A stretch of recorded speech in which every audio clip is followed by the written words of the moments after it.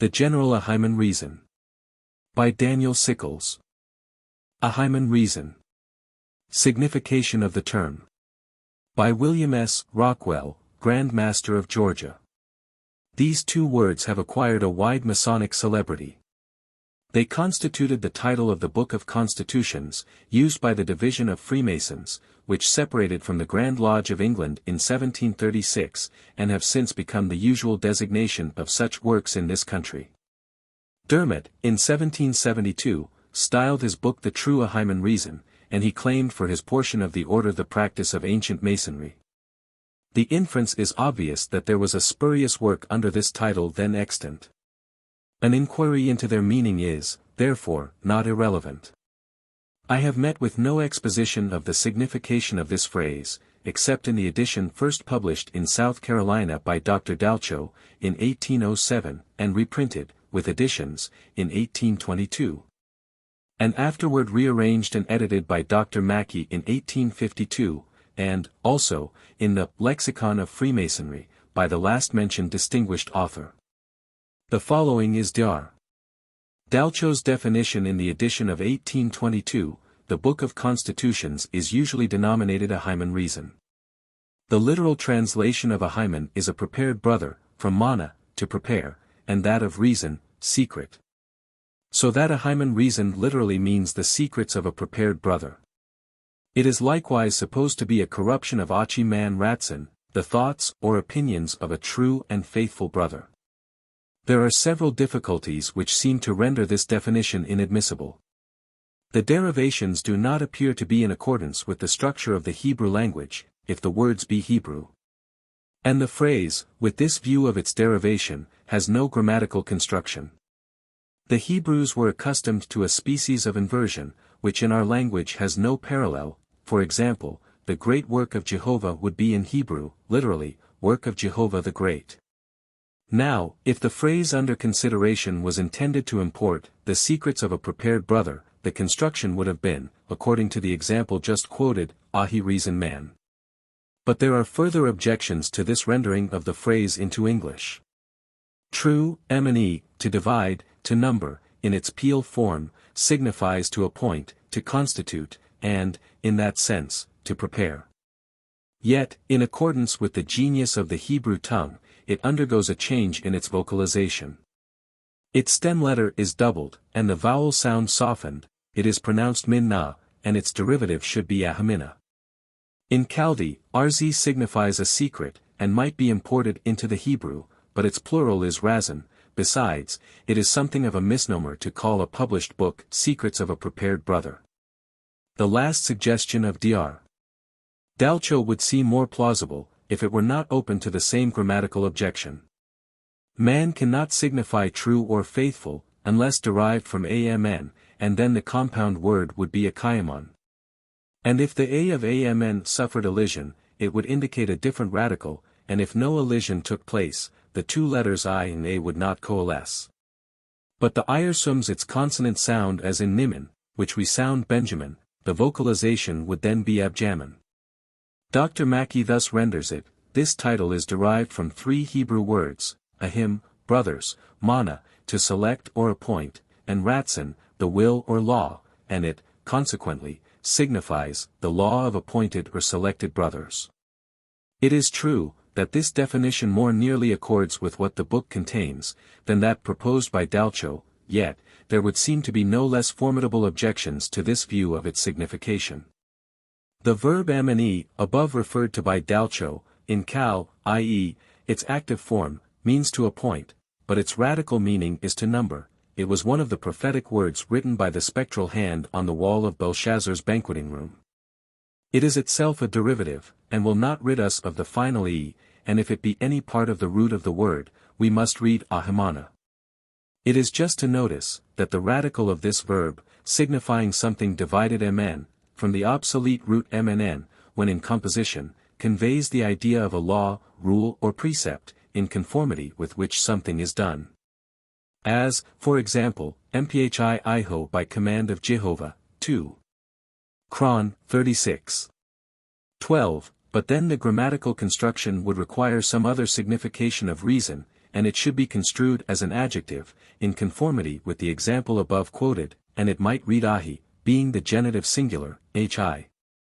The supreme law of a brother. How do you find this book? Any thoughts about the book or the author? Any suggestion for improvement? Please take a moment to share your thoughts in a comment. If you like it, share it with your friends who might enjoy it as well. Subscribe to keep in touch. Visit CompleteAudiobooks.com for more quality content. Explanation of the Frontispiece. The tracing board, or floorcloth of an entered apprentice, here described, is a copy of a reproduction of Bro, George Oliver, D.D. in his Historical Landmarks of Freemasonry, as follows. This was used in the early part of the last century. It varies considerably from our improved system, although we observe with pleasure, that it contains the ancient landmarks of the order. It is an oblong square, between the cardinal points. The master is placed in the east, with an altar before him, and the wardens both in the west, as was the custom in many of our lodges up to the time of the Union in 1813. The 3 lights are placed in the N, E, S, E, and S, W. The 2 pillars, J, and B, are in the west, inscribed, Strength and Wisdom, and are both of the Corinthian order. While the center of the tracing board is occupied by a blazing star of 5 points, enclosing the letter G, and inscribed Beauty. Between the 2 pillars ascending from the west, are 7 steps upon a mosaic pavement. But the tessellated border, or indented tesselle, as it was called, is omitted. In the east, west, and south, are portrayed 3 windows. The W. Master's tracing board is near the blazing star, while the corresponding immovable jewels are considerably higher up toward the east, the one called the brute stone, the other the pointed cubical stone. 2 in the apex of the latter, an axe is inserted.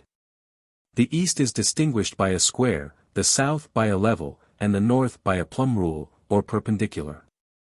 The whole is surmounted by a cable toe, or toe line, as then called, with a tassel at each end. Preface. How far any will be guided by me, I hope I shall always know myself so well as to leave that to their own choice. As to the inutility of my inquiries, and also the impartiality of them, here I confess myself to wish, as I think what I wish, they may be good, not absolutely terminating upon myself. That the reader will consider them with as unbiased a freedom as I have written. Shuckford. I end the present state of Freemasonry, dispersed as it is over the whole face of the habitable globe, and distinguished by an anxious inquiry, whether its reputed origin be well founded. And whether its philosophy and the evidences on which its claims to public notice are entitled to the implicit credence of mankind, it is the duty of every brother, so far as his influence may extend, to furnish the means of satisfying this ardent curiosity. Oliver. Among the many beautiful and appropriate definitions given to Freemasonry, none is more comprehensive than the one to be found in the English lectures. Freemasonry is a science of morality, veiled in allegory and illustrated by symbols. Freemasonry, then, most prominently presents itself to our view as a science of symbolism. In the teachings of the ancient priesthood this science was first developed. Among them it was organized into a beautiful and impressive system, in which the most profound lessons of divine truth were taught in images of poetical form. It was thus that the ancient philosophers communicated all their instructions to their disciples. Having these views of the purposes of the institution, the undersigned has labored in the vineyard of Masonic symbolism for the advancement to a higher knowledge and an easier elucidation of its beautiful mysteries by the aid of symbols and moral illustrations. The great object sought to be attained in the present volume is to give a more ample scope and a freer use of terms, whereby the Masonic student may become familiar with the great truths taught in the science of Freemasonry. The frequent applications of emendations and explanatory remarks to the ritualistic text may be easily understood by those who have been admitted into its temples, while the profane will have a better appreciation of its claims to something more than a name. The usual forms and explanations incident to a complete monitor have been carefully revised, and are, it is believed, correct.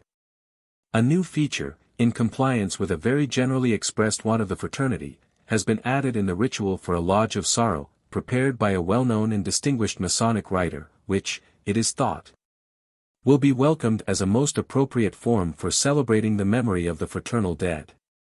To those brethren who have, with uniform kindness, favored me with their valuable aid, I acknowledge with thanks my indebtedness. Daniel Sickels. New York, December, 1865. General Ahiman Rezon and Freemason's Guide. Introductory. Freemasonry is a moral institution, established by virtuous men, with the praiseworthy design of recalling to our remembrance the most sublime truths in the midst of innocent and social pleasures, founded on liberality, brotherly love, and charity. It is a beautiful system of morality, veiled in allegory and illustrated by symbols. Truth is its center, the point whence its radii diverge, direct its disciples to a correct knowledge of the great architect of the universe, and the moral laws which he has ordained for their government. 3. A proper administration of the various ceremonies connected with the ritual of Freemasonry is of the highest importance, as these form the distinctive peculiarity of the institution. In their nature, they are simple. In their end, moral and instructive. They naturally excite a high degree of curiosity in a newly initiated brother, and create an earnest desire to investigate their meaning, and to become acquainted with their object and design.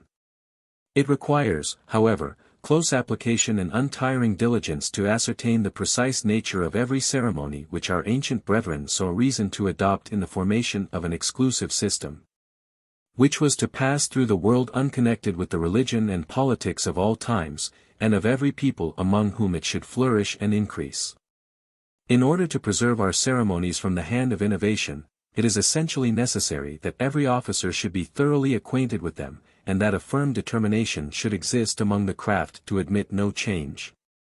A few words here or there may not in themselves appear of much consequence, yet, by frequent allowance, we become habituated to them, and thus open the door to evils of more serious magnitude.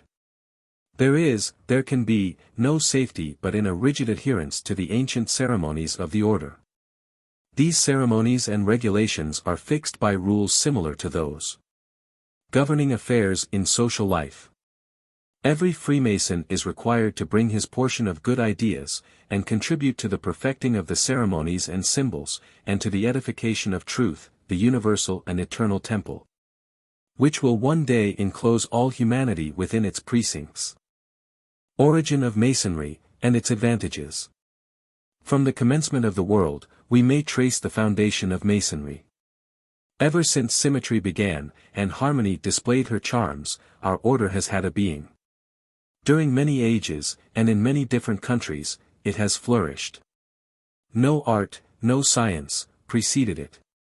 In the dark periods of antiquity, when literature was in a low state, and the rude manners of our forefathers withheld from them that knowledge we now so amply share, Masonry diffused its influence.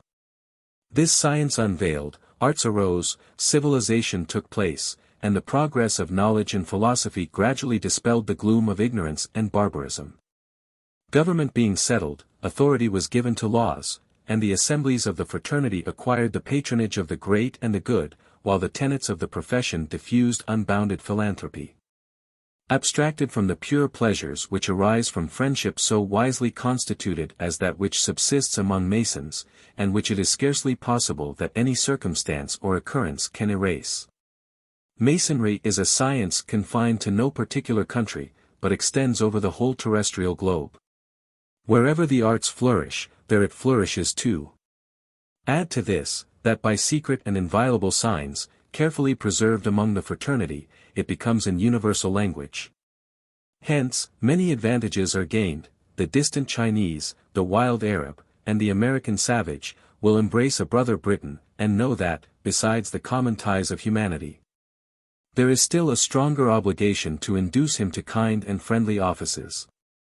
The spirit of the fulminating priest will be tamed, and a moral brother, though of a different persuasion, engage his esteem, for mutual toleration in religious opinions is one of the most distinguishing and valuable characteristics of the craft.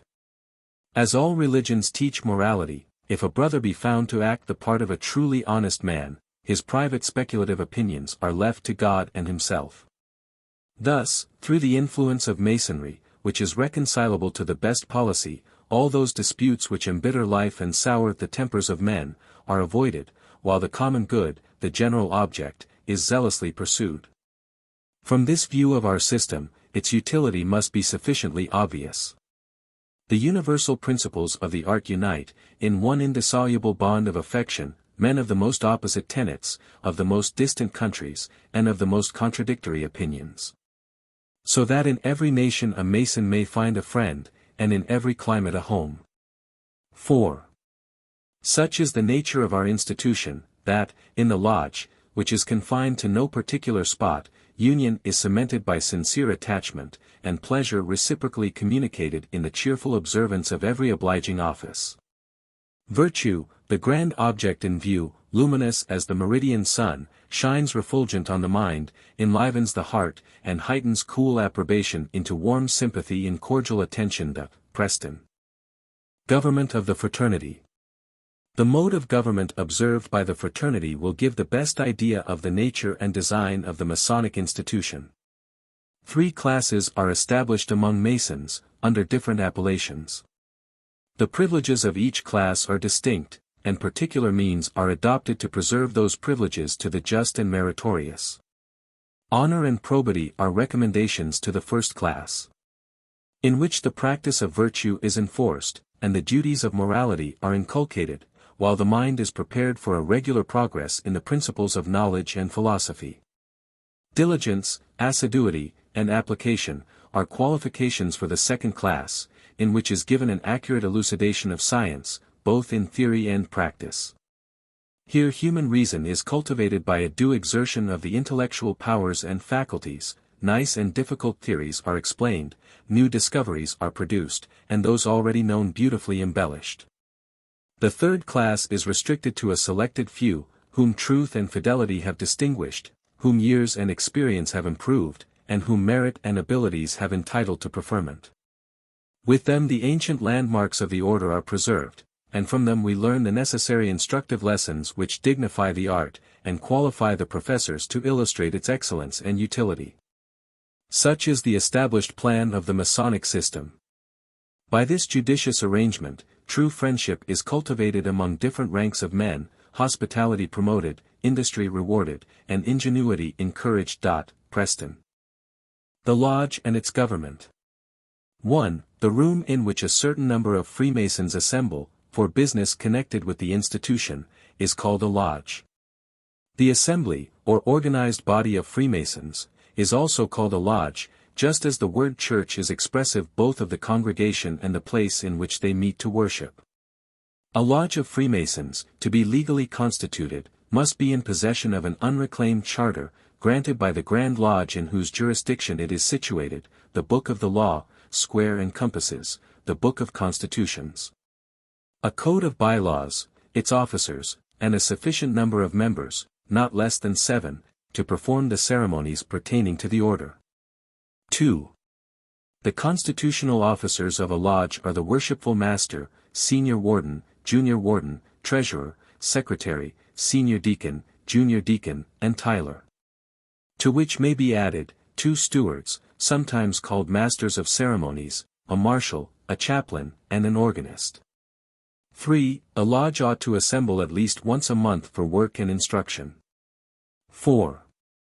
A lodge has the right to do all the work of ancient craft masonry, to be represented at all the communications of the Grand Lodge, to elect and install its officers, to increase its numbers by the admission of new members, and no member can be forced upon a lodge without its consent, to make bylaws for its government, to exclude a member, on cause shown, temporarily or permanently, to levy tax on its members, to appeal to the Grand Lodge or Grand Master from the decision of its master, to exercise penal authority over its own members, and over all unaffiliated Masons living within the limits of its jurisdiction, and to change its time and place of meeting within the town or city designated in its warrant. 5. A lodge under dispensation is a temporary and inchoate organization of Freemasons, acting under authority from the Grand or Deputy Grand Master, is not entitled to representation in the Grand Lodge, cannot elect or install officers. Is without power to frame bylaws, or adopt a seal. Qualifications of Candidates. The qualifications which are essential in those who apply for initiation into the mysteries of Freemasonry, are of two kinds, internal and external. 5. The internal qualifications of a candidate are those which lie within his own bosom, and are not known to the world. They refer to his peculiar dispositions toward the institution, his motives and design in seeking an entrance into it. Hence they are known to himself alone, and a knowledge of them can only be acquired from his own solemn declarations. The external qualifications are those which refer to his outward fitness for initiation, and are based on his moral and religious character, the frame of his body, the constitution of his mind, and his social position. A knowledge of these is to be acquired from a careful examination by a committee appointed for that purpose. The person who desires to be made a Mason must be a man, believing in the existence of a supreme being and of a future existence. At least 21 years of age, of good moral character, temperate, industrious, and capable of earning an honest livelihood, he must come of his own free will and accord, uninfluenced by mercenary or other improper motives. Be of sound mind and body, capable of reading and writing, not deformed or dismembered, but hale and sound in his physical conformation, having his right limbs, as a man ought to have. Admission of Candidates. By the regulations of the Fraternity, a candidate for the mysteries of Masonry cannot be initiated in any regular lodge, without having stood proposed one regular meeting, unless a dispensation be obtained in his favor. All applications for initiation should be made in writing, at a regular meeting of the lodge, giving name, residence, age, occupation, and references, in the following form. To the Worshipful Master, Officers and Brethren of Lodge, No. Free and Accepted Masons. The undersigned, unbiased by the improper solicitation of friends, and uninfluenced by mercenary or other unworthy motives, prompted by a favorable opinion of your ancient and honorable institution, and a desire for knowledge, freely and voluntarily offers himself a candidate for initiation into the mysteries of Freemasonry, and respectfully prays that he may be admitted and become a member of your lodge. Promising a cheerful conformity to the ancient usages and established customs of the order. Was born in, is, years of age, occupation, and resides. A. B. Recommended by. The petition, having been read in open lodge, is placed on file. A committee is then appointed to investigate the character and qualifications of the petitioner. If, at the next regular meeting of the lodge, the report of the committee be favorable, the necessary preparations are made for his admission. Opening and closing the lodge. In all regular assemblies of men who are convened for wise and useful purposes, the commencement and conclusion of business are accompanied with some form. In every country in the world the practice prevails, and is deemed essential. From the most remote periods of antiquity, it may be traced, and the refined improvements of modern times have not totally abolished it. Ceremonies, when simply considered, it is true, are little more than visionary delusions, but their effects are sometimes important. When they impress awe and reverence on the mind, and engage the attention by external attraction to solemn rites, they are interesting objects.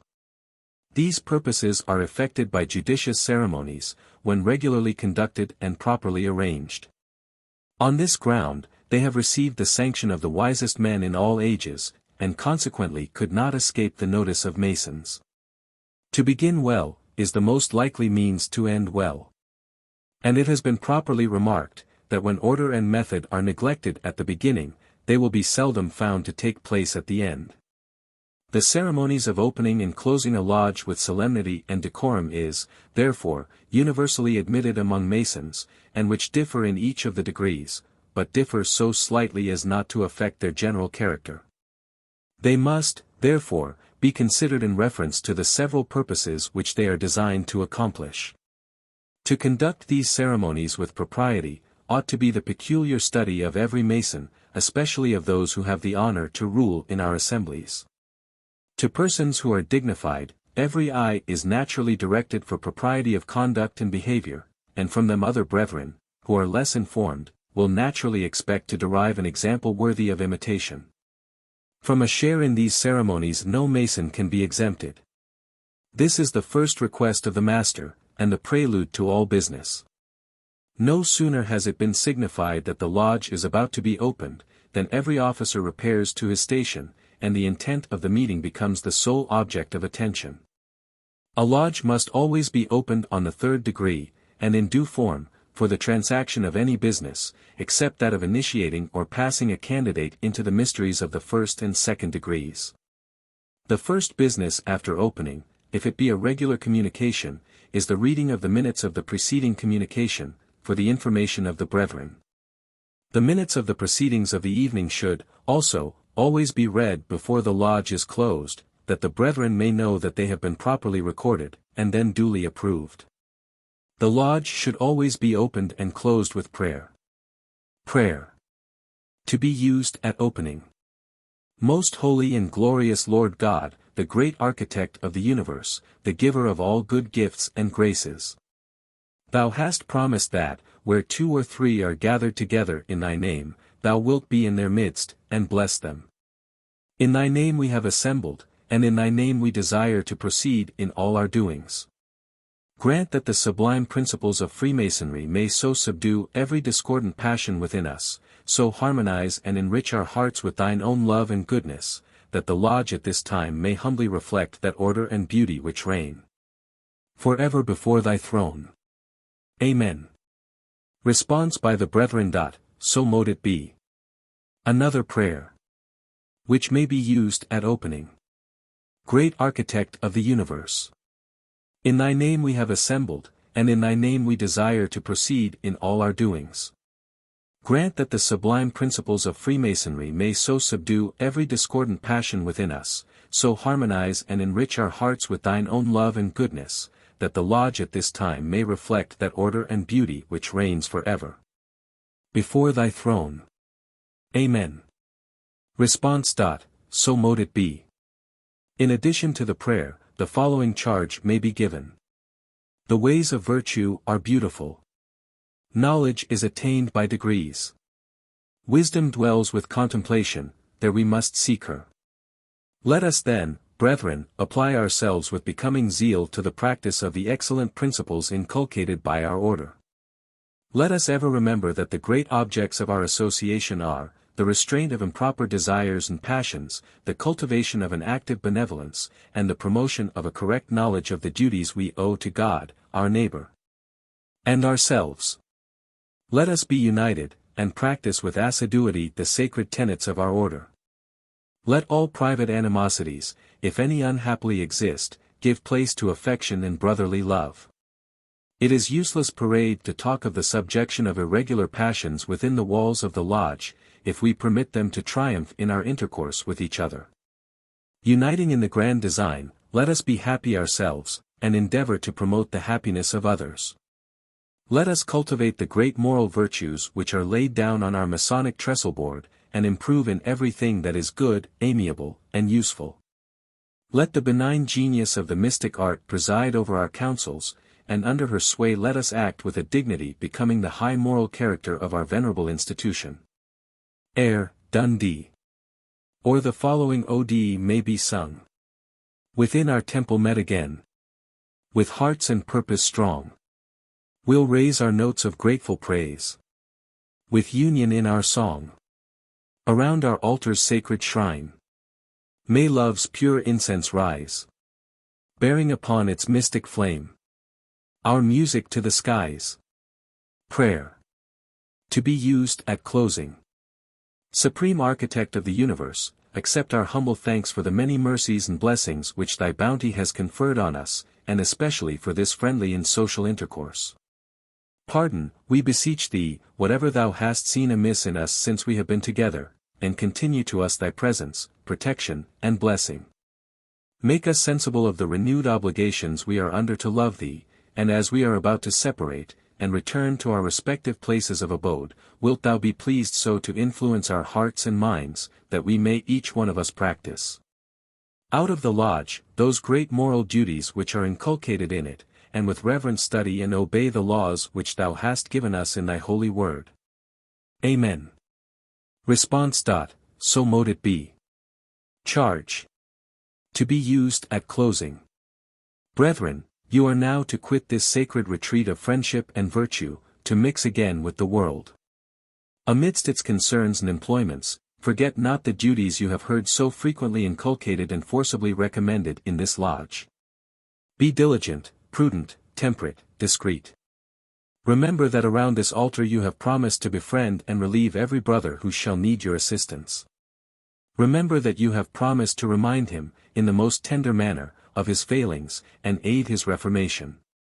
To vindicate his character, when wrongfully traduced, suggest, in his behalf, the most candid and favorable circumstances.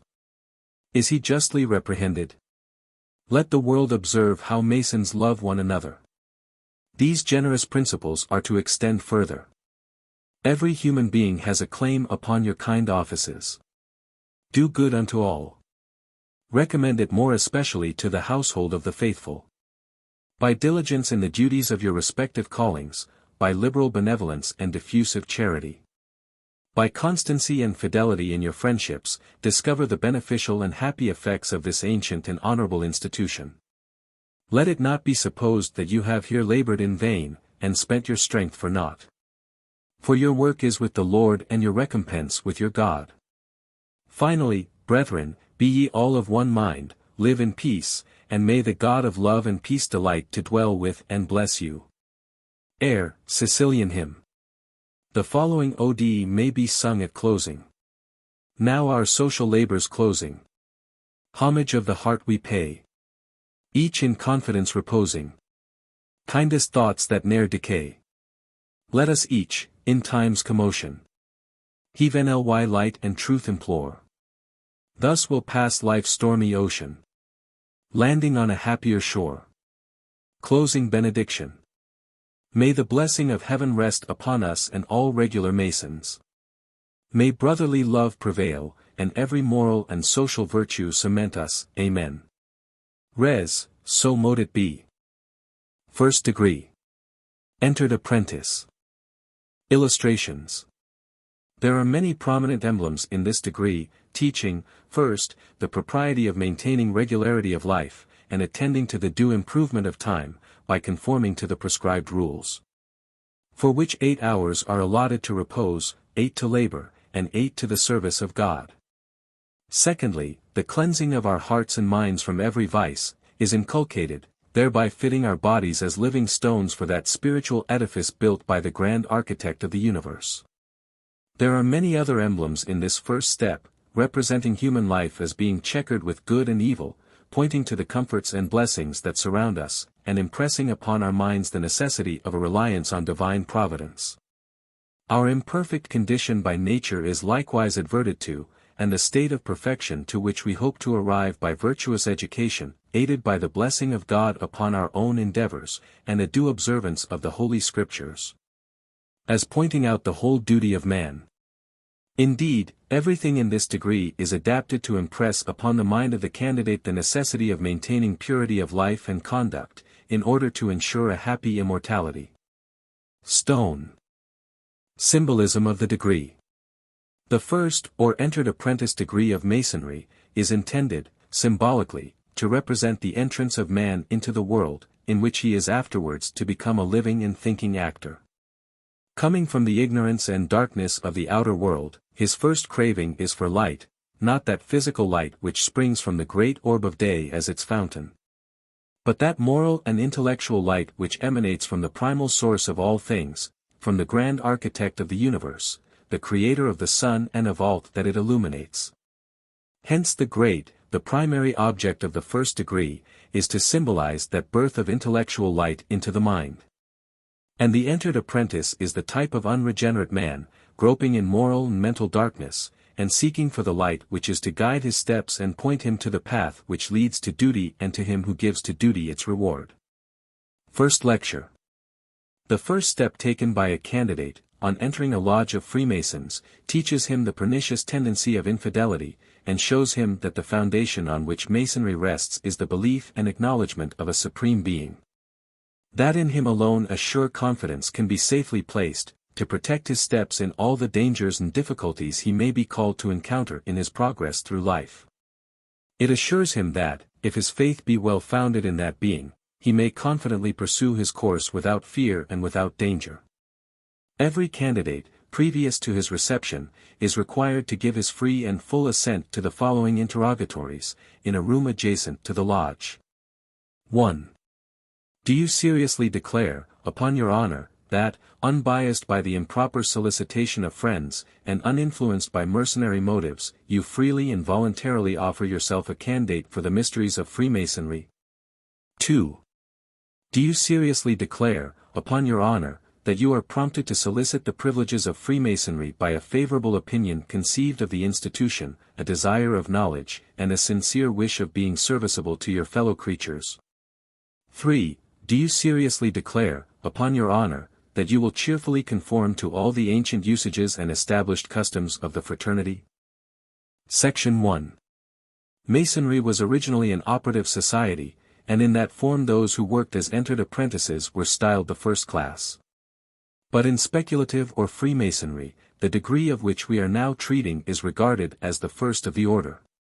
Its reception places the novitiate in possession of the Masonic alphabet, and discloses to him the fundamental principles of this time-honored institution. This section is subdivided under 3 heads, viz. First, the ceremony. 2d, its moral. And 3d, its necessity and consistency. A full and perfect knowledge of this section is indispensably necessary to every Mason who would be serviceable to the institution, and would avail himself of its privileges and its enjoyments. The entrance. The preparations to which the candidate must submit, before entering the lodge, serve allegorically to teach him, as well as to remind the brethren who are present, that it is the man alone, divested of all the outward recommendations of rank, state, or of riches, which Masonry accepts, and that it is his spiritual, or moral worth alone, which can open for him the door of the temple. As Masons, we are taught never to commence any great or important undertaking, without first invoking the blessing of deity. The trust of a Mason is in God, as a basis which can never fail, and a rock which can never be shaken. Nor is it a mere empty profession, for it is borne out and illustrated by our practice. We open and close our lodges with prayer. The same formula is used at the initiation of candidates. And no business of any importance is conducted without invoking the divine assistance on our labors, and the blessing of God cannot be expected to follow any man's profession, unless it be verified by a good and virtuous life. The Rite of Induction. We are convinced by long and extensive observation that Masons need a truer and deeper insight into the nature of our esoteric work. We do not think our beautiful and truth-glowing ritual and our sublime symbolism are quite understood by the mass of the brotherhood. It is true all are affected, in a certain degree, by them. It could not be otherwise, but many fail to discover the grand truths which are inculcated therein. Symbols are of no practical importance, if we have lost the sense they were intended to convey.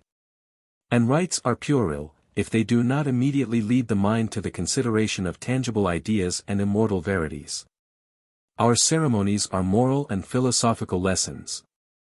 And, earnestly studied and rightly understood, will be seen to be pregnant with mighty meanings. Thus expressive and full of significance is the rite or induction. The induction of the neophyte into the order of Freemasonry, his first entrance into the sanctuary of the illuminated, is for him a step of momentous importance and solemnity. There are few candidates, we believe, who can approach the portals of the mystery-shrouded lodge without much trepidation of heart, and a feeling of mingled awe and fear.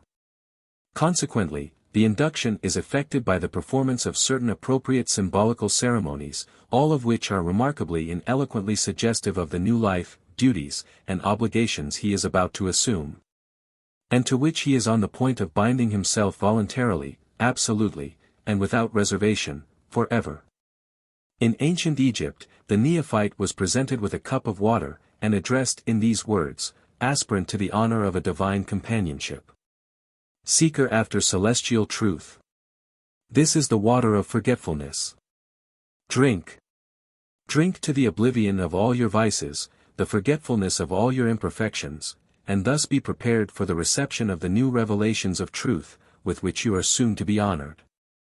Although modern Freemasonry does not retain this particular ceremony, it preserves the spirit of it, by other forms, not less expressive and instructive.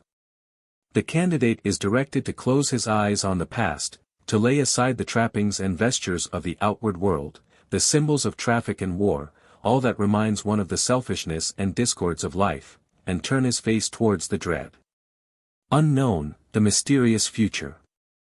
The rite of induction, therefore, signifies the end of a profane and vicious life, the palingenesia, new birth, of corrupted human nature, the death of vice and all bad passions, and the introduction to a new life of purity and virtue.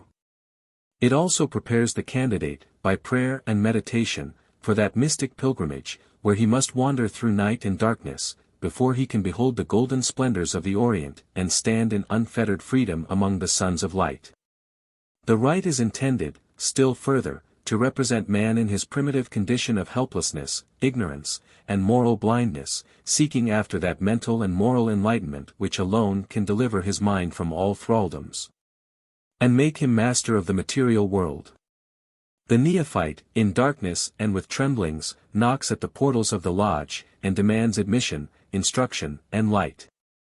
So man, born ignorant, and helpless, and blind, yet feeling stirring within him unappeasable longings for knowledge, knocks at the doors of the temple of science. He interrogates nature, demands her secrets, and at length becomes the proud possessor of her mysteries. Finally, the rite of induction refers to the supreme hour of man's worldly life, when, laying aside all earthly wealth, and pomp, and rank, and glory, and divested of his mortal vesture, he passes alone through the grim darkness of the tomb, to stand before the grand Orient of the immortal land. Through death to life I and through this vale of tears and thistle world of mortal life, ascend to the great banquet, in that world whose years of bliss unclouded, fadeless, know no end. Prayer, at the initiation of a candidate. Vouchsafe thine aid, Almighty Father of the universe, to this our present convention. And grant that this candidate for Masonry may dedicate and devote his life to thy service, and become a true and faithful brother among us. Endue him with the competency of thy divine wisdom, that by the influence of the pure principles of our art he may be better enabled to display the beauties of holiness, to the honor of thy holy name. Amen. Response. So mote it be. The Symbolic Pilgrimage. The institution of Freemasonry, reaching backward until it loses itself among the mythological shadows of the past, its grand ritual and eloquent language of signs and symbols, originating in those distant ages, offers a field for exploration which can never be thoroughly traversed. Transmitted to us by remote generations, it is plain that, before we can, in any degree, appreciate Freemasonry, or understand the significance of its mysteries, we must go back to the past and question the founders of the order. We must learn in what necessities of human nature, and for what purpose it was created. We must discover the true genesis of our rites, and become familiar with the ideas which the Fathers intended to shadow forth through them, and impress upon the mind. It is not enough for us to accept the letter of the ceremonial, and perform it blindly, interpreting its meaning in whatever way fancy or imagination or convenience may dictate. We should know what the ancients meant to say through it, what truth each rite and each symbol represented to their minds. From age to age, through countless generations, these rites have read their sublime lessons of wisdom and hope and peace and warning, to the sons of light. These same lessons, in the same language, they read to us today. But do we see in them what they did? Do they impress us as they impressed them? Or do they pass before our eyes like a panorama of some unknown land, which has no delineator to tell us what or where it is, or give us any intelligible notion regarding it? Accepting the symbol, have we lost its sense? Our rites will be of little value to us if this be the case. It is our duty, then, to make Freemasonry the object of a profound study. We must consult the past. We must stand by the sarcophagus of the murdered, but restored Osiris, in Egypt. Enter the caverns of Phrygia, and hold communion with the Cabri, penetrate the collegia fabrorum of ancient Rome, and work in the mystic circles of Sidon. In a word, we must pursue our researches until we find the thought that lay in the minds of those who created the institution and founded our mysteries. Then we shall know precisely what they mean. We shall see in them a grand series of moral and philosophical dramas, most eloquent and instructive, gleaming with sublime ideas, as the heavens glow with stars. And, finally, we shall discover that our rites embrace all the possible circumstances of man, moral, spiritual, and social, and have a meaning high as the heavens, broad as the universe, and profound as eternity. The Rite of the Wanderer, or the Symbolic Pilgrimage, is entirely puerile and unmeaning, unless we have learned in what ideas it originated, and what its authors intended to represent by it. Happily, this is not a difficult task. In Egypt, Greece, and among other ancient nations, Freemasonry was one of the earliest agencies employed to effect the improvement and enlightenment of man. Cicero tells us that, the establishment of these rites among the Athenians, conferred upon them a supreme benefit. Their effect was to civilize men, reform their wild and ferocious manners, and make them comprehend the true principles of morality, which initiate man into a new order of life, more worthy of a being destined to immortality. Consequently, the mystic journey primarily represented the toilsome progress of humanity, from its primitive condition of ignorance and barbarism to a state of civilization and mental enlightenment. The neophyte, therefore, wandering in darkness over his winding way, meeting with various obstructions and delays, was a typo of the human race, struggling onward and upward by devious stages. From the gloom and darkness of the savage state to the light, intelligence, and comforts of civilized life. This symbolic journey is also emblematical of the pilgrimage of life, which, man soon enough discovers, is often dark and gloomy, surrounded by sorrow, and fear, and doubt. It teaches him that over this dark, perplexed, and fearful course lays the way to a glorious destiny, that through night to light must the earth pilgrim work his way. That by struggle, and toil, and earnest endeavor, he must advance with courage and hope until, free of every fetter, and in the full light of virtue and knowledge, he stands face to face with the mighty secrets of the universe. And attains that lofty height, whence he can look backward over the night-shrouded and tortuous path in which he had been wandering, and forward to sublimer elevation, to more glorious ideals, which seem to say to him, on forever. Such, then, is the grand and inspiring lesson which this symbolic pilgrimage is perpetually repeating to the brethren. Let them study it well, and labor with faith. For it announces a progress in science and virtue, which will reach through eternity. The lodge, when revealed to an entering Mason, discovers to him a representation of the world, in which, from the wonders of nature, we are led to contemplate the great original, and worship him for his mighty works. And we are, thereby, also moved to exercise those moral and social virtues, which become mankind to observe, as the servants of the great architect of the world, in whose image we were formed from the beginning. The following passage of Scripture is rehearsed during the ceremony. Behold, how good and how pleasant it is for brethren to dwell together in unity. It is like the precious ointment upon the head, that ran down upon the beard, even Aaron's beard, that went down to the skirts of his garment. As the dew of Hermon, and as the dew that descended upon the mountains of Zion. For there the Lord commanded the blessing, even life forevermore. The great teaching of this psalm is brotherly love, that virtue which forms the most prominent tenet of the Masonic order.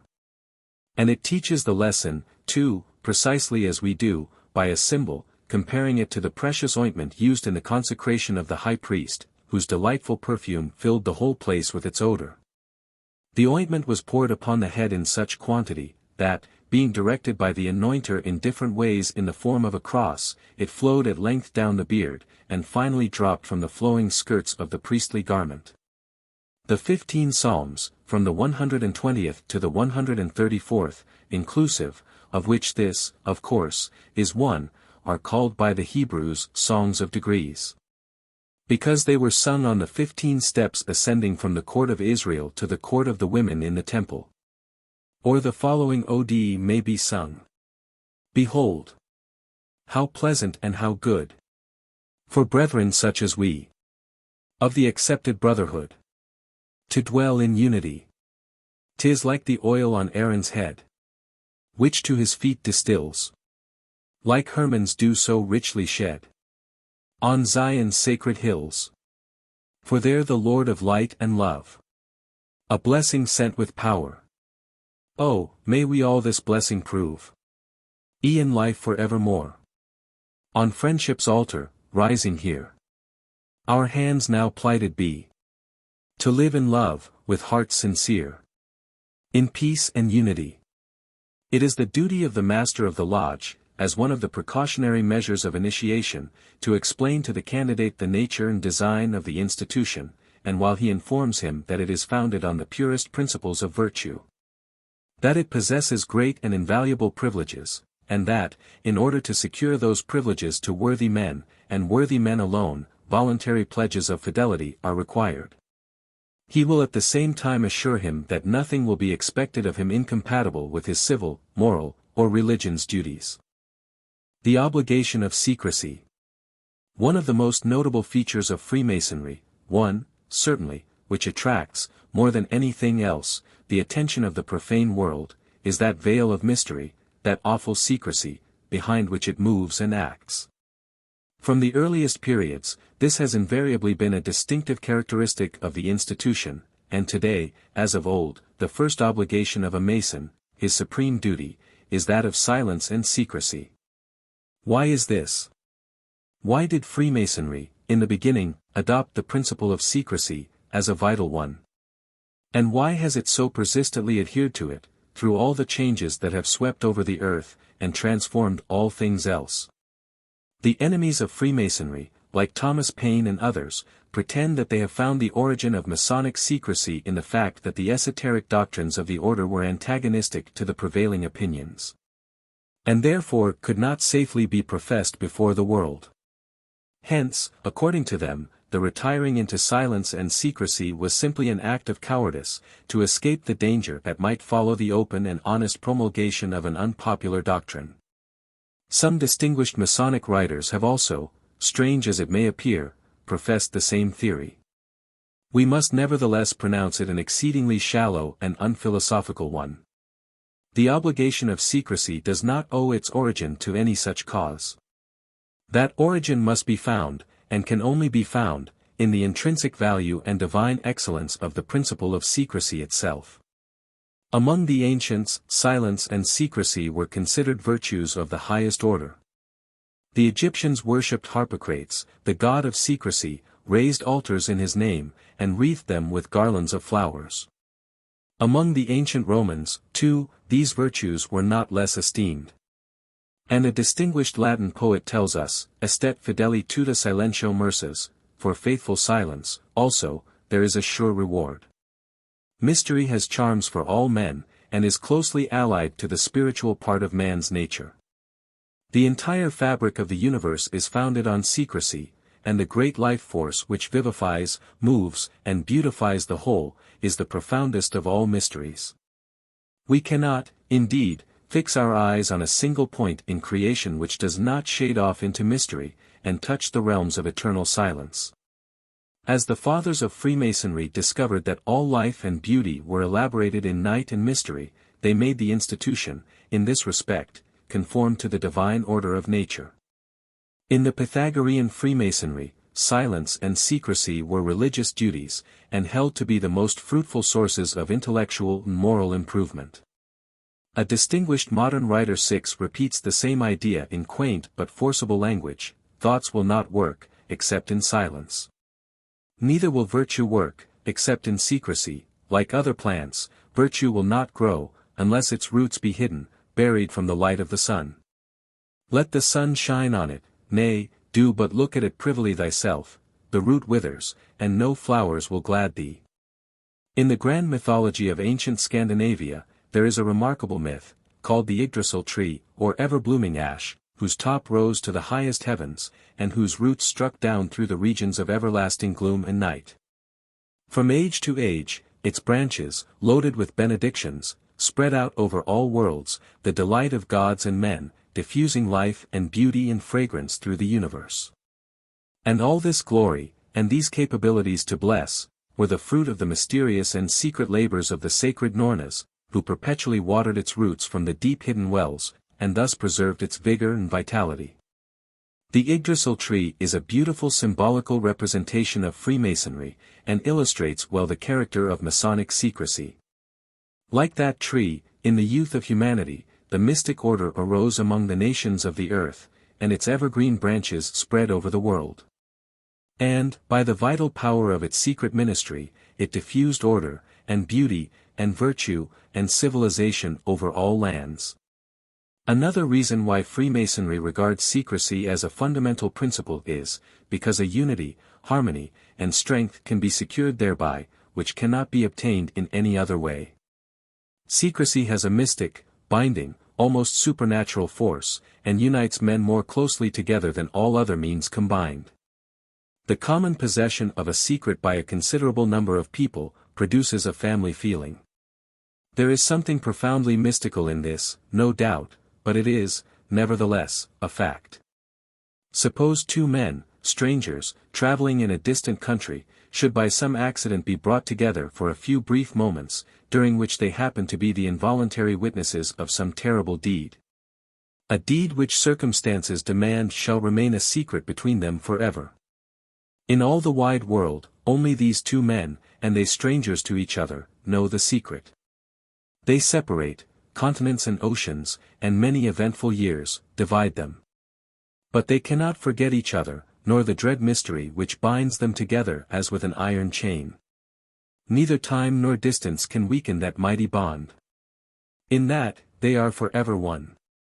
It is not, then, for any vain or frivolous purpose that Masonry appeals to the principle of secrecy, but, rather, because it creates a family feeling, ensures unity, and throws the charm of mystery and poetry around the order, making its labors easy and its obligations pleasant. In the beginning, God created the heaven and the earth. And the earth was without form, and void, and darkness was upon the face of the deep. And the Spirit of God moved upon the face of the waters. And God said, Let there be light. And there was light. Light is one of the requirements of a candidate at his initiation. And the material light which is afforded him is succeeded by an intellectual illumination, which serves to enlighten his path on the journey from this world to the next. The Rite of Illumination. The Rite of Illumination is a very ancient ceremony, and constituted an important feature in all the mysteries of the early ages. In the Egyptian, Kabirian, Sidonian, Eleusinian, Scandinavian, and Druidical rituals, it held a prominent place, and in them all represented the same ideas. It marked the termination of the mystic pilgrimage through gloom and night, and was emblematical of that moral and intellectual light which pours its divine radiance on the mind after it has conquered prejudice, and passion, and ignorance, with which it has so long been struggling. The prevailing notion of all those rites was, that man, society, humanity could arrive at the perfect only by the ministry of gloom and suffering. That the soul's exaltation and highest enlightenment could be approached only by the dark way of tears and sacrifice. The Rite of Illumination indicates the triumphant conclusion of man's conflicts, sacrifices, and trials.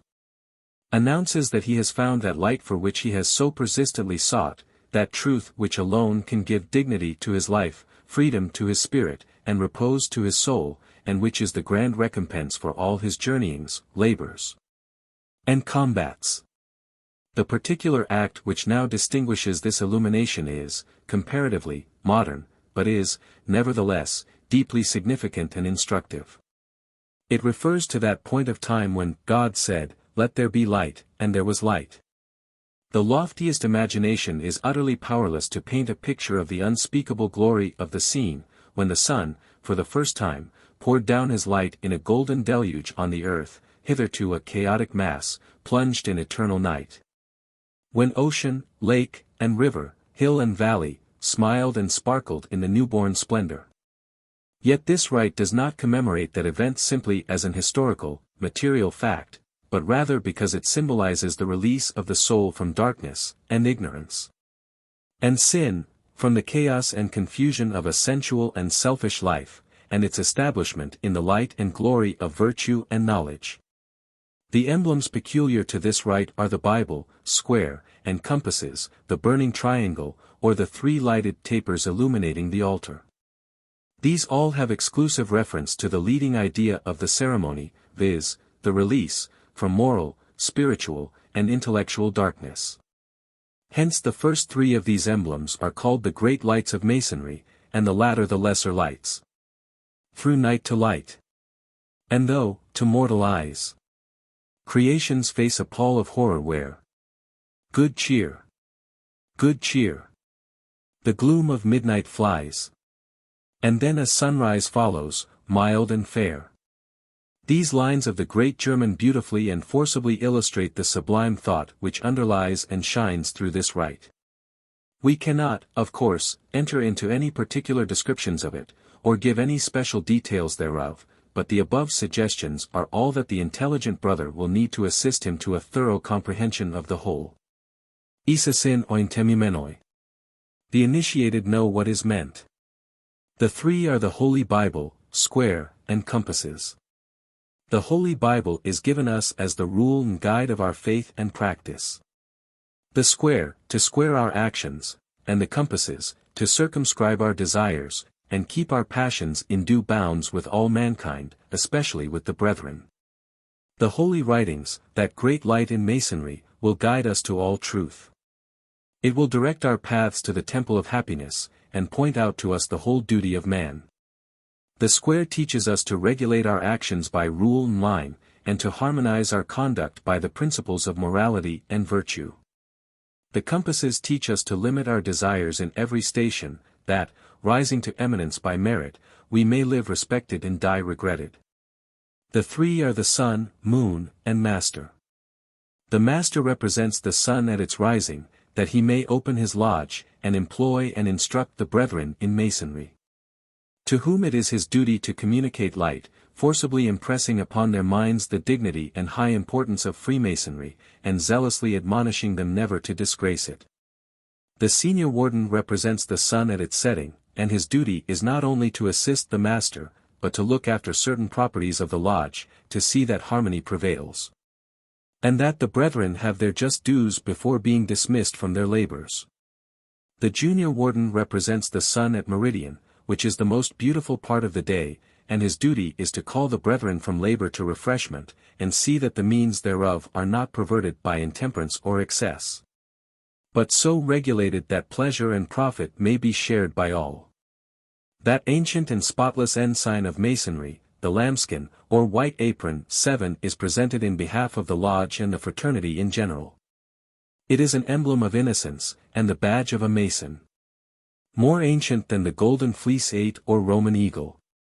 9 more honorable than the star and garter 10 or any other order that can be conferred upon the candidate at the time of his initiation, or at any future period, by king, prince, potentate, or any other person, except he be a Mason. It is hoped you will wear it with pleasure to yourself and honor to the fraternity. The investiture of the candidate with the apron, among the primitive Masons, formed an essential part of the ceremony of initiation, and was attended with rites equally significant and impressive. This badge received a characteristic distinction from its peculiar color and material. With the Essenian Masons, it was accomplished by a process bearing a similar tendency, and accompanied by illustrations not less imposing and satisfactory to the newly initiated neophyte. He was clothed in a long white robe, which reached to the ground, bordered with a fringe of blue ribbon, to incite personal holiness, and fastened tightly round the waist with a girdle, to separate the upper from the lower parts of the body. With feet bare and head uncovered, the candidate was considered a personification of modesty and humility, walking in the fear of God. In the course of this section is exhibited a beautiful and impressive illustration of one of the grand principles of the institution, and concludes with a moral application. Charity, the chief social value. Charity is the chief of every social virtue, and the distinguishing characteristic of Masons. This virtue includes a supreme degree of love to the great Creator and Governor of the universe, and an unlimited affection to the beings of His creation, of all characters, and of every denomination. This last duty is forcibly inculcated by the example of the Deity Himself, who liberally dispenses his beneficence to unnumbered worlds. It is not particularly our province to enter into a disquisition of every branch of this amiable virtue. We shall only briefly state the happy effects of a benevolent disposition towards mankind, and show that charity, exerted on proper objects, is the greatest pleasure man can possibly enjoy. The bounds of the greatest nation or the most extensive empire cannot circumscribe the generosity of a liberal mind. Men, in whatever situation they are placed, are still in a great measure the same. They are exposed to similar dangers and misfortunes. They have not wisdom to foresee, or power to prevent the evils incident to human nature. They hang, as it were, in a perpetual suspense between hope and fear, sickness and health, plenty and want. A mutual chain of dependence subsists throughout the animal creation. The whole human species are, therefore, proper objects for the exercise of charity. Beings who partake of one common nature ought to be actuated by the same motives and interests.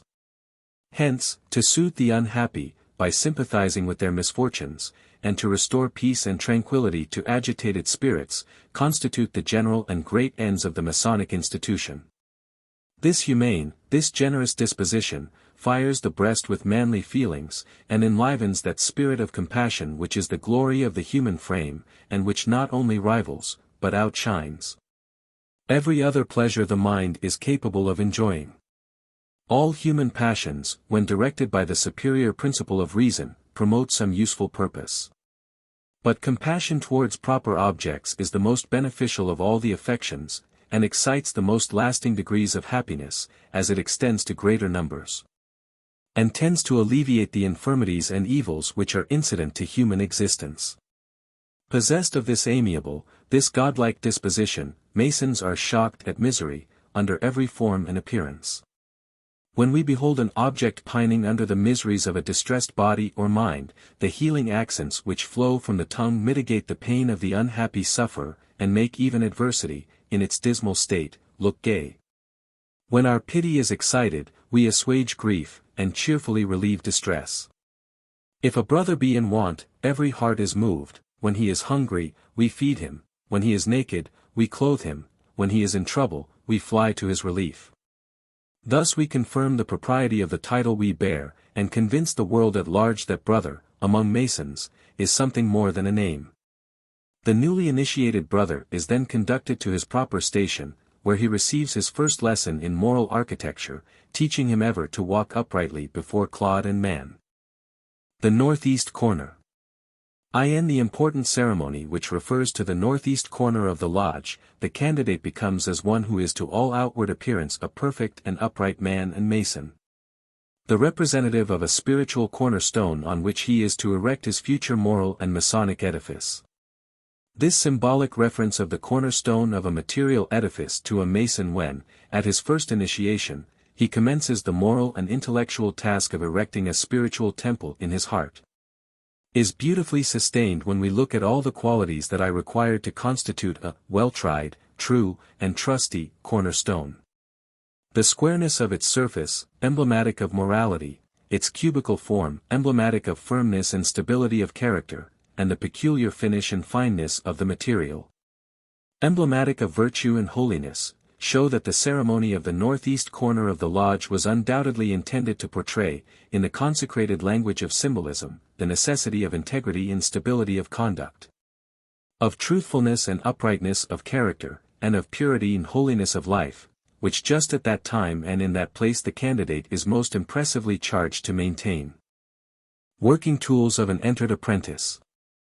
The 24-inch gauge is an instrument used by operative Masons to measure and lay out their work. But we, as free and accepted Masons, are taught to make use of it for the more noble and glorious purpose of dividing our time. It being divided into 24 equal parts, is emblematical of the 24 hours of the day, which we are taught to divide into 3 equal parts, whereby are found 8 hours for the service of God and a distressed worthy brother, 8 for our usual vocations, and 8 for refreshment and sleep. The 24-inch gauge is to measure and ascertain the extent of an edifice. Hence we derive a lesson of instruction. It recalls to our mind the division of the day into 24 hours, and directs us to apportion them to prayer, labor, refreshment, and repose. It may be further considered as the scale which comprehends the numerical apportionment of the different degrees, according to the several lodges. The common gavel is an instrument made use of by operative masons to break off the corners of rough stones, the better to fit them for the builder's use. But we, as free and accepted masons, are taught to make use of it for the more noble and glorious purpose of divesting our hearts and consciences of all the vices and superfluities of life, thereby fitting our minds, as living stones, for that spiritual building, that house not made with hands, eternal in the heavens. The common gavel is an important instrument of labor, without which no work of manual skill can be completed. From which we learn that skill without industry will be of no avail, and labor is the lot of man, for the heart may conceive, and the head devise in vain, if the hand be not prompt to execute the design. Masons are called moral builders. In their rituals they declare, emphatically, that a more noble and glorious purpose than squaring stones and hewing timbers is theirs, fitting immortal nature for that spiritual building not made with hands, eternal in the heavens. It is said that the construction of the pyramids of Egypt employed the labor of 100,000 men for many years, but it was only to build monumental piles, beneath whose shadows kings might rest. These pyramids are only temples for the dead. Masons are building one for the living. The pyramids were only mausoleums in which the bones of the mighty dead might repose in imperial magnificence. Masons are erecting a structure in which the God of Israel shall dwell forever. The pyramid shall crumble away, till not one stone shall be left upon another, but who shall count the years of immortality, the lifetime of the soul, which is fitted for its place in the heavens? Who can define its outlines, or fathom its depths, or measure its journey? It is a stream which grows broader and deeper as it flows onward. An angel's eye cannot measure its length, nor an angel's wing travel to its farthest boundary. When earth's proudest monumental piles have crumbled away, and that sand been scattered by the desert winds, and the glory and greatness of earth shall be forgotten, then will the immortal be pluming its wings for loftier flights.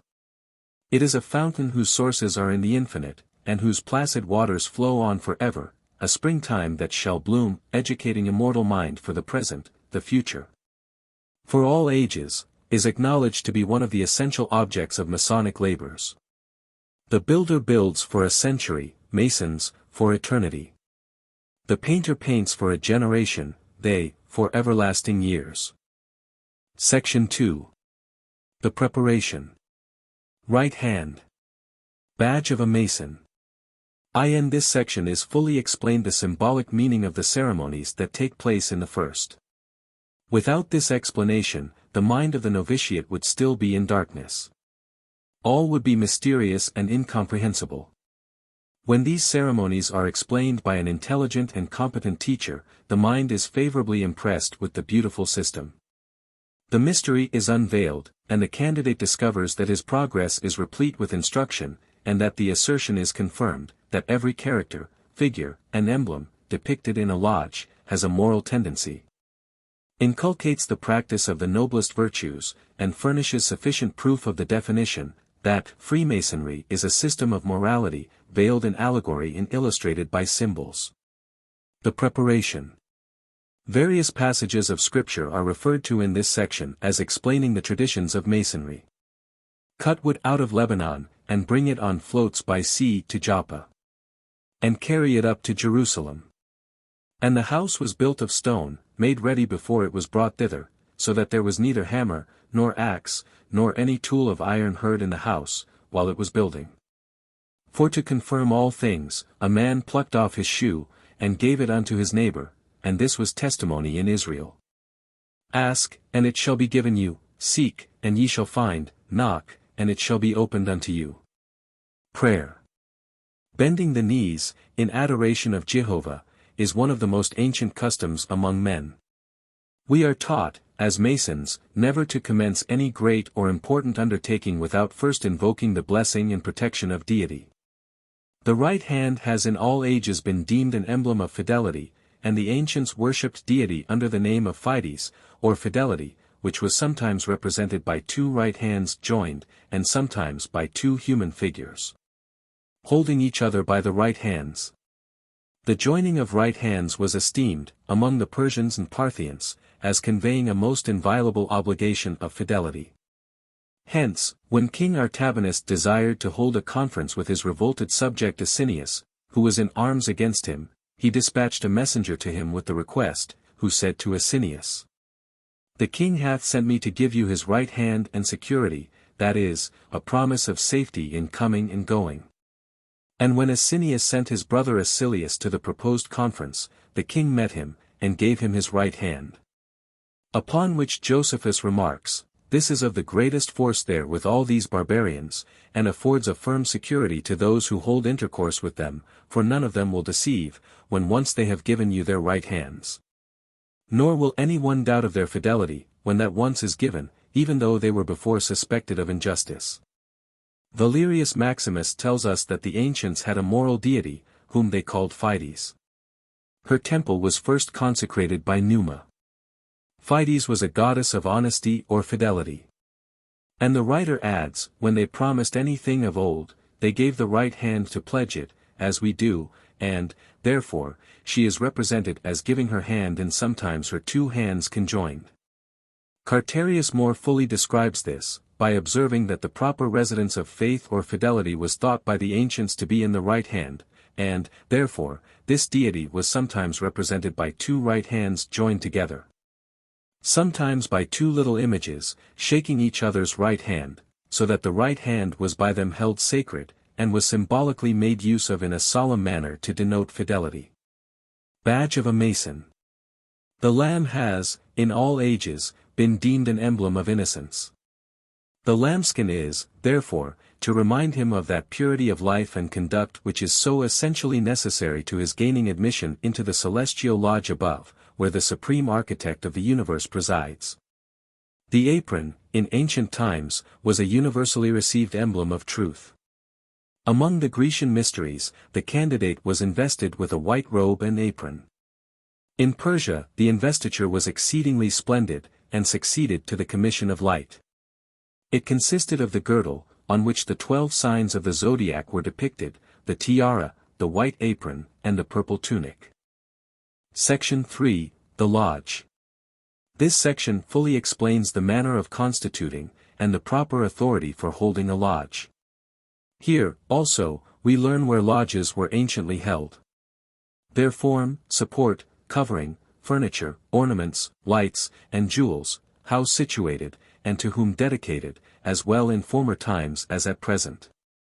A lodge is an assemblage of masons, duly congregated, having the Holy Bible, square, and compasses, and a charter or warrant, authorizing them to work. Lodge meetings, where held. Lodge meetings, at the present day, are usually held in upper chambers, probably for the better security which such places afford. It may be, however, that the custom had its origin in a practice observed by the ancient Jews, of building their temples, schools, and synagogues on high hills, 11 a practice which seems to have met the approbation of the Almighty.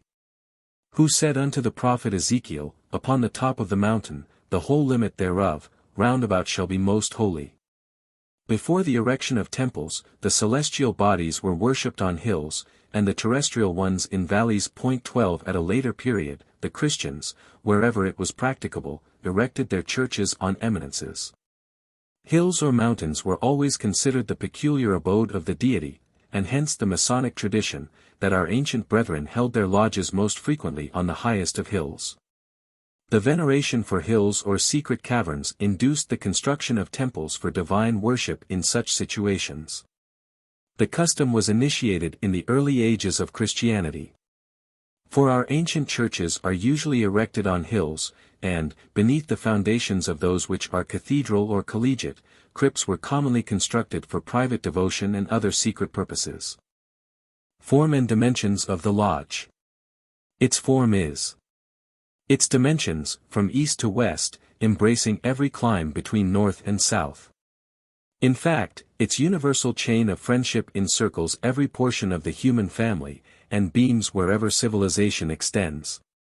The form of a lodge should always be an oblong square, in length, between the east and the west. In breadth, between the north and the south, in height, from earth to heaven, and in depth, from the surface to the center. This disposition serves to indicate the prevalence of Freemasonry over the whole face of the globe, guarded by its laws, and ornamented by its beautiful tenets. Every civilized region is illuminated by its presence. Its charity relieves the wretched. Its brotherly love unites the fraternity in a chain of indissoluble affection, and extends its example beyond the limits of the lodge room, to embrace, in its ample scope, the whole human race, enfolding them in its arms of universal love.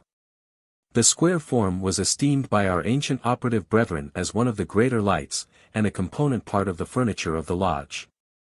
The double cube is an expressive emblem of the united powers of darkness and light in the creation. The boundaries of the lodge.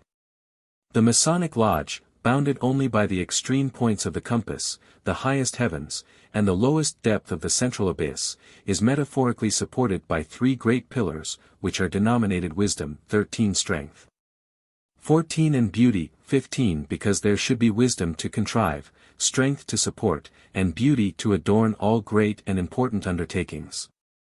The universe is the temple of the deity whom we serve. Wisdom, strength, and beauty are about his throne as pillars of his work. For his wisdom is infinite, his strength is omnipotent, and his beauty shines forth through all his creation in symmetry and order. As the work of building the temple at Jerusalem was conducted by the wisdom of Solomon, the strength of Mutant, king of Tyre, and the beauty, or cunning workmanship of Hiram Abiff, so the labors of the lodge are supported by the wisdom, strength, and beauty of the 3 presiding officers, who occupy the prominent stations in the east, west, and south. Thus locally forming a triangle, which is a sacred emblem, and unitedly constituting one chief governor, by which the affairs of the lodge are conducted, and without the presence of all 3, or their legally appointed representatives. No lodge can be opened for the transaction of business, nor can any candidate be legally initiated therein. The covering of the lodge.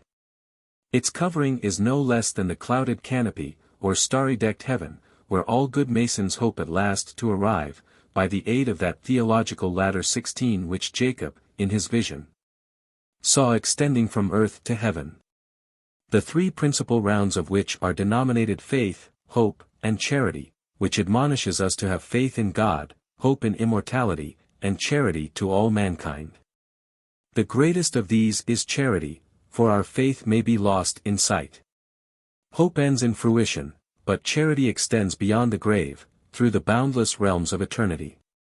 Faith is the foundation of justice, the bond of amity, and the chief support of society. We live by faith, we walk by faith. By faith we have a continual hope in the acknowledgement of a supreme being, by faith we are justified, accepted, and finally saved. Faith is the substance of things hoped for, the evidence of things not seen. If we, with suitable, true devotion, maintain our Masonic profession, our faith will become a beam of light, and bring us to those blessed mansions where we shall be eternally happy with God, the grand architect of the universe. Hope is the anchor of the soul, both sure and steadfast, and enters into that within the veil. Let a firm reliance in the Almighty's faithfulness animate our endeavors, and teach us to fix our hopes within the limits of His promises, so shall success attend us. If we believe a thing to be impossible, our despondency may render it so. But he who perseveres, will ultimately overcome all difficulties. Charity is the brightest gem that can adorn our Masonic profession. Happy is the man who has sowed in his breast the seeds of benevolence, the produce thereof is love and peace. He envieth not his neighbor, he listeneth not to a tale, when reported by slander, revenge or malice has no place in his breast. He forgives the injuries of men, and endeavors to blot them from his recollection. The objects of true charity among Masons are, merit and virtue in distress.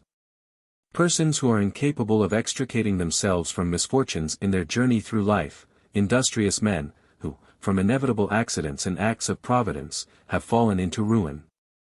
Widows, who are left survivors of their husbands, by whose labors they subsisted, orphans in tender years, left naked to the world. And the aged, whose spirits are exhausted, whose arms are unbraced by time, and thereby rendered unable to procure for themselves that sustenance they could accomplish in their youthful days. This is charity, the keystone to our mystic fabric. Hail, balm-bestowing charity! First of the heaven-born. Sanctity and sincerity. Thy temple still adorn. Communing with mortality. The humble but thou dost not scorn. Thou art, in bright reality, friend of the friendless and forlorn. With joy-induced alacrity, supplying want, assuaging woe, to every home of misery. Thy sister spirits smiling go, dispelling all despondency. Their blessings they bestow, like angels in the ministry of holiness below. The furniture of the lodge consists of the Holy Bible, square, and compasses. The Bible is dedicated to the service of God, because it is the inestimable gift of God to man. The square to the master, because it is the proper Masonic emblem of his office, and the compasses to the craft, because, by a due attention to their use, they are taught to circumscribe their desires, and keep their passions within due bounds. The square is given to the whole Masonic body, because we are all obligated with it, and are consequently bound to act thereon. As it is by the assistance of the square that all rude matter is brought into due form, so it is by the square conduct of the master that all animosities are made to subside, should any unfortunately arise in the lodge. And the business of Masonry is thereby better conducted. The ungovernable passions and uncultivated nature of man stand as much in need of the square and compasses to bring them into order, and to adorn us with the beauty of holiness. As those instruments of Masonry are necessary to bring rude matter into form, or to make a block of marble fit for the polished corners of the temple. The following appropriate illustrations of the three great lights of Masonry may be introduced with beautiful effect. As more immediate guides for a Freemason, the lodge is furnished with unerring rules, whereby he shall form his conduct. The book of the law is laid before him, that he may not say, through ignorance he erred. Whatever the great architect of the world hath dictated to mankind, as the mode in which he should be served, and the path in which to tread, is to obtain his approbation. Whatever precepts he hath administered, and with whatever laws he hath inspired the sages of old, the same are faithfully comprised in the book of the law of Masonry. That book reveals the duties which the great master of all exacts from us, open to every eye, comprehensible to every mind. Then who shall say among us, that he knoweth not the acceptable service? The rule, the square, and the compasses, are emblematical of the conduct we should pursue in society. To observe punctuality in all our engagements, faithfully and religiously to discharge those important obligations which we owe to God and our neighbor, to be upright in all our dealings, to hold the scales of justice in equal poise. To square our actions by the unerring rule of God's sacred word, to keep within compass and bounds with all mankind, particularly with a brother, to govern our expenses by our incomes, to curb our sensual appetites. To keep within bounds those unruly passions which oftentimes interfere with the enjoyments of society, and degrade both the man and the Freemason. To recall to our minds that, in the great scale of existence, the whole family of mankind are upon a level with each other, and that the only question of preference among Freemasons should be, who is most wise, who is most good? For the time will come, and none of us know how soon, when death, the great leveler of all human greatness, will rob us of our distinctions, and bring us to a level with the dust. The ornaments of a lodge are the mosaic pavement, the indented tessel, and the blazing star. The mosaic pavement is a representation of the ground floor of King Solomon's temple. The indented tessel, 17 of that beautiful tessellated border or skirting which surrounded it. The mosaic pavement is emblematical of human life, checkered with good and evil. The indented tessel, or tessellated border, of the manifold blessings and comforts which constantly surround us, and which we hope to enjoy by a firm reliance on divine providence. Which is hieroglyphically represented by the blazing star in the center. As the steps of man are tried in the various and uncertain incidents of life. As our days are checkered with a strange contrariety of events, and our passage through this existence, though sometimes attended with prosperous circumstances, is often beset by a multitude of evils. Hence is the lodge furnished with mosaic work, to remind us of the precariousness of our state on earth. Today, our feet tread in prosperity, tomorrow, we totter on the uneven paths of weakness, temptation, and adversity. While this emblem is before us, we are instructed to boast of nothing, to have compassion, and give aid to those who are in adversity, to walk uprightly, and with humility. For such is this existence, that there is no station in which pride can be stably founded. All men, in birth and in the grave, are on a level. While we tread on this mosaic work, let our ideas return to the original, which it copies. And let every Freemason act as the dictates of reason prompt him to live in brotherly love. The lights of the lodge. A lodge has 3 symbolic lights, one in the east, one in the west, and one in the south. The fixed lights of the lodge were formerly represented by 3 windows, supposed to be in every room where a lodge is held. Referring to the cardinal points of the compass, according to the antique rules of Masonry. There was one in the east, another in the west, and another in the south, to light the men to, at, and from labor. But there was none in the north, because the sun darts no rays from thence. These constitute the symbolic situations of the 3 chief officers. Hence it is affirmed that a lodge is, or ought to be, a true representation of King Solomon's temple, which was situated north of the ecliptic. The sun and moon, therefore, darting their rays from the south, no light was to be expected from the north. We, therefore, Masonically, term the north a place of darkness. The master's place is in the east, to call the brethren to labor. The junior warden is placed in the south, to cheer and encourage them at their work, and the senior warden in the west, to dismiss them from their daily toil. This description of a Masonic lodge will be found to embrace a perfect picture of the universe, both in its attributes and its extent. The sun governs the day, the moon the night, and the stars illumine the spangled canopy of heaven.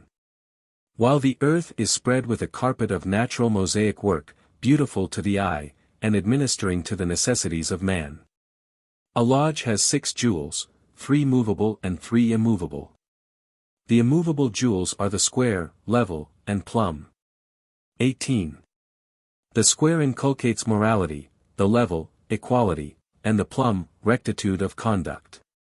The movable jewels are the rough ashlar, the perfect ashlar, and the trestle board. 19. The rough ashlar is a stone as taken from the quarry in its rude and natural state. The perfect ashlar is a stone made ready by the hands of the workman, to be adjusted by the working tools of the fellow craft. The trestle board is for the master workman to draw his designs upon. By the rough ashlar we are reminded of our rude and imperfect state by nature. By the perfect ashlar, of that state of perfection at which we hope to arrive by a virtuous education, our own endeavors, and the blessing of God. And by the trestle board we are also reminded that, as the operative workman erects his temporal building agreeably to the rules and designs laid down by the master on his trestle board, so should we, both operative and speculative, endeavor to erect our spiritual building in accordance with the designs laid down by the Supreme Architect of the universe, in the great book of nature and revelation, which is our spiritual, moral, and Masonic trestle board. The trestle board is for the master to draw his plans and designs upon, that the building may be constructed with order and regularity. It refers to the sacred volume, which is denominated the trestle board of the Grand Architect of the universe, because in that holy book he has laid down such magnificent plans and holy designs, that, were we conversant therein and adherent thereto, it would prepare us for that building not made with hands, eternal in the heavens. Situation of the lodge. The lodge is situated due east and west. 20. Dar. Oliver assigns the following reasons why the tabernacle is considered as the type of a Freemason's lodge. It was an oblong square, and, with its courts and appendages, it represented the whole habitable globe. Such is also the extent of our lodges.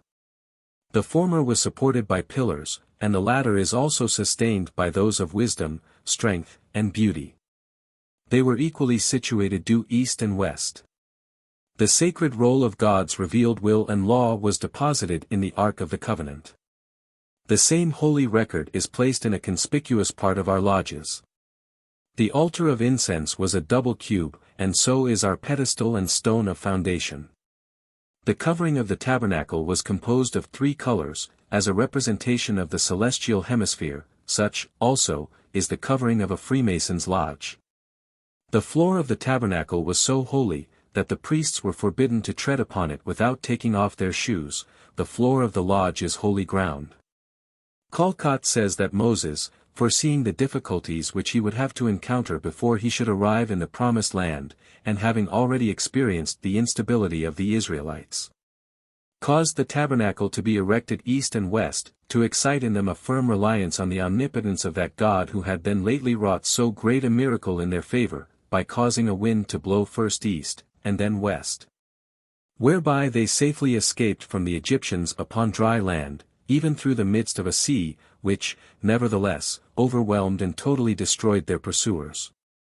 And as they were liable to meet with many distresses in their sojournment in the wilderness, so, as oft as they should behold the situation of the tabernacle, their faith might be strengthened, and, by a firm reliance on Almighty God, they might be enabled to proceed with resolution and cheerfulness.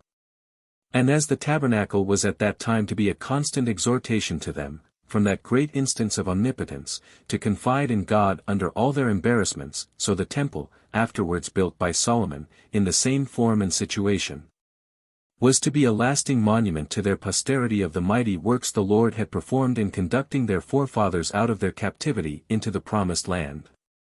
And this, also, may be deemed a very sufficient reason why places for Christian worship, after the pattern of the said tabernacle and temple, have ever been, and still are, generally erected in the same manner.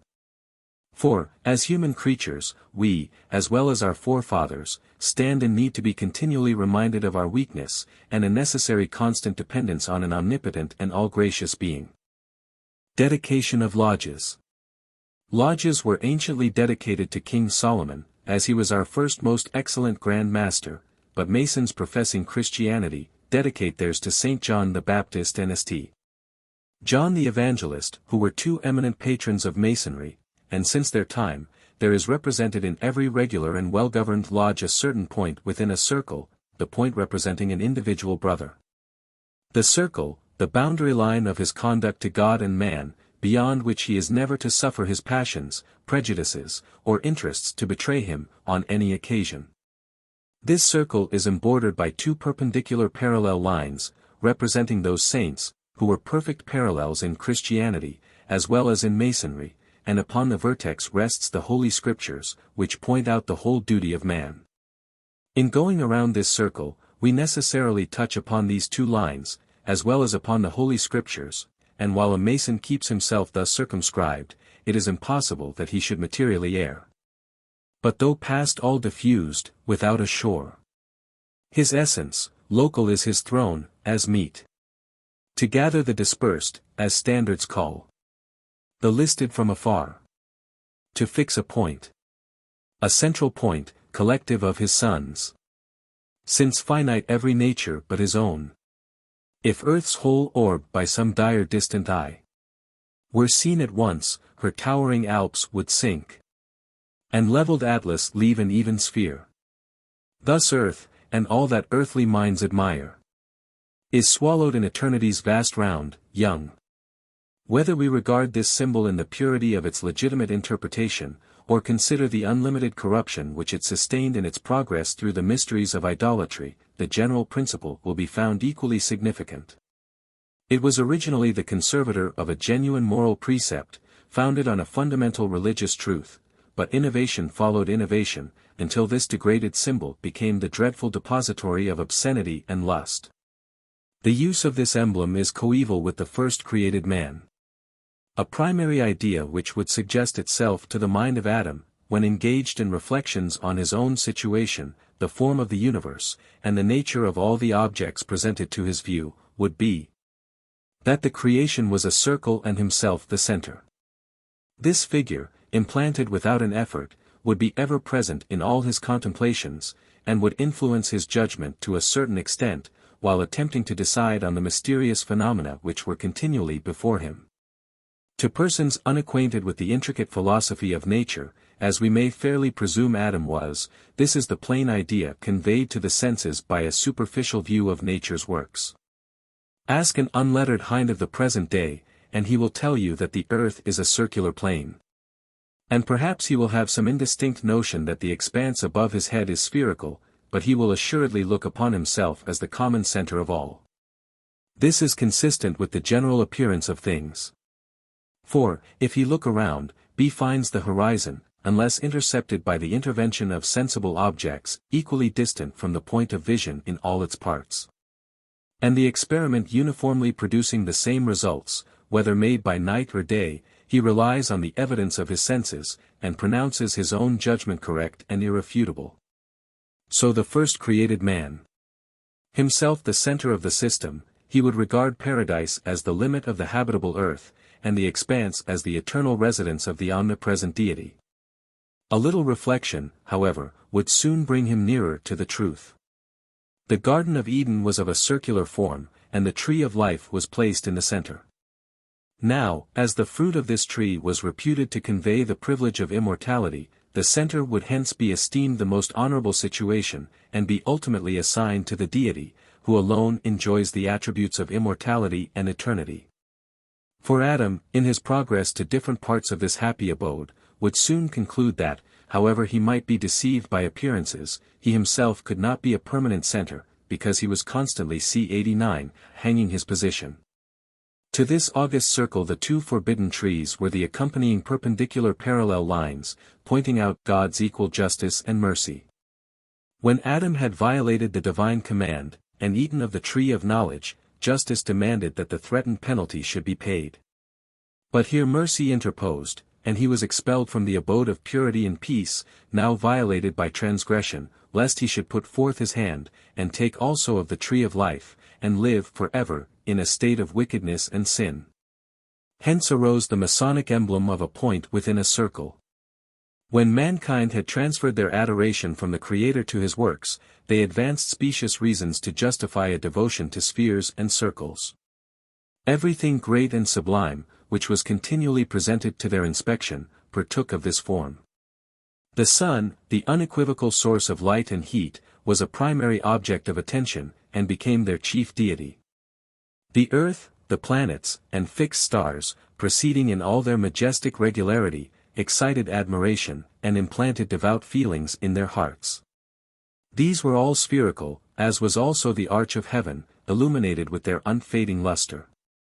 The next progressive observations of mankind would be extended to the unassisted efforts of nature in the production of plants and trees.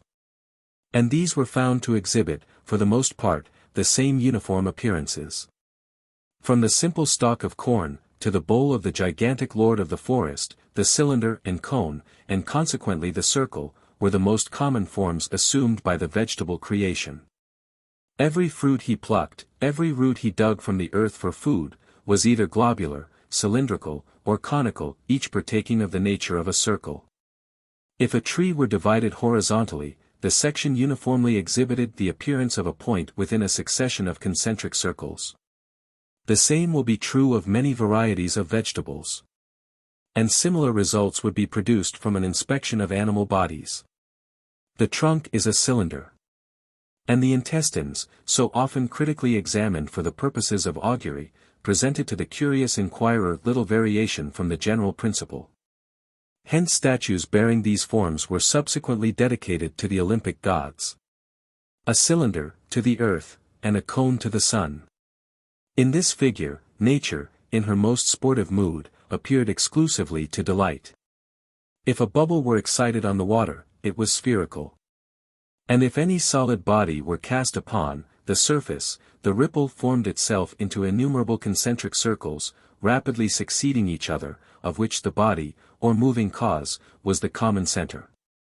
If water were cast into the air, they found that the drops invariably arranged themselves into a globular form. This uniformity was soon observed, and thought to be a preternatural indication of divinity. For if nature assumed one unvarying character in all her works, that character must be an unquestionable symbol of the God of nature. Hence the circle, with its center distinctly marked, became a most sacred emblem with every nation of idolaters. Adopted perhaps from the same symbol used by their forefathers on the plain of Shinar, referring primarily to the immeasurable expanse occupied by infinite space, a proper type of eternity, but now justified by a reference to the works of nature.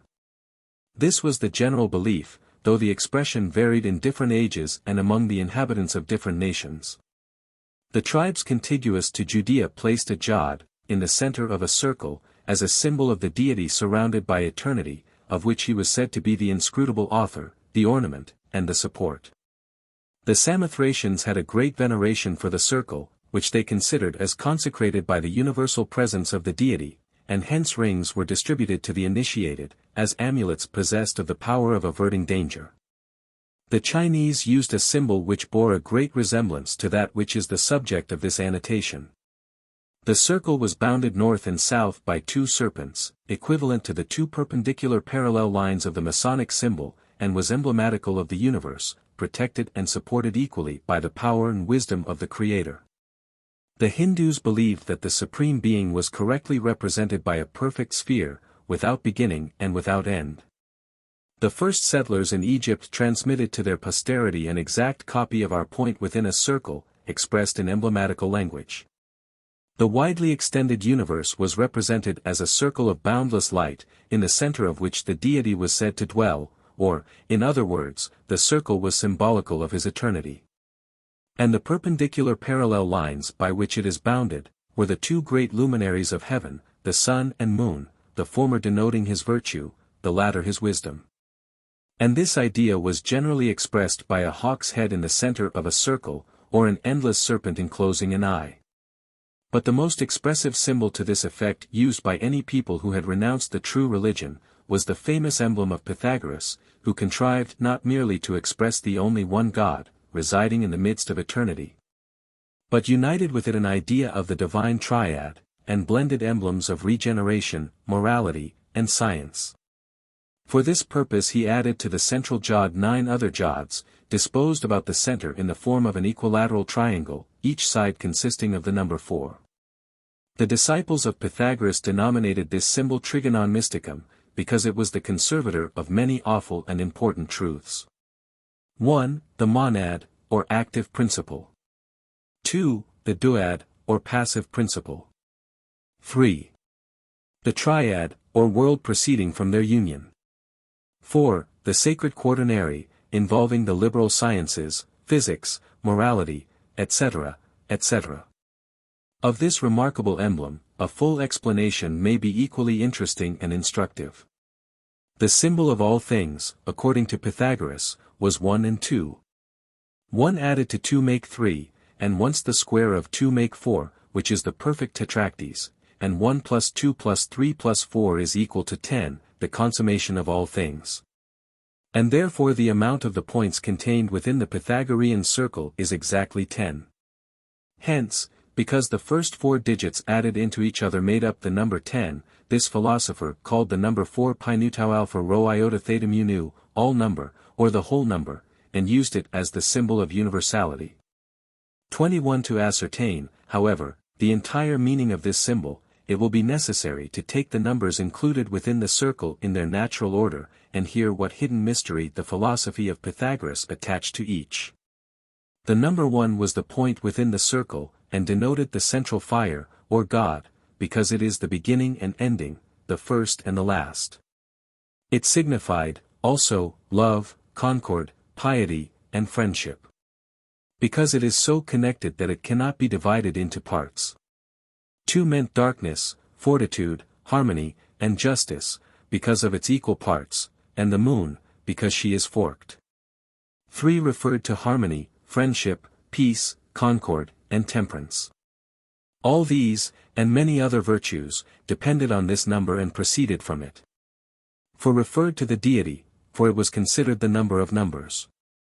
It is the first solid figure, a point being 1, a line 2, a superficies 3, and a solid 4.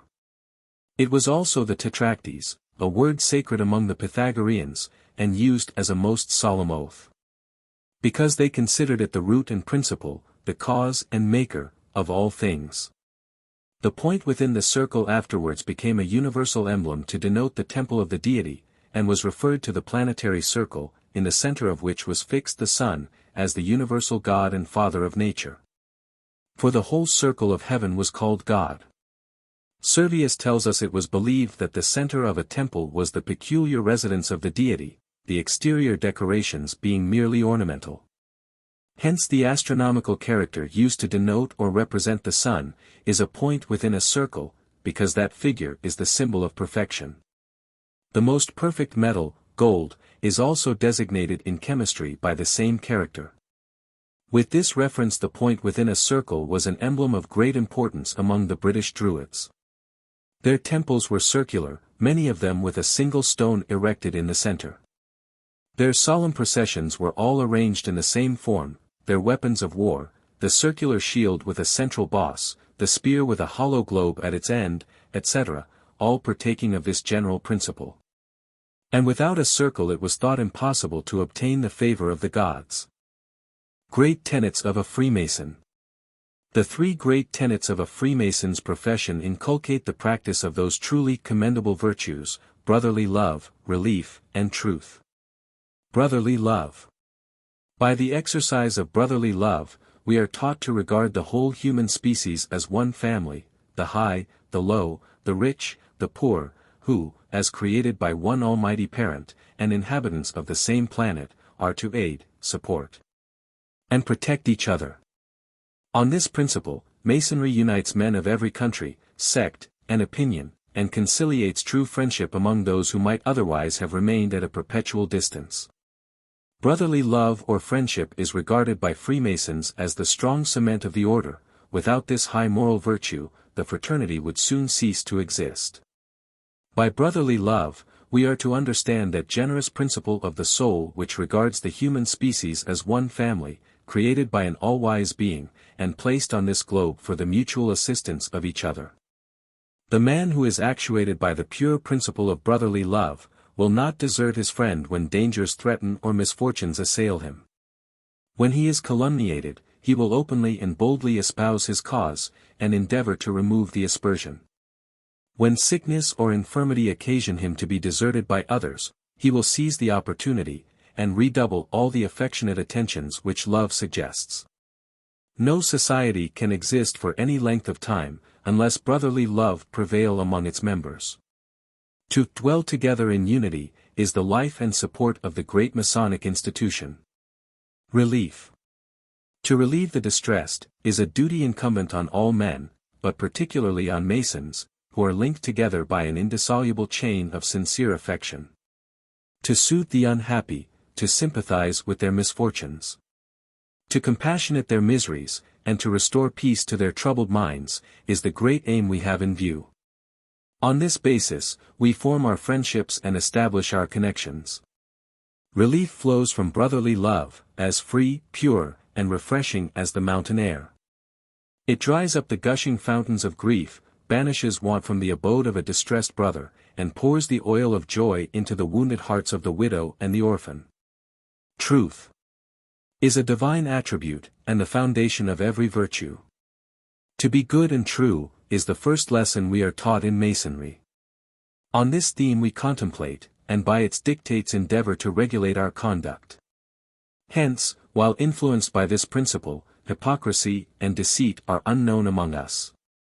Sincerity and plain dealing distinguish us, and the heart and the tongue join in promoting each other's welfare, and rejoicing in each other's prosperity. Point 22. Truth is the foundation of all Masonic virtues. It is one of our grand principles. For to be good men and true, is a part of the first lesson we are taught, and at the commencement of our freedom we are exhorted to be fervent and zealous in the pursuit of truth and goodness. It is not sufficient that we walk in the light, unless we do so in the truth also.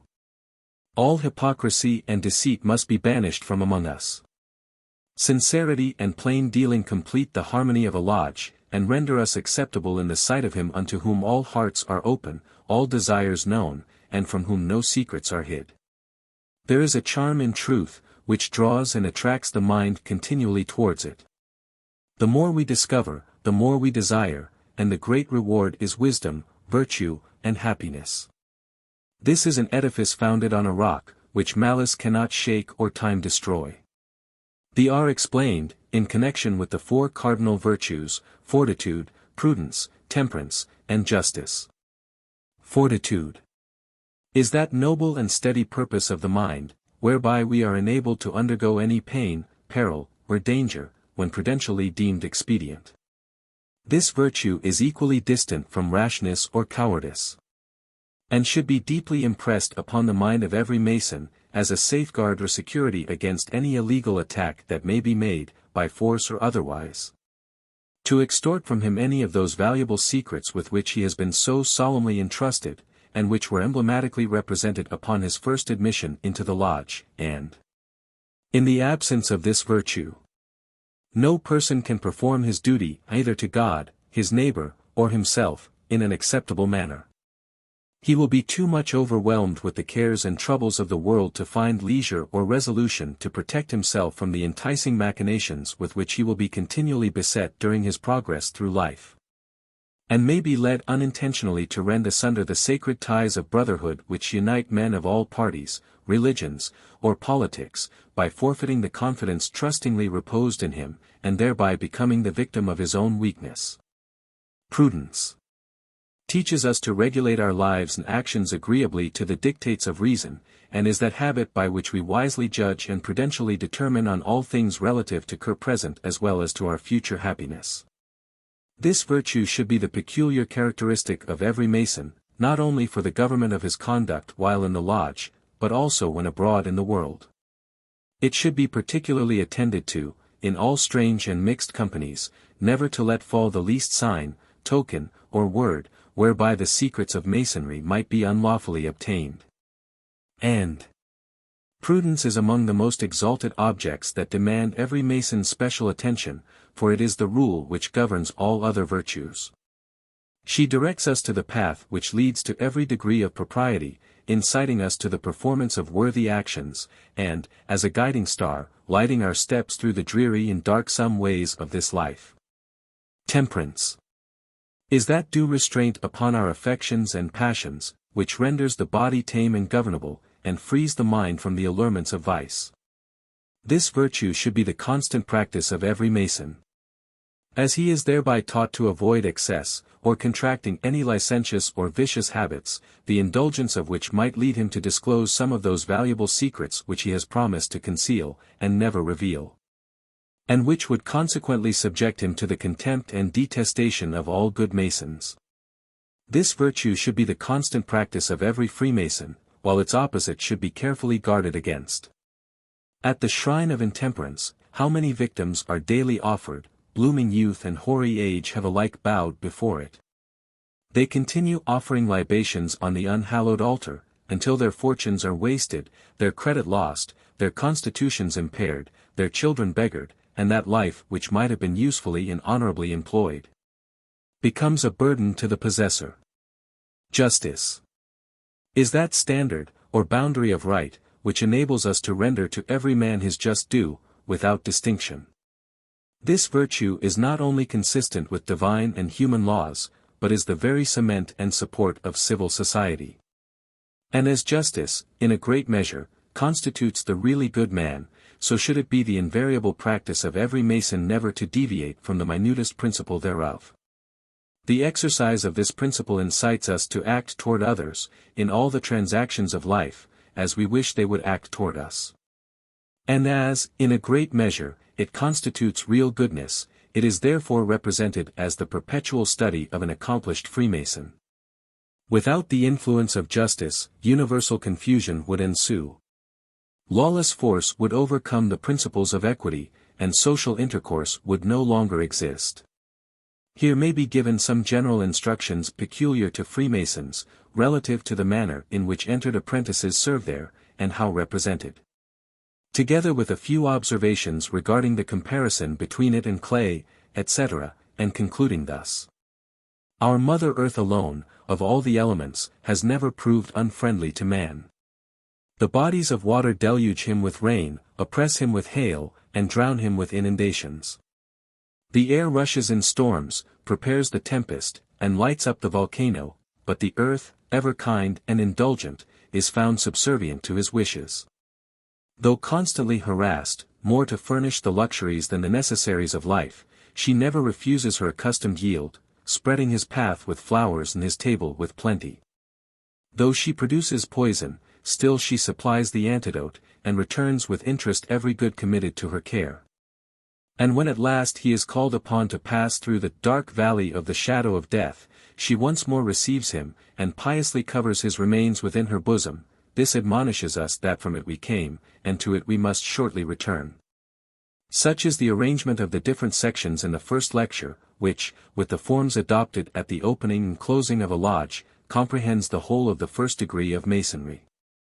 This plan has the advantage of regularity to recommend it, the support of precedent and authority, and the sanction and respect which flow from antiquity. Charge to the candidate. Brother, as you are now introduced into the first principles of Masonry, I congratulate you on being accepted into this ancient and honorable order, ancient, as having subsisted from time immemorial. And honorable, as tending, in every particular, so to render all men who will be conformable to its precepts. No institution was ever raised on a better principle or more solid foundation. Nor were ever more excellent rules and useful maxims laid down, than are inculcated in the several Masonic lectures. The greatest and best of men, in all ages, have been encouragers and promoters of the art. And have never deemed it derogatory to their dignity to level themselves with the fraternity, extend their privileges, and patronize their assemblies. There are three great duties which, as a Mason, you are charged to inculcate: to God, your neighbor, and yourself. To God, in never mentioning his name but with that reverential awe which is due from a creature to his Creator. To implore his aid in all your laudable undertakings, and to esteem him as the chief good. To your neighbor, in acting upon the square, and doing unto him as you wish he should do unto you. And to yourself, in avoiding all irregularity and intemperance, which may impair your faculties, or debase the dignity of your profession. A zealous attachment to these duties will ensure public and private esteem. In the state, you are to be a quiet and peaceful citizen, true to your government, and just to your country. You are not to countenance disloyalty or rebellion, but patiently submit to legal authority, and conform with cheerfulness to the government of the country in which you live. In your outward demeanor, be particularly careful to avoid censure and reproach. Although your frequent appearance at our regular meetings is earnestly solicited, yet it is not meant that Masonry should interfere with your necessary vocations.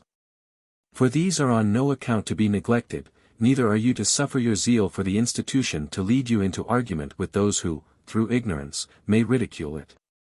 At your leisure hours, that you may improve in Masonic knowledge, you are to converse with well-informed brethren, who will be always as ready to give, as you will be to receive, instruction.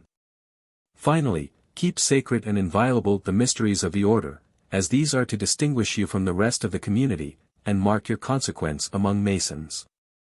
If, in the circle of your acquaintance, you find a person desirous of being initiated into Masonry, be particularly careful not to recommend him, unless you are convinced he will conform to our rules. That the honor, glory, and reputation of the institution may be firmly established, and the world at large convinced of its good effects. Charge, at the initiation of a soldier. Brother, our institution breathes a spirit of general philanthropy.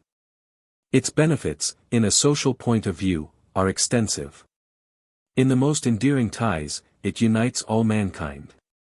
In every nation, wherever civilization extends, and not unfrequently among the wild savages of the forest, it opens an asylum to a brother in distress, and grants hospitality to the necessitous and unfortunate.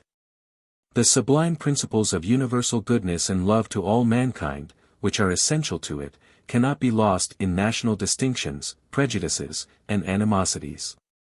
The rage of contest and the sanguinary conflict have, by its recognized principles, been abated, and the milder emotions of humanity substituted. It has often performed the part of the angel of goodness, in ministering to the wants of the sick, the wounded, and the unfortunate prisoner of war. It has even taught the pride of victory to give way to the dictates of an honorable connection. Pure patriotism will always animate you to every call of your country to repel an invading foreign foe, or in subduing the rebellious intentions of those within the limits of our own land who become faithless to the high duty of a citizen. But should you, while engaged in the service of your country, be made captive, you may find affectionate brethren where others would only find enemies. The institution also demands that you shall be a quiet and peaceable citizen, true to your government, and just to your country, yielding obedience to the laws which afford you protection. In whatever country you travel, when you meet a Mason, you will find a brother and a friend, who will do all in his power to serve you. And who will relieve you, should you be poor or in distress, to the utmost of his ability, and with a ready cheerfulness. Second degree. Fellow craft. Illustrations. The second, or fellow crafts degree is rendered interesting by those scientific instructions and philosophical lectures which characterize latter parts of the mysteries. Though both of these degrees were made to tend to the glory of that God who had given such wonderful faculties to them, and to the welfare of their fellow creatures. Archdeacon MNT. Symbolism of the degree. If the object of the first degree be to symbolize the struggles of a candidate groping in darkness for intellectual light, that of the second degree represents the same candidate laboring amid all the difficulties that encumber the young beginner in the attainment of learning and science. The entered apprentice is to emerge from darkness to light, the fellow craft is to come out of ignorance into knowledge. This degree, therefore, by fitting emblems, is intended to typify these struggles of the ardent mind for the attainment of truth, moral and intellectual truth, and, above all, that divine truth. The comprehension of which surpasseth human understanding, and to which, standing in the middle chamber, after his laborious ascent of the winding stairs, he can only approximate by the reception of an imperfect and yet glorious reward. In the revelation of that hieroglyphic light which none but craftsmen ever saw. Underscore underscore underscore underscore underscore underscore underscore underscore underscore underscore underscore. Second lecture. Masonry is a progressive science, and is divided into different classes, or degrees, for the more regular advancement in the knowledge of its mysteries. According to the progress we make, we limit or extend our inquiries, and, in proportion to our capacity, we attain to a less or greater degree of perfection. Freemasonry includes within its circle almost every branch of polite learning. Under the veil of its mysteries is comprehended a regular system of science.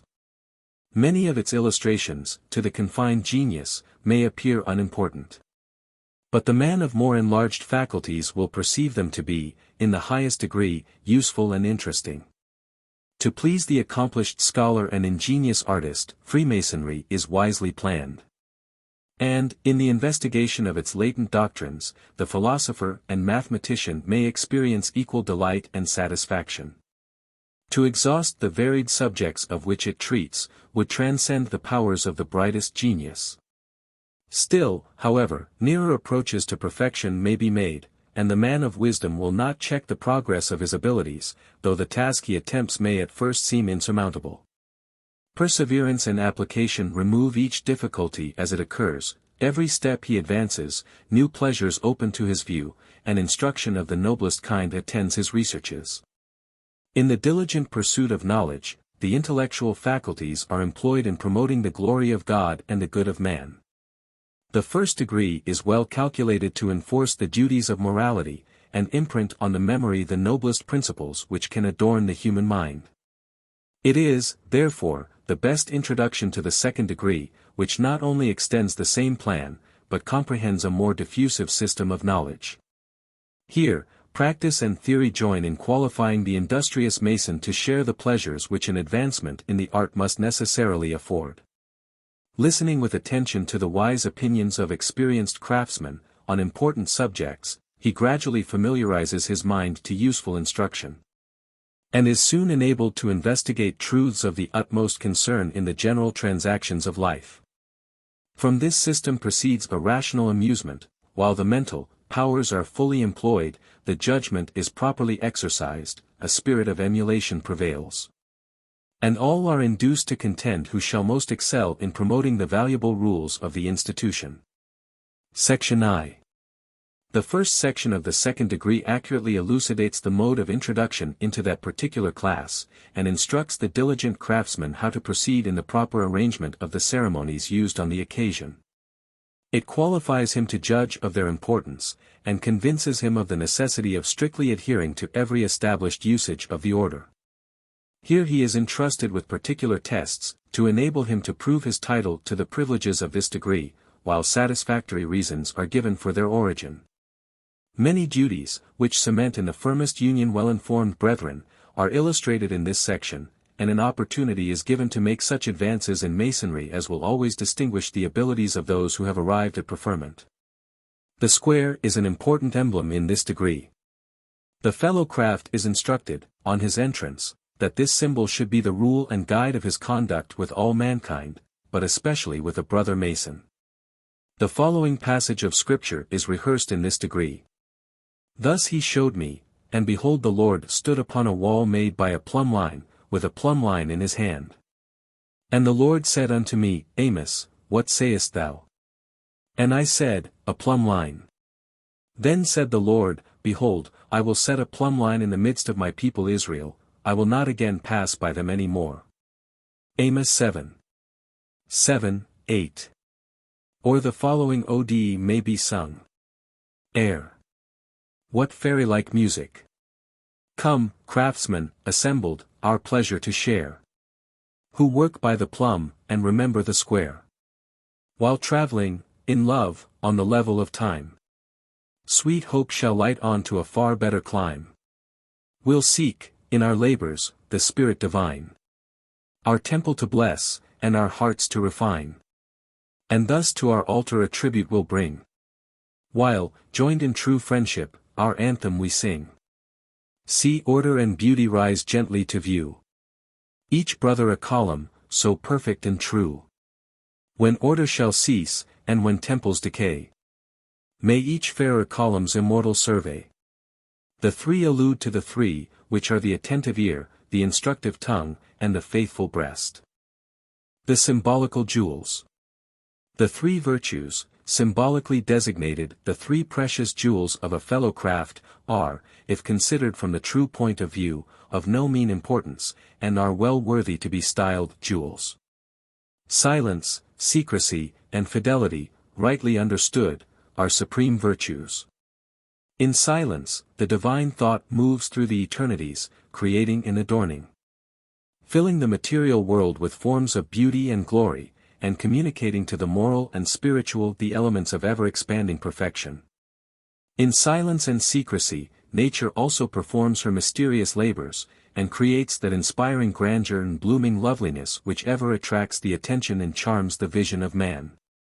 The human mind, too, withdrawn into silence and secrecy, by attention and meditation, elaborates those grand thoughts, clothed with creative energies, by which man, through philosophy, science, and art, becomes the sovereign of the material world. And demonstrates his close relationship to the unseen and immortal powers. Let, then, the fellow craft wear these precious jewels proudly, for they are worthy of his love. Let the attentive ear gather up all those lessons of wisdom which nature, history, and the world are perpetually proclaiming. And, retiring into the divine silence, let the adept study them with solemn earnestness. Let fidelity, loyalty to truth and virtue, having its root in the deep recesses of the faithful heart, bind him eternally to the good, the beautiful, and the true, which will crown him with joy on earth. And make him illustrious when he shall be admitted to the inner chamber of the temple on high. Working tools of a fellow craft. The working tools of a fellow craft are the plumb, the square, and the level. The plumb is an instrument made use of by operative masons, to try perpendiculars, the square, to square their work. And the level, to prove horizontals, but we, as free and accepted masons, are taught to make use of them for more noble and glorious purposes. The plumb admonishes us to walk uprightly in our several stations before God and man. Squaring our actions by the square of virtue, and ever remembering that we are traveling upon the level of time, to that undiscovered country, from whose bourne no traveler returns. The symbols of those instruments used by architects are unknown to common observers, who merely see in them the simple square, the level, and the plumb. But free and accepted Masons recognize them as emblems of certain moral principles and religious duties, which, if followed out as they should be, would render all men valuable members of society. The square, as an emblem of morality, teaches us to square our lives and actions by the unerring laws of God's Word, and to regulate our conduct according to the doctrine laid down by our divine Creator. To preserve a lively faith in His holy gospel, which, in the most impressive manner, teaches us to live in brotherly love with all mankind. The level is an emblem of equality, and reminds us that, in the sight of God, all men are equal. That He causes the sun to shine on the poor man's cottage, as well as on the king's palace, with Him there is no distinction, unless we so far forget our duty as to neglect and disobey the divine commands. The plumb, signifying uprightness, reminds us to observe justice and equity in all our dealings on earth. So that, through the great mercy of God, we may hope to obtain an entrance into the grand lodge above, held in that temple not made with hands, eternal in the heavens. Section 2. The second section of this degree has reference to the origin of the institution, and views Masonry under two denominations, operative and speculative. These are separately considered, and the principles on which both are founded, particularly explained. Their affinity is pointed out by allegorical figures and typical representations. The period stipulated for rewarding merit is fixed, and the inimitable moral to which that circumstance alludes is explained. The creation of the world is described, and many other particulars recited, all of which have been carefully preserved among Masons, and transmitted from one age to another by oral tradition. Circumstances of great importance to the fraternity are here particularized, and many traditional tenets and customs confirmed by sacred and profane record. The celestial and terrestrial globes are considered with a minute accuracy. And here the accomplished craftsman may display his talents to advantage in the elucidation of the orders of architecture, the senses of human nature, and the liberal arts and sciences, which are severally classed in a regular arrangement. In short, this section contains a store of valuable knowledge, founded on reason and sacred record, both entertaining and instructive. Operative Masonry. We work in speculative Masonry, but our ancient brethren wrought in both operative and speculative. 23 They worked at the building of King Solomon's Temple, and many other sacred and Masonic edifices. By operative Masonry, we allude to a proper application of the useful rules of architecture, whence a structure will derive figure, strength, and beauty, and whence will result a due proportion and a just correspondence in all its parts. It furnishes us with dwellings and convenient shelters from the vicissitudes and inclemencies of seasons. And while it displays the effects of human wisdom, as well in the choke as in the arrangement of the sundry materials of which an edifice is composed, it demonstrates that a fund of science and industry is implanted in man, for the best, most salutary, and beneficent purposes. Speculative Masonry. By speculative Masonry, we learn to subdue the passions, act upon the square, keep a tongue of good report, maintain secrecy, and practice charity. It is so far interwoven with religion, as to lay us under obligations to pay that rational homage to the deity, which at once constitutes our duty and our happiness. It leads the contemplative to view, with reverence and admiration, the glorious works of creation, and inspires him with the most exalted ideas of the perfection of his divine Creator. Masonry, operative and speculative. For a considerable time previous to the building of Solomon's Temple, the societies of Sidonian architects and builders had become celebrated throughout the ancient world. A company of these masons and architects, under the superintendence of Hiram, the widow's son, was sent by the king of Tyre to Solomon, to assist in the erection of that stately edifice. At this period commences the history of Masonry among the Jews. Thus introduced into Judea, it flourished greatly under the protection of Solomon and some of his successors. But it was also, in the course of years, subject to bitter persecutions, gross misrepresentations, and fierce denunciations. The exclusive and stern Hebrews were slow to appreciate fully its Catholic and benign spirit, and its great value as an industrial agent. Even at this period, we have reason to believe, the Sidonian order was not entirely an operative society, but rather was a mixed body, consisting of both operative and speculative Masons. In the formation of its rituals, it had drawn largely on the rites of the Orphic, Kabirian, and Isianic mysteries. The speculative character finally triumphed over the operative, and the ancient order of Hiram was transformed into the order of the Essen, or breastplate, or the Essenian Brotherhood. At an early period the Sidonian Masons had planted their societies in Rome, and in the reign of Numa Pompeius were highly favored by that monarch. These societies were there known under the name of colleges of builders and artificers. After Christianity had subdued the pagan world, these colleges of builders, or societies of operative Masons, were engaged in erecting cathedrals, churches, and other public edifices, and continued, in unbroken succession, down to A.D. 1717. In 1459 they held a general convention of the crafts at Ratisbon, and decided to institute a Grand Lodge at Strasbourg, and that the architect of that cathedral, for the time being, should be, ex officio, Grand Master. These lodges also preserved the ancient rituals, which gave them a speculative or philosophical character, and thus we find that the history of the order of operative Masons in Europe reproduces that of Sidonian Masonry in ancient Judea. As that order culminated in the Essenian Brotherhood, so the order of operative was in 1717 transformed into that of speculative Masonry. That speculative Masonry is the offspring of the ancient corporations of builders and Masons, there cannot be a doubt. It possesses all the venerable forms of those old societies, their rituals, and their language of signs and symbols.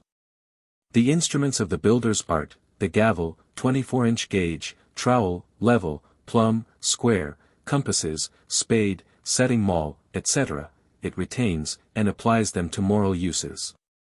They have become the most significant and instructive of emblems. All Freemasons are familiar with their symbolical interpretations, and appreciate their beauty and the force of their teaching. The free or speculative Mason is also a builder, but not of material edifices.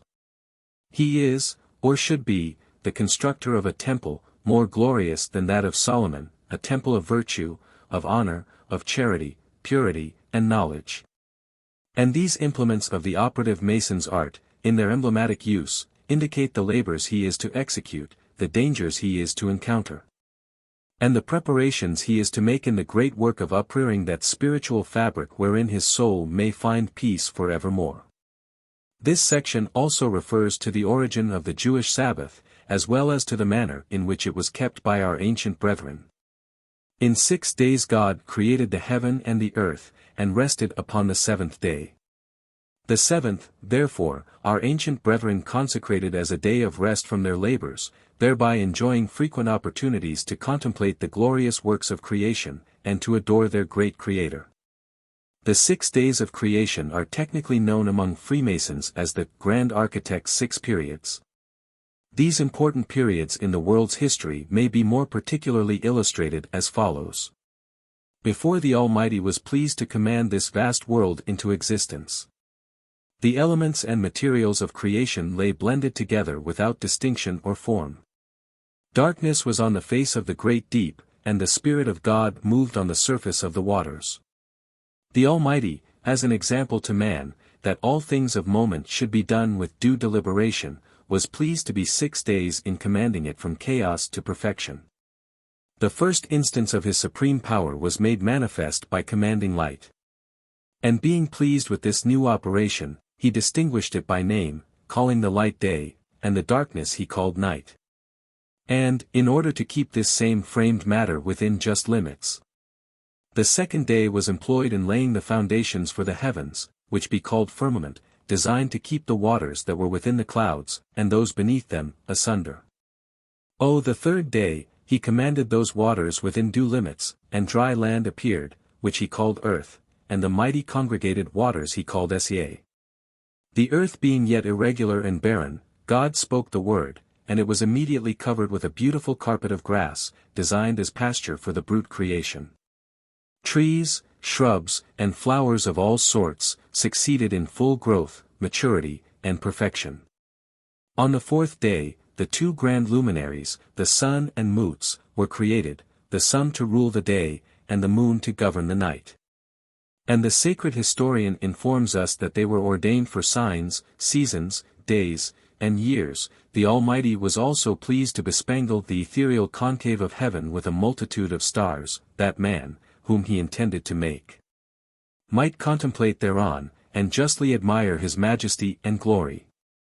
On the fifth day, he caused the waters to bring forth a variety of fish for our use. And, in order to imprint on the mind of man a reverential awe of his divine omnipotence, he created the other inhabitants of the mighty deep, which multiplied exceedingly after their kind. On the same day, the Almighty caused the birds to fly in the air, that man might delight his eyes and ears, with some for their beautiful plumage and others for their melodious notes. On the sixth day, he created the beasts of the field and the reptiles which crawl on the earth. And here we may plainly perceive the wisdom, power, and goodness of the grand geometrician of the universe, made manifest throughout the whole of his proceedings. He produced what effects he pleased without the aid of their natural causes, such as giving light to the world before he created the sun and moon, and making the earth fruitful without the influence of the heavenly bodies. He did not create the beasts of the field until he had provided sufficient herbage for their support, neither did he create man until he had furnished him with a dwelling, and everything requisite for life and pleasure. Then, to dignify the work of his hands still more, he made man, who came into the world with greater pomp than any creature which preceded him. They came but with a single command. God spake the word, and it was done. But at the formation of man, we are told, there was a consultation, in which God said, "Let us make man." He was immediately formed out of the dust of the earth.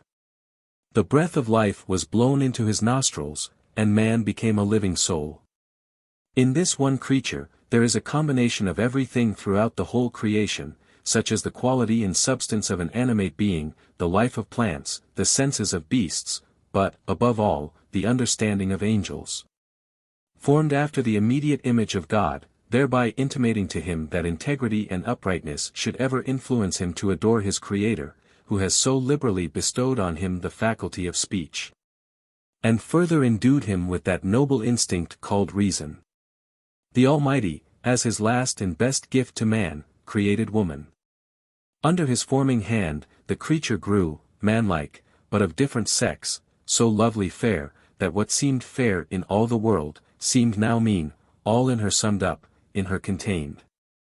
On she came, led by her heavenly Maker, though unseen, yet guided by his voice, adorned with all that heaven could bestow to make her amiable. Grace was in all her steps, heaven in her eye. In every gesture dignity and love. The Almighty, having finished the 6th day's work, rested on the 7th. He blessed, hallowed, and sanctified it. He thereby taught man to work industriously 6 days, but strictly commanded him to rest on the 7th, the better to contemplate on the beautiful works of creation, to adore him as their Creator, to go into his sanctuaries, and offer up praises for life and every blessing he so amply enjoys at his bountiful hands. The Pillars of the Porch. For he cast 2 pillars of brass, of 18 cubits high apiece, and a line of 12 cubits, lid compass either of them about I, Kings VII. 15. Also he made before the house 2 pillars of 30 and 5 cubits high, and the chapiter that was on the top of each of them was 5 cubits. 2. Cron. 3, 15. And he made 2 chapiters of molten brass, to set upon the tops of the pillars. The height of the one chapiter was 5 cubits, and the height of the other chapiter was 5 cubits. I, Kings 7. 16. The height of the one pillar was 18 cubits, and the chapiter upon it was brass, and the height of the chapiter 3 cubits. And the wreathen work, and pomegranates upon the chapiter round about all of brass, and like unto these had the second pillar with wreathen work.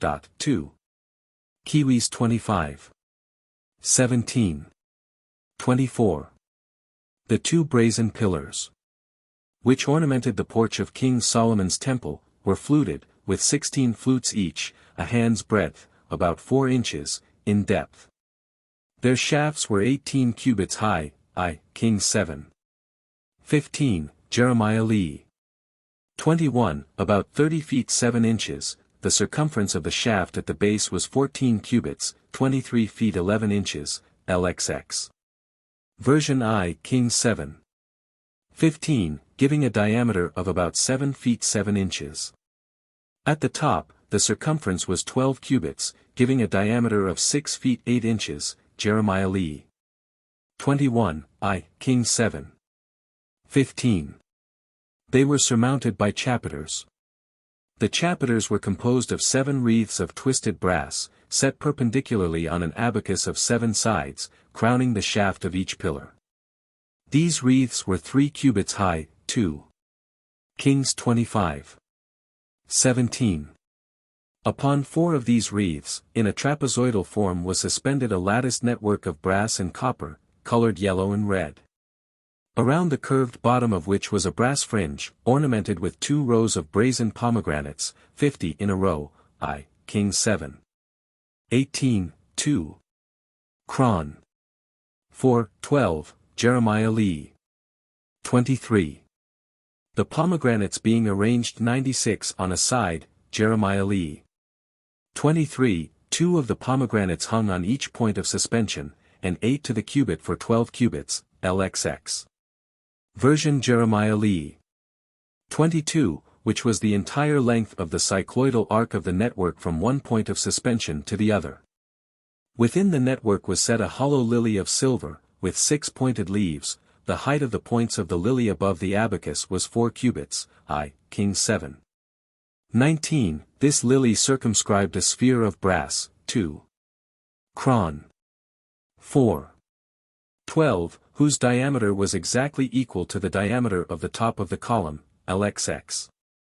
Version L King 7. 20, whose superior convex surface reached an elevation of 5 cubits above the abacus, making the whole height of the chapiter 5 cubits, King 7. 15, Il Cron. 3, 15, Jeremiah Lee. 21. Symbols of Freemasonry, esoterically considered, by W. S. Rockwell, P.G.M., of Georgia. The symbols of peace, unity and plenty are introduced, and their moral application explained. Of the globes. The globes are 2 artificial spherical bodies, on the convex surface of which are represented the countries, seas, and various parts of the earth, the face of the heavens, the planetary revolutions, and other important particulars. The use of the globes. Their principal use, besides serving as maps to distinguish the outward parts of the earth, and the situation of the fixed stars, is to illustrate and explain the phenomena arising from the annual revolution and the diurnal rotation of the earth around its own axis. They are invaluable instruments for improving the mind, and giving it the most distinct idea of any problem or proposition, as well as enabling it to solve the same. Contemplating these bodies, we are inspired with a due reverence for the deity and his works, and are induced to encourage the studies of astronomy, geography, navigation, and the arts dependent on them, by which society has been so much benefited. The winding stairs. The door for the middle chamber was in the right side of the house, and they went up with winding stairs into the middle chamber. King 6. 8. 25. The symbolical stairway, which leads front the ground floor to the middle chamber of our mystic house, consists of 15 steps and 3 divisions. The divisions, we perceive, differ in the number of their steps, each having an odd number, 3, 5, and 7. While there is no positive evidence that these divisions have any particular reference to ancient craft masonry, yet the lessons taught us, as we ascend, should impress upon the mind of every Freemason the importance of discipline. As well as a knowledge of natural, mathematical, and metaphysical science, it also opens to him an extensive range of moral and speculative inquiry, which may prove a source of peculiar gratification. Reference is here made to the Masonic organization into 3 degrees, the Entered Apprentice, the Fellow Craft, and the Master Mason, and to its system of government by 3 officers, the Worshipful Master, the Senior Warden, and the Junior Warden. Of order in architecture. By order in architecture is meant a system of all the members, proportions, and ornaments of columns and pilasters. Or, it is a regular arrangement of the projecting parts of a building, which, united with those of a column, form a beautiful, perfect, and complete whole. Of its antiquity. From the first formation of society, order in architecture may be traced. When the rigor of seasons obliged men to contrive shelter from the inclemency of the weather, we learn that they first planted trees on end, and then laid others across, to support a covering. The bands which connected those trees at top and bottom are said to have given rise to the idea of the base and capital of pillars, and from this simple hint originally proceeded the more improved art of architecture. The first habitations of men were such as nature afforded, with but little labor on the part of the occupant, and sufficient only to satisfy his simple wants. Each tribe or people constructed, from the materials that presented themselves, such habitations as were best suited to this purpose, and at the same time most convenient. We thus find, in countries remote from other nations, where foreign influences did not exist, an architecture at once singular, and as indigenous as the vegetation itself. The hypogea of the borders of the Indus, the Nile, and the Ganges, the temporary tents of the nomadic tribes of Eastern Asia, the oaks of the Grecian forests. Fashioned by the ingenuity of man into the humble cabin, the prototype of the principal Grecian order, are indubitably the primitive styles of the Egyptian, the Grecian, and the Oriental structures. Anterior to the discovery of printing, the monument was the tablet upon which the various races chronicled for posterity the annals of their history. In the simple, unhewn altar, we recognize the genius of religion, we trace in it the germ of the development of human intelligence, it bespeaks faith, ingenuity, ambition. The ancient Babel, and the altars of Scripture, the monuments of Gilgal and Gilead of the Hebrews, the Celtic dolmens, the cromlechs, the pulvins or menhirs, the lechavens, the trelithis of the Greeks, the nurhags, the taliots, and the tumuli. The Latin mercurials, are all symbols of pristine faith. With the pagan devotee, the art was made to conform to the moral attributes of the character of the deity in whose honor the monument was erected. With the Greeks, various styles of structure were thus instigated, from the early polygonal formations of the Phoenicians, at Istria and Taranthus, to the perfections of design, the imposing Doric, the graceful Ionic, and the magnificent Corinthian orders. Each nation, at every age, possessed its symbolic monuments, revealing its conception of the attributes of the infinite, with the exception of the Persians, who, as we learn from the Zend Avesta, worshipped in the open air, and who, according to Herodotus, possessed no temples, but revered the whole circuit of the heavens. And the Assyrians, whose magi interpreted the silent stars, and worshipped the sun.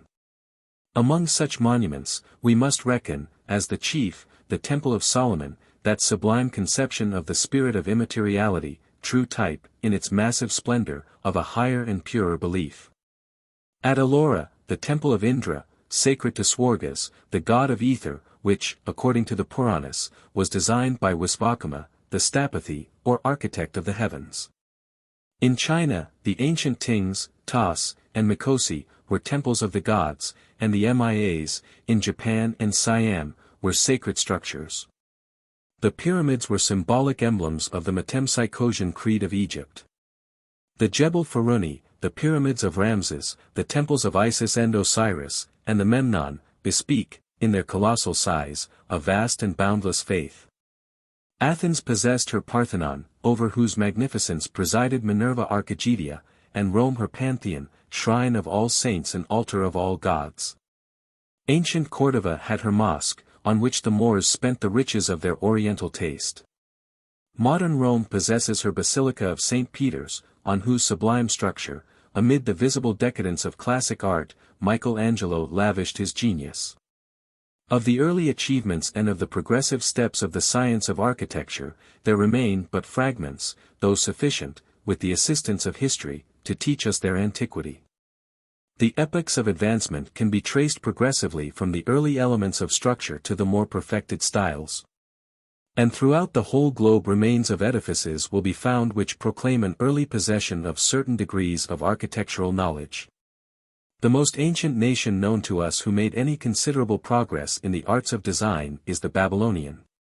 Their most celebrated monuments were the Temple of Belus, the Khazar, and the Hanging Gardens which Nebuchadnezzar built for his Lydian bride, the wonderful canal of the Nahir Malka, and the Lake of Palikopos.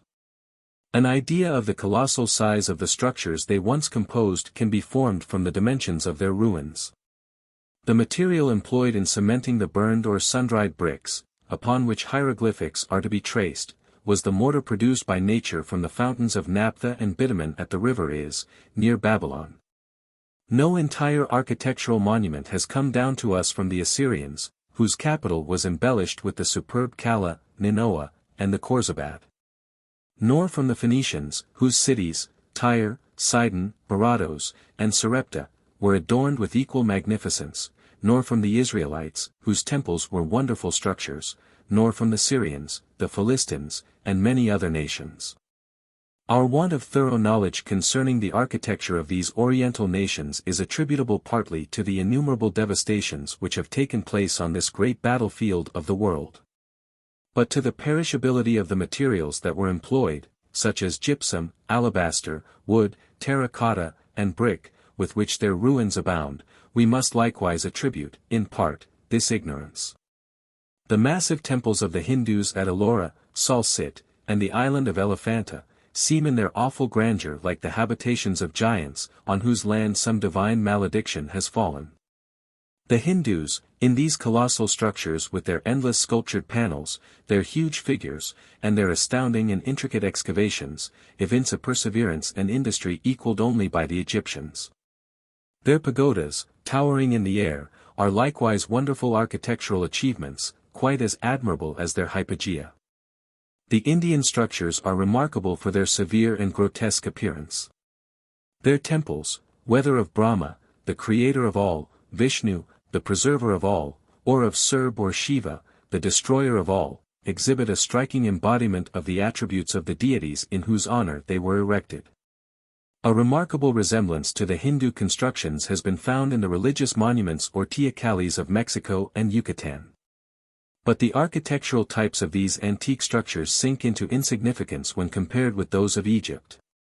The obelisks, pyramids, temples, palaces, tombs, and other structures with which that country abounds, are on a colossal scale, and such as can have been executed only by a people far advanced in architectural art, and profoundly versed in the science of mechanics.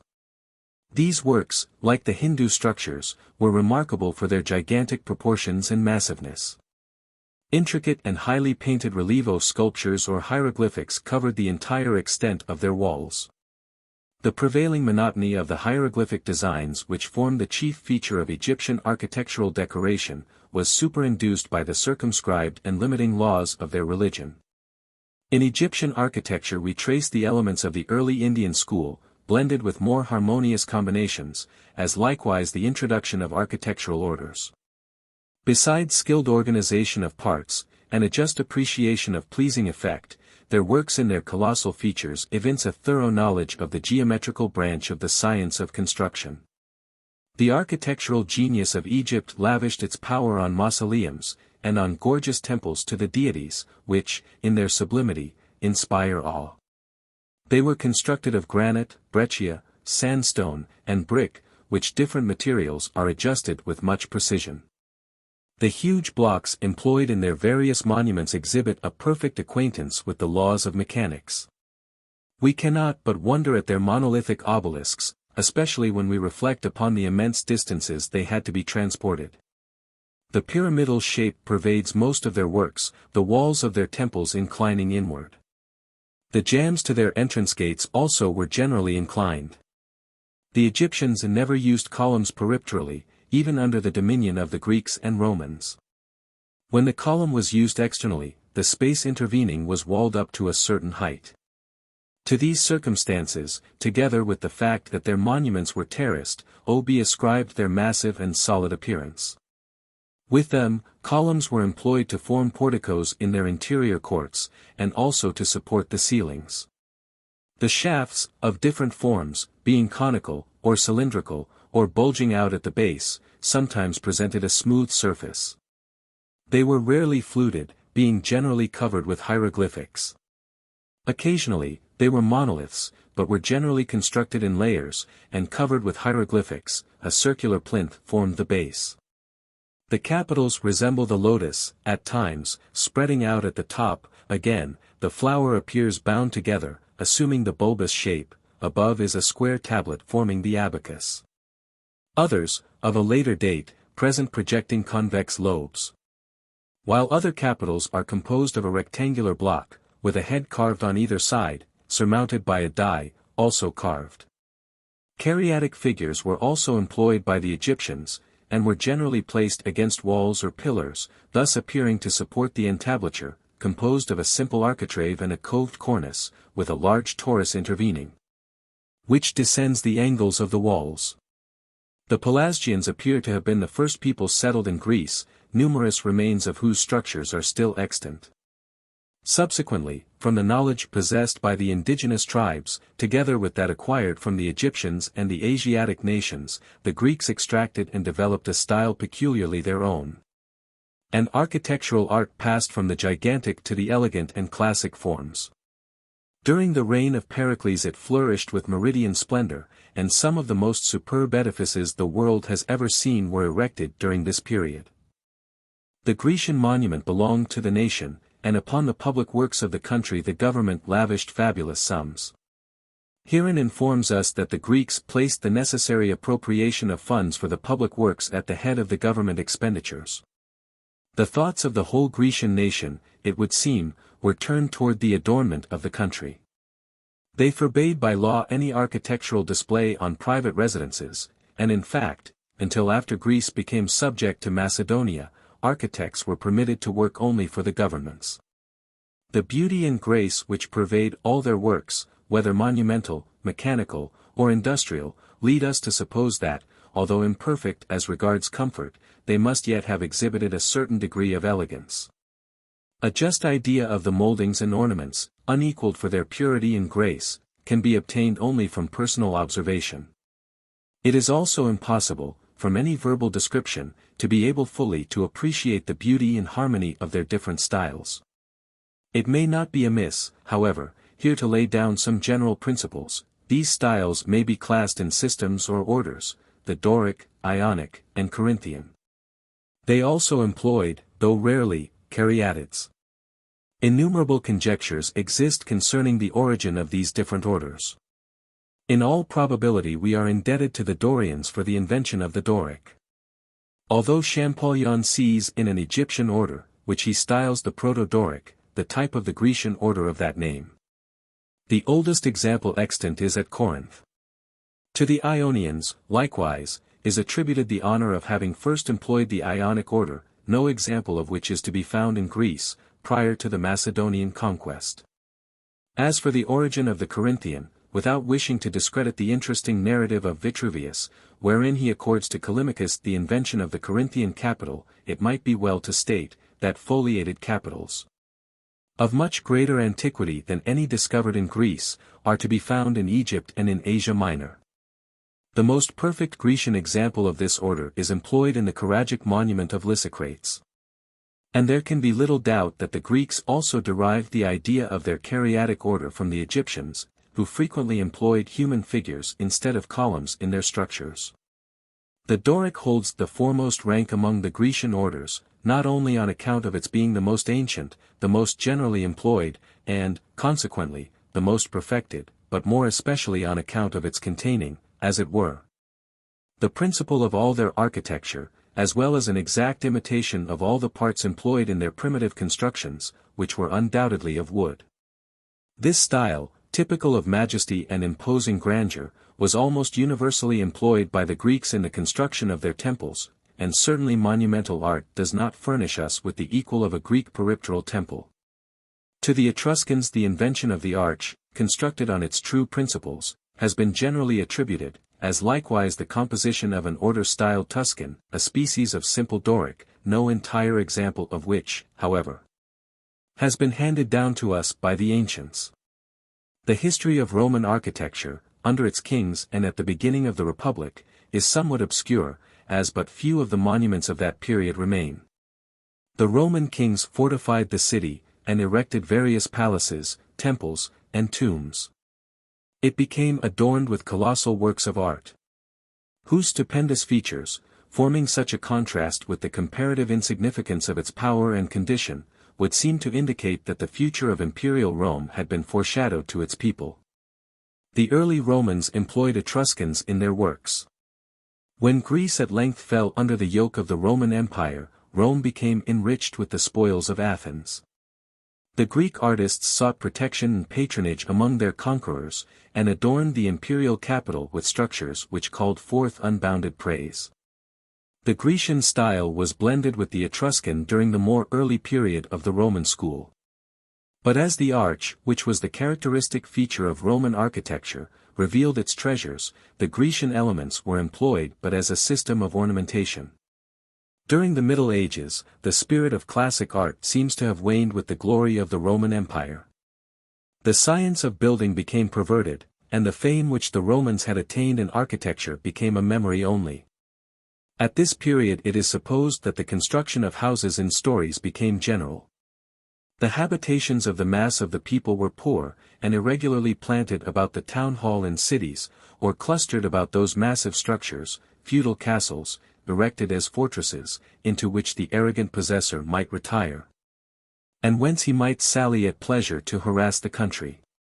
Many of the castle fortresses were on a plan of great magnitude, consisting of 2 or more large towers and diverse inner buildings, including chapels during the gloom and the disastrous influences of the bloody wars of the Middle Ages. We find the venerable institution of Freemasonry nourishing, under the ashes of its ancient mysteries, the social fire of architectural art. While the whole of Europe was convulsed with the international and social strife and invasions of barbarians, which resulted in its complete reorganization, the study of the arts, sciences, and literature, took refuge in the monasteries.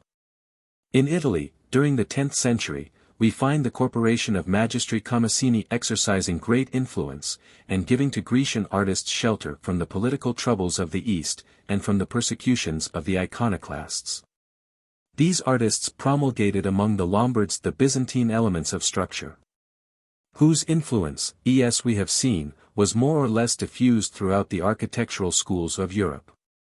Under Erwin von Steinbach, of Germany, during the 13th century, the Mitten, or lodges, were organized, one object of which was the study of architecture, over which they exercised a powerful influence. In Strasbourg existed the Lodge of the Haupthut. Under Godowein, or Jossi Dotzinger, of Worms, who in 1444 succeeded the architect J. Hult, the various sects of the German Freemasons were incorporated into one body, and, in virtue of an act passed at Ratisbon, the same year, the architect of the Cathedral of Strasbourg was elected the sole Grand Master of the fraternity. These magistri lapidum were likewise sole directors or supervisors of all the religious structures. Protected by the Church, sole depository of the arcana of the early masters, architecture passed from the Old Gothic through various phases of the pointed or Augean styles. The influence, the enterprise, and daring achievements of its promoters seemed to strike the contemporary ages as well as posterity with a religious awe. And the intellectual power and energy of the people appear to have been concentrated and expended upon architecture.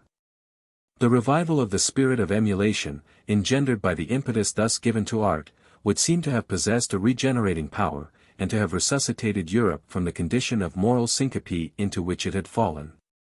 The spirit of an age is embodied in its architecture.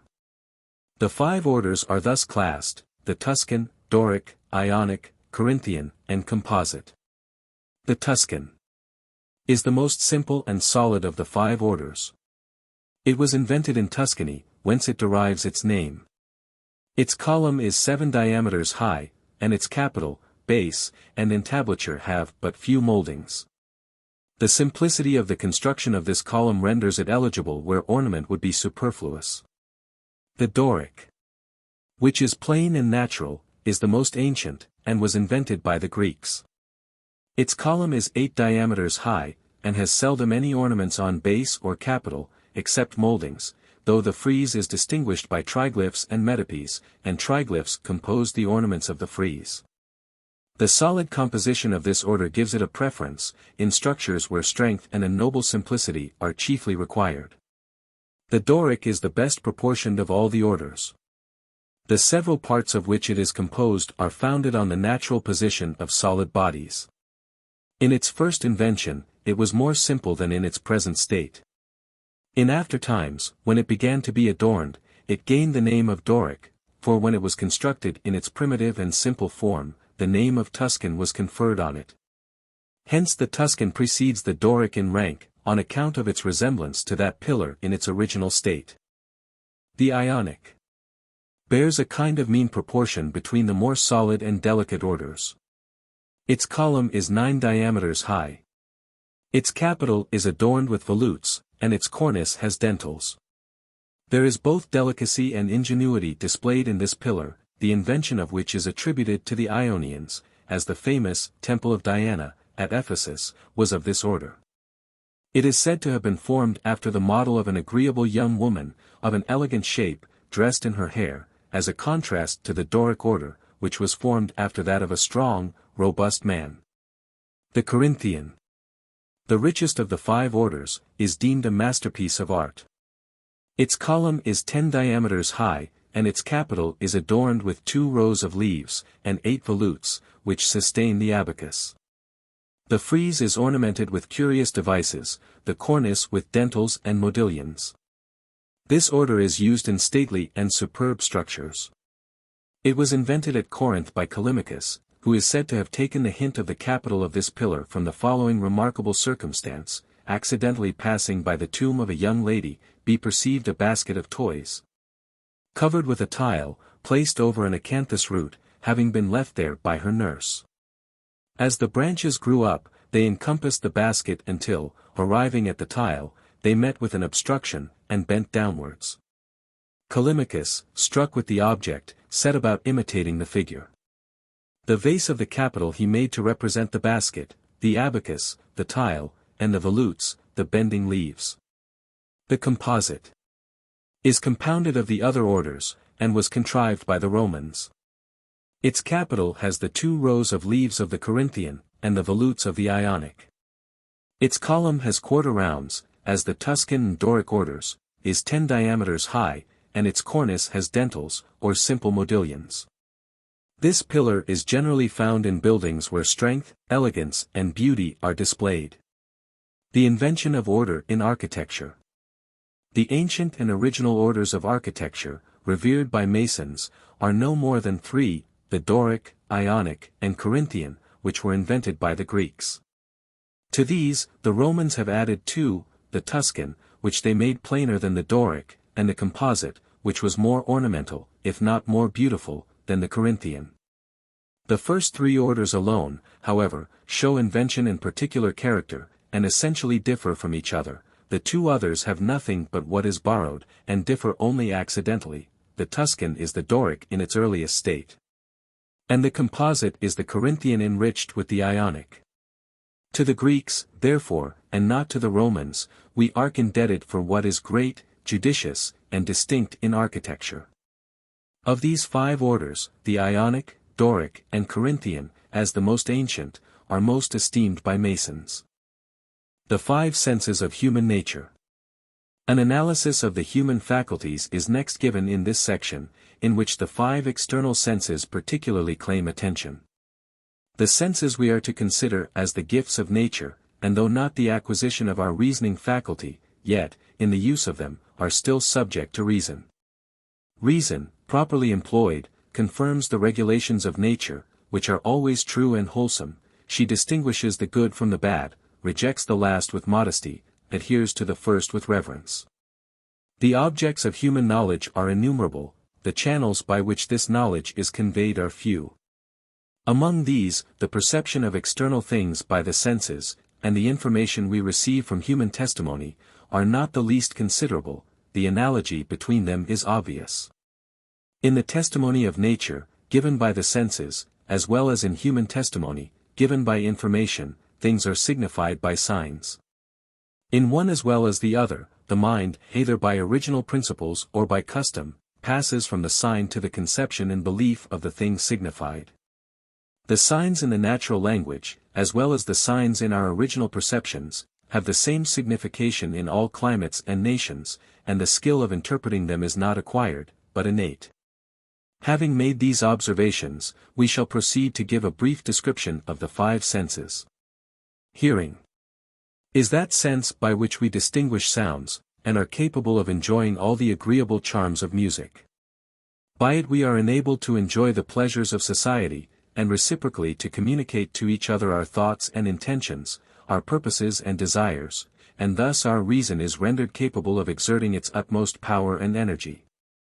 The wise and beneficent author of nature intended, by the formation of this sense, that we should be social creatures, and receive the greatest and most important part of our knowledge from social intercourse with each other. For these purposes we are endowed with hearing, that, by a proper exertion of our rational powers, our happiness may be complete.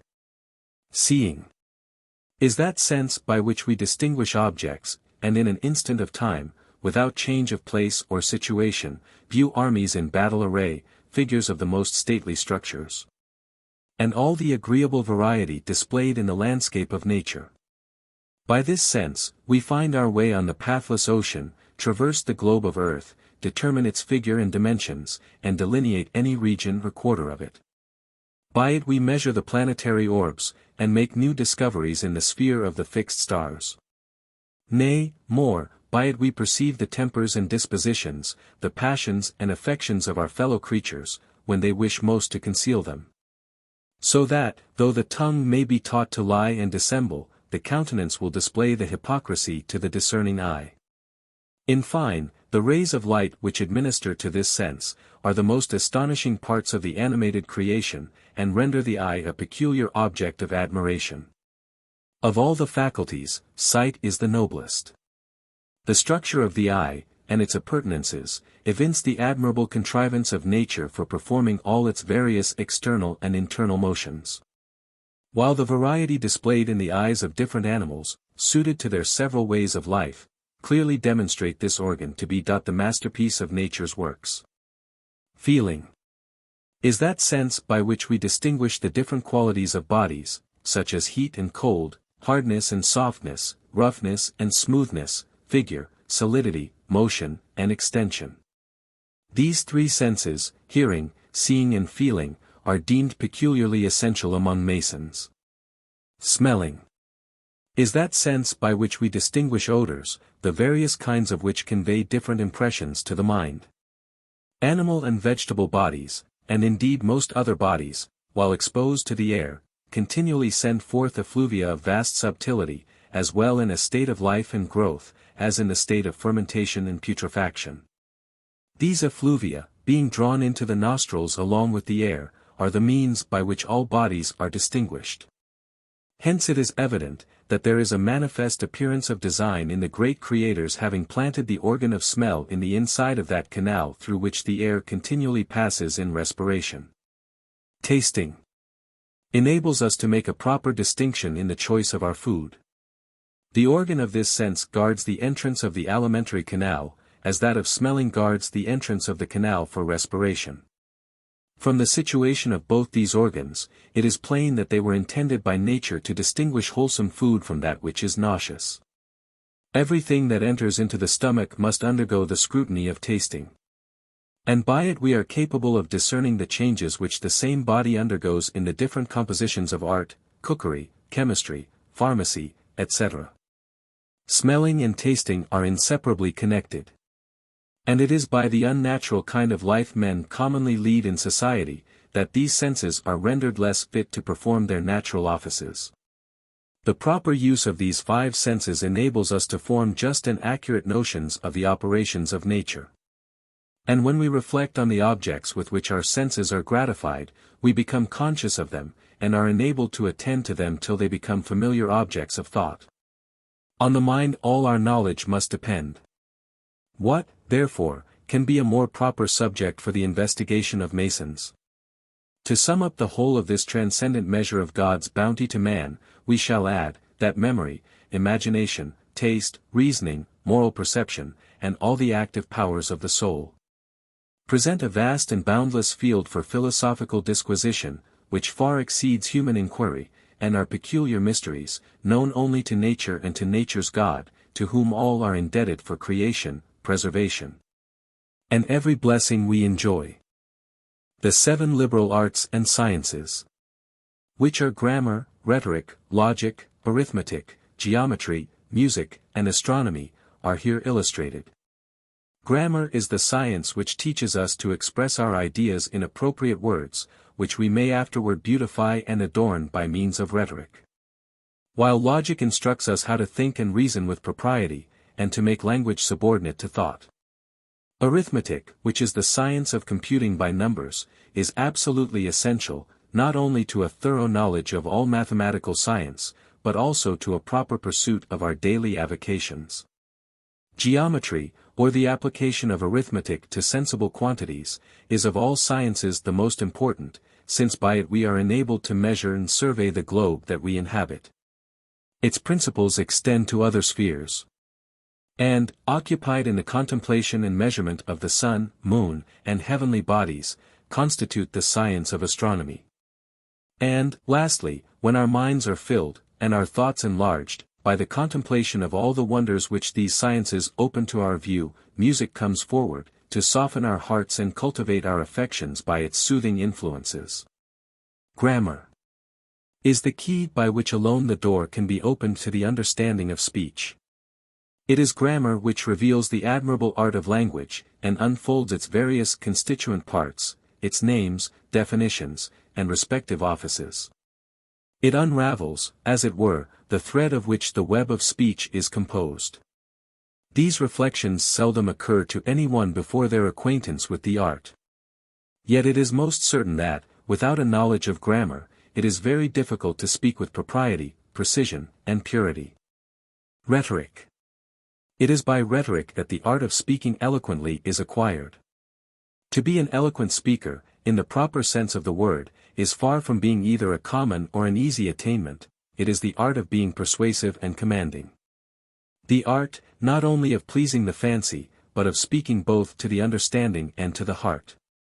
Logic is that science which directs us how to form clear and distinct ideas of things, and thereby prevents us from being misled by their similitude or resemblance. Of all the human sciences, that concerning man is certainly most worthy of the human mind, and the proper manner of conducting its several powers in the attainment of truth and knowledge. This science ought to be cultivated as the foundation or groundwork of our inquiries, particularly in the pursuit of those sublime principles which claim our attention as Masons. Arithmetic is the art of numbering, or that part of the mathematics which considers the properties of numbers in general. We have but a very imperfect idea of things without quantity, and as imperfect of quantity itself, without the help of arithmetic. All the works of the Almighty are made in number, weight, and measure. Therefore, to understand them rightly, we ought to understand arithmetical calculations. And the greater advancement we make in the mathematical sciences, the more capable we shall be of considering such things as are the ordinary objects of our conceptions, and be thereby led to a more comprehensive knowledge of our great Creator and the works of the creation. Geometry treats of the powers and properties of magnitudes in general, where length, breadth, and thickness are considered, from a point to a line, from a line to a superficies, and from a superficies to a solid. A point is the beginning of all geometrical matter. A line is a continuation of the same. A superficies is length and breadth, without a given thickness. A solid is length and breadth, with a given thickness, which forms a cube and comprehends the whole. The advantages of geometry. By this science, the architect is enabled to construct his plans and execute his designs. The general, to arrange his soldiers; the engineer, to mark out grounds for encampments; the geographer, to give us the dimensions of the world, and all things therein contained.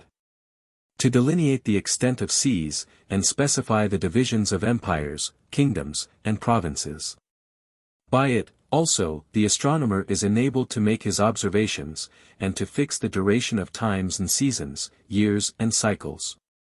In fine, geometry is the foundation of architecture, and the root of the mathematics. The contemplation of this science, in a moral and comprehensive view, fills the mind with rapture. To the true geometrician, the regions of matter with which he is surrounded afford ample scope for his admiration, while they open a sublime field for his inquiry and disquisition. Every particle of matter on which he treads, every blade of grass which covers the field, every flower which blows, and every insect which wings its way in this expanded space, proves the existence of a first cause, and yields pleasure to the intelligent mind. The symmetry, beauty, and order displayed in the various parts of the animate and inanimate creation, is a pleasing and delightful theme, and naturally leads to the source whence the whole is derived. When we bring within the focus of the eye the variegated carpet of the terrestrial theatre, and survey the progress of the vegetative system, our admiration is justly excited. Every plant which grows, every flowering shrub which breathes its sweets, affords instruction and delight. When we extend our views to the animal creation, and contemplate the varied clothing of every species, we are equally struck with astonishment. And when we trace the lines of geometry drawn by the divine pencil in the beautiful plumage of the feathered tribe, how exalted is our conception of the heavenly work. The admirable structure of plants and animals, and the infinite number of fibers and vessels which run through the whole, with the apt disposition of one part to another, is a perpetual subject of study to the geometrician, who, while he adverts to the changes which all undergo in their progress to maturity, is lost in rapture and veneration of the great cause which governs the system. When he descends into the bowels of the earth, and explores the kingdom of ores, minerals, and fossils, he finds the same instances of divine wisdom and goodness displayed in their formation and structure. Every gem and pebble proclaims the handiwork of an almighty creator. When he surveys the watery elements, and directs his attention to the wonders of the deep, with all the inhabitants of the mighty ocean, he perceives emblems of the same supreme intelligence. The scales of the largest fish, as well as the penciled shell of the minutest bivalve, equally yield a theme for his contemplation, on which he fondly dwells, while the symmetry of their formation, and the delicacy of their tints, evince the wisdom of the divine artist. When he exalts his view to the more noble and elevated parts of nature, and surveys the celestial orbs, how much greater is his astonishment.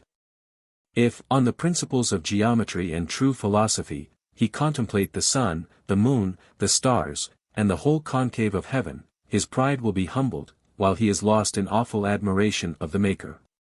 The immense magnitude of those bodies, the regularity and velocity of their motions, and the inconceivable extent of space through which they move, are equally wonderful and incomprehensible, so as to baffle his most daring conceptions. While he labors in considering the immensity of the theme. Music is that elevated science which affects the passions by sound. There are few who have not felt its charms, and acknowledged its expression to be intelligible to the heart. It is a language of delightful sensations, far more eloquent than words. It breathes to the ear the clearest intimations, it touches and gently agitates the agreeable and sublime passions, it wraps us in melancholy, and elevates us in joy. It dissolves and inflames, it melts us in tenderness, and excites us to war. This science is truly congenial to the nature of man, for by its powerful charms the most discordant passions may be harmonized, and brought into perfect unison. But it never sounds with such seraphic harmony as when employed in singing hymns of gratitude to the Creator of the universe. Astronomy is that sublime science which inspires the contemplative mind to soar aloft, and read the wisdom, strength, and beauty of the great Creator in the heavens. How nobly eloquent of the Deity is the celestial hemisphere, spangled with the most magnificent heralds of His infinite glory. They speak to the whole universe, for there is no speech so barbarous, but their language is understood, nor nation so distant, but their voices are heard among them. The heavens proclaim the glory of God. The firmament declareth the works of his hands. Assisted by astronomy, we ascertain the laws which govern the heavenly bodies, and by which their motions are directed. Investigate the power by which they circulate in their orbs, discover their size, determine their distance, explain their various phenomena, and correct the fallacy of the senses by the light of truth. 26. Emblem of Plenty explained. An emblem of plenty is introduced and explained. Point 27. Corn. Wine. Oil. The moral advantages of geometry.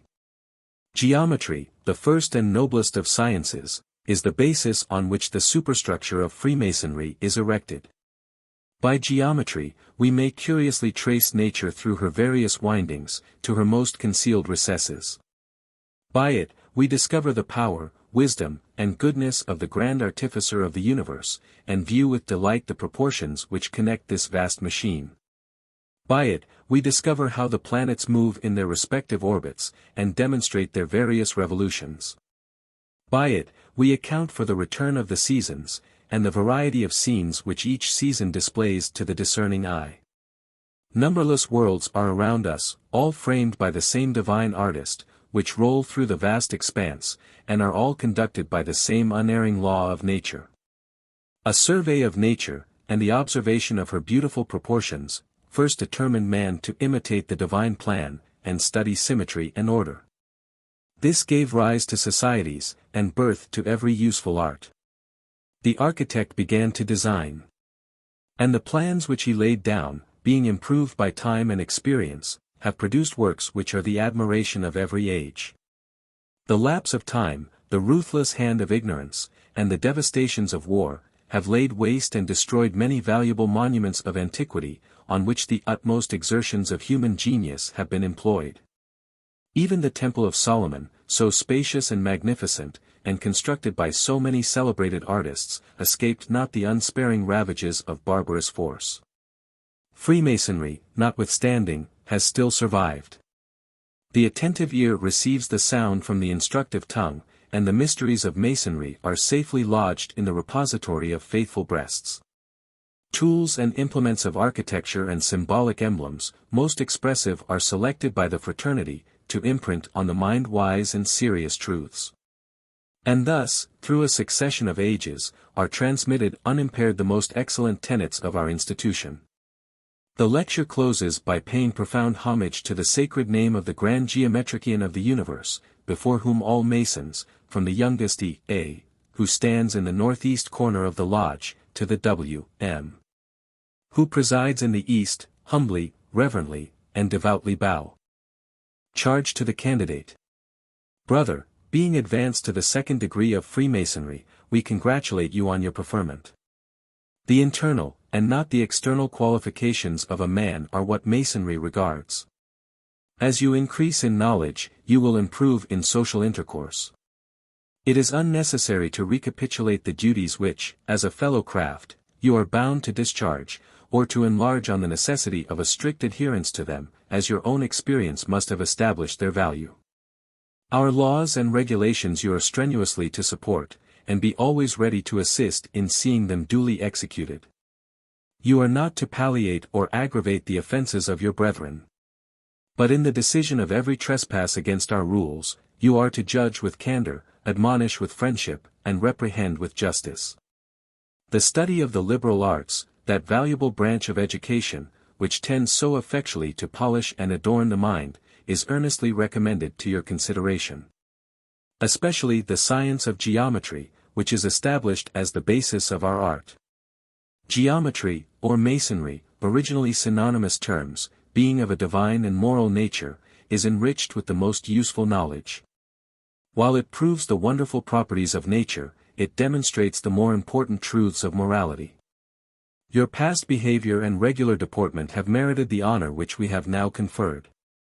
And in your new character, it is expected that you will conform to the principles of the order, by steadily persevering in the practice of every commendable virtue. Such is the nature of your engagements as a fellow craft, and to these duties you are bound by the most sacred ties. Lecture on the Legend of the Winding Stairs. By Albert G. Mackey, M.D. Although the legend of the winding stairs forms an important tradition of ancient craft masonry, the only allusion to it in Scripture is to be found in a single verse in the 6th chapter of the first book of Kings. And is in these words, "The door for the middle chamber was in the right side of the house. And they went up with winding stairs into the middle chamber, and out of the middle into the third." Out of this slender material has been constructed an allegory, which, if properly considered in its symbolical relations, will be found to be of surpassing beauty. But it is only as a symbol that we can regard this whole tradition. For the historical facts and the architectural details alike forbid us for a moment to suppose that the legend, as it is rehearsed in the second degree of Masonry, is anything more than a magnificent philosophical myth. Let us inquire into the true design of this legend, and learn the lesson of symbolism which it is intended to teach. In the investigation of the true meaning of every Masonic symbol and allegory, we must be governed by the single principle that the whole design of Freemasonry as a speculative science is the investigation of drawn truth. To this great object everything is subsidiary. The Mason is, from the moment of his initiation as an entered apprentice to the time at which he receives the full fruition of Masonic light, an investigator, a laborer in the quarry and the temple, whose reward is to be truth. All the ceremonies and traditions of the order tend to this ultimate design. Is there light to be asked for? It is the intellectual light of wisdom and truth. Is there a word to be sought? That word is the symbol of truth. Is there a loss of something that had been promised? That loss is typical of the failure of man, in the infirmity of his nature, to discover divine truth. Is there a substitute to be appointed for that loss? It is an allegory which teaches us that in this world man can approximate only to the full conception of truth. Hence there is in speculative Masonry always a progress, symbolized by its peculiar ceremonies of initiation. There is an advancement from a lower to a higher state, from darkness to light, from death to life, from error to truth. The candidate is always ascending, he is never stationary. Never goes back, but each step he takes brings him to some new mental illumination, to the knowledge of some more elevated doctrine. The teaching of the Divine Master is, in respect to this continual progress, the teaching of Masonry: no man having put his hand to the plough, and looking back, is fit for the kingdom of heaven. And similar to this is the precept of Pythagoras: when traveling, turn not back, for if you do, the Furies will accompany you. Now, this principle of Masonic symbolism is apparent in many places in each of the degrees. In that of the entered apprentice we find it developed in a theological ladder, which resting on earth, leans its top upon heaven, thus inculcating the idea of an ascent from a lower to a higher sphere, as the objects of Masonic labor. In the master's degree we find it exhibited in its most religious form, in the restoration from death to life, in the change from the obscurity of the grave to the holy of holies of the divine presence. In all the degrees we find it presented in the ceremony of circumambulation, in which there is a gradual examination by, and a passage from, an inferior to a superior officer. And lastly, the same symbolic idea is conveyed in the fellow crafts degree in the legend of the winding stairs. In an investigation of the symbolism of the winding stairs we will be directed to the true explanation by a reference to their origin, their number, the objects which they recall, and their termination. But above all by a consideration of the great object which an ascent upon them was intended to accomplish. The steps of this winding staircase commenced, we are informed, at the porch of the temple, that is to say, at its very entrance. But nothing is more undoubted in the science of Masonic symbolism than that the temple was the representative of the world purified by the Shekinah, or the divine presence. The world of the profane is without the temple. The world of the initiated is within its sacred walls.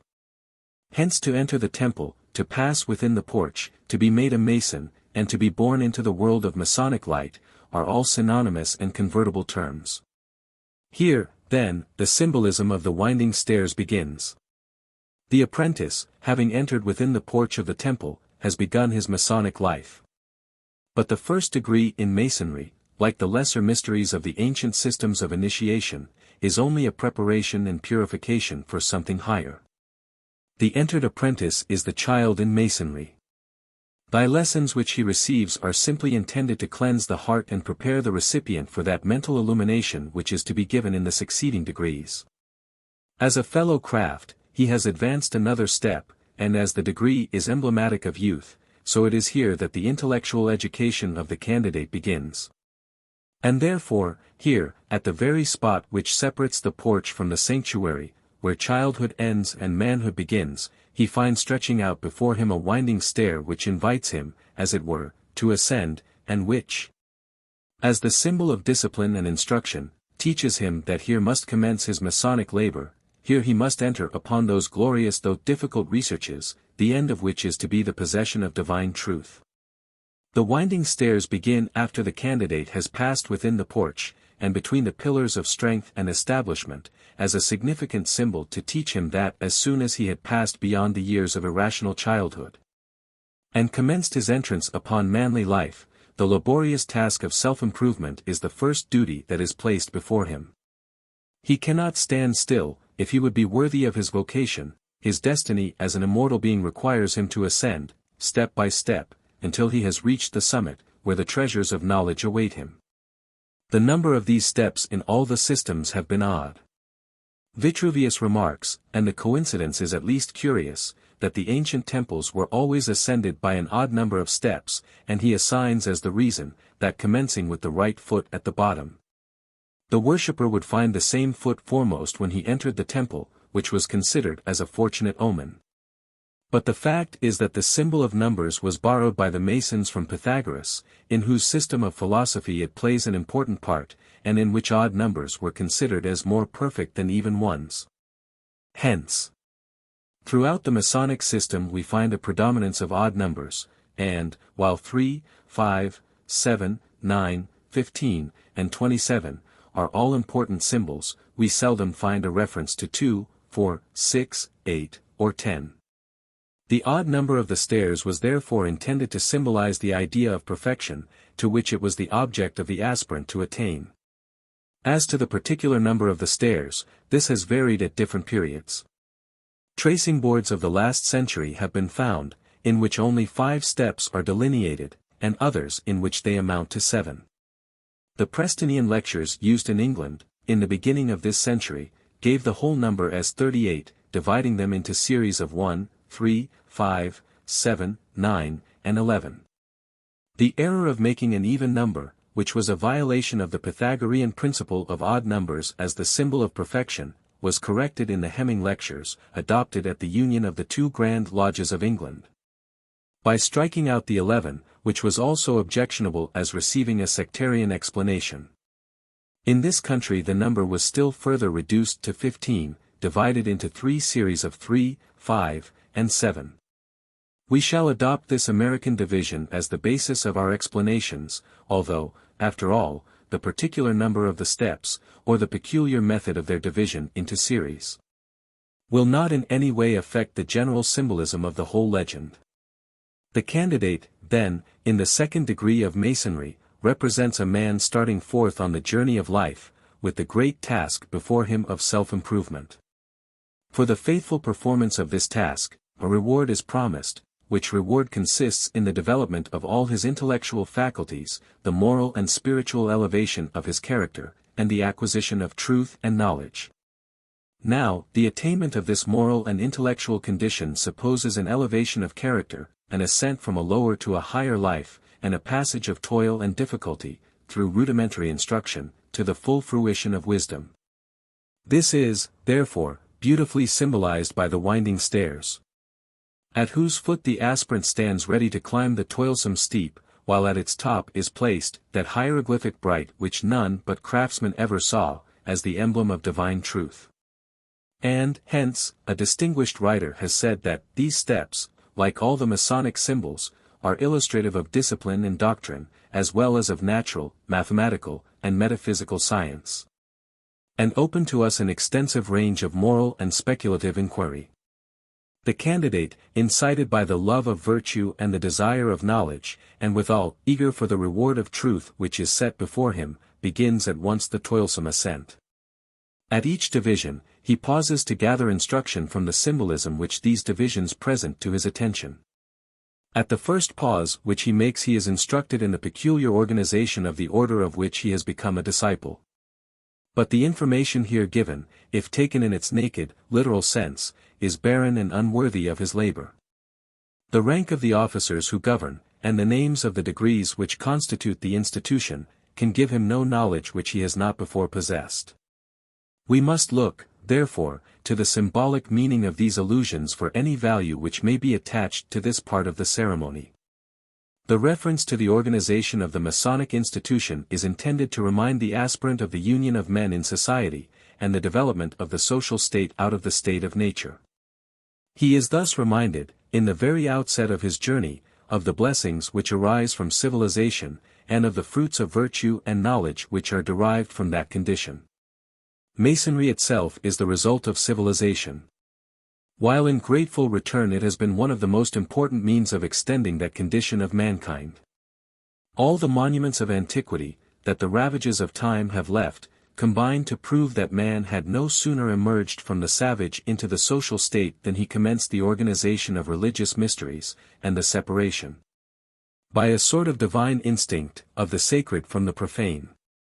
Then came the invention of architecture as a means of providing convenient dwellings and necessary shelter from the inclemencies and vicissitudes of the seasons, with all the mechanical arts connected with it, and lastly, geometry, as a necessary science to enable the cultivators of land to measure and designate the limits of their possessions. All these are claimed as peculiar characteristics of speculative masonry, which may be considered as the type of civilization, the former bearing the same relation to the profane world as the latter does to the savage state. Hence, we at once see the fitness of the symbolism which commences the aspirant's upward progress in the cultivation of knowledge and the search after truth. By recalling to his mind the condition of civilization and the social union of mankind as necessary preparations for the attainment of these objects. In the allusions to the officers of a lodge, and the degrees of masonry as explanatory of the organization of our own society, we clothe in our symbolic language the history of the organization of society. Advancing in his progress, the candidate is invited to contemplate another series of instructions. The human senses, as the appropriate channels through which we receive all our ideas of perception, and which, therefore, constitute the most important sources of our knowledge, are here referred to as a symbol of intellectual cultivation. Architecture, as the most important of the arts which conduce to the comfort of mankind, is also alluded to here, not simply because it is so closely connected with the operative institution of masonry, but also as the type of all the other useful arts. In his second pause, in the ascent of the winding stairs, the aspirant is, therefore, reminded of the necessity of cultivating practical knowledge. So far, then, the instructions he has received relate to his own condition in society as a member of the great social compact and to his means of becoming, by a knowledge of the arts of practical life, a necessary and useful member of that society. But his motto will be, Excelsior. Still must he go onward and forward. The stair is still before him. Its summit is not yet reached, and still further treasures of wisdom are to be sought for, or the reward will not be gained, nor the middle chamber, the abiding place of truth, be reached. In his third pause, he, therefore, arrives at that point in which the whole circle of human science is to be explained. Symbols, we know, are in themselves arbitrary and of conventional signification, and the complete circle of human science might have been as well symbolized by any other sign or series of doctrines as by the 7 liberal arts and sciences. But Masonry is an institution of the olden time, and this selection of the liberal arts and sciences as a symbol of the completion of human learning is one of the most pregnant evidences that we have of its antiquity. In the 7th century, and for a long time afterward, the circle of instruction to which all the learning of the most eminent schools and most distinguished philosophers was confined, was limited to what was then called the liberal arts and sciences, and consisted of 2 branches, the trivium and the quadrivium. 28 The trivium includes grammar, rhetoric, and logic, the quadrivium comprehended arithmetic, geometry, music, and astronomy. These 7 heads were supposed to include universal knowledge. He who was master of these was thought to have no need of a preceptor to explain any books or to solve any questions which lay within the compass of human reason. The knowledge of the trivium having furnished him with the key to all language, and that of the quadrivium having opened to him the secret laws of nature. At a period when few were instructed in the trivium, and very few studied the quadrivium, to be master of both was sufficient to complete the character of a philosopher. The propriety, therefore, of adopting the 7 liberal arts and sciences as a symbol of the completion of human learning is apparent. The candidate having reached this point is now supposed to have accomplished the task upon which he had entered. He has reached the last step, and is now ready to receive the full fruition of human learning. So far, then, we are able to comprehend the true symbolism of the winding stairs. They represent the progress of an inquiring mind with the toils and labors of intellectual cultivation and study, and the preparatory acquisition of all human science, as a preliminary step to the attainment of divine truth, which it must be remembered is always symbolized in Masonry by the word. Here we may again allude to the symbolism of numbers, which is for the first time presented to the consideration of the Masonic student in the legend of the winding stairs. The theory of numbers as the symbols of certain qualities was originally borrowed by the Masons from the school of Pythagoras. We do not expect, however, to develop this doctrine, in its entire extent, on the present occasion, for the numeral symbolism of Masonry would itself constitute materials for an ample essay. It will be sufficient to advert to the fact that the total number of the steps, amounting in all to 15, in the American system, is a significant symbol. For 15 was a sacred number among the Orientals, because the letters of the holy name Jah were, in their numerical value, equivalent to 15. And hence a figure, in which the 9 digits were so disposed as to make 15 either way when added together perpendicularly, horizontally, or diagonally, constituted one of their most sacred talismans. The 15 steps in the winding stairs are therefore symbolic of the name of God. But we are not yet done. It will be remembered that a reward was promised for all this toilsome ascent of the winding stairs. Now what are the wages of a speculative Mason? Not money, nor coin, nor wine, nor oil. All these are but symbols. His wages are truth, or that approximation to it which will be most appropriate to the degree into which he has been initiated. It is one of the most beautiful, but at the same time most abstruse, doctrines of the science of Masonic symbolism, that the Mason is ever to be in search of truth, but is never to find it. This divine truth, the object of all his labors, is symbolized by the word, for which we all know he can only obtain a substitute. And this is intended to teach the humiliating but necessary lesson that the knowledge of the nature of God and of man's relation to him, which knowledge constitutes divine truth, can never be acquired in this life. It is only when the portals of the grave open to us, and give us an entrance into a more perfect life, that this knowledge is to be attained. Happy is the man, says the father of lyric poetry, who descends beneath the hollow earth, having beheld these mysteries. He knows the end, he knows the origin of life. The middle chamber is therefore symbolic of this life, where only the symbol of the word can be given, where only the truth is to be reached by approximation, and yet where we are to learn that that truth will consist in a perfect knowledge of the G-A-O-T-U. This is the reward of the inquiring Mason. In this consists the wages of a fellow craft. He is directed to the truth, but must travel further and ascend still higher to attain it. It is then, as a symbol, and a symbol only, that we must study this beautiful legend of the winding stairs. If we attempt to adopt it as an historical fact, the absurdity of its details stares us in the face, and wise men will wonder at our credulity. Its inventors had no desire thus to impose upon our folly. But offering it to us as a great philosophical myth, they did not for a moment suppose that we would pass over its sublime moral teachings to accept the allegory as an historical narrative, without meaning, and wholly irreconcilable with records of Scripture, and opposed by all the principles of probability. To suppose that 80,000 craftsmen were weekly paid in the narrow precincts of the temple chambers, is simply to suppose an absurdity.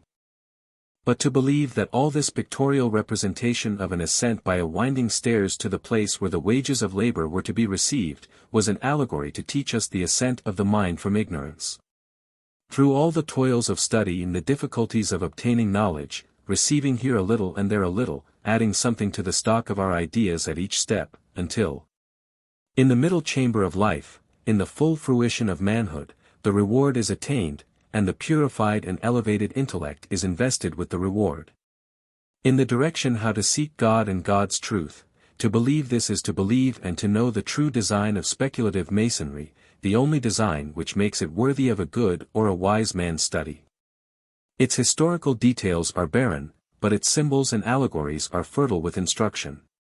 And so we close with this theory: the fellow craft represents a man laboring in the pursuit of truth. And the winding stairs are the devious pathways of that pursuit. Third degree. Master Mason. Illustrations.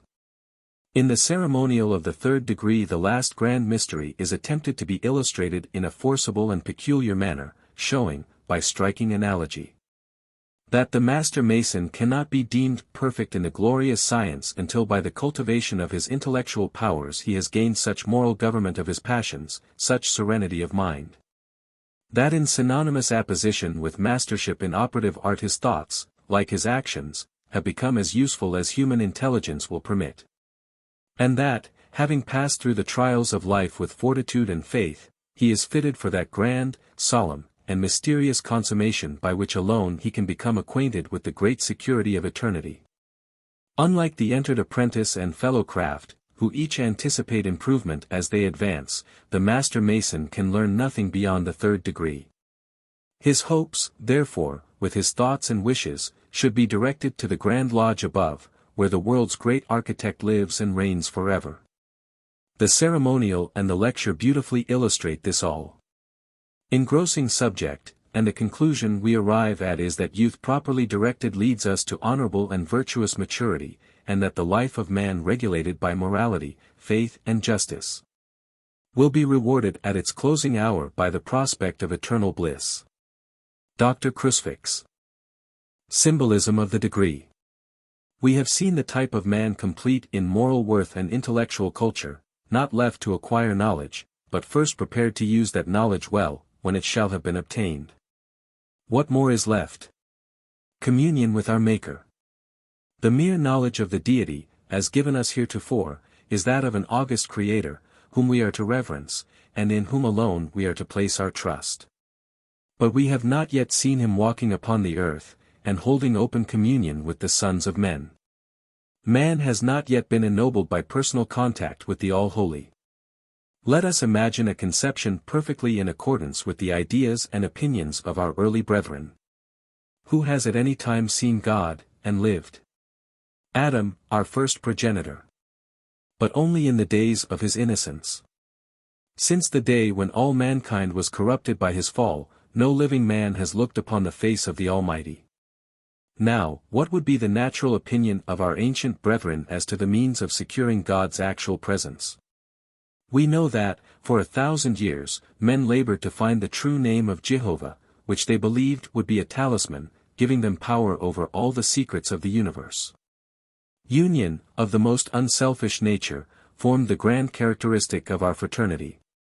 Ambition, desire for fame, every passion which appeals to the self-love of man, was merged in the perfect union engendered by an adherence to the tenets of the order to such a degree that the names even of our great architects have not come down to us, though their works still stand, to attest their excellence. All was the work of brethren, and each was allowed his share of the glory. Now, with this perfect union, and with the knowledge that the belief existed that it was through the weakness of man only that he could not endure the presence of his Creator, what so natural as to suppose that if 3 brethren be found as types respectively of moral, intellectual, and physical perfection, and they be joined together in holy fellowship which should make their very souls as one, they might, in mystic union, call upon the great and sacred name of the Deity, and receive an answer to their prayer. That this idea did prevail, we have sufficient proof. And it is to this, rather than to any more utilitarian views, that we are to look for the rule which, in a purely speculative institution, so sternly demands physical, as well as moral and intellectual integrity. We know that the wise and good of the days of Solomon regarded his idolatry as an evidence that the countenance of the All-Holy had been darkened to him. That he no longer held the interviews with the only wise God, through which they deemed that his superhuman wisdom came. And indeed it would seem to them a thing monstrous and wholly unnatural, that the being whose intellect had been illumined from above, and to whom Jehovah had promised wisdom beyond that of men, should grovel in adoration before false gods. Did they not also believe that it was only through direct and constant communion with the Almighty that this wisdom could continue? And now that he no longer sought that presence, he was given over to the blind guidance of his passions. This degree is a type of the communion of man with God. Long before the incarnation of that great being, was the hope entertained of seeing him with mortal eyes, and no exertions were deemed too great to ensure that consummation. With us, these ideas are but a type. For we have that realization so longed for by the brethren of old. And yet, as a type, how interesting it is to look back upon their struggles to look forward into what is now bright and clear. The practical lessons to be found in the full exposition of the ceremonies of this degree, require us to be complete in our duty to our neighbor, before we can venture to direct him. Step by step, mounting from the lowest to the highest, we must prove to ourselves that we would serve him, pray for him, sympathize with his inmost feelings, and sustain him from falling, before we can venture to counsel him. Even to his good, far less, dictate to him. We now find man complete in morality and intelligence, with the stay of religion added, to ensure him of the protection of the deity, and guard him against ever going astray. These 3 degrees thus form a perfect and harmonious whole. Nor can we conceive that anything can be suggested more, which the soul of man requires. Third lecture. Freemasonry, in every degree, as before remarked, is progressive. A knowledge of it can only be attained by time, patience, and application. In the first degree, we are taught the duties we owe to God, our neighbor, and ourselves. In the second, we are more thoroughly inducted into the mysteries of moral science, and learn to trace the goodness and majesty of the Creator, by minutely analyzing his works. But the third degree is the cement of the whole. It is calculated to bind men together by mystic points of fellowship, as in a bond of fraternal affection and brotherly love. It is among brethren of this degree that the ancient landmarks of the order are preserved, and it is from them that we derive that fund of information which none but ingenious and expert Masons can supply. It is also from brethren of this degree that the rulers of the craft are selected, because it is only from those who are capable of giving instruction that we can reasonably expect to receive it. Section I. The first section in this, as in the 2 preceding degrees, is initiatory, and a knowledge of it is indispensable to every brother who would make himself useful in the ceremonial transactions of a lodge. The compasses are peculiarly consecrated to this degree, because within their extreme points, when properly extended, are emblematically said to be enclosed the principal tenets of our profession. And hence the moral application of the compasses, in the third degree, is to those precious jewels of a master mason, friendship, morality, and brotherly love. The following passage of Scripture is introduced during the ceremonies. Remember now thy Creator in the days of thy youth, while the evil days come not, nor the years draw nigh, when thou shalt say, I have no pleasure in them. While the sun, or the light, or the moon, or the stars, be not darkened, nor the clouds return after the rain. In the day when the keepers of the house shall tremble, and the strong men shall bow themselves, and the grinders cease, because they are few, and those that look out of the windows he darkened. And the doors shall be shut in the streets when the sound of the grinding is low, and he shall rise up at the voice of the bird, and all the daughters of music shall be brought low. Also, when they shall be afraid of that which is high, and fears shall be in the way, and the almond tree shall flourish, and the grasshopper shall be a burden, and desire shall fail. Because man goeth to his long home, and the mourners go about the streets, or ever the silver cord be loosed, or the golden bowl be broken, or the pitcher be broken at the fountain, or the wheel broken at the cistern. Then shall the dust return to the earth as it was, and the spirit shall return unto God who gave it. ECCL 12. 1-7. The passage of Scripture here selected is a beautiful and affecting description of the body of man suffering under the infirmities of old age, and metaphorically compared to a worn-out house about to fall into decay. How appropriate is such an introduction to the sublime and awful ceremonies of that degree, in which death, the resurrection, and life eternal are the lessons to be taught by all its symbols and allegories. Mackey's Manual of the Lodge. Or the following ode may be sung. Air, Bonnie Doon. Let us remember in our youth. before the evil days draw nigh. Our great Creator, and His truth. Ere mem fail and pleasures fly. Or sun, or moon, or planet's light grow dark, or clouds return in gloom. Ere vital spark no more in sight. When strength shall bow and years consume. Let us in youth remember Him, who formed our frame, and spirits gave. Ere windows of the mind grow dim. Or door of speech obstructed wave. When voice of bird fresh terrors wake. And music's daughters charm no more. Or fear to rise, with trembling shake. Along the path we travel o'er. In youth, to God let memory cling. Before desire shall fail or wane. Or ere be loosed life's silver string. Or bowl at fountain rent in twain. For man to his long home doth go. And mourners group around his urn. Our dust, to dust again must flow. And spirits unto God return. Working tools of the Master Mason. All the implements in Masonry, indiscriminately, properly belong to this degree, and may be illustrated in this section. The trowel, however, is more particularly referred to. The trowel is an instrument made use of by operative masons to spread the cement which unites the building into one common mass. But we, as free and accepted masons, are taught to make use of it for the more noble and glorious purpose of spreading the cement of brotherly love and affection. That cement which unites us into one sacred band, or society of friends and brothers, among whom no contention should ever exist, but that noble contention, or rather emulation, of who best can work and best agree. The three precious jewels of a Master Mason: friendship, morality, and brotherly love. Section 2. This section recites the historical traditions of the order, and presents to view a picture of great moral sublimity. It recites the legend of which the symbolic interpretation testifies our faith in the resurrection of the body and the immortality of the soul. While it also exemplifies an instance of integrity and firmness seldom equaled and never excelled, and is in strong contrast with the development of those passions which debase and ruin all who indulge in them. The ceremonial of the degree of Master Mason is unquestionably the most important, impressive, and instructive portion of the ritual of ancient Freemasonry. It transcends all others in the profoundness of its philosophy, in the wide range of ideas it aims to elucidate, and the dramatic interest with which it is invested. Wrong interpretations, however, assuming what is evidently a philosophical and ethical mythos, to be the description of a literal fact, have, in a certain degree, weakened the effects which it is capable, otherwise, of producing. That portion of the rite which is connected with the legend of the Tyrian artist, is well worthy the deep and earnest study of thoughtful men.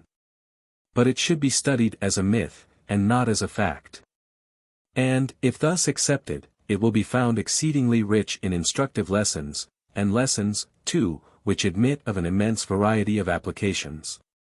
Whereas, if it be regarded simply as a ceremony commemorative of historical occurrences, it has no philosophical importance nor significance whatever. Against the notion that it is the representation of a scene that actually occurred in the temple, it may well be urged that, outside of Masonic tradition, there is no proof that an event, such as is related in connection with the temple builder, ever transpired. And, besides, the ceremony is older, by more than 1,000 years, than the age of Solomon. There are characters impressed upon it which cannot be mistaken. It is thoroughly Egyptian, and is closely allied to the supreme rite of the Isianic mysteries. Osiris, Isis, and Typhon are the three principal figures in the ancient Egyptian mythology. Typhon, i.e., evil, made war upon Osiris, i.e., beauty, goodness, and truth. A fierce conflict long raged between these spiritual forces, of which all the combats, antagonisms, and disorders of the outward, visible world, were only far distant echoes, or feeble reverberations. Typhon, evil, for a period, appeared to triumph. With his wiles and arts, he overcame Osiris, truth, dismembered his body, and concealed the fragments in the several quarters of the earth. Then the whole universe was shrouded in gloom, and resounded with lamentations and mourning over the fall of the beautiful and good. Isis set forth, on her woeful pilgrimage, to find the remains of the beloved Osiris. After many disappointments and trials, her efforts were crowned with success. The great day of triumph came. Typhon, evil, was destroyed by Horus. The tomb of Osiris opened, and he, order, truth, justice, came forth, victorious, in the possession of immortal life, and harmony, peace, and joy prevailed through the universe. The Egyptian rite was a dramatic representation of these events, and its purpose is sufficiently obvious. It pictured, in an impressive and solemn manner, the mighty and unceasing conflict of truth with error, light with darkness, beauty with deformity, virtue with vice, and life with death. And the final certain triumph of the former, and the sure defeat and destruction of the latter. This myth is the antitype of the temple legend. Osiris and the Tyrian architect are one and the same, not a mortal individual, but an idea, an immortal principle. In Egyptian Freemasonry, Osiris was the type of beauty, goodness, order, and truth.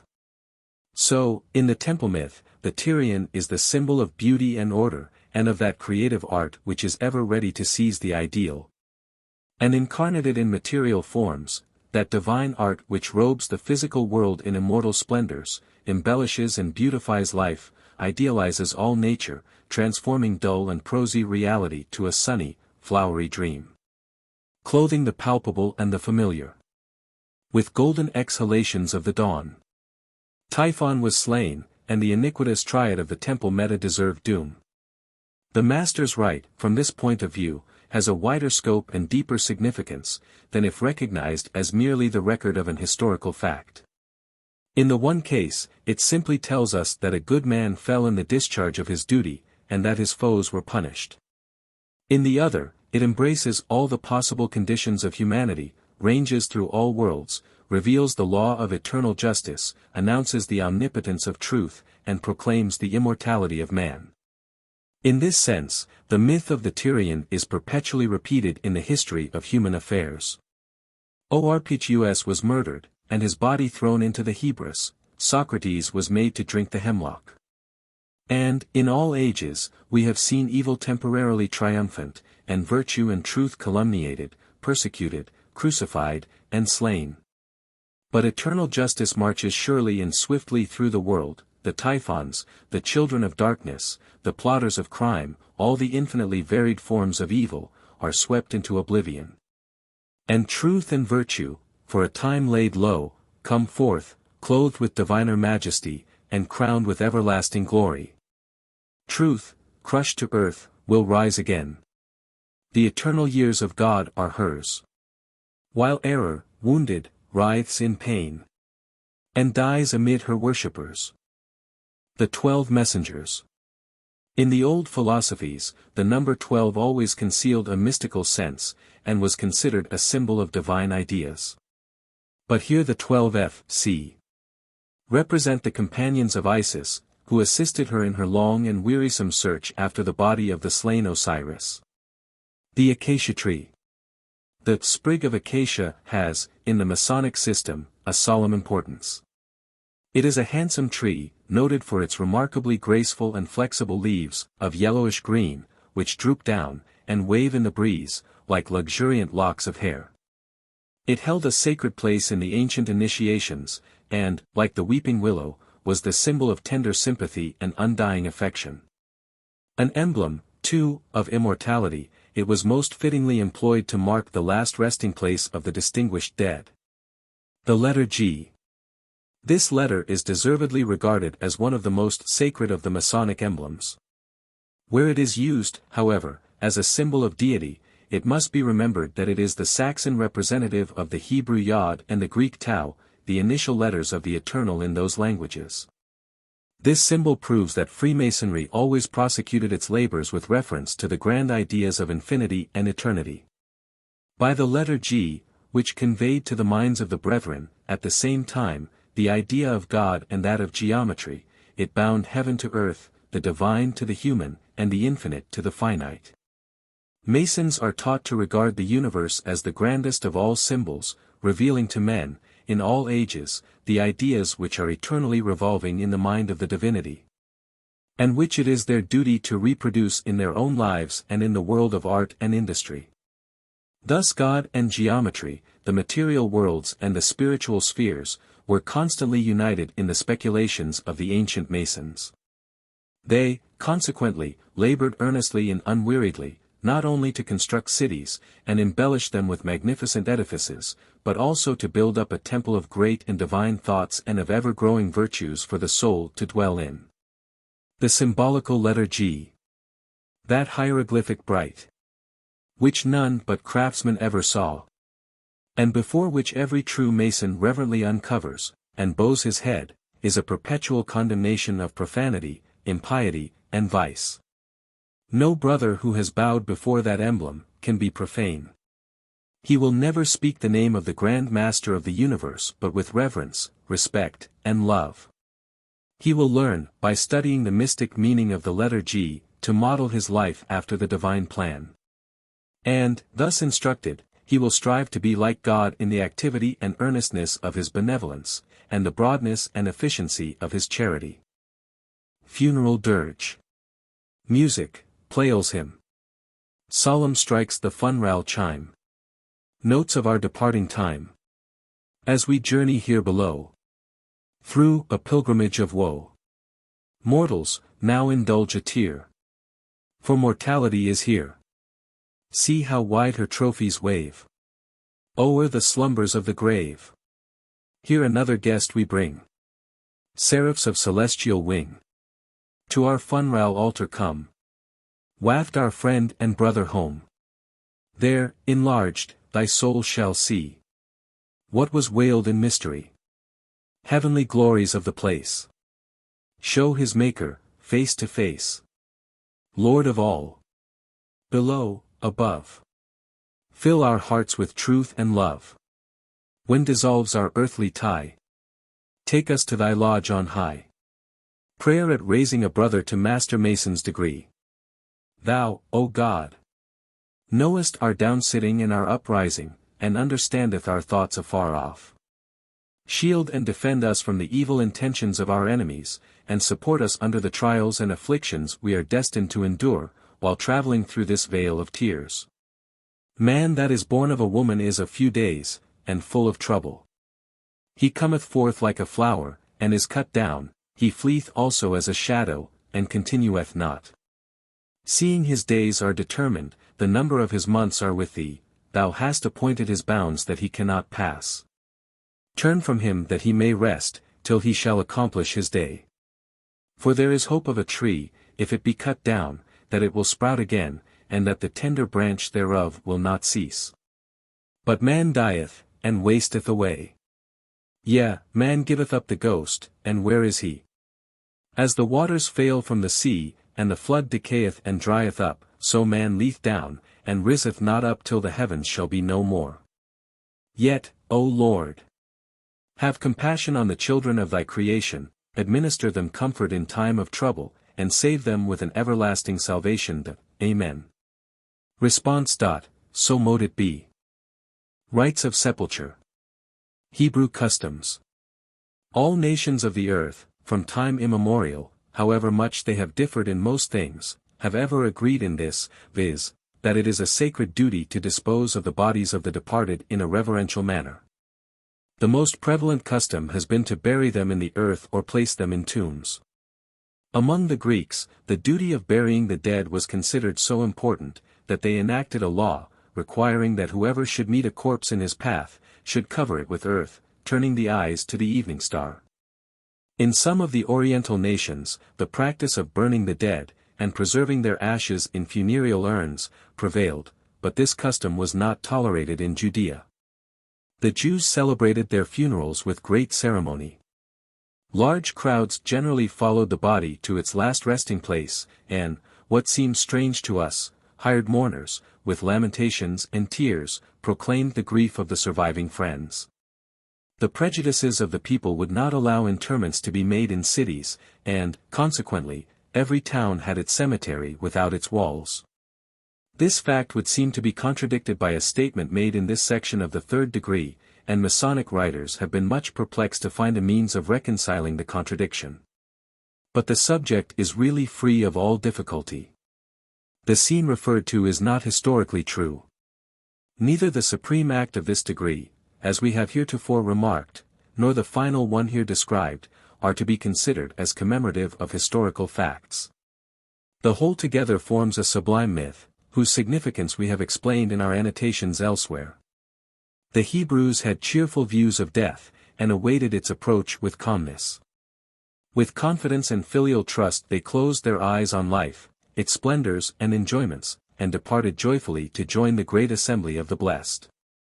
Yea, though I walk through the valley of the shadow of death, I will fear no evil, was the exulting exclamation of one of them. When loved ones were stricken down, and consigned to the grave, they did not speak of them as dead, but said, they sleep with their fathers. Hence, their burial places were generally selected for their agreeable scenery, and were shaded with the cypress and cedar, and adorned with the tamarisk and golden-haired acacia. The Jews undoubtedly erected monuments, bearing appropriate emblems and inscriptions, to commemorate the virtues of distinguished men, but the mausoleums which they best loved, were those that nature supplies. Obelisks of granite and marble will crumble to dust as the ages revolve, but nature's monuments, the trees and the flowers, symbols of love, hope, and immortality, are perpetually renewed. Some of the ancient Oriental cemeteries yet exist. A late traveler found one near Babylon, and growing near one of its venerable graves was a tamarisk, which seemed to belong to the epoch when the Chaldean state was at the summit of its glory. It appears, he says, to be of the highest antiquity, and has been a superb tree, perhaps a scion of the monarch of the Hanging Gardens. Its present height is only 23 feet, its trunk has been of great circumference. Though now rugged and rift, it still stands proudly up, and, although nearly worn away, has still sufficient strength to bear the burden of its limbs and the stern grandeur of its decaying greatness. The fluttering and rustling sound produced by the wind sweeping through its delicate branches, has an indescribably melancholy effect, and seems as if entreating the traveler to remain, and unite in mourning over those who slumber below. I scarcely dared ask why, while standing beneath this precious relic of the past and prophet of the future, I had nearly lost the power of forcing myself from the spot. I turned from all it brought to those it could not bring. 29. The emblems of the second class, which are peculiar to this degree, the spade, coffin, sprig of acacia, etc., are well known to all thoroughly qualified Masons. They are all expressive and eloquently instructive. But we have always regarded the acacia as the most beautiful and significant, for it speaks of immortality. So the trees, the shrubs, and flowers with which the old Hebrews were wont to surround the tombs and graves of their loved and lost, were carefully selected with reference to their symbolic meaning. They were types of sympathy, affection, hope, and of the love which is eternal. This should also be the practice of modern Freemason. The adorning of our graves with those symbols of sympathy and everlasting affection which nature so richly furnishes, takes away the gloom and terror of the narrow house. Let the rose, the amaranth, and the myrtle bloom around the places where our loved departed rest from the toils and conflicts of life. Let the acacia, cypress, and cedar be planted there, and embellish the soil which is consecrated to the dead. Thus, on every returning spring, each swelling bud and opening flower will seem to declare that the night of death is passing, and beauty immortal awakes from the tomb. Thus every wind that softly breathes through the green foliage, and fans the verdant coverings of the dead, will seem to be an echo of the voice of God, or the archangel's trump, commanding the dead to rise. Then will holy and trustful thoughts and bright hopes hover over their tombs, as crowns of stars. The grave will be transfigured, and shine with a light immortal. By following the example of our brethren of the old days, we render a homage, justly due, to the spirits of the honored dead. Each grave thus becomes an altar, consecrated by sighs, and tears, and holy affections, and the flowers that bloom thereon, are the offerings which unforgetting love presents to the cherished being who slumbers beneath. Then, like the Hebrew, bear your dead To fields with pleasant verdure spread. And lay him down to rest. Where acacias, with the cypress blent, weep mutely o'er the tenement, which holds a slumbering guest. Oh, bear along the sable pall, without the crowded city's wall. When the necessities of a brother call for my aid and support, I will be ever ready to render him such assistance, to save him from sinking, as may not be detrimental to myself ### connections, if I find him worthy thereof. Indolence shall not cause my footsteps to halt, nor shall wrath turn them aside. But, forgetting every selfish consideration, I will be ever swift of foot to save, help, and execute benevolence to a fellow creature in distress, particularly to a brother Mason. When I offer up my devotions to Almighty God, I will remember a brother's welfare as my own, for, most assuredly, will the petitions of a fervent heart be acceptable at the throne of grace, and our prayers are certainly required for each other. A brother's secrets, delivered to me as such, I will keep as I would my own, because, by betraying that trust, I might be doing him the greatest injury he could possibly sustain.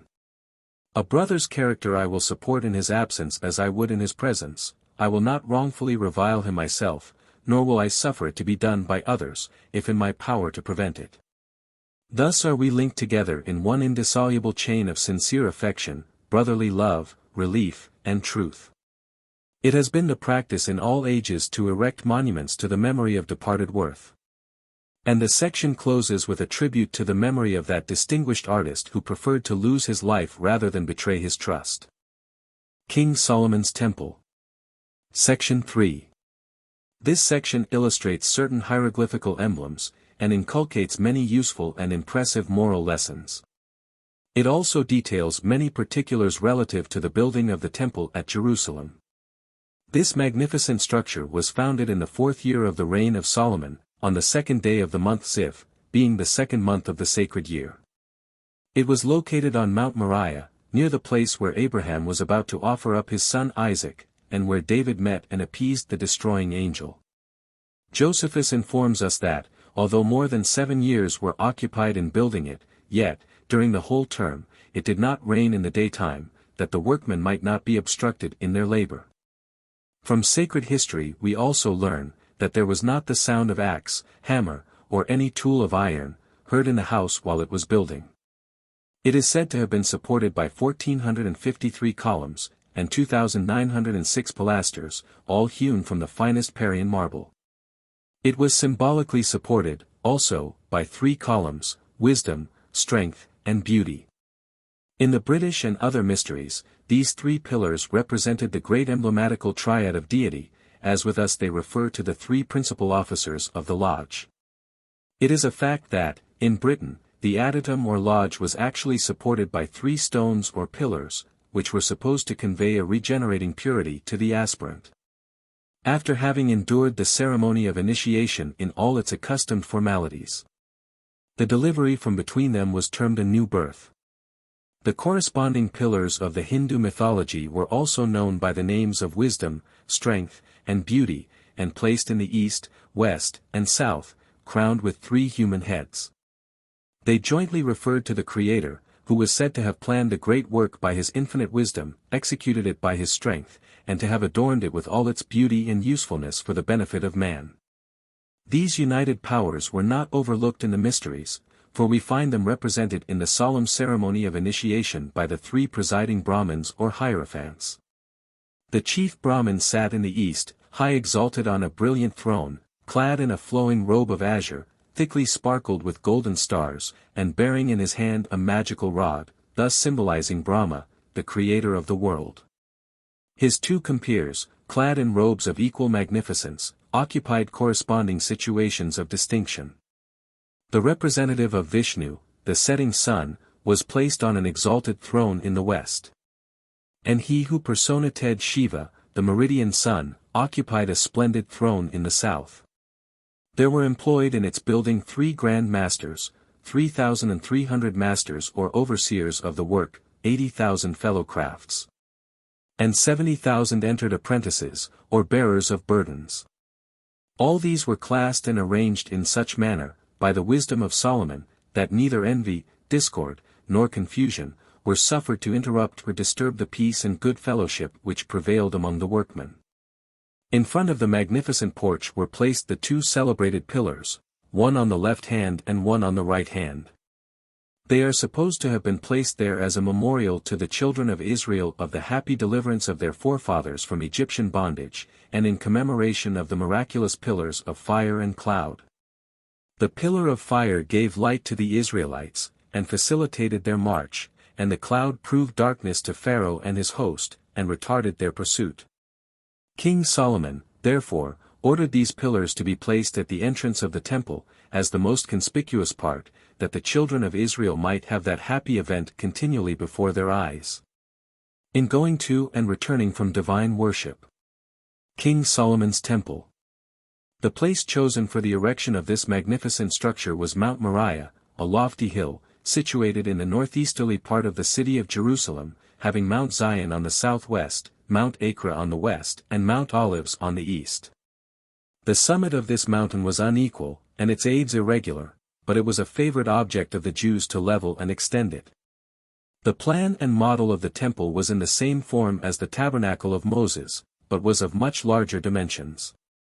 King Solomon commenced the erection of the temple in the year BC 1011, about 480 years after the Exodus and the building of the tabernacle in the wilderness, and it was finished BC 1004, having occupied 7 years and 6 months in the building. The foundations were laid at a profound depth, and consisted of stones of immense size and great durability. They were closely mortised into the rock, so as to form a secure basis for the substantial erection of the sacred edifice. The building does not appear to have been so remarkable for its magnitude, as for the magnificence of its ornaments and the value of its materials. The porch was 120 cubits, or 210 feet high, and the rest of the building was in height but 30 cubits, or 52.5 feet. So that the form of the whole house was thus: it was situated due east and west, the Holy of Holies being to the westward, and the porch or entrance toward the east. The whole length, from east to west, was 70 cubits, or 122.5 feet.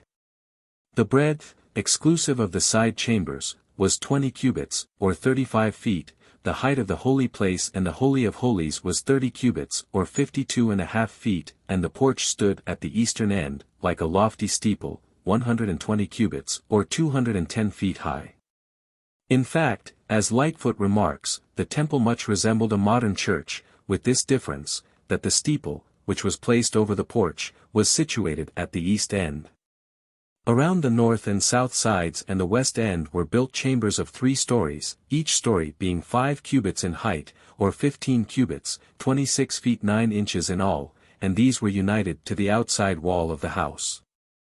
The windows, which were used for ventilation rather than for light, which was derived from the sacred candlesticks, were placed in the wall of the temple that was above the roof of the side chambers.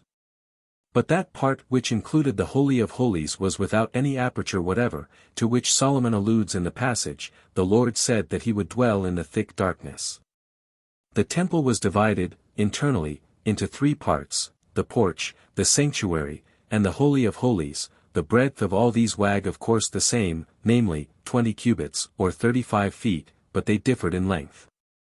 The porch was 17 feet 6 inches in length, the sanctuary 70 feet, and the Holy of Holies 35, or, in the Hebrew measure, 10, 40, and 20 cubits. The entrance from the porch into the sanctuary was through a wide door of olive posts and leaves of fir. But the door between the sanctuary and the Holy of Holies was composed entirely of olive wood. These doors were always open, and the aperture closed by a suspended curtain. The partition between the sanctuary and the Holy of Holies partly consisted of an open network, so that the incense daily offered in the former place might be diffused through the interstices into the latter. In the sanctuary were placed the golden candlestick, the table of shewbread, and the altar of incense. The Holy of Holies contained nothing but the Ark of the Covenant, which included the tables of the law. The framework of the temple consisted of massive stone, but it was wainscoted with cedar, which was covered with gold. The boards within the temple were ornamented with carved work, skillfully representing cherubim, palm leaves, and flowers. The ceiling was supported by beams of cedar wood, which, with that used in the wainscoting, was supplied by the workmen of Hiram, king of Tyre, from the forest of Lebanon. The floor was throughout made of cedar, but boarded over with planks of fir. The temple, thus constructed, was surrounded by various courts and high walls, and thus occupied the entire summit of Mount Moriah. The first of the courts was the court of the Gentiles, beyond which Gentiles were prohibited from passing. Within this, and separated from it by a low wall, was the court of the children of Israel, and inside of that, separated from it by another wall, was the court of the priests, in which was placed the altar of burnt offerings. From this court there was an ascent of 12 steps to the porch of the temple, before which stood the 2 pillars of Jachin and Boaz. For the erection of this magnificent structure, besides the sums annually appropriated by Solomon, his father, David, had left 100,000 talents of gold and 1,000,000 talents of silver, equal to nearly 4,000 millions of dollars. The year after the temple was finished, it was dedicated with those solemn ceremonies which are alluded to in this degree. The dedicatory ceremonies commenced on Friday, the 30th of October, and lasted for 14 days, terminating on Thursday, the 12th of November, although the people were not dismissed until the following Saturday. 7 days of this festival were devoted to the dedication exclusively, and the remaining 7 to the Feast of Tabernacles, which followed. Emblems of Master Mason's Degree. In this section are also explained a variety of appropriate emblems, with which the skillful brother will not fail to make himself familiarly acquainted, and they are thus explained. The 3 steps, usually delineated upon the master's carpet, are emblematical of the 3 principal stages of human life, viz., youth, manhood, and age. In youth, as entered apprentices, we ought industriously to occupy our minds in the attainment of useful knowledge. In manhood, as fellow crafts, we should apply our knowledge to the discharge of our respective duties to God, our neighbor, and ourselves. That so, in age, as Master Masons, we may enjoy the happy reflection consequent on a well-spent life, and die in the hope of a glorious immortality. The morning is the youth of the day, youth is vigorous till noon, then comes the age of man. To which succeeds the evening of old age, sunset follows the evening or death of the day. Frugality is a great revenue, but nowhere greater than in this case. The pot of incense is an emblem of a pure heart, which is always an acceptable sacrifice to the deity. And as this glows with fervent heat, so should our hearts continually glow with gratitude to the great and beneficent author of our existence, for the manifold blessings and comforts we enjoy. The bee-hive is an emblem of industry, and recommends the practice of that virtue to all created beings, from the highest seraph in heaven to the lowest reptile of the dust. It teaches us that, as we carn into the world rational and intelligent beings, so we should ever be industrious ones. Never sitting down contented while our fellow creatures around us are in want, especially when it is in our power to relieve them without inconvenience to ourselves. When we take a survey of nature, we view man in his infancy, more helpless and indigent than the brute creation. He lies languishing for days, months, and years, totally incapable of providing sustenance for himself, of guarding against the attack of the wild beasts of the field, or sheltering himself from the inclemencies of the weather. It might have pleased the great Creator of heaven and earth to have made man independent of all other beings. But as dependence is one of the strongest bonds of society, mankind were made dependent on each other for protection and security, as they thereby enjoy better opportunities of fulfilling the duties of reciprocal love and friendship. Thus was man formed for social and active life, the noblest part of the work of God. And he that will so demean himself as not to be endeavoring to add to the common stock of knowledge and understanding, may be deemed a drone in the hive of nature, a useless member of society, and unworthy of our protection as Masons. The Book of Constitutions, guarded by the Tyler's sword, reminds us that we should be ever watchful and guarded in our thoughts, words, and actions, particularly when before the enemies of Masonry, ever bearing in remembrance those truly Masonic virtues, silence and circumspection. The sword, pointing to a naked heart, demonstrates that justice will sooner or later overtake us.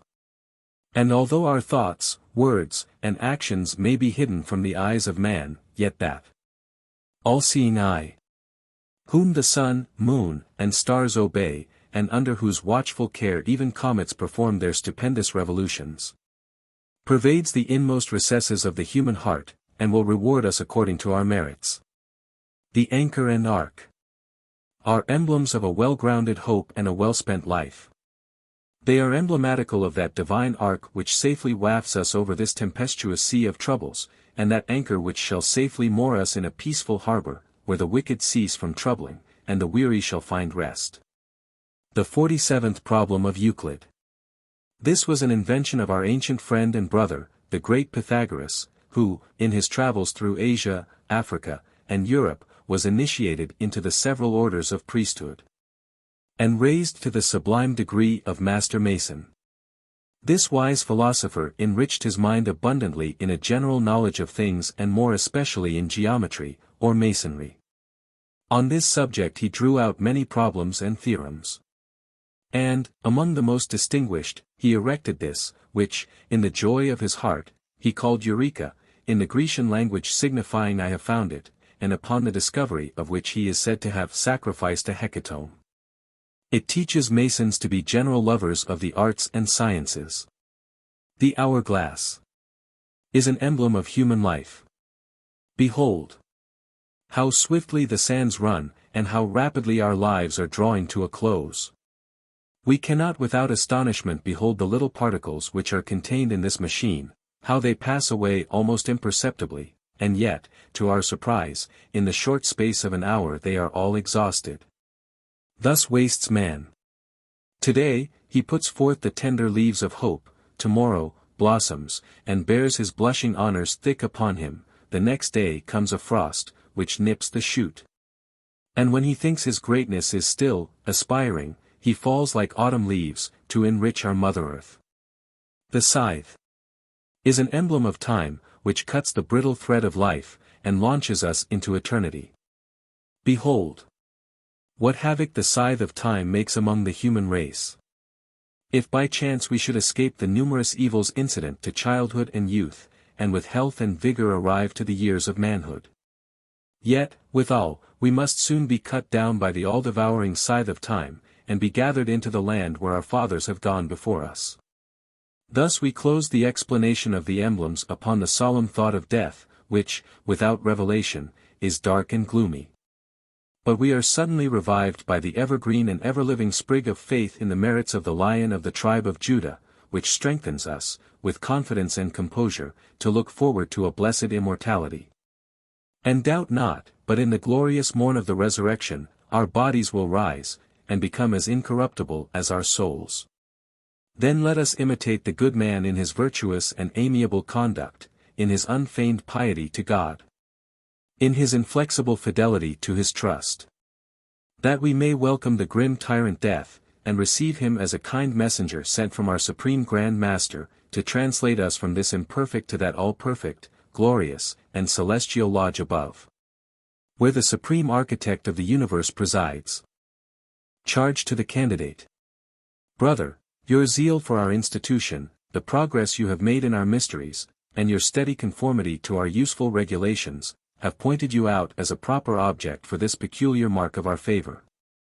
Duty and honor now alike bind you to be faithful to every trust, to support the dignity of your character on all occasions, and strenuously to enforce, by precept and example, a steady obedience to the tenets of Freemasonry.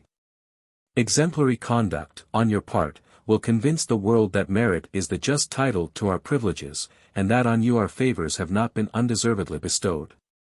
In this respectable character, you are authorized to correct the irregularities of your less informed brethren, to fortify their minds with resolution against the snares of the insidious, and to guard them against every allurement to vicious practices.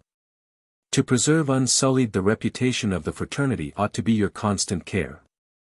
And, therefore, it becomes your province to caution the inexperienced against a breach of fidelity. To your inferiors in rank or office, you are to recommend obedience and submission, to your equals, courtesy and affability. To your superiors, kindness and condescension. Universal obedience you are zealously to inculcate, and by the regularity of your own conduct, endeavor to remove every aspersion against this venerable institution. Our ancient landmarks you are carefully to preserve, and not suffer them on any pretense to be infringed, or countenance a deviation from our established customs. Your honor and reputation are concerned in supporting with dignity the respectable character you now bear. Let no motive, therefore, make you swerve from your duty, violate your vows, or betray your trust. But be true and faithful, and imitate the example of that celebrated artist whom you have this evening represented. Thus you will render yourself deserving of the honor which we have conferred, and worthy of the confidence we have reposed in you. Having thus given a general summary of the lectures restricted to the 3 degrees of the order, and made such remarks on each degree as might illustrate the subjects treated, little farther can be wanted to encourage the zealous Mason to persevere in his researches. He who has traced the art in a regular progress, from the commencement of the first to the conclusion of the 3rd degree, according to the plan here laid down, must have amassed an ample store of knowledge, and will reflect with pleasure on the good effects of his past diligence and attention. By applying the improvements he has made to the general advantage of society, he will secure to himself the veneration of Masons and the approbation of all good men. Officers' clothing and jewels. Officers' clothing and jewels. Subordinate lodge. The collar must be blue, of velvet, silk, or merino, trimmed with material of same color, bordered with silver lace. They may be ornamented with embroidery or stars. The jewel is to be suspended from the point of the collar. The apron is white lambskin, square at the corners, 13 by 15 inches. With flap triangular shape, 5 inches deep at the point, lined and bordered with blue.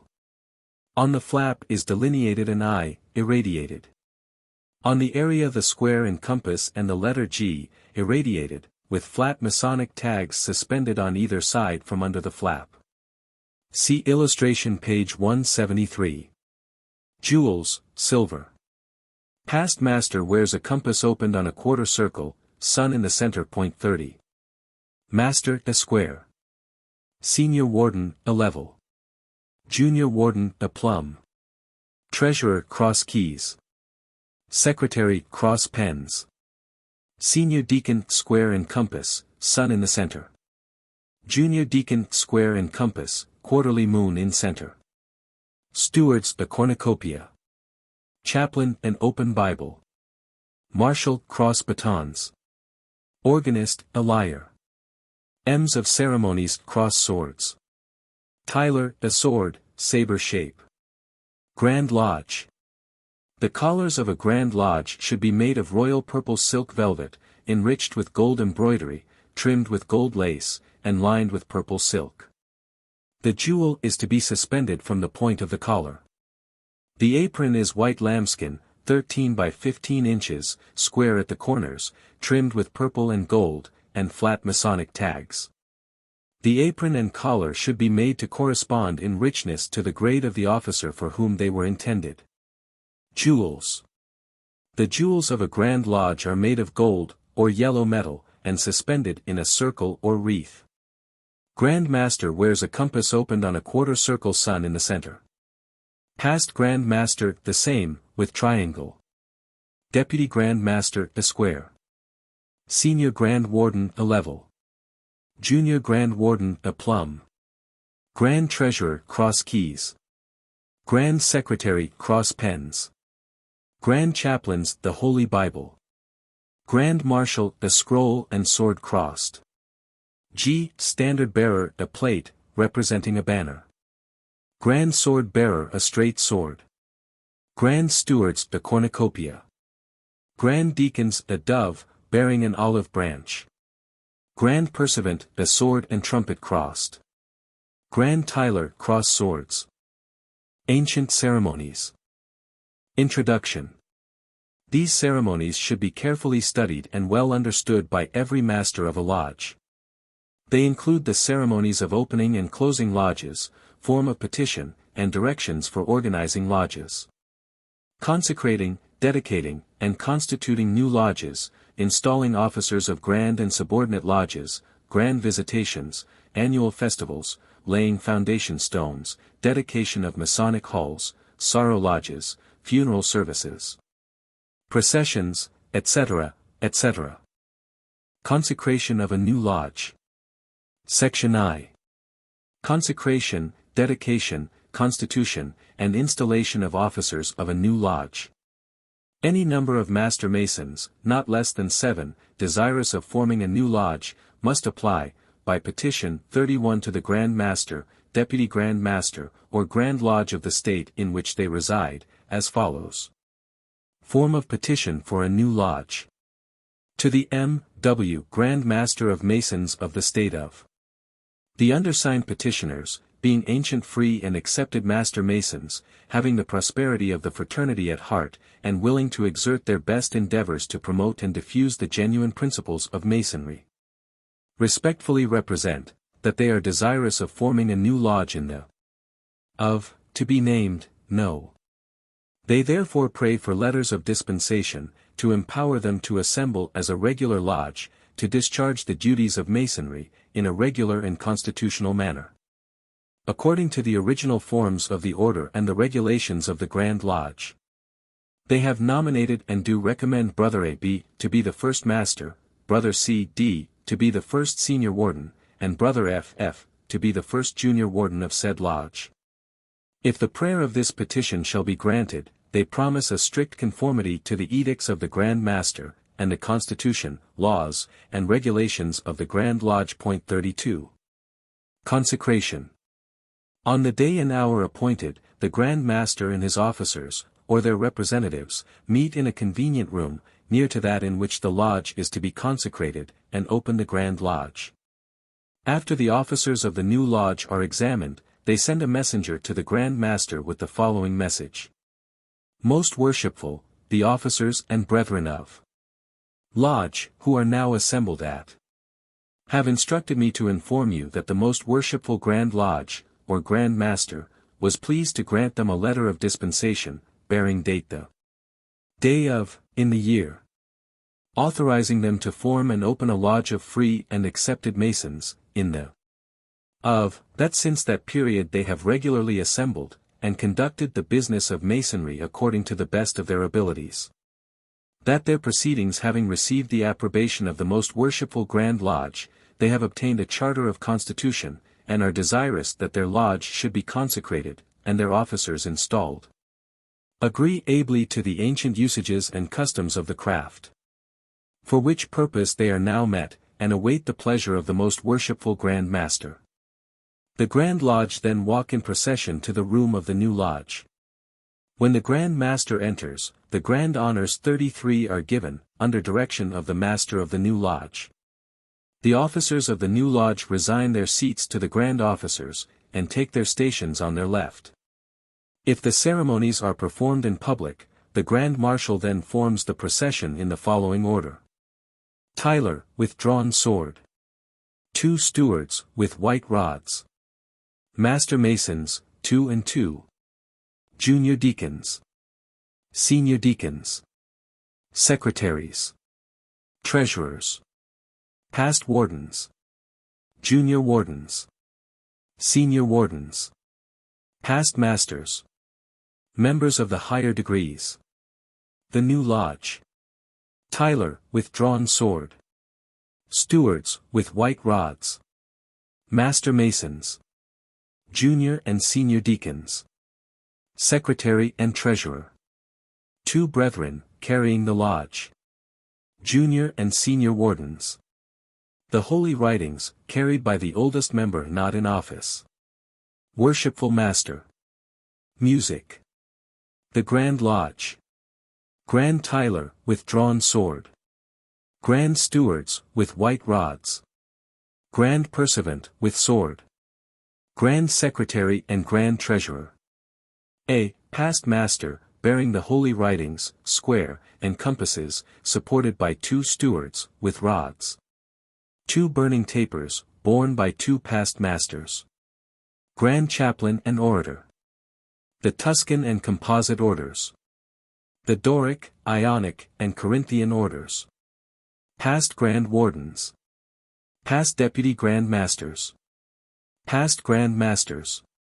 The celestial and terrestrial globes, borne by 2 brethren. Junior Grand Warden, carrying a silver vessel with oil. Senior Grand Warden, carrying a silver vessel with wine. Deputy Grand Master, carrying a golden vessel with corn. Master of the oldest lodge, carrying the Book of Constitutions. Grand Master.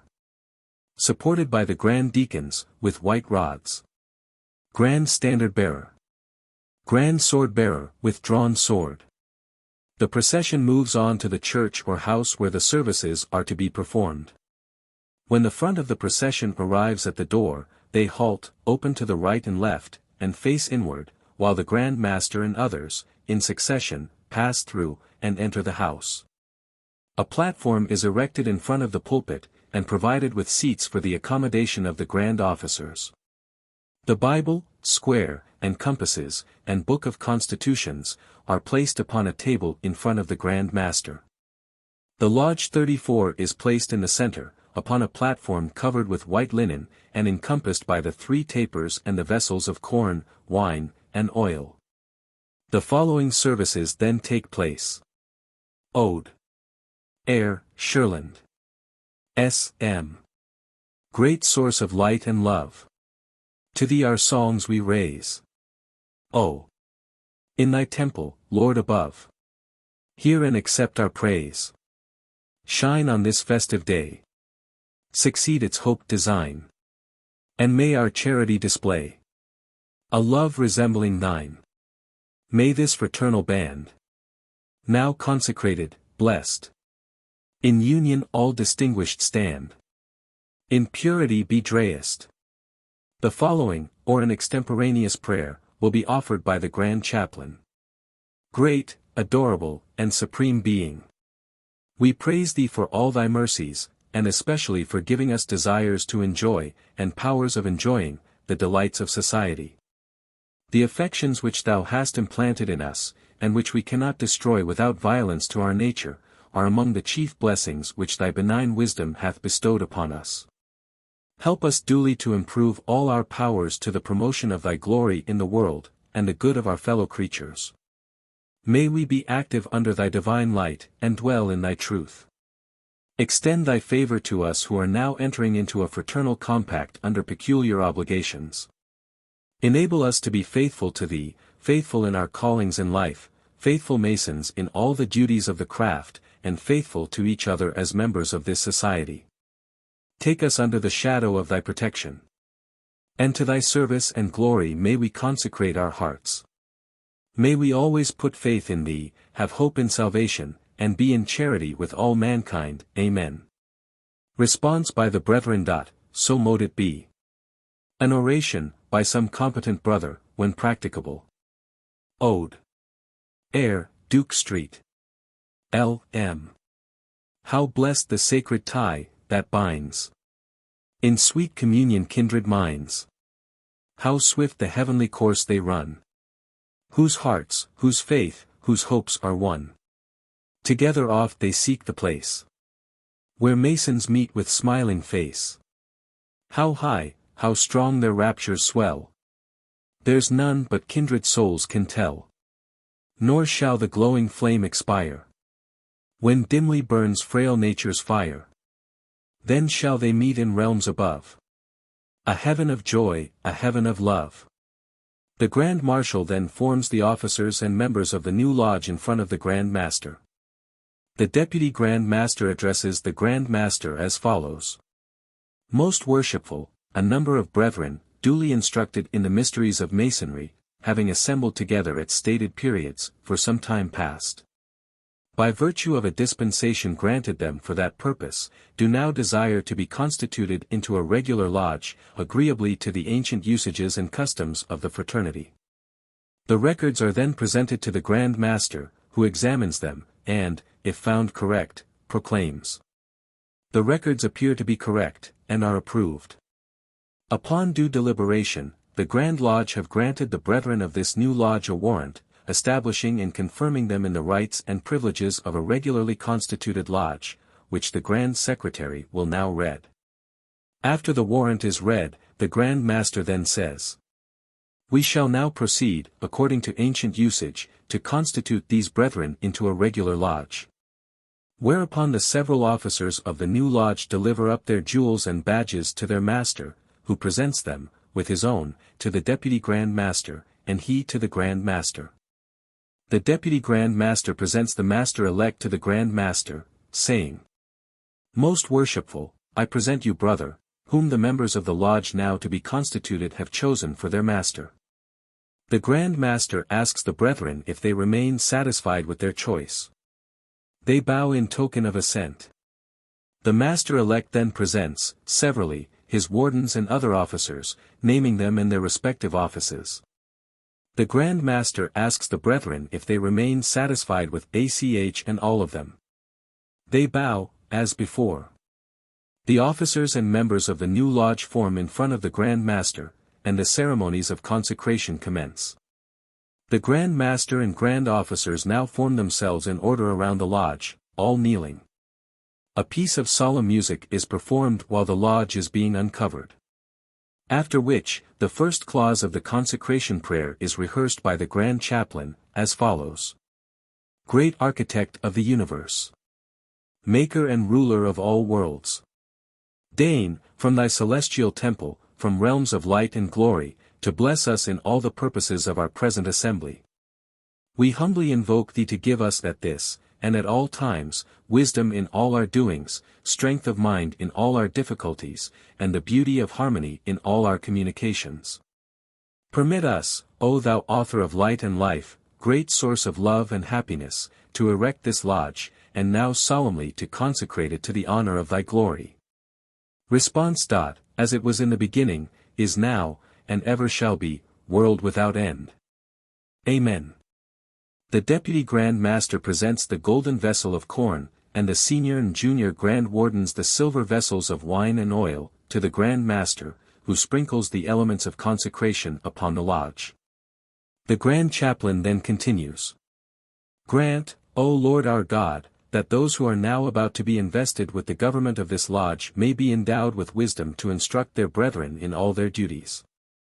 May brotherly love, relief, and truth always prevail among the members of this lodge. May this bond of union continue to strengthen the lodges throughout the world. Bless all our brethren, wherever dispersed. And grant speedy relief to all who are either oppressed or distressed. We affectionately commend to thee all the members of thy whole family. May they increase in grace, in the knowledge of thee, and in the love of each other. Finally, may we finish all our work here below with thy approbation, and then have our transition from this earthly abode to thy heavenly temple above, there to enjoy light, glory, and bliss, ineffable and eternal. Response. As it was in the beginning, is now, and ever shall be. So mote it be. Amen. Dedication and constitution of a new lodge. A piece of solemn music is performed. The Grand Master, then standing with his hands stretched forth over the lodge, exclaims. To the memory of the holy saints John, we dedicate this lodge. May every brother revere their character and imitate their virtues. Response. As it was in the beginning, is now, and ever shall be, world without end. Amen. A piece of music is performed while the brethren of the new lodge advance in procession to salute the Grand Lodge, with their hands crossed upon their breasts, and bowing as they pass. They then take their places as they were. Constitution. The Grand Master then rises, and constitutes the new lodge in the following form, all the brethren standing at the same time. In the name of the most worshipful Grand Lodge, I now constitute and form you, my beloved brethren, into a regular lodge of free and accepted Masons. From henceforth I empower you to meet as a regular lodge, constituted in conformity to the rites of our order, and the charges of our ancient and honorable fraternity. And may the Supreme Architect of the universe prosper, direct, and counsel you in all your doings. Response. So mote it be. Amen. The public grand honors are then given. The powers and privileges of a subordinate or warranted lodge are such as are defined in its warrant, by the constitutions of the Grand Lodge granting the same, and the ancient landmarks and general regulations. They are divided into 1. Executive, in the direction and performance of its work, under the control of its master, and in all other matters in aid of the master, who has the primary executive power of a lodge. 2. Legislative, embracing all matters relating to its internal concerns, not in derogation of the ancient landmarks, the constitutions and general regulations of the Grand Lodge, and its own particular bylaws, and 3. Judicial, embracing the exercise of discipline, and settlement of controversies between and over all its members, except the master, and over all Masons and non-affiliated brethren within its jurisdiction, subject to an appeal to the Grand Lodge. The powers of a warranted lodge are, therefore, divided into two classes, inherent and constitutional. The inherent powers of a lodge, controlled only by the ancient landmarks, are 1. To decide who shall be admitted members of or initiated therein, that is, of persons properly qualified. 2. To make Masons, not more than 5 at one meeting, of those it has decided to admit. 3. To place on trial a member against whom charges may have been preferred, to pronounce sentence, and enforce discipline. 4. To elect and install its officers.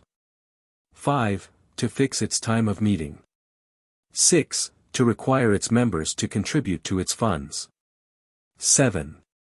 To be represented at all communications of the Grand Lodge.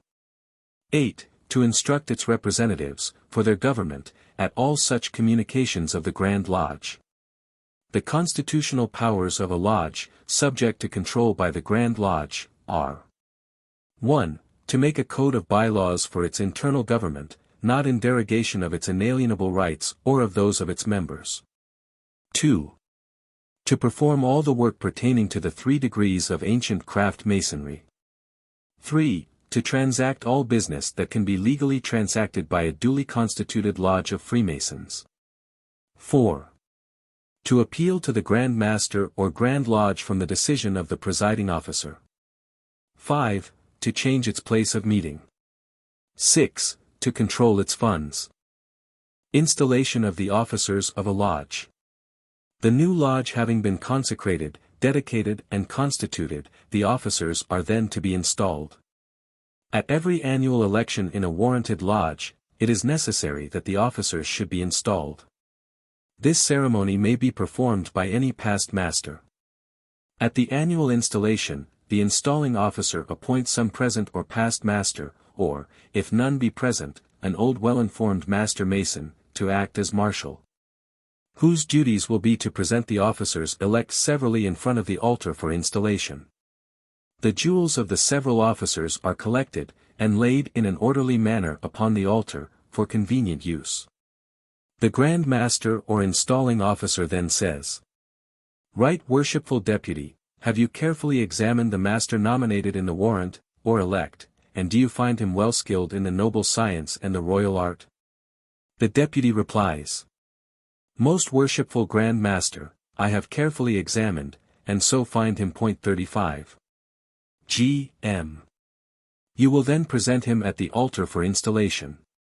The deputy, taking the master-elect, presents him at the altar, saying, Most worshipful Grand Master, I present my worthy brother, B., to be installed master of this new lodge. I find him to be of good morals and of great skill, true and trusty, and as he is a lover of the fraternity, I doubt not he will discharge his duties with fidelity and with honor. The Grand Master then addresses him. Brother, previous to your investiture, it is necessary that you should signify your assent to those ancient charges and regulations which point out the duty of a master of a lodge. The Grand Master then reads a summary of the ancient charges to the master-elect, as follows. You agree to be a good man and true, and strictly to obey the moral law. ANS. I do. 2. You agree to be a peaceful citizen, and cheerfully to conform to the laws of the country in which you reside. ANS. I do. 3. You promise not to be concerned in plots and conspiracies against the government, but patiently to submit to the law and the constituted authorities. ANS. I do. 4. You agree to pay a proper respect to the civil magistrates, to work diligently, live creditably, and act honorably by all men. ANS. I do. V. You agree to hold in veneration the original rulers and patrons of the Order of Masonry, and their regular successors, supreme and subordinate, according to their stations. And to submit to the awards and resolutions of your brethren, in lodge convened, in every case consistent with the constitutions of the order. ANS. I do. 6. You agree to avoid private piques and quarrels, and to guard against intemperance and excess. ANS. I do. 7. You agree to be cautious in your behavior, courteous to your brethren, and faithful to your lodge. ANS. I do. 8.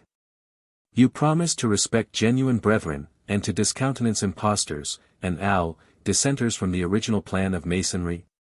ANS. I do. 9. You agree to promote the general good of society, to cultivate the social virtues, and to propagate the knowledge of the mystic art. ANS. I do. X. You promise to pay homage to the Grand Master for the time being, and to his officers when duly installed. And strictly to conform to every edict of the Grand Lodge, or General Assembly of Masons, that is not subversive of the principles and groundwork of Masonry.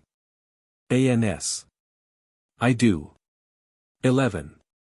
You admit that it is not in the power of any man, or body of men, to make innovations in the body of Masonry. ANS. I do. 12. You promise a regular attendance on the committees and communications of the Grand Lodge, on receiving proper notice. And to pay attention to all the duties of Masonry, on convenient occasions.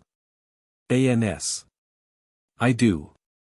13. You admit that no new lodge shall be formed without permission of the Grand Lodge.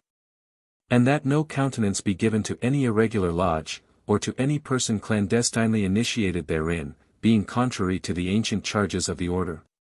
ANS. I do. 14. You admit that no person can be regularly made a Mason in, or admitted a member of, any regular lodge, without previous notice, and due inquiry into his character. ANS. I do. 15. You agree that no visitors shall be received into your lodge without due examination, and producing proper vouchers of their having been initiated into a regular lodge. ANS. I do. These are the regulations of free and accepted Masons. The Grand Master then addresses the Master-elect as follows. Do you submit to these charges, and promise to support these regulations, as Masters have done in all ages before you? The Master having signified his cordial submission, as before, the Grand Master thus addresses him. Brother A. B. In consequence of your conformity to the charges and regulations of the order, you are now to be installed Master of this lodge, in full confidence of your care, skill, and capacity to govern the same. The Master is then regularly invested with the insignia of his office, and the furniture and implements of his lodge. The various implements of his profession are emblematical of our conduct in life, and upon this occasion are carefully enumerated. The holy writings, that great light in Masonry, will guide you to all truth, it will direct your paths to the temple of happiness, and point out to you the whole duty of man. The square teaches us to regulate our actions by rule and line, and to harmonize our conduct by the principles of morality and virtue. The compasses teach us to limit our desires in every station, that, rising to eminence by merit, we may live respected and die regretted. The rule directs that we should punctually observe our duty. Press forward in the path of virtue, and, neither inclining to the right nor to the left, in all our actions have eternity in view. The line teaches us the criterion of moral rectitude, to avoid dissimulation in conversation and action, and to direct our steps to the path which leads to immortality. The Book of Constitutions you are to search at all times. Cause it to be read in your lodge, that none may pretend ignorance of the excellent precepts it enjoins. You now receive in charge the charter, by the authority of which this lodge is held. You are carefully to preserve, and in no case should it ever be out of your immediate control, and duly transmitted to your successor in office. You will also receive in charge the bylaws of your lodge, which you are to see carefully and punctually executed. You will now be solemnly inducted into the Oriental Chair of King Solomon. During the performance of this ceremony it is requested that all but regularly installed masters of lodges and past masters will retire. 36. All but actual masters and past masters of warranted lodges 37 are required to retire, or, if more convenient, are requested to face to the west. The new master is then invested with the mysteries of the past master's degree, and solemnly inducted into the Oriental Chair of Solomon. When the doors are opened, the brethren return, or are requested to face the east. And, forming an avenue on each side, from the west to the east, the new master being in the chair, the Grand Master says, "Master, behold your brethren. Brethren, behold your master." The grand honors are then given. When the grand honors are given, a procession is formed, and the brethren pass around the lodge, signifying their respect and obedience by the usual distinctive marks in the different degrees. During which time the following installation ode may be sung. Hail, Masonry divine! Glory of ages, shine! Long mayst thou reign! Where'er thy lodges stand, may they have great command, and always grace the land. Thou art divine. Great fabrics still arise, and grace the azure skies. Great are thy schemes. Thy noble orders are matchless beyond compare. No art with thee can share. Thou art divine. Music, Italian hymn. Hiram, the architect, did all the craft direct. How they should build. Solomon, great Israel's king, did mighty blessings bring, and left us room to sing. Hail, royal art! After the singing of the ode, the master calls the lodge to order, and the other officers are respectively presented in the same manner as the master, by the conductor, when the installing officer delivers to each a short charge. As follows. The Senior Warden. Brother C.D., you are appointed 38th Senior Warden of this lodge, and are now invested with the insignia of your office. The level demonstrates that we are descended from the same stock, partake of the same nature, and share the same hope. And though distinctions among men are necessary to preserve subordination, yet no eminence of station should make us forget that we are brethren, for he who is placed on the lowest spoke of fortune's wheel may be entitled to our regard. Because a time will come, and the wisest knows not how soon, when all distinctions, but that of goodness, shall cease, and death, the grand leveler of human greatness, reduce us to the same state. Your regular attendance on our stated meetings is essentially necessary. In the absence of the master, you are to govern this lodge, in his presence, you are to assist him in the government of it. I firmly rely on your knowledge of Masonry and attachment to the lodge for the faithful discharge of the duties of this important trust. Look well to the west. He is conducted to his station in the lodge. The Junior Warden. Brother E. F., you are appointed Junior Warden of this lodge, and are now invested with the badge of your office. The plum admonishes us to walk uprightly in our several stations, to hold the scales of justice in equal poise, to observe the just medium between intemperance and pleasure, and to make our passions and prejudices coincide with the line of our duty. To you is committed the superintendence of the craft during the hours of refreshment. It is, therefore, indispensably necessary that you should not only be temperate and discreet in the indulgence of your own inclinations, but carefully observe that none of the craft be suffered to convert the purposes of refreshment into intemperance and excess. Your regular and punctual attendance is particularly requested, and I have no doubt that you will faithfully execute the duty which you owe to your present appointment of, look well to the south. He is conducted to his station. The Treasurer. Brother G. H., you are appointed Treasurer of this lodge, and are now invested with the badge of your office. It is your duty to receive all monies from the hands of the Secretary. Keep just and regular accounts of the same, and pay them out by order of the worshipful Master and the consent of the lodge. I trust your regard for the fraternity will prompt you to the faithful discharge of the duties of your office. He is conducted to his station. The Secretary. Brother I.K., you are appointed Secretary of this lodge, and are now invested with the badge of your office. It is your duty to observe all the proceedings of the lodge. Make a fair record of all things proper to be written, receive all monies due the lodge, and pay them over to the treasurer. Your good inclination to Masonry in this lodge, I hope, will induce you to discharge the duties of your office with fidelity, and, by so doing, you will merit the esteem and applause of your brethren. He is conducted to his station. The Chaplain. Rev. Brother L.M., you are appointed Chaplain of this lodge, and are now invested with the badge of your office. It is your duty to perform those solemn services which we should constantly render to our infinite Creator, and which, when offered by one whose holy profession is to point to heaven, and lead the way, may, by refining our souls, strengthening our virtues, and purifying our minds, prepare us for admission into the society of those above, whose happiness will be as endless as it is perfect. The Senior and Junior Deacons. Brothers L, M and N, O, you are appointed deacons of this lodge, and are now invested with the badge of your office. It is your province to attend on the master and wardens, and to act as their proxies in the active duties of the lodge, such as in the reception of candidates into the different degrees of Masonry, the introduction and accommodation of visitors, and in the immediate practice of our rites. The square and compasses, as badges of your office, I entrust to your care, not doubting your vigilance and attention. They are conducted to their stations.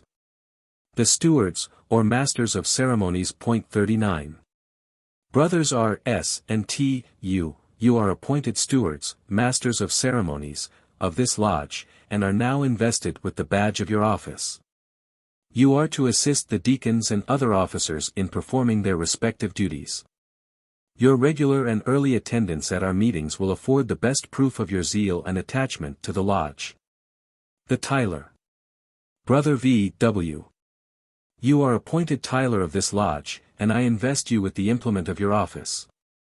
As the sword is placed in the hands of the Tyler, to enable him effectually to guard against the approach of cowans and eavesdroppers, and suffer none to pass or repass but such as are duly qualified, so it should admonish us to set a guard over our thoughts, a watch at our lips, post a sentinel over our actions, thereby preventing the approach of every unworthy thought or deed, and preserving consciences void of offense toward God and toward man. Your early and punctual attendance will afford the best proof of your zeal for the institution. He is conducted to his station. Charges to the officers. Worshipful Master, the Grand Lodge having committed to your care the superintendence and government of the brethren who are to compose this lodge, you cannot be insensible of the obligations which devolve on you as their head, nor of your responsibility for the faithful discharge of the important duties annexed to your appointment.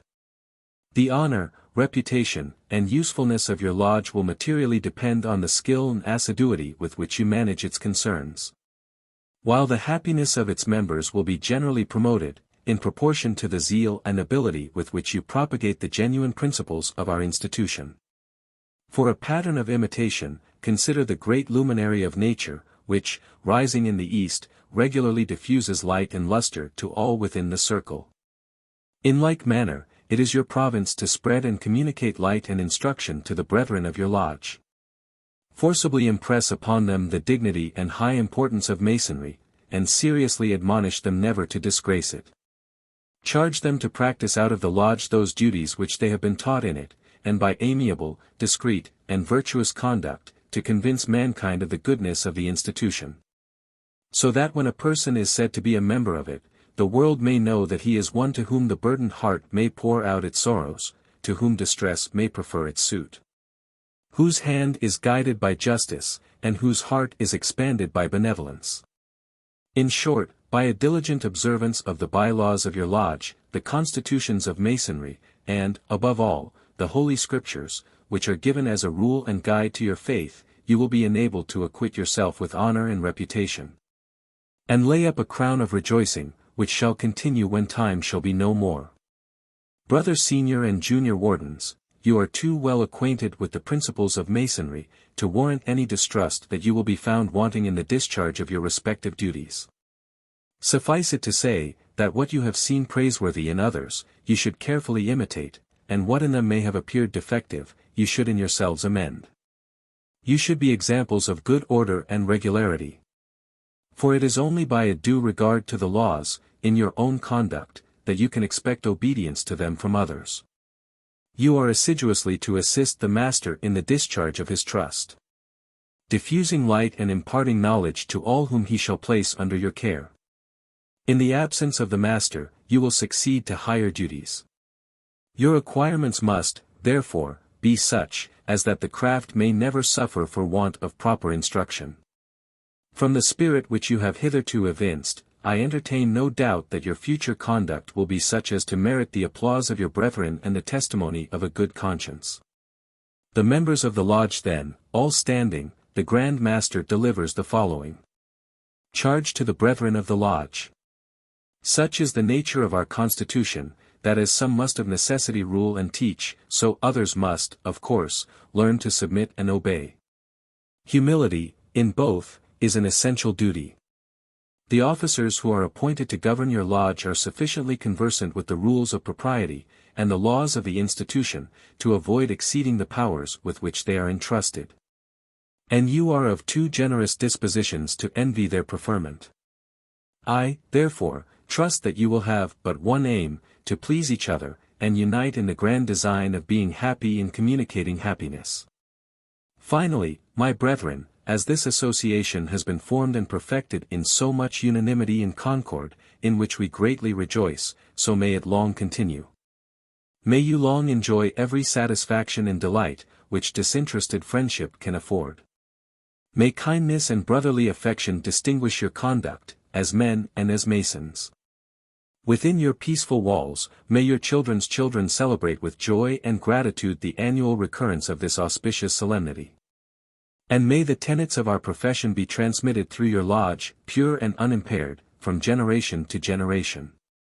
The Grand Marshal then proclaims the new lodge, as follows. In the name of the most worshipful Grand Lodge of the State of, I proclaim this new lodge, by the name of Lodge, No. Legally consecrated, dedicated, constituted, and the officers duly installed. The grand honors are then given. The following, or some other appropriate ode may he sung. Music, Italian hymn. Hail! Brother Masons! Hail!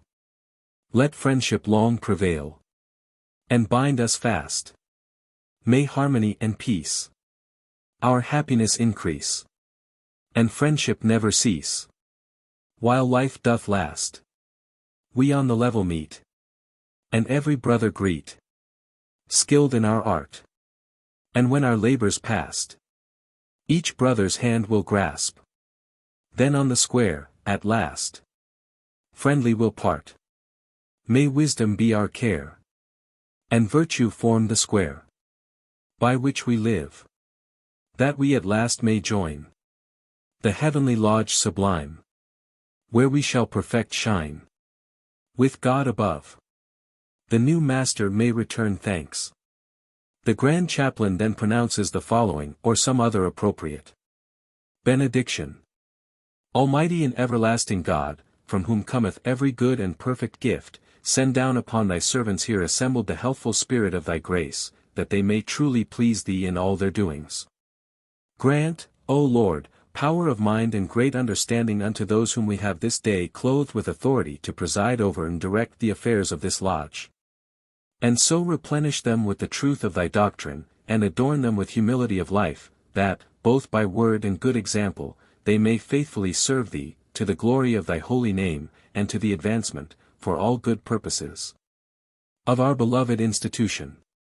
Amen. Response. So mote it be. The Grand Lodge returns to its own hall, and closes. Installation of the officers of a Grand Lodge. At the hour appointed for the installation of the officers of the Grand Lodge, the installing officer, who should be the retiring Grand Master, the actual Grand Master of another jurisdiction, or a past Grand Master, will assume the chair, call to order, and announce the business before the Grand Lodge. The officers to be installed will then vacate their places respectively, and substitutes will be appointed for the occasion. The Grand Master and the other Grand Officers-elect, to be installed, will be in waiting in an adjoining apartment. The announcement of the installing officer may be in the following form. Brethren, your Grand Master and other Grand Officers for the ensuing year, having been duly elected, we are now in readiness to perform the ceremony of installation. The R.W. Grand Marshal will announce to them that we are waiting to receive them. The Grand Marshal then retires, and on his return reports.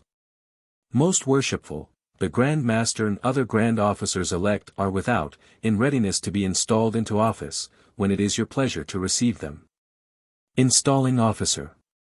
The R.W. Grand Marshal will admit them, and conduct them to the east before the altar. Should there be objection to the installation of any or either of them, it must now be made. As they enter the room, the Grand Lodge is called up by the installing officer in the usual manner, and remains standing. The Grand Marshal conducts them to the altar in procession, 2 and 2, in order of rank, the Grand Master-elect and the Deputy Grand Master being first.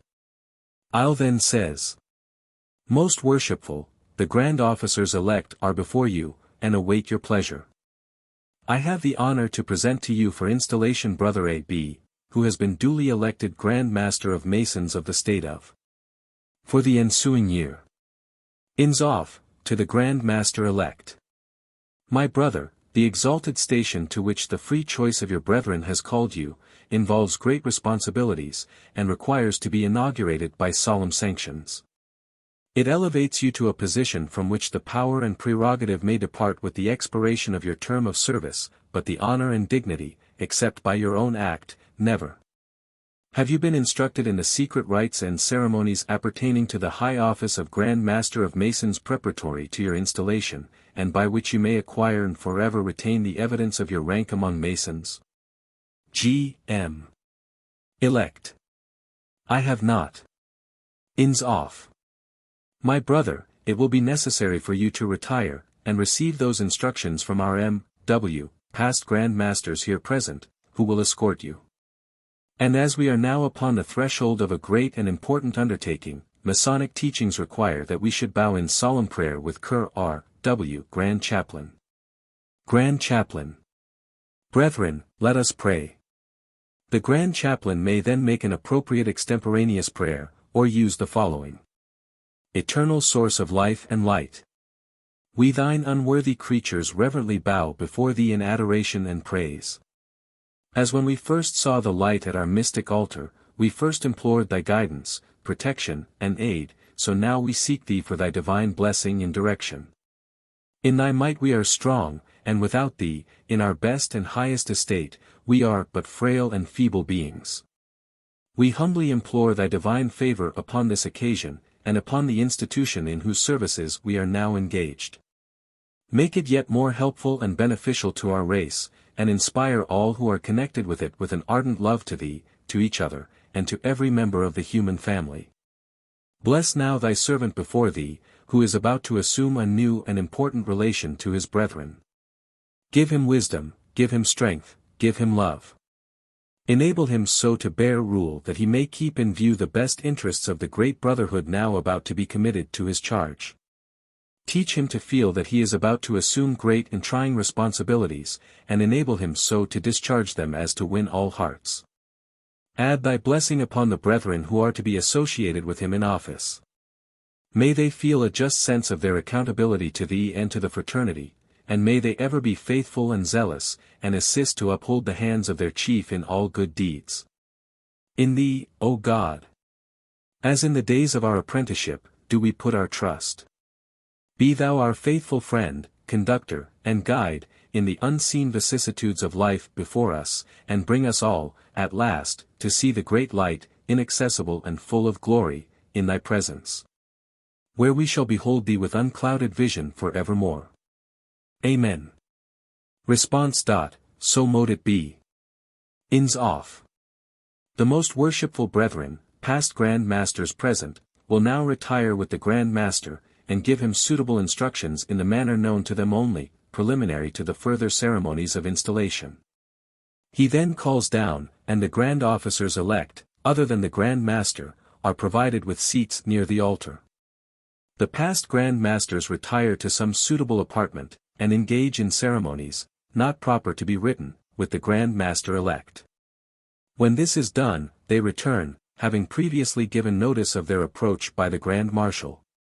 Upon their entrance, the Grand Lodge is again called up, and after they have arrived near the east, one of their number says, "Past Grand Master, most worshipful, our distinguished brother having been duly instructed by us, is now prepared to assume his installation vows. Ins off. It is well, and with pleasure do we now proceed in our further services. R.W. Grand Marshal, you will conduct our brother to the altar, to take upon himself the obligation appertaining to the duties of his office." The Grand Marshal conducts him to the altar, where he kneels, the acting Grand Deacons holding their rods crossed over his head. The installing officer then administers the oath of office, the Grand Master-elect, repeating after him, as follows.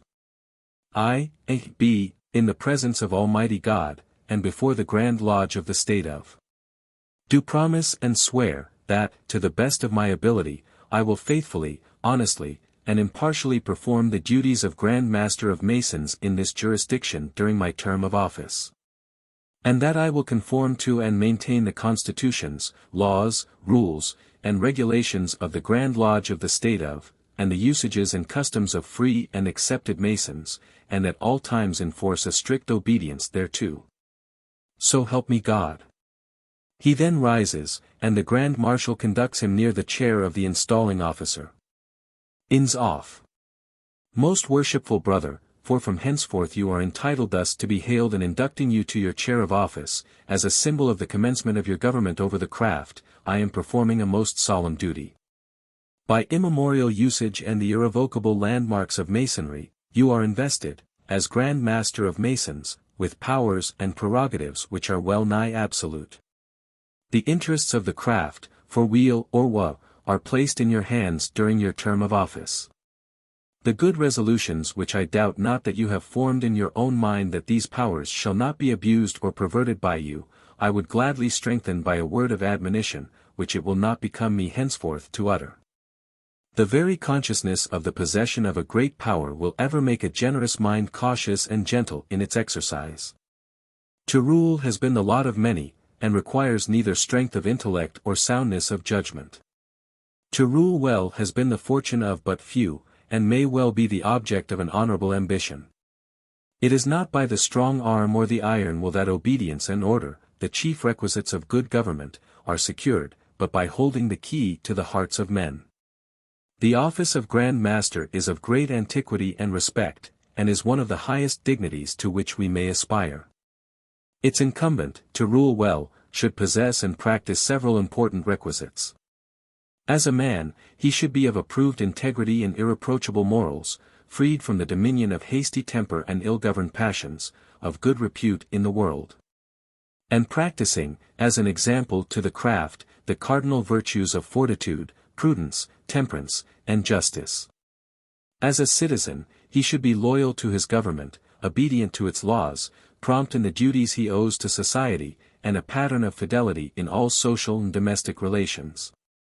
As a Mason, he should cling to the old landmarks, and be sternly opposed to their infringement, be a proficient in the laws, language, and literature of the fraternity, be desirous to learn, and apt to teach. Though not for the time a workman, yet be master of the work, and qualified to earn his wages, be prompt to aid and relieve, and slow to demand it.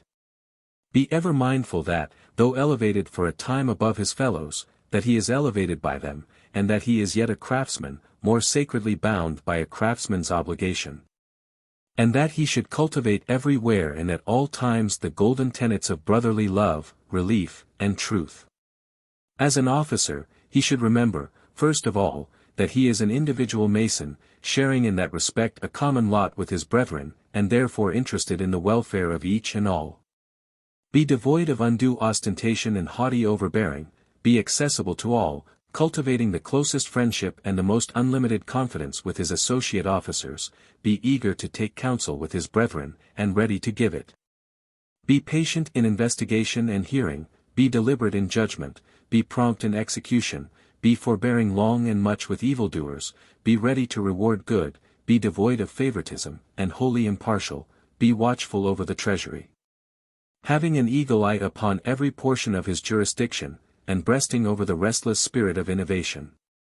Such are some of the most important qualifications which a Grand Master should possess, and the leading errors which he should avoid. It may be that most, if not all, of your predecessors have failed to reach this standard, but it is attainable, and be it your purpose to reach it, and be a bright and shining example to those who shall come after you. It now but remains for me to clothe you with the external insignia of your rank and authority. I now with great pleasure invest you with this jewel of your office, whose symbolic meaning will now have a new and striking significance to you. Presents the jewel. I also present you with this gavel, as the potent emblem of Masonic power, which, in your hands, should never be sounded in vain. Presents gavel. I now surrender to you this seat of authority. Places him in the chair. And render you this, the first act of homage due to you as Grand Master. The Grand Master having been covered on taking the chair, the installing officer uncovers, and bows very low. Ins off. I now hail, salute, and proclaim you Grand Master of Masons of the State of. Brethren, behold your Grand Master. Senior Grand Warden. Brethren, behold our Grand Master. Junior Grand Warden. Brethren, behold our Grand Master 1. The brethren, with their arms crossed, and then all, under the direction of the installing officer, salute with the public grand honors. The retiring Grand Master may then address his newly installed successor and brethren, and the Grand Master may, if he chooses, also address the Grand Lodge. If he does not wish to do so, he may call down, and the brethren continue seated during the remainder of the installation, except as called up during the obligations. It will be proper for the Grand Master here to announce the names of the appointed officers, that they may be installed with the rest. In case of the re-election of a Grand Master, the preceding ceremony will be omitted, except that he be conducted near the chair, the charge given him, he is invested with the jewel and gave, inducted and saluted as above directed. So in the case of any other officer being re-elected, he will be invested, and given the charge only. The Grand Master then proceeds with the installation of the remaining officers, or he may place the installing officer again in the chair, delivering to him, without ceremony, the gavel and jewel. In designating the officers hereafter, we will suppose the last to have been done. Ins off. R.W. Grand Marshal, you will now present the Deputy Grand Master-elect for installation. Grand Marshal. Most worshipful, I have the pleasure to present to you, for installation, Brother C.D., who has been duly elected to the office of Deputy Grand Master. The foregoing address of the installing officer, and presentation by the Grand Marshal, may be used for all the remaining officers, simply changing the name and title of the officer. It may also be used for the Grand Master, when re-elected. The order of the installing officer, next following, will be omitted when the officer to be installed has been re-elected. Ins off. R.W. Grand Marshal, you will conduct our brother to the altar, to take upon himself the obligation appertaining to the duties of his office. The Grand Marshal conducts him to the altar, when he kneels, and is attended by the Grand Deacons, as in the case of the Grand Master, and takes the same obligation, with the change of name and designation of office. Ins off. R.W.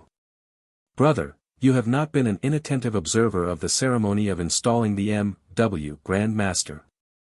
For you are aware that, in case of his incapacity to act in contingencies mentioned in our constitutions, you succeed to his duties and prerogatives, as you do also when acting as his substitute in any matters specially delegated to you. Your office, therefore, is one of great dignity and importance, and it was in view of these considerations that your brethren selected you to fill it. Treasure up, therefore, the suggestions made to the M.W. Grand Master. For you know not how soon they may have a personal application to you, and remember, also, that usage, as well as our particular regulations, have placed you in most intimate and confidential relations to him, as supporter and counselor. I now, with pleasure, proceed to invest you with your jewel of office, gives it, and proclaim you Deputy Grand Master of Masons of the State of. You will now be seated in your place, which is at the right hand of the M.W. Grand Master. Before he is seated, the installing officer calls up the Grand Lodge, and the Deputy Grand Master is saluted with the grand honors. The others of the first 6 elective Grand Officers are presented and obligated in like manner as the Deputy Grand Master, but without being saluted with the grand honors. The charges to the remaining officers installed, which may be varied at the pleasure of the installing officer, when special occasion requires, are as follows. To the Senior Grand Warden. Right Worshipful Brother, the position which you occupy in the Grand Lodge and among the fraternity is one of no little importance. In the Grand Lodge, to control practically the admission of all visitors, to announce specially those who are of rank or eminence, and to aid in the preservation of order, and at all times to render counsel and advice to the Grand Master. Are high and responsible duties, requiring circumspection, vigilance, and reflection. But when to these is superadded the more onerous labor, in conjunction with the Junior Grand Warden, of diligently preserving the ancient landmarks throughout the jurisdiction, it then becomes a trust of deep moment to the welfare of the craft. Your fitness for the discharge of such a trust undoubtedly led to your selection for the office by your brethren, and it will be your duty and pleasure so to act as to justify their confidence. In investing you with the jewel of your office, and directing you to the place of your immediate official action, in the West, I am performing a grateful duty. To the Junior Grand Warden. Right Worshipful Brother, as the duties of your office and the qualifications for it are almost identical with those of the Senior Grand Warden, except as it respects the introduction of visitors. I will only add to the charge given to that officer, that you be equally vigilant and circumspect, not only at your station in the Grand Lodge, but in the broader field of action without, dividing with him his labors. And taking due care that the great object of your united solicitude shall remain inviolate. Accept the jewel of your office, and repair to the south, being ever watchful, whether in labor or at refreshment, that the high 12 of observation do not find you with your work, and that of the craft you superintend, unperformed. To the Grand Treasurer. Right Worshipful Brother, in entrusting you with the books and funds of the Grand Lodge, as appertaining to your office, I am but their organ in placing them in your possession, as one well qualified to keep and manage them, as your past integrity, accuracy, and prompt business habits testify, an appreciation of which has been evinced by their choice of you as Grand Treasurer. The keys forming the jewel of your office have a twofold significance. They are instruments to bind as well as to loose, to make fast, as well as to open. They will never, I am confident, be used by you in any other manner than the constitutions, laws, rules, and regulations of the Grand Lodge shall direct. To the Grand Secretary. Right Worshipful Brother, usage, as well as positive enactments from time to time, have rendered the duties of the office of Grand Secretary more onerous and varied than that of any other officer. Brought by his official position more immediately into communication with the whole body of the fraternity, it is requisite that he should possess ability, skill, and industry, to meet the various demands upon him. Placed in a position where he holds almost constant correspondence with our Masonic brethren of every state and country, upon him devolves, in a large degree, the good name and credit of the Masonic family of this state. The fraternity should enable him to maintain it, he should strive that it be maintained. Courtesy and patience are to be elements in his manners and character. Vigilance and fidelity must also be necessary qualities. Our constitutions, my brother, point out to you fully the duties of your office, and I will not recapitulate them. Your capability for their prompt and faithful execution has induced your brethren to confide this trust to you, and I feel assured that it is well placed. In investing you with your official jewel, the pens, I am persuaded that they will make an endearing record, not only to your praise, but to the welfare of a craft so largely dependent upon your experience and integrity. To the Grand Chaplain. Reverend and Right Worshipful Brother, that holy book, which is the chart and textbook of your sacred calling, is also the great light of Masonry, and forever sheds its benignant rays upon every lawful assemblage of free and accepted Masons. Teach us from its life-giving precepts, intercede for us with that divine majesty which it so fully reveals and unfolds to us.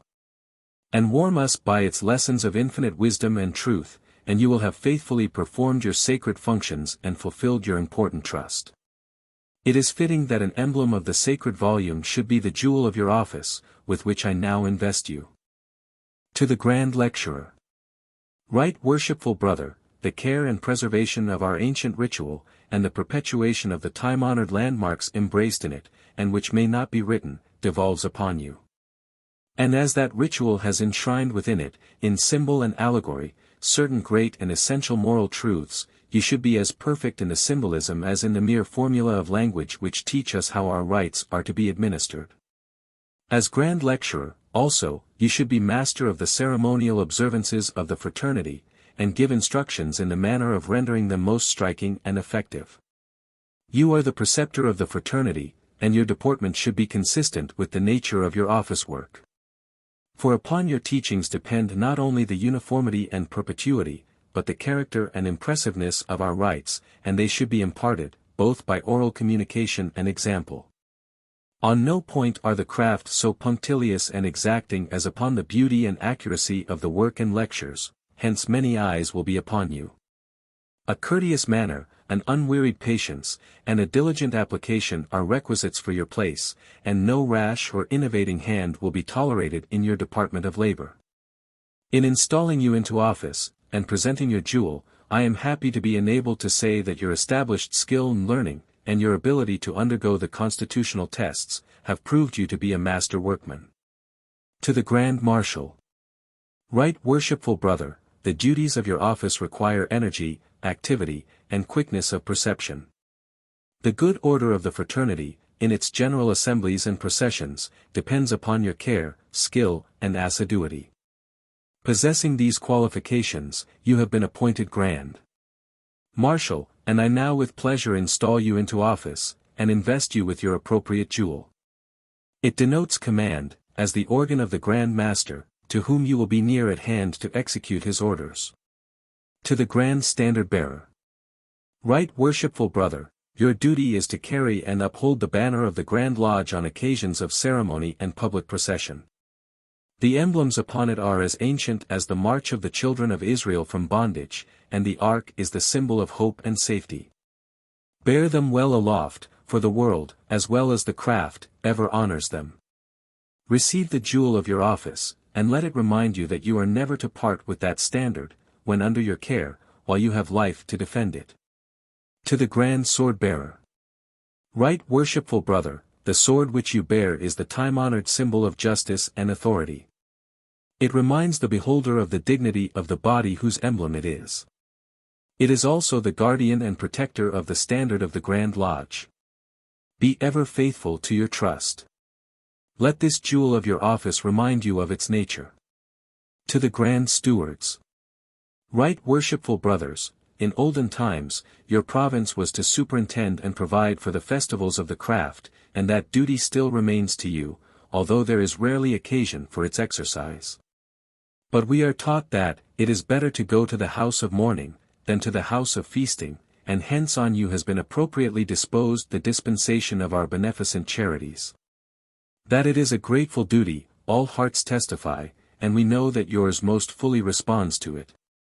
Receive the jewels of your office, together with the white rods. To the Grand Deacons. Right Worshipful Brothers, as messengers of the Grand Officers, and as useful assistants in our ceremonies, your respective official positions are of very great value and importance to the comfort and good order of the Grand Lodge. Vigilance and zeal are necessary requisites of your offices, and we know that you possess them.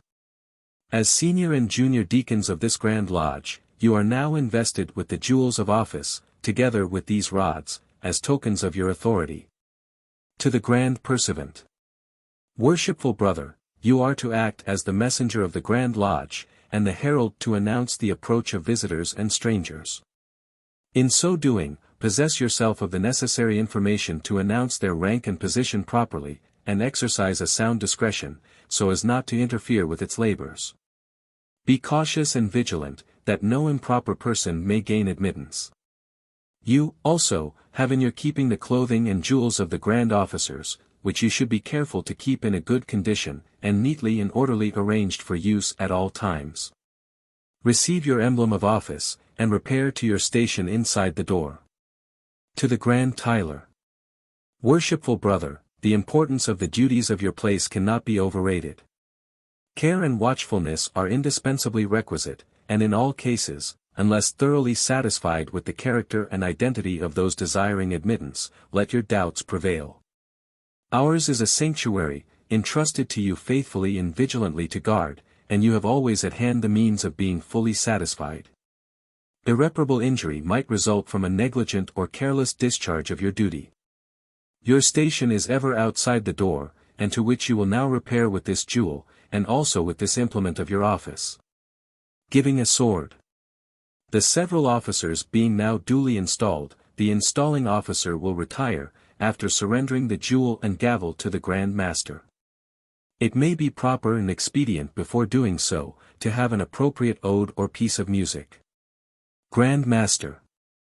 RT, Worshipful Grand Marshal, I now declare the several officers of the most worshipful Grand Lodge of the State of duly installed into office for the ensuing year, in ample form.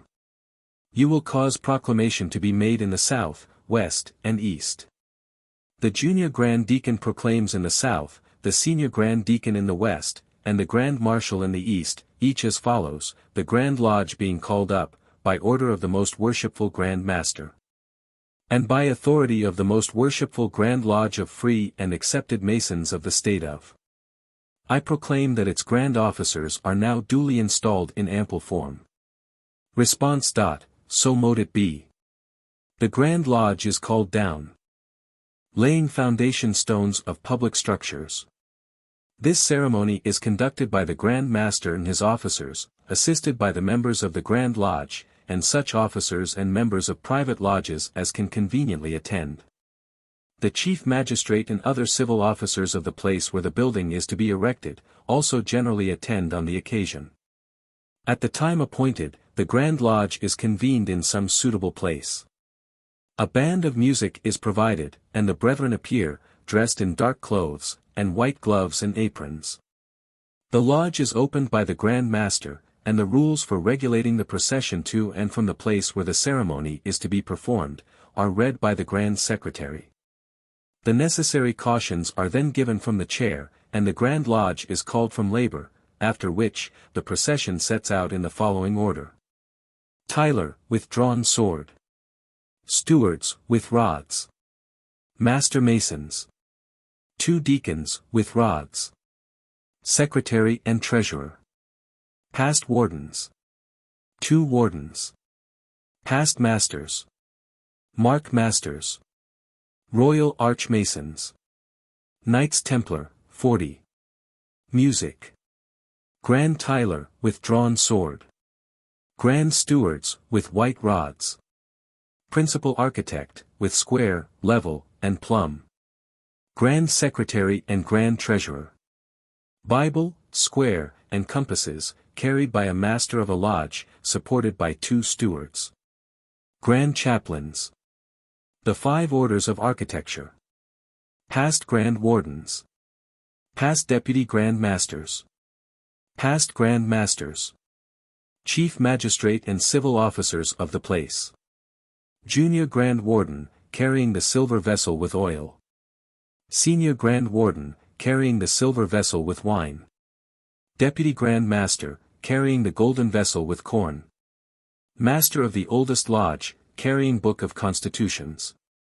Grand Master. Supported by 2 deacons, with rods. Grand Standard Bearer. Grand Sword Bearer, with drawn sword. A triumphal arch is usually erected at the place where the ceremony is to be performed.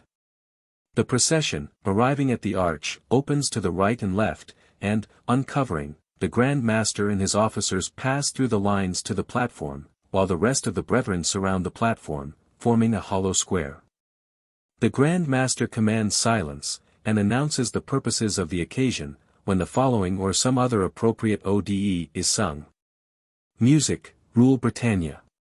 When earth's foundations first was laid by the almighty artist's hand, 'twas then our perfect laws were made, established by his strict command. Hail! Mysterious, glorious Masonry, that makes us ever great and free. Music, Kant. In vain mankind for shelter sought, in vain from place to place did roam, until from heaven he was taught to plan, to build, to fix his home. Hail! Mysterious, etc. Illustrious hence we date our art, which now in beauteous piles appear, and shall to endless time impart how worthy and how great we are. Hail! Mysterious, etc. Nor we less famed for every tie by which the human thought is bound. Love, truth and friendship socially unite our hearts and hands around. Hail! Mysterious, etc. Our actions still by virtue blessed, and to our precepts ever true, the world, admiring, shall request to learn, and our bright paths pursue. Hail! Mysterious, etc. The necessary preparations are now made for laying the stone, on which is engraved the year of Masonry, the name of the Grand Master, and such other particulars as may be deemed necessary. The stone is raised up by the means of an engine, erected for that purpose. The Grand Chaplain delivers the following or some other appropriate prayer. Almighty God, who hast given us grace at this time with one accord to make our common supplications unto Thee, and dost promise that, where 2 or 3 are gathered together in Thy name, Thou wilt grant their requests, fulfill now, O Lord, the desires and petitions of Thy servants, as may be most expedient for them. Granting us in this world knowledge of Thy truth, and in the world to come life everlasting. Amen. Response. So mote it be. The Grand Treasurer, by the Grand Master's command, places under the stone various sorts of coin and medals, Masonic documents, and such other matters as may be of interest. Solemn music is introduced, and the stone let down into its place. The principal architect then presents the working tools to the Grand Master, who hands the square to the Deputy Grand Master, the level to the Senior Grand Warden, and the plumb to the Junior Grand Warden. When the Grand Master addresses the Grand Officers as follows. Grand Master. R.W. Deputy Grand Master, what is the proper jewel of your office? Deputy Grand Master. The square. G.M. What are its moral and Masonic uses? D.G.M. To square our actions by the square of virtue, and prove our work. G.M. Apply the implement of your office to that portion of the foundation stone that needs to be proved, and make report. The deputy applies the square to the stone, and says. D. G.M. Most worshipful, I find the stone to be square. The craftsmen have performed their duty. G.M.R.W. Senior Grand Warden, what is the jewel of your office? Senior Grand Warden. The level. G.M. What is its Masonic use? S.G.W. Morally, it reminds us of equality, and its use is to lay horizontals. G.M. Apply the implement of your office to the foundation stone, and make report. This is done. S.G.W. Most worshipful, I find the stone to be level. The craftsmen have performed their duty. G.M.R.W. Junior Grand Warden, what is the proper jewel of your office? Junior Grand Warden. The plumb. G.M. What is its Masonic use? J.G.W. Morally, it teaches rectitude of conduct, and we use it to try perpendiculars. G.M. Apply the implement of your office to the several edges of the foundation stone, and make report. This is complied with. J.G.W. Most worshipful, I find the stone is plumb. The craftsmen have performed their duty. G.M. This cornerstone has been tested by the proper implements of Masonry. I find that the craftsmen have skillfully and faithfully performed their duty, and I do declare the stone to be well formed, true, and trusty, and correctly laid, according to the rules of our ancient craft. Let the elements of consecration now be presented. The Deputy Grand Master comes forward with the vessel of corn, and, scattering it on the stone, says, I scatter this corn as an emblem of plenty. May the blessings of bounteous heaven be showered upon us and upon all like patriotic and benevolent undertakings, and inspire the hearts of the people with virtue, wisdom, and gratitude. Response. So mote it be. The Senior Grand Warden then comes forward with the vessel of wine, and pours it upon the stone, saying, I pour this wine as an emblem of joy and gladness. May the great ruler of the universe bless and prosper our national, state, and city governments, preserve the union of the states, and may it be a bond of friendship and brotherly love that shall endure through all time. Response. So mote it be. The Junior Grand Warden then comes forward with a vessel of oil, which he pours upon the stone, saying, I pour this oil as an emblem of peace. May its blessings abide with us continually, and may the Grand Master of heaven and earth shelter and protect the widow and orphan, shield and defend them from trials and vicissitudes of the world, and so bestow his mercy upon the bereaved, the afflicted, and the sorrowing, that they play no sorrowing and trouble no more. Response. So mote it be. The Grand Master, standing in front of all, and extending his hands, makes the following invocation. May the all-bounteous Author of nature bless the inhabitants of this place with an abundance of the necessaries, conveniences, and comforts of life, assist in the erection and completion of this building, protect the workmen against every accident. Long preserve the structure from decay, and grant to us all a supply of the corn of nourishment, the wine of refreshment, and the oil of joy. Amen. Response. So mote it be. The Grand Master strikes the stone 3 times with the gavel, and the public grand honors are given. The Grand Master then delivers over to the architect the implements of architecture, saying, Worthy Sir, or brother, having thus, as Grand Master of Masons, laid the foundation stone of this structure, I now deliver these implements of your profession into your hands, entrusting you with the superintendence and direction of the work, having full confidence in your skill and capacity to conduct the same. The Grand Master ascends the platform, when an appropriate anthem may be sung. The Grand Master then addresses the assembly as follows. Men and brethren here assembled, be it known unto you, that we be lawful Masons, true and faithful to the laws of our country, and engaged, by solemn obligations, to erect magnificent buildings, to be serviceable to the brethren, and to fear God, the great architect of the universe. We have among us, concealed from the eyes of all men, secrets which cannot be divulged, and which have never been found out, but these secrets are lawful and honorable, and not repugnant to the laws of God or man. They were entrusted, in peace and honor, to the Masons of ancient times, and having been faithfully transmitted to us, it is our duty to convey them unimpaired to the latest posterity.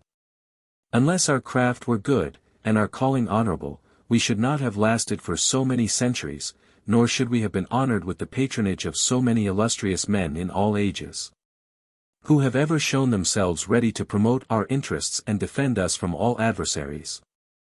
We are assembled here today in the pace of you all, to build a house, which we pray God may deserve to prosper, by becoming a place of concourse for good men, and promoting harmony and brotherly love throughout the world, till time shall be no more. Amen.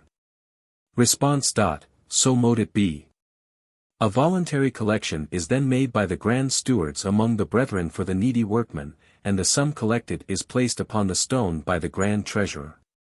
The Grand Chaplain then pronounces the following or some other suitable benediction. Glory be to God on high, and on earth peace, and goodwill toward men. O Lord, we most heartily beseech thee with thy favor to behold and bless this assemblage. Pour down thy mercy, like the dew that falls upon the mountains, upon thy servants engaged in the solemn ceremonies of this day.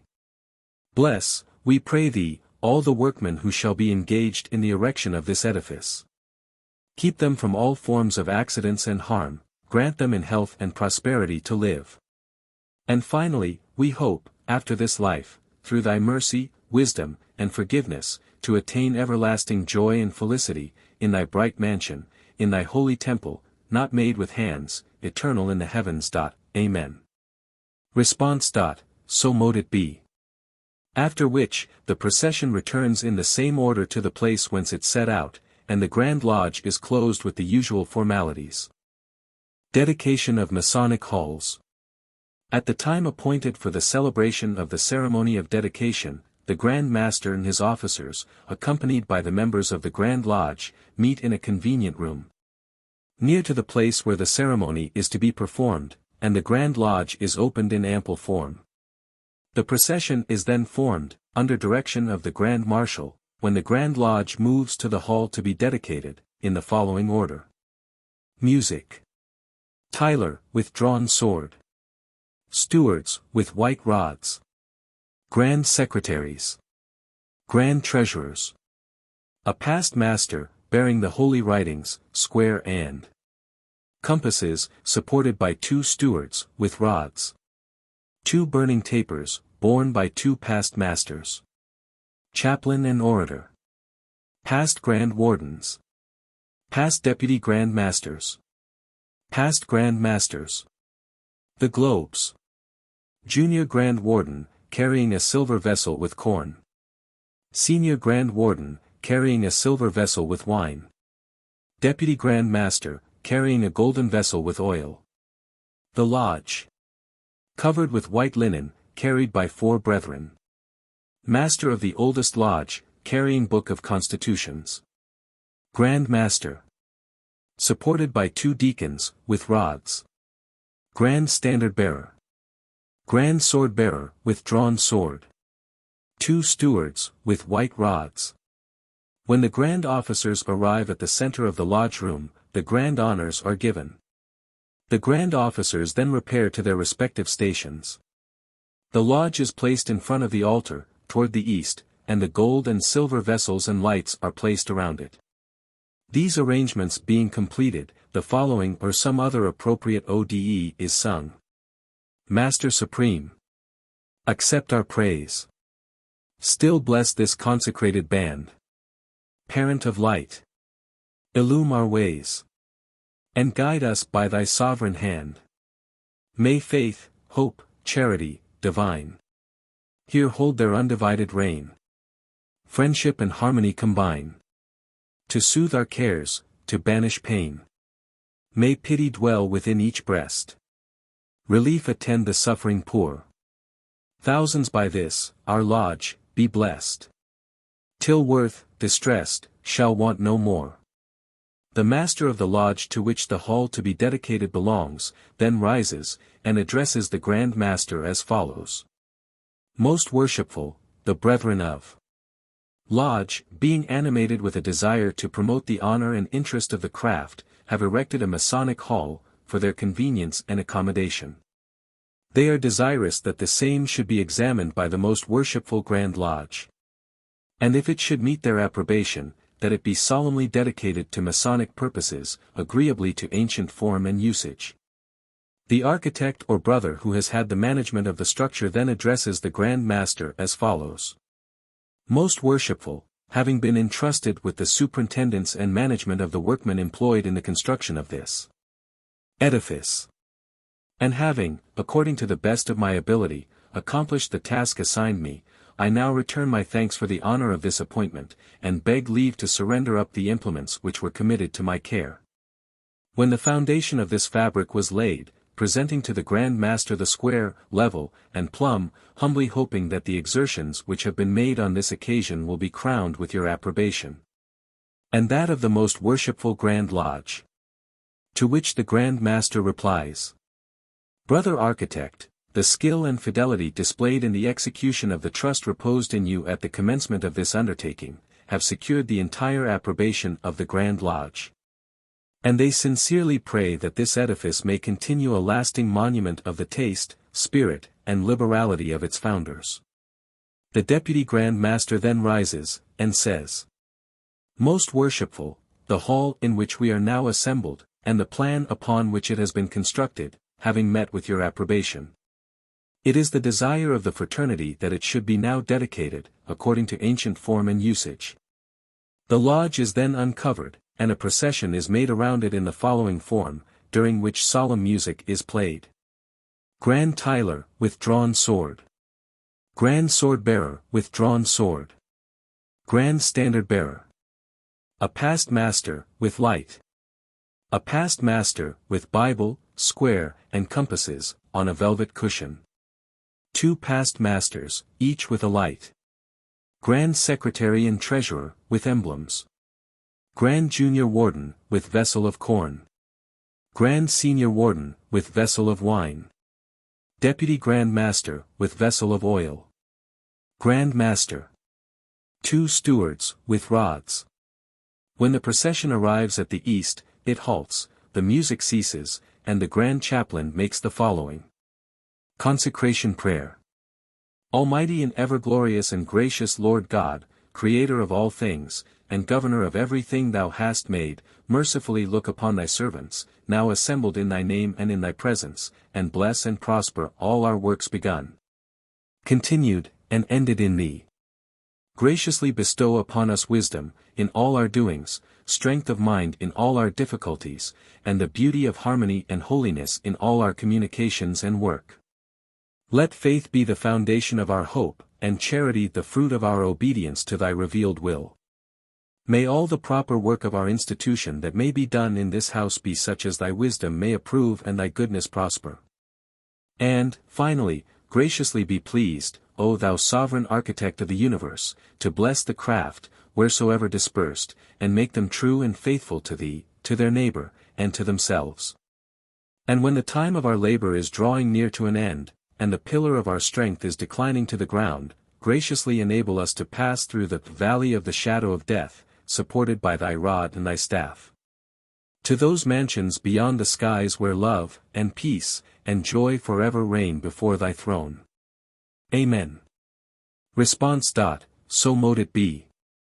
All the other brethren keep their places, and assist in singing the Ode, which continues during the procession, excepting only at the intervals of dedication. Ode. Genius of Masonry, descend. And with thee bring thy spotless train. Constant our sacred rites attend, while we adore thy peaceful reign.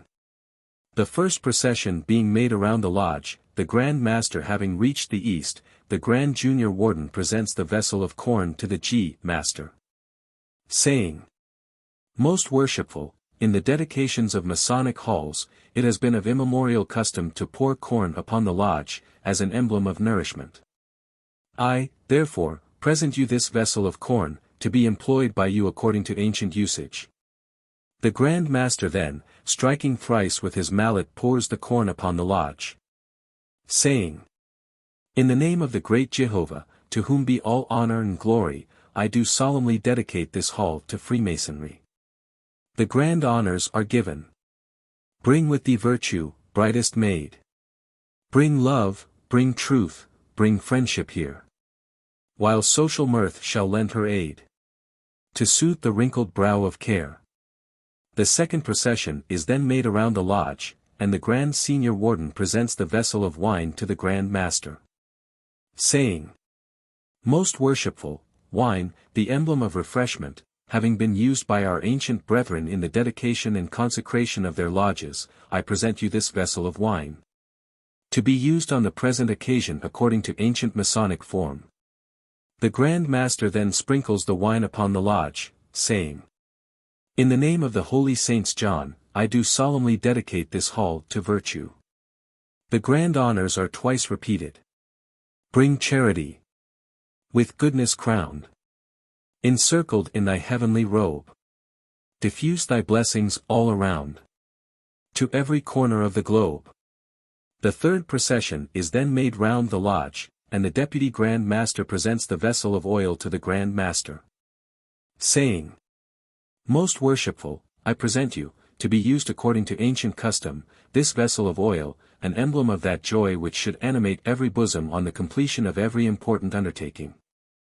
The Grand Master then sprinkles the oil upon the lodge, saying, "In the name of the whole fraternity, I do solemnly dedicate this hall to universal benevolence." The grand honors are thrice repeated. To heaven's high architect all praise, all gratitude be given, who deigned the human soul to raise by mystic secrets, sprung from heaven. The Grand Chaplain, standing before the lodge, then makes the following invocation. And may the Lord, the giver of every good and perfect gift, bless the brethren here assembled, in all their lawful undertakings, and grant to each one of them, in needful supply, the corn of nourishment, the wine of refreshment, and the oil of joy. Amen. Response. So mote it be. The lodge is then covered, and the Grand Master retires to his chair. The following or an appropriate original oration may then be delivered, and the ceremonies conclude with music. Brethren, the ceremonies we have performed are not unmeaning rites, nor the amusing pageants of an idle hour, but have a solemn and instructive import. Suffer me to point it out to you, and to impress upon your minds the ennobling sentiments they are so well adapted to convey. This hall, designed and built by wisdom, supported by strength, and adorned in beauty, we are first to consecrate in the name of the great Jehovah, which teaches us, in all our works, begun and finished, to acknowledge, adore, and magnify him. It reminds us, also, in his fear to enter the door of the lodge, to put our trust in him while passing its trials, and to hope in him for the reward of its labors. Let, then, its altar be devoted to his service, and its lofty arch resound with his praise. May the eye which seeth in secret witness hear the sincere and unaffected piety which withdraws from the engagements of the world to silence and privacy, that it may be exercised with less interruption and less ostentation. Our march round the lodge reminds us of the travels of human life, in which Masonry is an enlightened, a safe, and a pleasant path. Its tessellated pavement of mosaic work intimates to us the checkered diversity and uncertainty of human affairs. Our step is time, our progression, eternity. Following our ancient constitutions, with mystic rites we dedicate this hall to the honor of Freemasonry. Our best attachments are due to the craft. In its prosperity, we find our joy. And, in paying it honor, we honor ourselves. But its worth transcends our encomiums, and its glory will outsound our praise. Brethren, it is our pride that we have our names on the records of Freemasonry. May it be our high ambition that they should shed a luster on the immortal page. The hall is also dedicated to virtue. This worthy appropriation will always be duly regarded while the moral duties which our sublime lectures inculcate, with affecting and impressive pertinency, are cherished in our hearts and illustrated in our lives. As Freemasonry aims to enliven the spirit of philanthropy, and promote the cause of charity, so we dedicate this hall to universal benevolence. In the assurance that every brother will dedicate his affections and his abilities to the same generous purpose. That while he displays a warm and cordial affection to those who are of the fraternity, he will extend his benevolent regards and good wishes to the whole family of mankind. Such, my brethren, is the significant meaning of the solemn rites we have just performed, because such are the peculiar duties of every lodge. I need not enlarge upon them now, nor show how they diverge, as rays from a center, to enlighten, to improve, and to cheer the whole circle of life.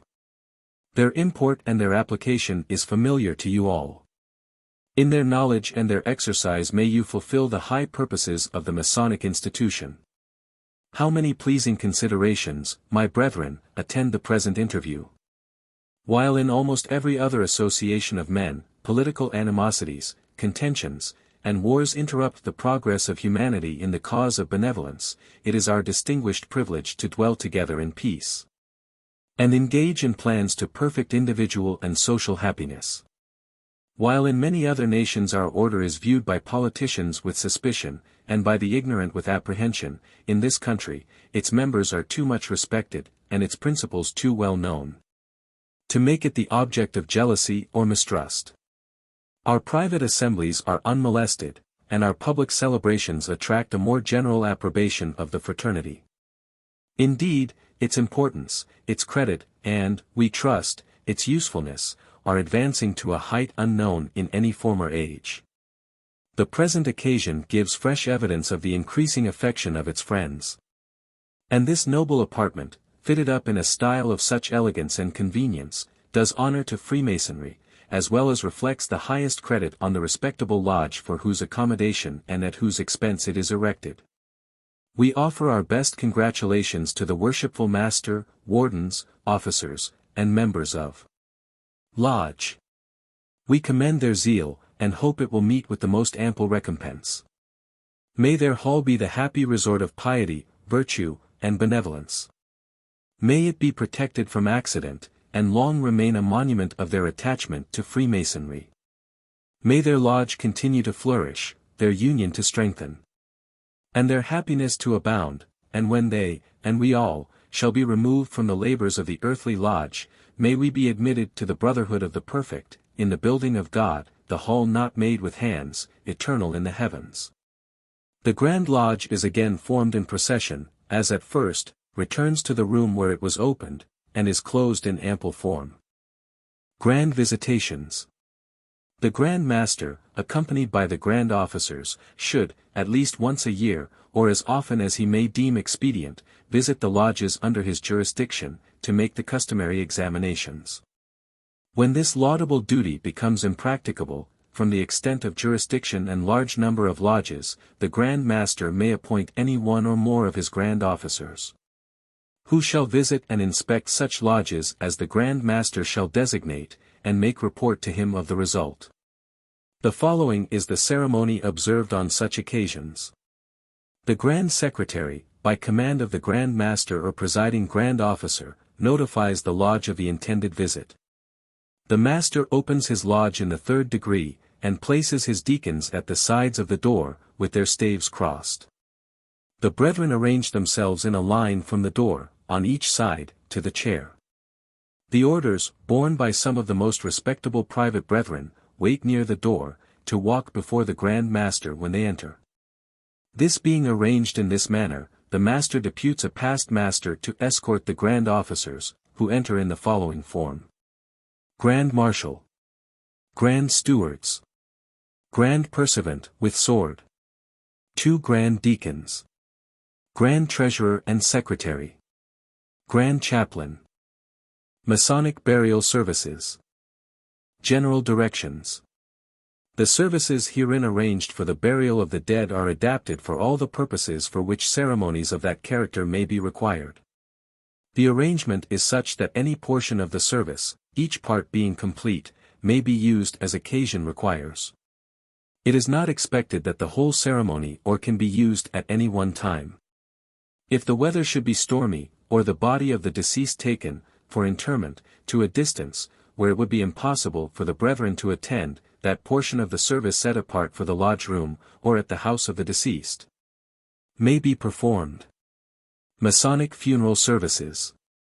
Prepared by Robert McCoy, author of the Masonic Manual, Book of the Lodge, True Masonic Guide, past Deputy Grand Master, Grand Recorder, etc. The ceremonies which are observed on the occasion of funerals are highly appropriate. They are performed as a melancholy Masonic duty, and as a token of respect and affection to the memory of a departed brother. General Directions. I. No Freemason can be buried with the formalities of the fraternity, unless it be at his own request, or that of some of his family, communicated to the Master of the lodge of which he died a member, foreigners or sojourners excepted. Nor unless he has received the Master Mason's degree, and from this restriction there can be no exception.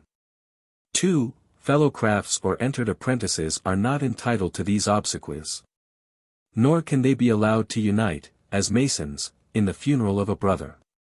No lodge, or body of Masons, can unite in the obsequies of a person not a Mason, without permission of the Grand Master, or consent of the Grand Lodge. 4. The Master of the Lodge, having received notice of the death of a brother, the deceased having attained to the degree of Master Mason, and of his request to be buried with the ceremonies of the craft, fixes the day and hour for the funeral. unless previously arranged by the friends or relatives of the deceased, and issues his command to the secretary to summon the lodge. He may invite as many lodges as he may think proper, and the members of those may accompany their officers in form, but the whole ceremony must be under the direction of the master of the lodge of which the deceased was a member. v.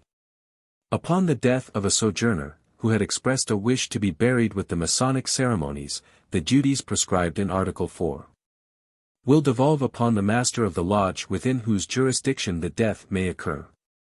And if in a place where there be more than one lodge, then upon the master of the oldest lodge, unless otherwise mutually arranged. 6. Whenever civic societies, or the military, may unite with Masons in the burial of a Mason, the body of the deceased must be in charge of the lodge having jurisdiction.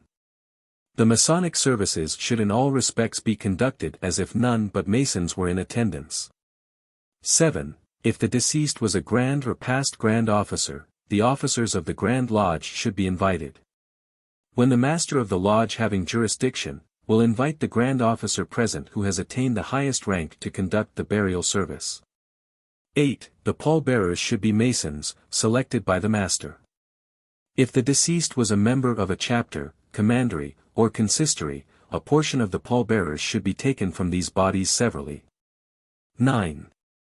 The proper clothing for a Masonic funeral is a black hat, black or dark clothes, black necktie, white gloves, and a plain square white linen or lambskin apron, with a band of black crape around the left arm, above the elbow, and a sprig of evergreen on the left breast. The master's gavel, the warden's columns, the deacon's and steward's rods, the tiler's sword, the Bible, the Book of Constitutions, and the marshal's baton, should be trimmed with black crape, neatly tied with white ribbon. The officers of the lodge should, and past masters and grand officers may, wear their official jewels. While the body is lying in the coffin, there should be placed upon the latter a plain white lambskin apron. 11. If a past or present Grand Master, Deputy Grand Master, or Grand Warden, should join the procession of a private lodge, proper attention must be paid to them. They take place after the master of the lodge. 2 deacons, with white rods, should be appointed by the master to attend a Grand Warden. And when the Grand Master or Deputy Grand Master is present, the Book of Constitutions should be borne before him, a sword-bearer should follow, and the deacons, with white rods, on his right and left. 12. When the head of the procession shall have arrived at the place of interment, or where the services are to be performed, the lines should be opened, and the highest officer in rank, preceded by the marshal and tiler pass through. And the others follow in order. 13. Upon arriving at the entrance of the cemetery, the brethren should march in open order to the tomb or grave. If the body is to be placed in the former, the tiler should take his place in front of the open door, and the lines be spread so as to form a circle. The coffin should be deposited in the circle, and the stewards and deacons should cross their rods over it. The bearers should take their places on either side, the mourners at the foot of the coffin, and the master and other officers at the head. After the coffin has been placed in the tomb, the stewards should cross their rods over the door, and the deacons over the master. If the body is to be deposited in the earth, the circle should be formed around the grave, the body being placed on rests over it. The stewards should cross their rods over the foot, and the deacons the head, and retain their places throughout the services. 14. After the clergyman shall have performed the religious services of the church, the Masonic services should begin. 15. When a number of lodges join in a funeral procession, the position of the youngest lodge is at the head or right of the procession, and the oldest at the end or left, excepting that the lodge of which deceased was a member walks nearest the corpse.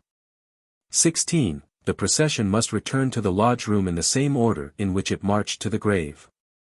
17. A lodge in procession is to be strictly under the discipline of the lodge room. Therefore, no brother can enter the procession or leave it without express permission from the master, conveyed through the marshal.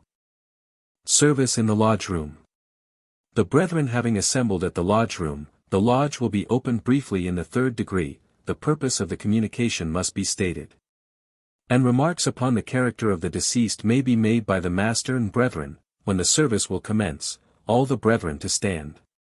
Master. What man is he that liveth, and shall not see death? Shall he deliver his soul from the hand of the grave? Senator War. His days are as grass, as a flower of the field, so he flourisheth. June War. For the wind passeth over it, and it is gone, and the place thereof shall know it no more. Master. Where is now our departed brother? Senator War. He dwelleth in night, he sojourneth in darkness. June War. Man walketh in a vain shadow, he heapeth up riches, and cannot tell who shall gather them. Master. When he dieth, he shall carry nothing away. His glory shall not descend after him. Senator War. For he brought nothing into the world, and it is certain he can carry nothing out. June War.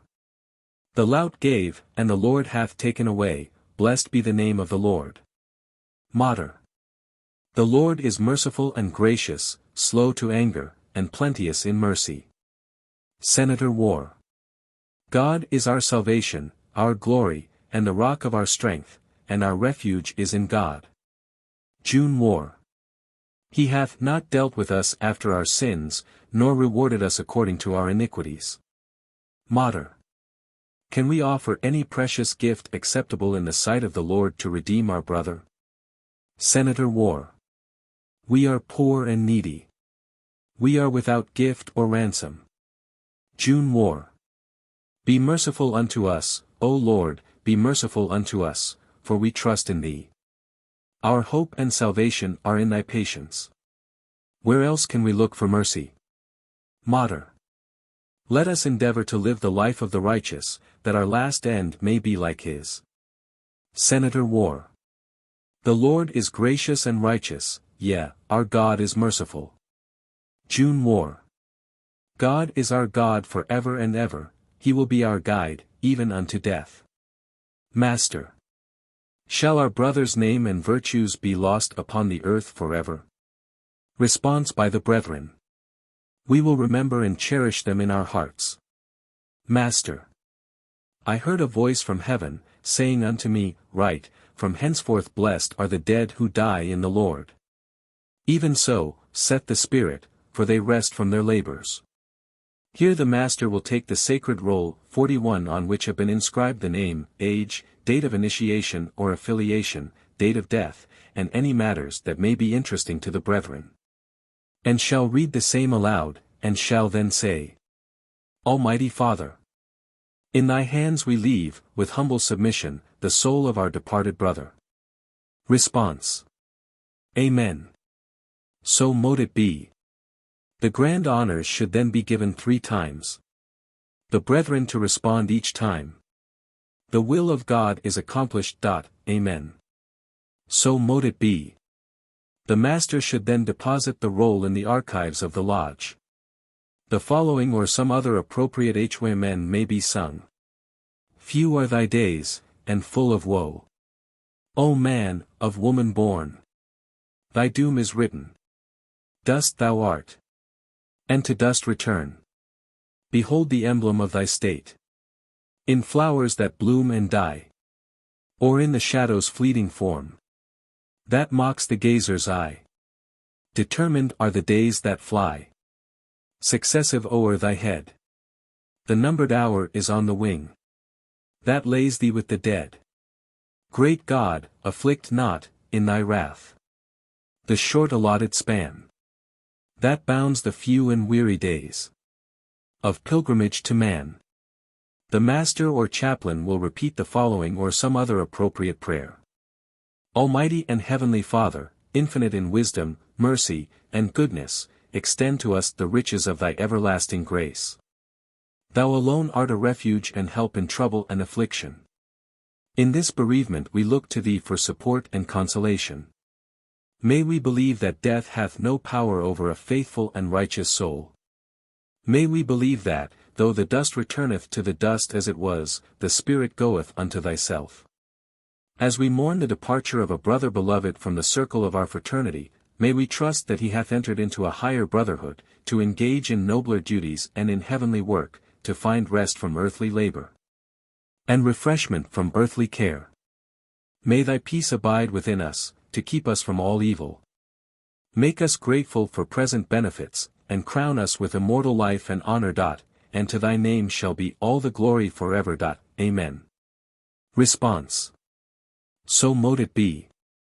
A procession should then be formed, which will proceed to the church or the house of the deceased, in the following order.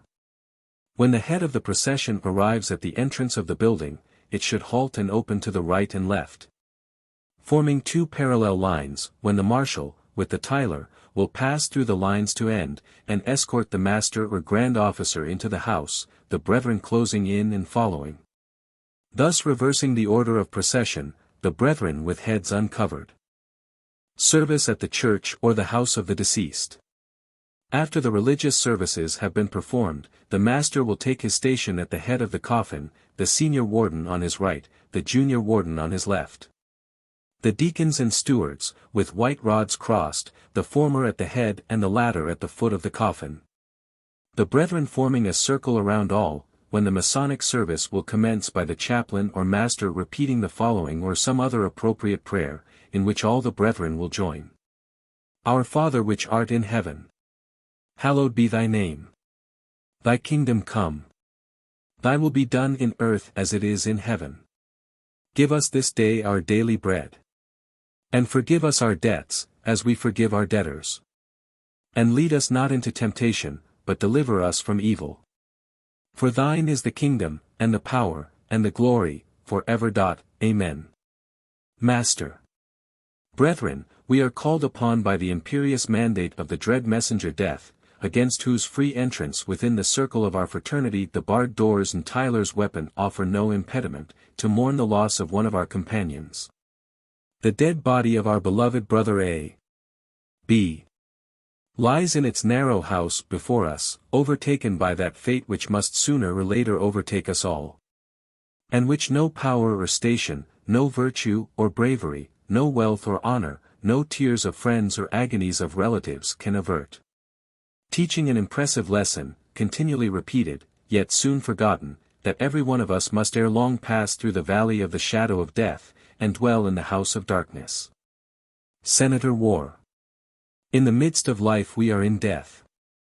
Of whom may we seek for succor but of thee, O Lord, who for our sins art justly displeased?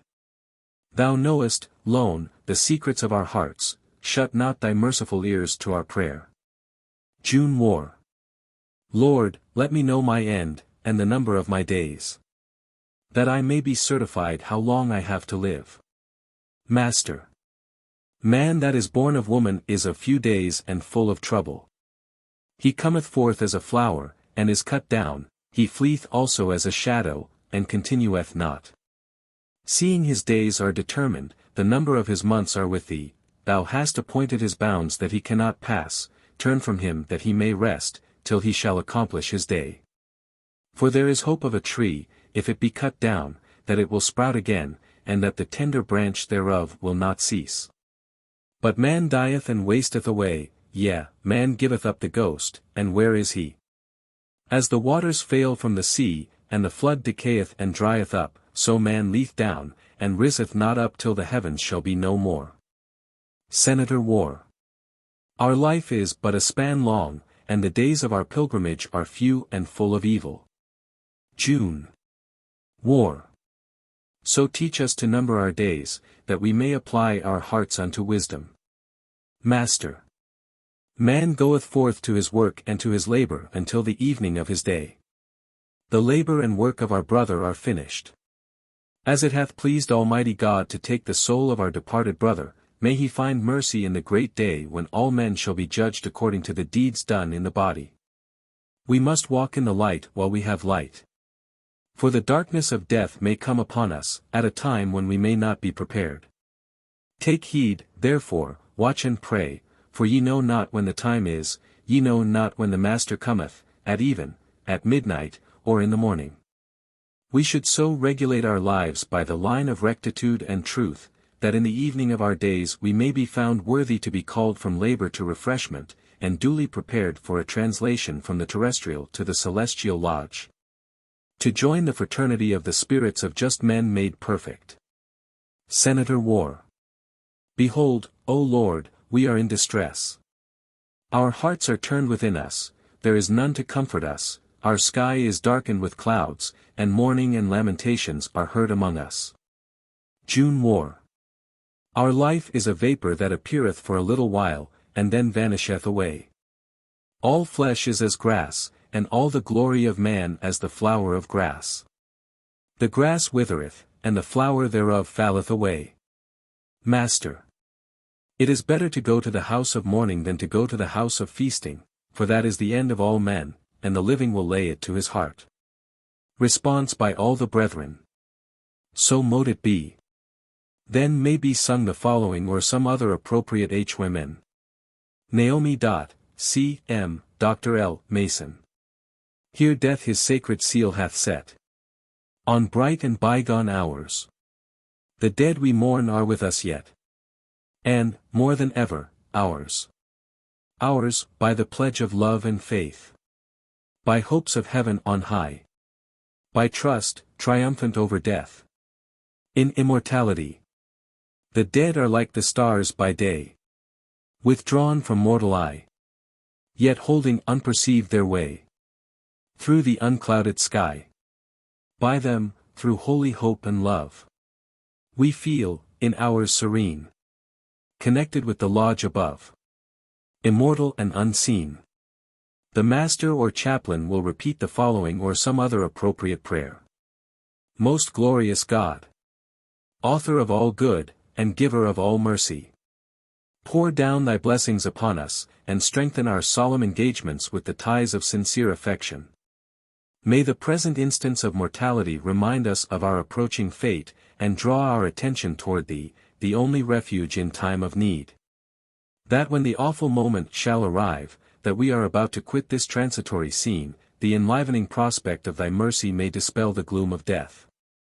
And after our departure hence in peace and in thy favor, we may be received into thine everlasting kingdom, to enjoy, in union with the souls of our departed friends, the just reward of a pious and virtuous life.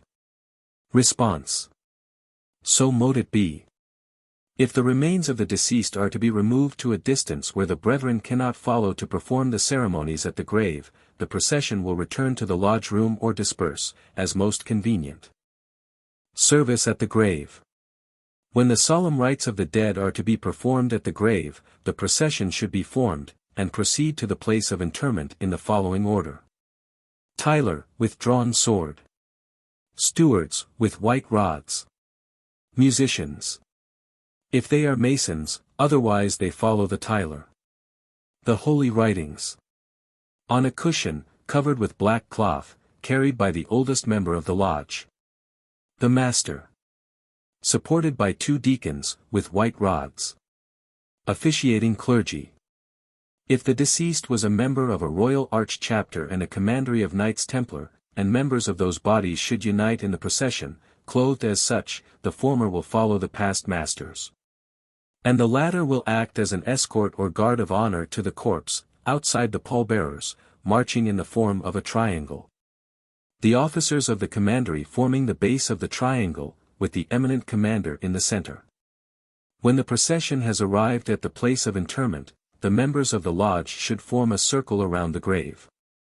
When the master, chaplain, and other officers of the acting lodge, take their position at the head of the grave, and the mourners at the foot. After the clergyman has performed the religious service of the church, the Masonic service should begin. The chaplain rehearses the following or some other appropriate prayer. Almighty and most merciful Father, we adore thee as the God of time and eternity. As it has pleased thee to take from the light of our abode one dear to our hearts, we beseech thee to bless and sanctify unto us this dispensation of thy providence. Inspire our hearts with wisdom from on high, that we may glorify thee in all our ways. May we realize that thine all-seeing eye is upon us, and be influenced by the spirit of truth and love to perfect obedience, that we may enjoy the divine approbation here below. And when our toils on earth shall have ended, may we be raised to the enjoyment of fadeless light and immortal life in that kingdom where faith and hope shall end, and love and joy prevail through eternal ages. And thine, O righteous Father, shall be the glory forever. Amen. Response. So mote it be. The following exhortation is then given by the Master. Brethren, the solemn notes that betoken the dissolution of this earthly tabernacle, have again alarmed our outer door. And another spirit has been summoned to the land where our fathers have gone before us. Again we are called to assemble among the habitations of the dead, to behold the narrow house appointed for all living. Here, around us, in that peace which the world cannot give or take away, sleep the unnumbered dead. The gentle breeze fans their verdant covering, they heed it not, the sunshine and the storm pass over them, and they are not disturbed. Stones and lettered monuments symbolize the affection of surviving friends, yet no sound proceeds from them, save that silent but thrilling admonition, seek ye the narrow path and the strait gate that lead unto eternal life.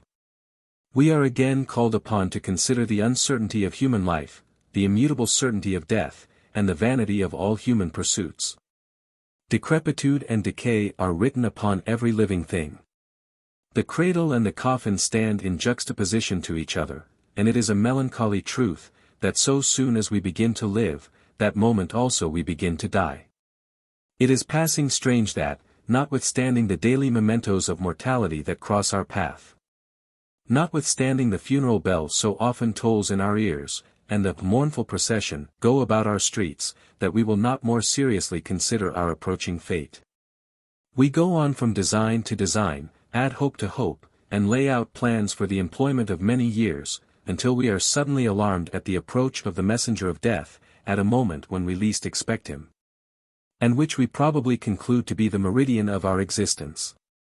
What, then, are all the externals of human dignity, the power of wealth, the dreams of ambition, the pride of intellect, or the charms of beauty, when nature has paid her just debt?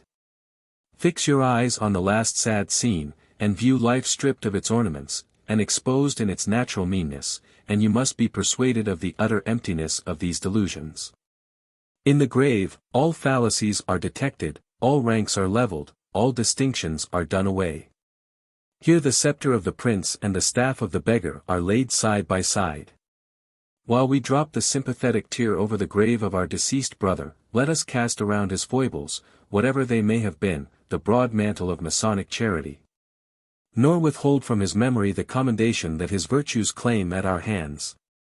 Perfection on earth has never yet been attained, the wisest, as well as the best of men, have gone astray. Suffer, then, the apologies of human nature to plead for him who can no longer plead for himself. Our present meeting and proctings will have been vain and useless, if they fail to excite our serious reflections, and strengthen our resolutions of amendment. Be then persuaded, my brethren, by this example, of the uncertainty of human life, of the unsubstantial nature of all its pursuits, and no longer postpone the all-important concern of preparing for eternity. Let us each embrace the present moment, and while time and opportunity permit, prepare with care for that great change, which we all know must come, when the pleasures of the world shall cease to delight, and be as a poison to our lips.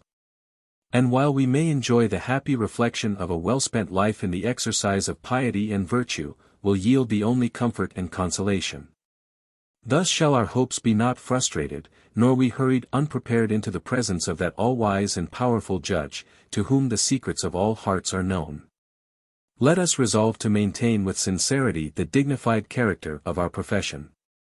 May our faith be evinced in a correct moral walk and deportment, may our hope be bright as the glorious mysteries that will be revealed hereafter, and our charity boundless as the wants of our fellow creatures. And having faithfully discharged the great duties which we owe to God, to our neighbor, and ourselves, when at last it shall please the Grand Master of the universe to summon us into his eternal presence, may the trestle board of our whole lives pass such inspection that it may be given unto each of us to eat of the hidden manna, and to receive the white stone with a new name, that will ensure perpetual and unspeakable happiness at his right hand. The Master then, presenting the apron, continues.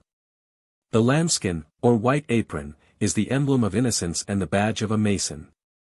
It is more ancient than the golden fleece or Roman eagle, more honorable than the star and garter, when worthily worn. The Master then deposits it in the grave.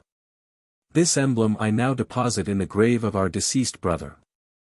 By it we are reminded of the universal dominion of death. The arm of friendship cannot interpose to prevent his coming, the wealth of the world cannot purchase our release, nor will the innocence of youth, or the charms of beauty propitiate his purpose. The mattock, the coffin, and the melancholy grave, admonish us of our mortality, and that, sooner or later, these frail bodies must moulder in their parent dust. The Master, holding the evergreen, continues. This evergreen, which once marked the temporary resting place of the illustrious dead, is an emblem of our faith in the immortality of the soul. By this we are reminded that we have an immortal part within us, that shall survive the grave, and which shall never, never, never, die. By it we are admonished that, though, like our brother, whose remains lie before us, we shall soon be clothed in the habiliments of death, and deposited in the silent tomb, yet, through our belief in the mercy of God, we may confidently hope that our souls will bloom in eternal spring. This, too, I deposit in the grave, with the exclamation, "Alas, my brother!" The brethren then move in procession around the place of interment, and severally drop the sprig of evergreen into the grave. After which, the public grand honors 42 are given. The Master then continues the ceremony. From time immemorial, it has been the custom among the fraternity of free and accepted Masons, at the request of a brother, to accompany his remains to the place of interment, and there to deposit them with the usual formalities. In conformity to this usage, and at the request of our deceased brother, whose memory we revere, and whose loss we now deplore, we have assembled in the character of Masons, to offer up to his memory, before the world, the last tribute of our affection, thereby demonstrating the sincerity of our past esteem for him, and our steady attachment to the principles of the order. The great Creator having been pleased, out of his infinite mercy, to remove our brother from the cares and troubles of this transitory existence, to a state of endless duration, thus severing another link from the fraternal chain that binds us together. May we, who survive him, be more strongly cemented in the ties of union and friendship, that, during the short space allotted us here, we may wisely and usefully employ our time, and in the reciprocal intercourse of kind and friendly acts, mutually promote the welfare and happiness of each other. Unto the grave we have consigned the body of our deceased brother. Earth to earth, earth being sprinkled on the coffin, ashes to ashes, more earth, dust to dust, more earth, there to remain till the trump shall sound on the resurrection morn. We can cheerfully leave him in the hands of a being, who has done all things well, who is glorious in holiness, fearful in praises, doing wonders. To those of his immediate relatives and friends, who are most heart-stricken at the loss we have all sustained, we have but little of this world's consolation to offer. We can only sincerely, deeply, and most affectionately sympathize with them in their afflictive bereavement. But we can say, that he who tempers the wind to the shorn lamb, looks down with infinite compassion upon the widow and fatherless, in the hour of their desolation. And that the great Architect will fold the arms of his love and protection around those who put their trust in him. Then let us improve this solemn warning that at last, when the sheeted dead are stirring, when the great white throne is set, we shall receive from the omniscient Judge, the thrilling invitation, "Come, ye blessed. Inherit the kingdom prepared for you from the foundation of the world." The following, or some other suitable ODE, may be sung. Scotland. Arranged from Dr. Clare. By BRJS, B. Taylor. Thou art gone to the grave, but we will not deplore thee, though sorrow and darkness encompass the tomb. The good has passed on through its portals before thee, and the cassia blooms greenly to lighten the gloom. And the cassia blooms greenly to lighten the gloom. Scotland, Cont. Thou art gone to the grave. We no longer behold thee, nor tread the rough paths of the world by thy hand. But the wide arms of mercy are spread to enfold thee, and will meet thee again in the heavenly land.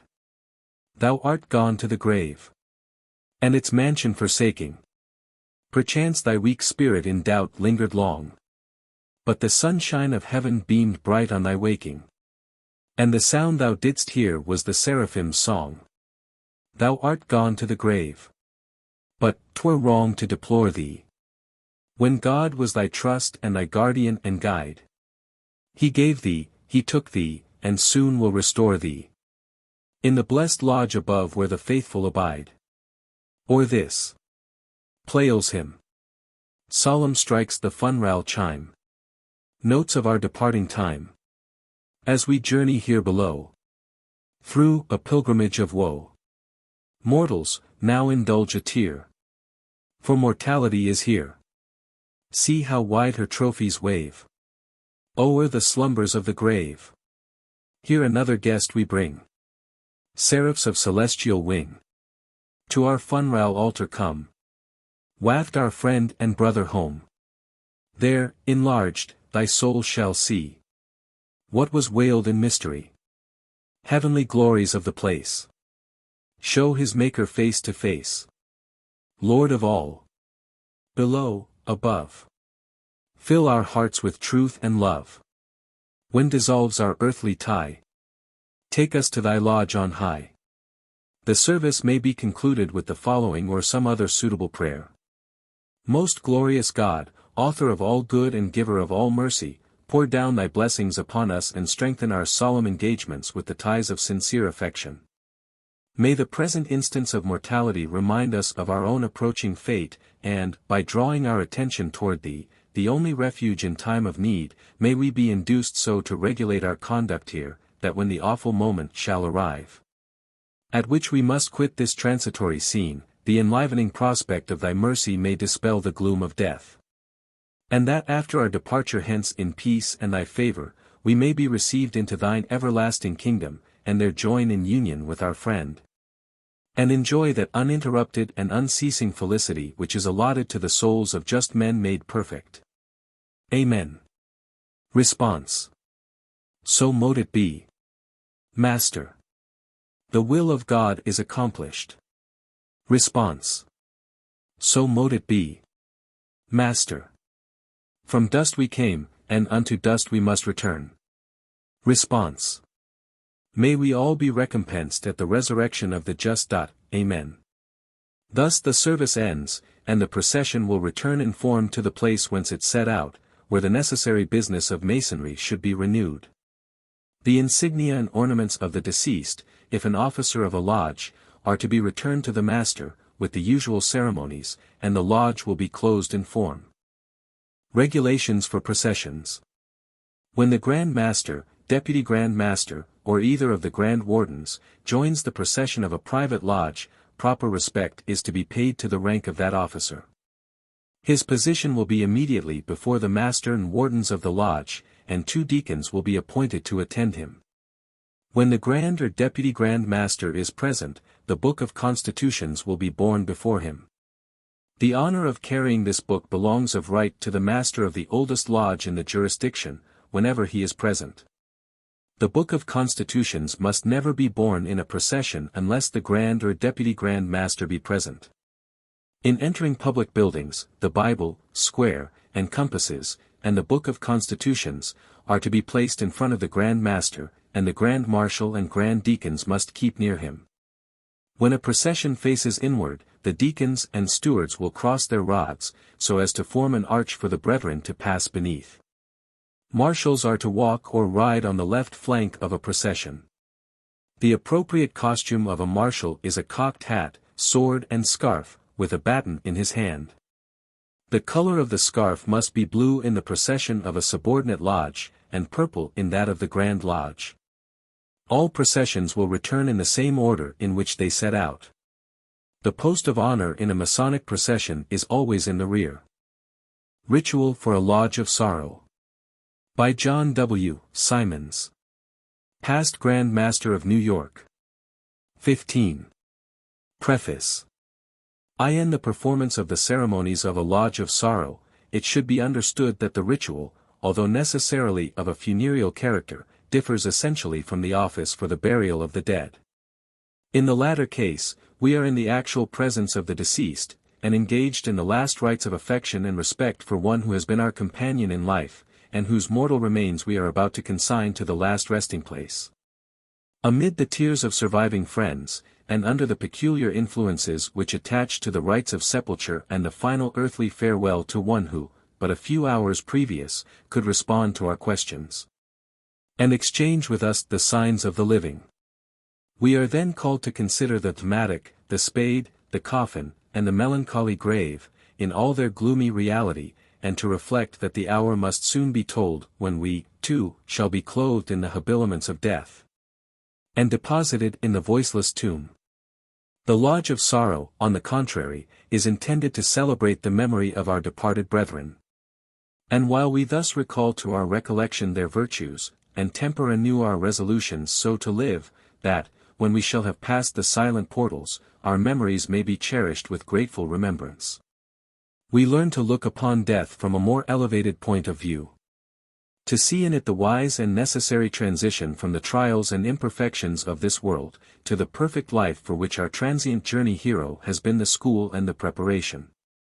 We thus learn that the soul is the whole of man.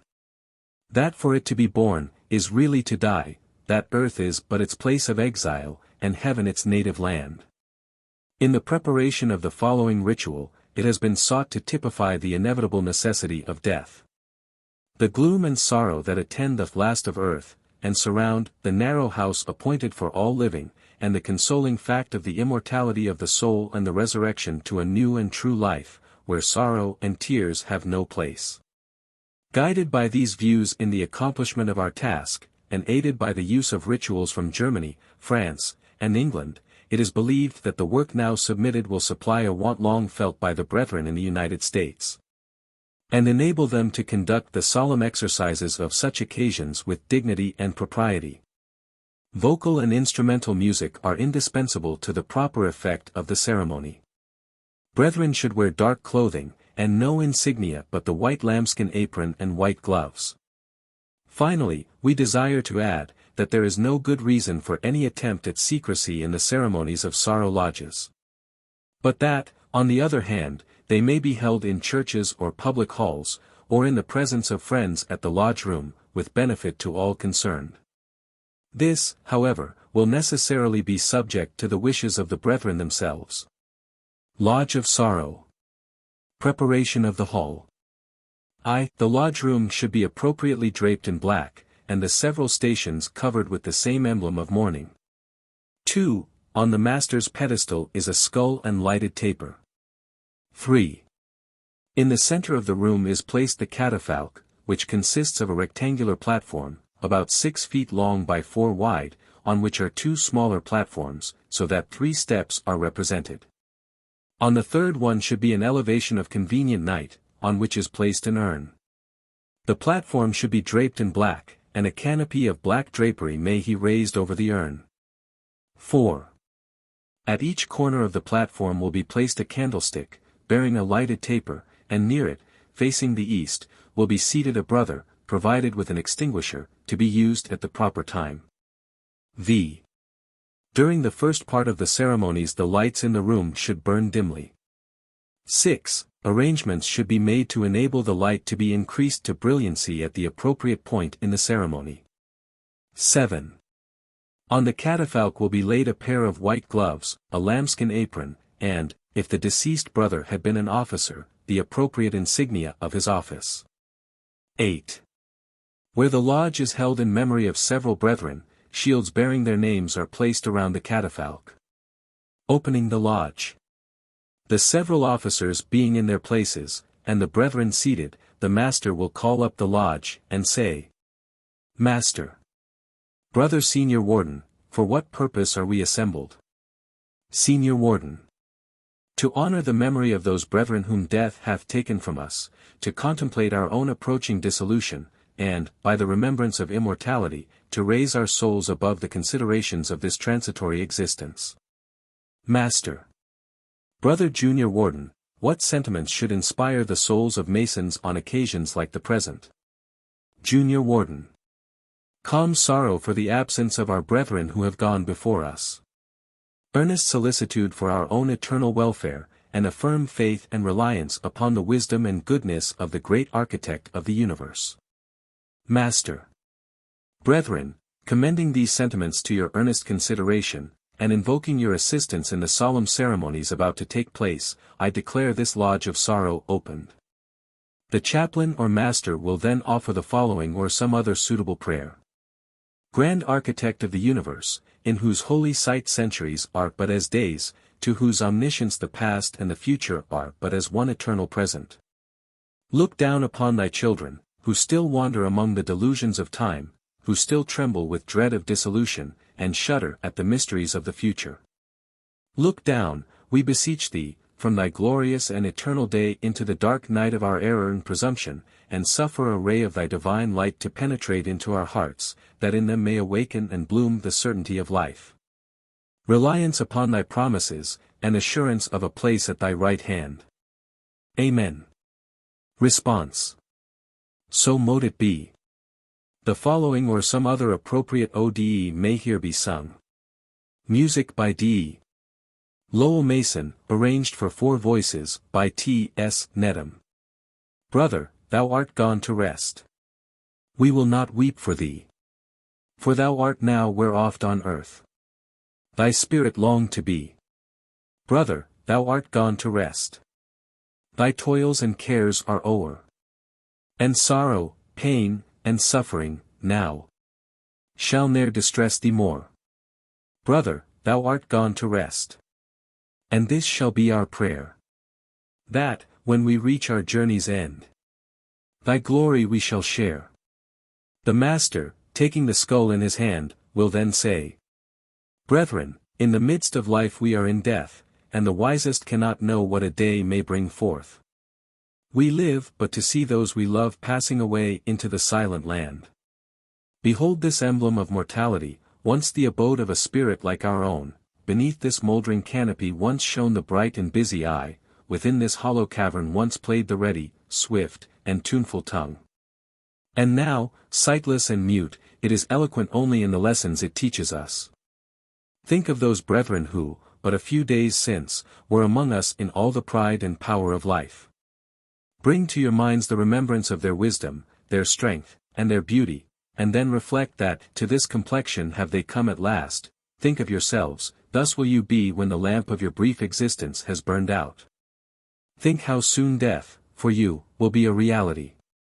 Man's life is like a flower, which blooms today, and tomorrow is faded, cast aside, and trodden underfoot. The most of us, my brethren, are fast approaching, or have already passed the meridian of life. Our sun is setting in the west, sand, oh!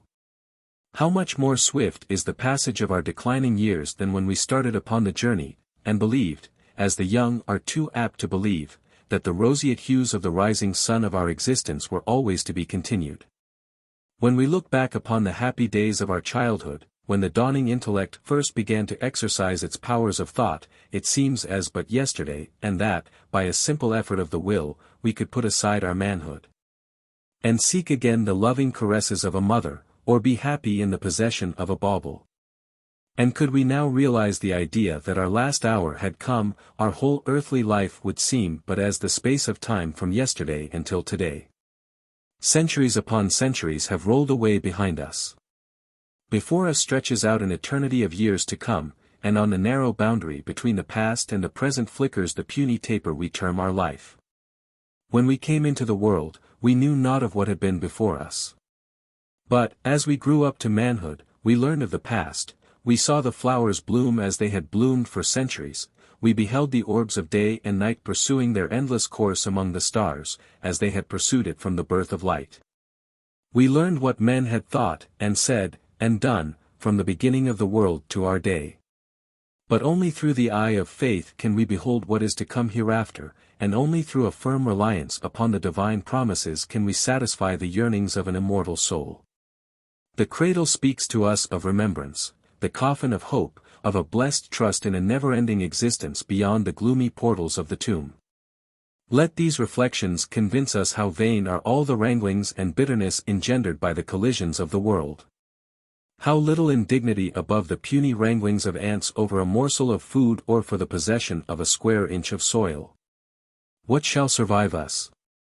Not, let us hope, the petty strifes and bickerings, the jealousies and heartburnings, the small triumphs and mean advantages we have gained, but rather the noble thoughts, the words of truth, the works of mercy and justice. That ennoble and light up the existence of every honest man, however humble, and live for good when his body, like this remnant of mortality, is mouldering in its parent dust. Let the proud and the vain consider how soon the gaps are filled that are made in society by those who die around them, and how soon time heals the wounds that death inflicts upon the loving heart. And from this let them learn humility, and that they are but drops in the great ocean of humanity. And when God sends his angel to us with the scroll of death, let us look upon it as an act of mercy, to prevent many sins and many calamities of a longer life, and lay down our heads softly and go to sleep, without wrangling like froward children. For this at least man gets by death, that his calamities are not immortal. To bear grief honorably and temperately, and to die willingly and nobly, are the duties of a good man and true Mason. A solemn piece of music will now be performed, or the following ode may be sung. Music, Naomi. Doctor. Lowell Mason. When those we love are snatched away by death's relentless hand, our hearts the mournful tribute pay that friendship must demand, while pity prompts the rising sigh with awful power impressed. May this dread truth, I too must die, sink deep in every breast. Let this vain world allure no more. Behold the opening tomb. It bids us use the present hour. Tomorrow death may come. The voice of this instructive scene may every heart obey. Nor be the faithful warning vain, which calls to watch and pray. At its conclusion the chaplain will read the following passages. Lo, he goeth by me and I see him not. He passeth on also, but I perceive him not. Behold he taketh away, who can hinder him? Man that is born of a woman is a few days, and full of trouble. He cometh forth like a flower, and is cut down, he fleeth also as a shadow, and continueth not.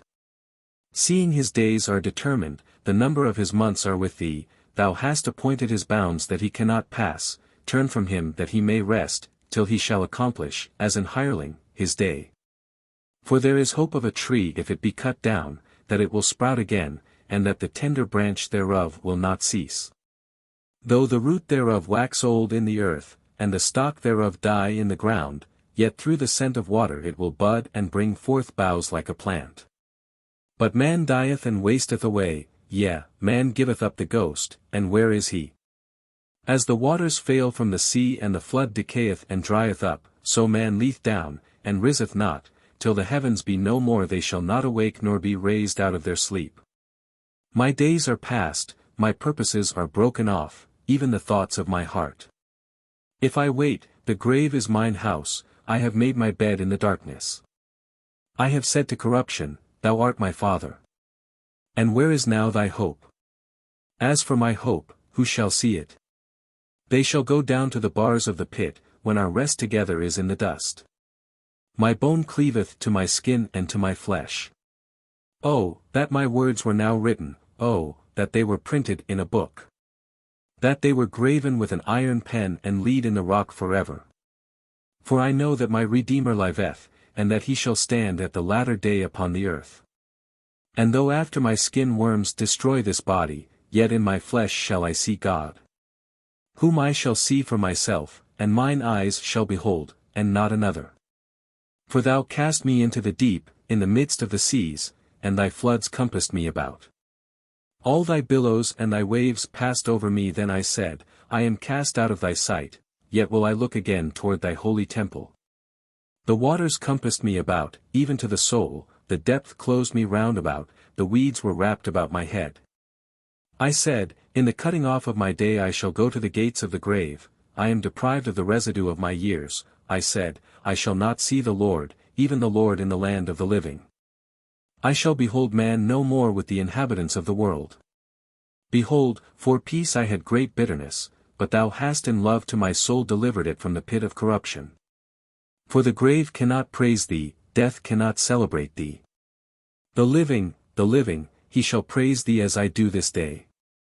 Are not my days few? Cease, then, and let me alone, that I may take comfort a little, before I go whence I shall not return, even to the land of darkness, and the shadow of death.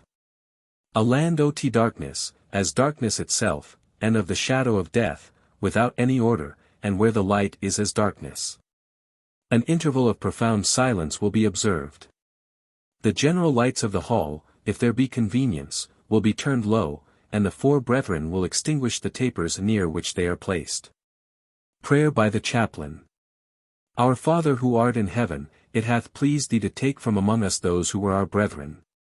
Let time, as it heals the wounds thus inflicted upon our hearts and on the hearts of those who were near and dear to them, not erase the salutary lessons engraved there. But let those lessons always continuing distinct and legible make us and them wiser and better. And whatever distress or trouble may hereafter come upon us, may we ever be consoled by the reflection that thy wisdom and thy love are equally infinite, and that our sorrows are not the visitations of thy wrath, but the result of the great law of harmony by which everything is being conducted to a good and perfect issue in the fullness of thy time. Let the loss of our brethren increase our affection for those who are yet spared to us, and make us more punctual in the performance of the duties that friendship, love, and honor demand. When it comes to us also to die, may a firm and abiding trust in thy mercy dispel the gloom and dread of dissolution. Be with us now, and sanctify the solemnities of this occasion to our hearts, that we may serve thee in spirit and understanding. And to thy name shall be ascribed the praise forever. Amen. Response. So mote it be. The wardens, deacons and stewards, will now approach the east and form a procession, thus. 2 stewards, with rods. 2 wardens, with columns. Deacon. With rod. The master. Deacon. With rod. Which will move once round the catafalque to slow and solemn music. On arriving in the east, the procession will halt and open to the right and left. The junior warden will then advance to the catafalque and placing upon it a bunch of white flowers will say, Junior Warden. In memory of our departed brethren I deposit these white flowers, emblematical of that pure life to which they have been called, and reminding us that as these children of an hour will droop and fade away, so, too, we shall soon follow those who have gone before us, and inciting us so to fill the brief span of our existence that we may leave to our survivors a sweet savor of remembrance. The junior warden will now return to his place, and an interval of profound silence will be observed. The procession will again be formed, and move as before, to the sound of slow music, twice around the catafalque. They will open as before, and the senior warden approaching the catafalque will place upon it a wreath of white flowers and say, Senior Warden. As the sun sets in the west, to close the day and herald the approach of night, so, one by one we lay us down in the darkness of the tomb to wait in its calm repose for the time when the heavens shall pass away as a scroll, and man, standing in the presence of the Infinite, shall realize the true end of his pilgrimage here below. Let these flowers be to us the symbol of remembrance of all the virtues of our brethren who have preceded us to the silent land, the token of that fraternal alliance which binds us while on earth and which we hope will finally unite us in heaven. The senior warden returns to his place, and an interval of silence will be observed. The procession will again be formed, and move 3 times around the catafalque to slow music, as before. Arrived in the east, the master will advance and place upon the urn a wreath of evergreen, and say, Master, it is appointed unto all men once to die, and after death cometh the resurrection. The dust shall return to the earth and the spirit unto God who gave it. In the grave all men are equal, the good deeds, the lofty thoughts, the heroic sacrifices alone survive and bear fruit in the lives of those who strive to emulate them. While, therefore, nature will have its way, and our tears will fall upon the graves of our brethren, let us be reminded by the evergreen symbol of our faith in immortal life that the dead are but sleeping. And be comforted by the reflection that their memories will not be forgotten. That they will still be loved by those who are soon to follow them, that in our archives their names are written, and that in our hearts there is still a place for them. And so, trusting in the infinite love and tender mercy of Him without whose knowledge not even a sparrow falls, let us prepare to meet them where there is no parting and where with them we shall enjoy eternal rest. The master will return to his place, and a period of silence will obtain. The chaplain will now be conducted to the altar, where he will read. But some man will say, "How are the dead raised up? And with what body do they come?"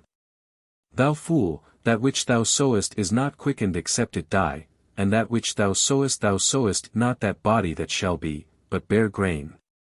It may chance of wheat or of some other grain, but God giveth it a body as it hath pleased him, and to every seed his own body.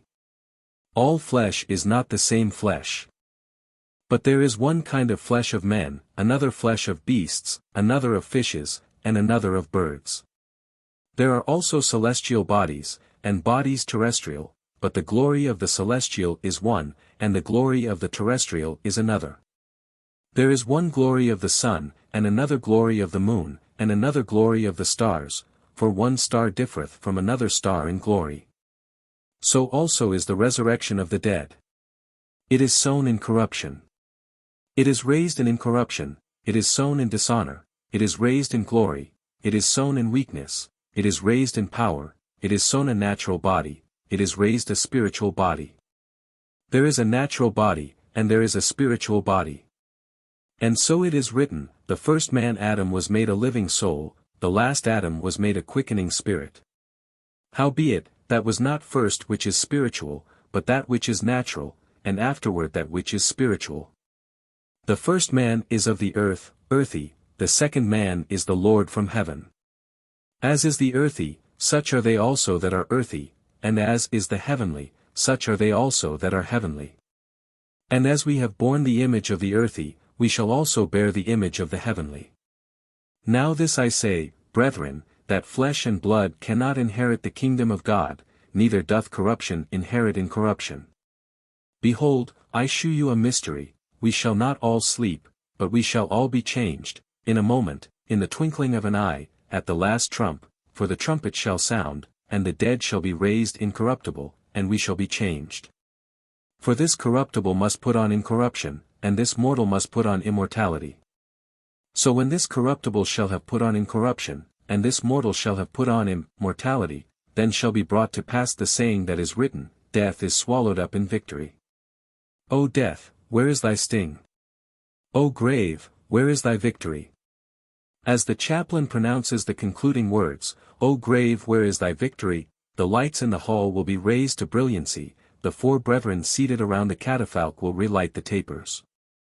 The chaplain will return to his place in the east, and the following ode will be sung, to music of a more cheerful character. Music, Simons. Friend after friend departs. Who has not lost a friend? There is no union here of hearts. That finds not here an end. Where this frail world our only rest. Living or dying, none were blessed. Music cant. There is a world above. Where parting is unknown. A whole eternity of love. And blessedness alone. And faith beholds the dying here. Translated to that happier sphere. The orator will then pronounce the eulogium. Then follows an ode. Old 100.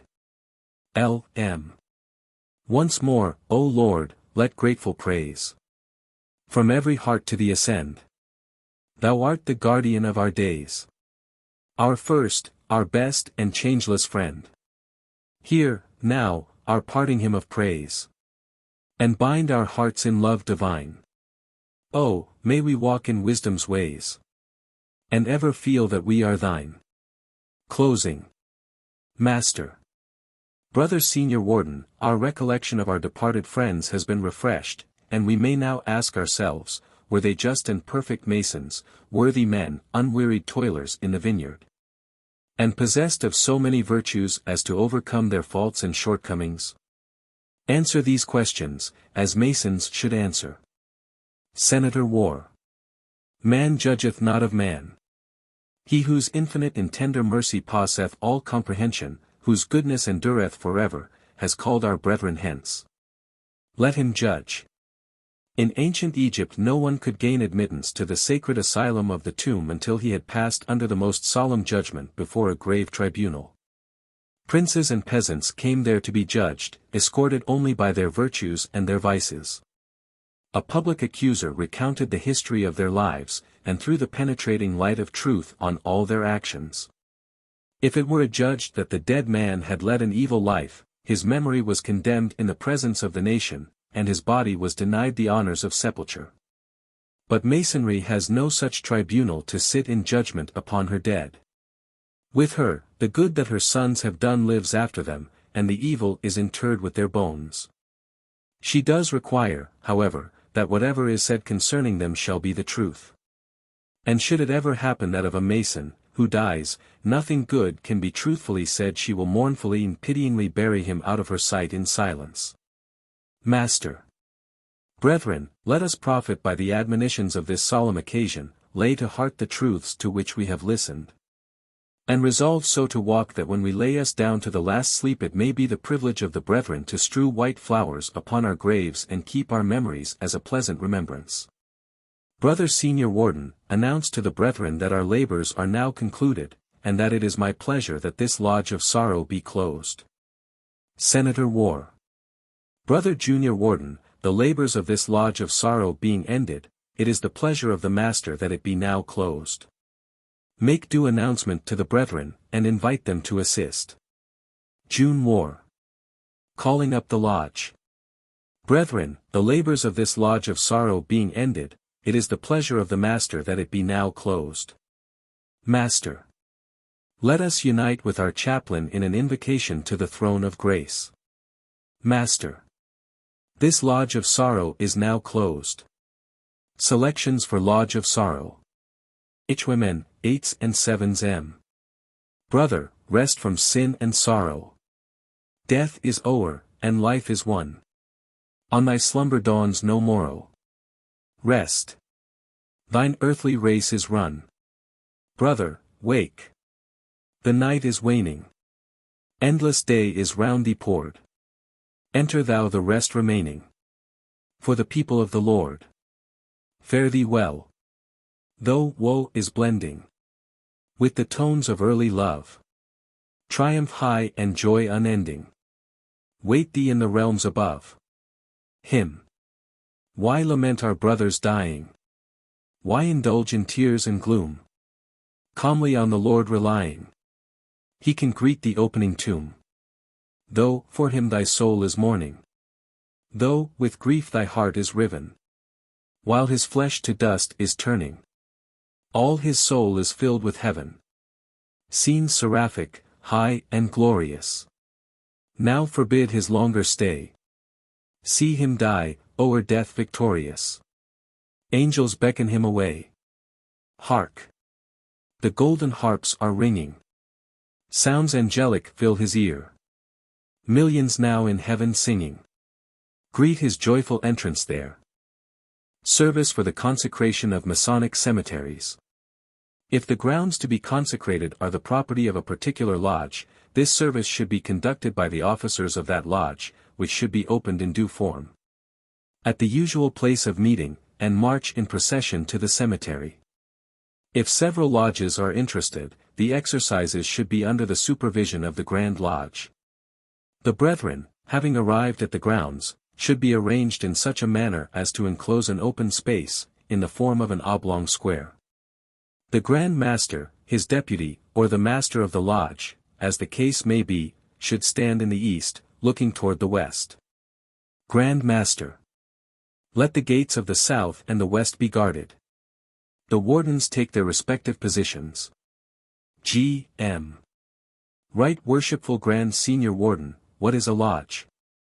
G.S.W. A lodge is the symbol of the world. G.M. What are its dimensions? G.S.W. It reaches from the north to the south, and from the east to the west. G.M. Hath it any limits? G.S. W. None, it embrasseth the region of stars above, the empire of graves below, and the kingdoms of eternal silence. G.M. You have said that the lodge is a symbol of the world. As the world then is, in one sense, a vast lodge, What is the last and highest duty which a Mason is called upon to discharge therein? G.S.W. To watch by the bed of a sick and dying brother, to soothe his last hours, to console and relieve his widow, protect his orphan children, and provide a suitable resting place for his mortal remains. G.M. Even so. And beloved brethren, we are assembled today to perform the last, but not the least part of this most sacred task. We are here to consecrate these grounds, by solemn services, to a solemn use. But feeling all our weakness and blindness, and knowing that our unaided efforts must be unavailing, let us first implore the presence and aid of Him from whom alone light and strength can come. Prayer. By the Chaplain, Supreme Architect of the Universe, who, in all ages, hast presided over the labors of our fraternity, and whose benevolent and paternal care all worthy Masons have, in all times, recognized with tears of gratitude, we approach Thee now, in a spirit of filial reverence and trust, to implore Thy presence and the abundance of Thy benedictions upon the solemn labors of the present hour. Knowing our weakness, we ask Thee for strength. Conscious of our ignorance, we implore of Thee light. Sensible of our frailties and imperfections, we pray that the Holy Spirit may breathe upon our hearts, that they may bloom with the flowers of virtue and charity, as the earth blooms beneath the genial influence of the sunshine. And, finally, O God, we beseech Thee to impart to us Thy wisdom, that we may be guided into the ways of truth, accomplish our present undertaking in a manner acceptable to Thee, and be prepared for a higher service in Thy spiritual temple above. Amen. Response. So mote it be. G.M. Lord, Thou hast been our dwelling place in all generations. Response. And Thy mercy endureth forever. G.M. Before the mountains were brought forth, or ever Thou hadst formed the earth and the world, even from everlasting to everlasting, Thou art God. Response. And Thy mercy endureth forever. G.M. Thou turnest man to destruction, and sayest, Return ye children of men. Response. Yet Thy mercy endureth forever. G.M. For 1,000 years in Thy sight are but as yesterday, when it is past, and as a watch in the night. Response. But Thy mercy endureth forever. G.M. Thou earnest them away as a flood, they are as asleep, in the morning they are like grass that groweth up. Response. But Thy mercy endureth forever. G.M. In the morning it flourisheth, and groweth up. In the evening it is cut down, and withereth. Response. But Thy mercy endureth forever. G.M. For we are consumed by Thine anger, and by Thy wrath we are troubled. Response. But Thy mercy endureth forever. G.M. Thou hast set our iniquities before Thee, our secret sins in the light of Thy countenance. Response. But Thy mercy endureth forever. G.M. For all our days are passed away in Thy wrath, we spend our years as a tale that is told. Response. But Thy mercy endureth forever. G.M. So teach us to number our days, that we may apply our hearts unto wisdom. Response. For Thy mercy endureth forever. G.M.O. Satisfy us early with Thy mercy, that we may be glad and rejoice all our days. Response. For Thy mercy endureth forever. G.M. Make us glad according to the days wherein Thou hast afflicted us, and the years wherein we have seen evil. Response. For Thy mercy endureth forever. G.M. Let Thy work appear unto Thy servants, and Thy glory unto their children. Response. For Thy mercy endureth forever. G.M. And let the beauty of the Lord our God be upon us, and establish Thou the work of our hands upon us. Yea, the work of our hands, establish Thou it. And to the King, eternal, immortal, invisible, the one only living and true God, be offered worship and praise. Response. As it was in the beginning, is now, and ever shall be, world without end. So mote it be. Amen. Hymn. O God, who, when the world was young, didst walk in Eden's fragrant bowers, where Adam, just created, sung his grateful hymns mid trees and flowers. Thy servants here, with reverence, bend, as did the Father of our race, imploring thee thy grace to send, and with thy glory fill this place. O thou, who look'st with pitying eye on us who dwell mid death's alarms, and while we live, or when we die, dost fold us in thy loving arms. Here, where in death our loved ones sleep, O let thy benedictions fall, and teach us, as their loss we weep, that deathless love embraceth all. Here, let the weary find repose, 'mongst fragrant flowers and waving trees, emblems, at once, of mortal woes, and everlasting sympathies. And grant, O God, that we may see, in nature's swelling buds, and bloom, the Spirit's immortality, and final victory o'er the tomb. G.M. Brethren, as our Masonic obligations enjoin upon us not only a tender regard for all the interests of a brother while living, but also an affectionate and honorable disposal of his remains, when the great Master of life has summoned him to his rest. These grounds have been secured and set apart for that sacred purpose. And as Freemasonry is an institution of symbols, and communicates its instructions through a sublime system of emblems, it is eminently proper that a Masonic cemetery should be consecrated by ceremonies of a symbolical character. It should also be adorned with trees and shrubs and flowers, which have a symbolical meaning connected with such solemn uses. No artificial monuments of iron, or brass, or stone, which we erect to preserve the remembrance of the departed, can compare in efficiency or beauty with those that nature produces, and which, though subject to decay, are perpetually renewed. All parts of the universe are symbolic, each one of which was, no doubt, designed by the Creator to reveal, and impress upon the mind, some special idea or sentiment. The visible world is but the shadow or reflex of the verities of the invisible, and between the seen and the unseen there is a mysterious relationship. The spiritual is mourned in every visible thing, underlies all forms, and reveals itself in every tree and flower. Through all time, and among all peoples, have the prominent features of the universe revealed the same thoughts to all earnest hearts. Ever has the mountain been the symbol of power and durability, the oak of firmness and confidence, the various evergreens of immortality, the cypress of death, and the drooping elm, and weeping willow, of a profound sorrow and an eternal sympathy. These emblems of hope, and faith, and immortality, of undying affection, and tender sympathy, and everlasting love, are the appropriate decorations of a Masonic burial place. Types, truth selects, appropriate. Fair fading creatures of a day, of human life to indicate the fragile state and swift decay, now in prosperity elate, and then forever passed away. Bedecking thus the mortal cell, our tale impressively they tell.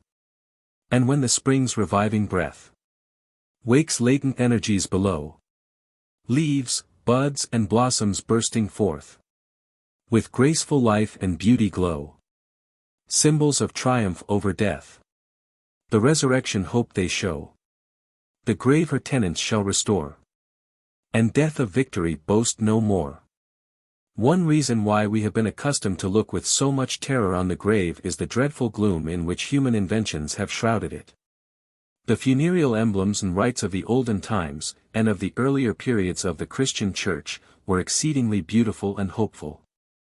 But for several centuries we appear to have lost much of the deep and earnest faith of their ancestors. They have seemed to doubt whether the idea of immortality be, indeed, a verity, and, under the influence of a withering skepticism, have declared that the departed are henceforth nothing to us, and we are nothing to them. Freemasonry rebukes and repudiates such gloomy theories, so repulsive to the warm affections of the heart. The Lodge has no limitations. It reaches through all worlds. It embraces the visible world of men, and the invisible world of spirits. It proclaims that friendship survives the grave, that love is immortal, and that the Masonic ties of our great brotherhood are as perpetual as eternity.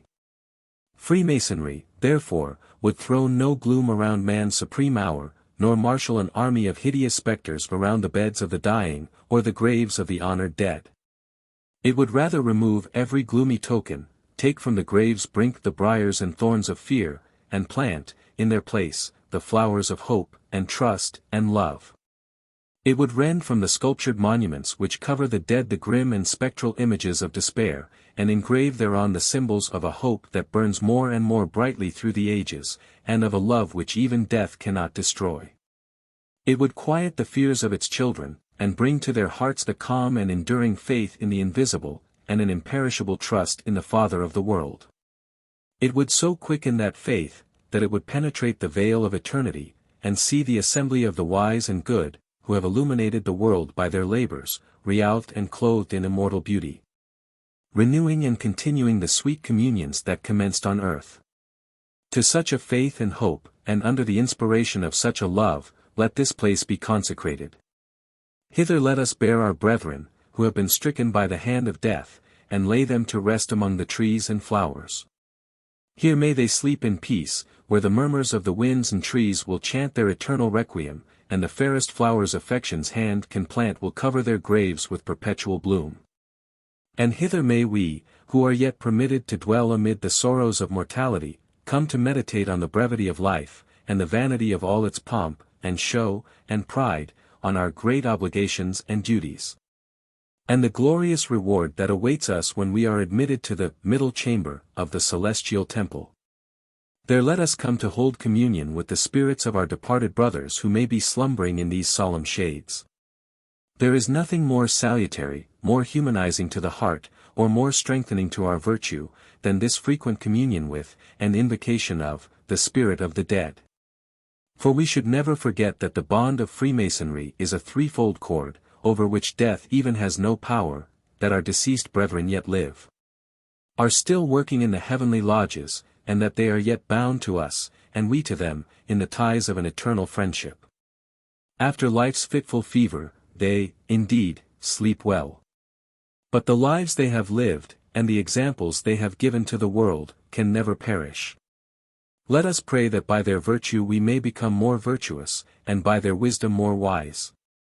That they may watch over as guardian geniuses, and preserve us from all selfishness, irreverence, and injustice in thought, word, and deed. Standing here, the awful and silent stars over our heads, the solemn and silent graves beneath our feet, let us listen to that warning voice which resounds from the regions beyond the stars, and swells up from the realms of eternal silence.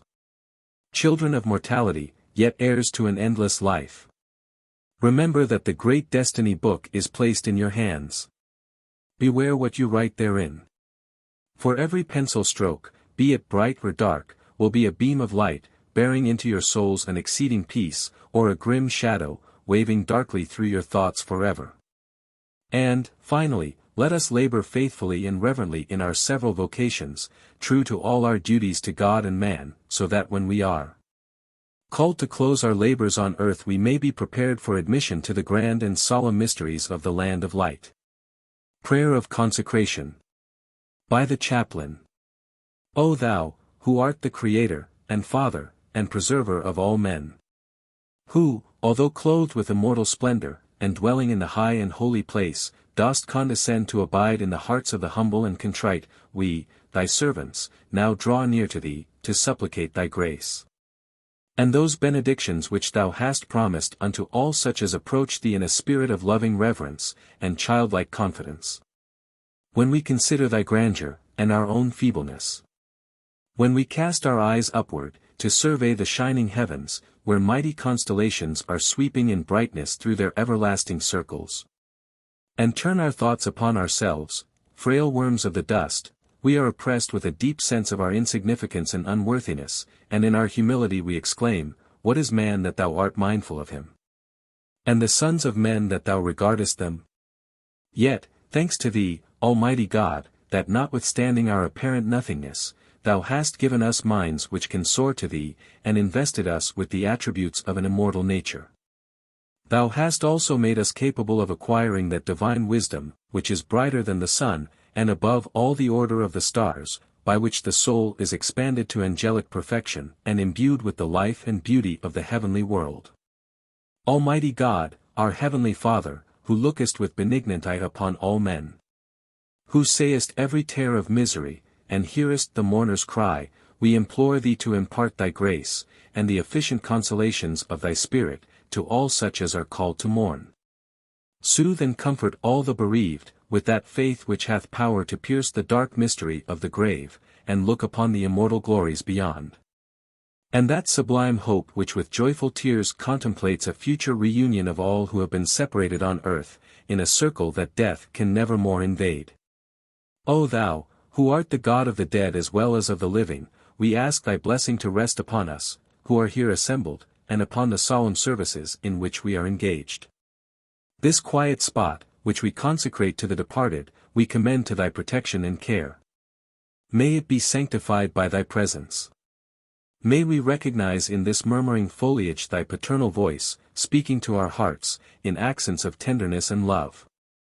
And, grant, O God, that thy holy angels, who watched by an ancient tomb, where suffering virtue found repose in death, may be permitted to spread their radiant wings over this place of graves, and make it bright with the light of an immortal hope. Here, guarded thus by heavenly watchers, may our loved ones rest in peace, until the great day when, together with us, they shall be called to the grand convocation to receive the recompense for faithful labors. Now unto him who is able to keep us from falling and to present us before the throne of his glory, with exceeding joy, be ascribed honor, dominion, and power through all ages. Amen. Response. As it was in the beginning, is now, and ever shall be, world without end. Amen. So mote it be. Here an appropriate piece of music should be played by a band, during which the brethren should move in procession around the cemetery, the Grand Master in the meanwhile sprinkling the grounds with pure water. The public grand honors are then given, which closes the ceremony. Masonic Calendar. The ordinary calendar, or vulgar era, is not generally used by Freemasons in dating their official documents. They have one peculiar to themselves, differing according to their various rites. The Masons in all parts of the world working in the York and French rites add 4,000 years to the Christian era, calling it Anno Lucas, Year of Light, abbreviated A therefore L therefore, thus the year 1865 would be A therefore L therefore 5865. 43. Masons practicing in the ancient and accepted rite use the Jewish calendar, which adds 3760 to the vulgar era, styled Anno Mundi, A therefore M therefore, Year of the World. Or they sometimes use the Hebrew year, which begins on the 17th of September, or 1st of Tisri, using the initials A therefore H therefore, Anno Hebraico, Hebrew year. Royal Archmasons date from the building of the Second Temple, 530 BC. Their style is therefore Anno Inventionis, A therefore INV therefore, in the year of the discovery.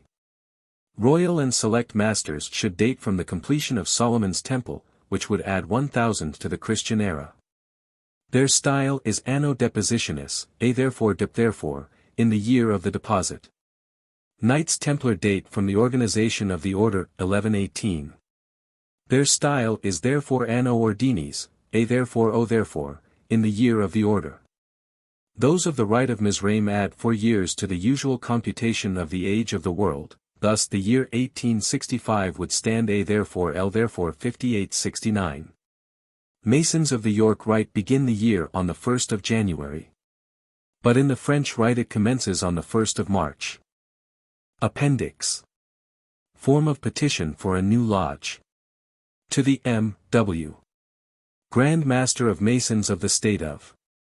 The undersigned petitioners, being ancient free and accepted Master Masons, having the prosperity of the fraternity at heart, and willing to exert their best endeavors to promote and diffuse the genuine principles of Masonry, respectfully represent, that they are desirous of forming a new lodge in the of to be named. No. They therefore pray for letters of dispensation, to empower them to assemble as a regular lodge, to discharge the duties of Masonry, in a regular and constitutional manner, according to the original forms of the order and the regulations of the Grand Lodge. They have nominated and do recommend Brother A. B. to be the first master, Brother C. D. to be the first senior warden, and Brother E. F. to be the first junior warden, of said lodge. If the prayer of this petition shall be granted, they promise a strict conformity to the edicts of the Grand Master, and the Constitution, laws and regulations of the Grand Lodge. Form of dispensation for a new lodge. To all whom it may concern. Know ye, that we, be, most worshipful Grand Master of ancient, free and accepted Masons of. Having received a petition from a constitutional number of brethren, who have been properly vouched for as Master Masons in good standing, setting forth that, having the honor and prosperity of the craft at heart, they are desirous of establishing a new lodge at under our Masonic jurisdiction, and requesting a dispensation for the same, and whereas there appears to us good and sufficient cause for granting the prayer of the said petition, we, by virtue of the powers in us vested by the ancient constitutions of the order, do grant this our dispensation, empowering Brother A. B. to act as worshipful master, Brother C. D. to act as senior warden, and Brother E. F. to act as junior warden of a lodge to be held under our jurisdiction at by the name of. And we further authorize the said brethren to enter, pass, and raise Freemasons, according to the ancient constitutions of the order, the customs and usages of the craft, and the rules and regulations of the most worshipful Grand Lodge of. And not otherwise. And this our dispensation shall continue of force until the Grand Lodge aforesaid shall grant a warrant of constitution for the same, or this dispensation be revoked by us, or the authority of the aforesaid Grand Lodge. L.S. given under our hand, and the seal, L.S., of the Grand Lodge, at this day of, A therefore L therefore 58. Y. Z. Grand Secretary. Q. R. Grand Master. Form of warrant for a lodge. Grand Master. D.P. G. Master. Sen. G. Warden. June. G. Warden. We, the Grand Lodge of the most ancient and honorable fraternity of free and accepted Masons, of the state of. In ample form assembled, according to the old constitutions, regularly and solemnly established under the auspices of Prince Edwin, at the city of York, in Great Britain, in the year of Masonry 4926, viz. The most worshipful Grand Master. The Right Worshipful Dep. G. Master. The Right Worshipful Senator G. Warden.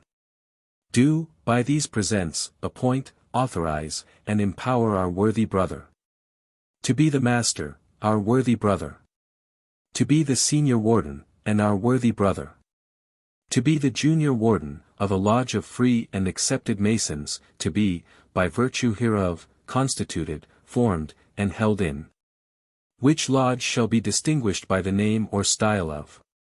And the said master and wardens, and their successors in office, are hereby respectively authorized and directed, by and with the consent and assistance of a majority of the members of the said lodge, duly to be summoned and present upon such occasions, to elect and install the officers of the said lodge as vacancies happen, in manner and form as is, or may be, prescribed by the constitution of this Grand Lodge. And further, the said lodge is hereby invested with full power and authority to assemble upon proper and lawful occasions, to make Masons, and to admit members. As also to do and perform all and every such acts and things appertaining to the craft as have been and ought to be done, for the honor and advantage thereof, conforming in all their proceedings to the constitution of this Grand Lodge. Otherwise this warrant, and the powers thereby granted, to cease and be of no further effect. Given under our hands and the seal of our Grand Lodge, at the city of, in the United States of America, this day of, in the year of our Lord 1800 and in the year of Masonry 5800 Grand Secretary. Registered in the Book of the Grand Lodge. Page. Form of a Lodge Certificate. To all free and accepted Masons on the face of the globe, greeting. We, the Master and Wardens of Lodge No.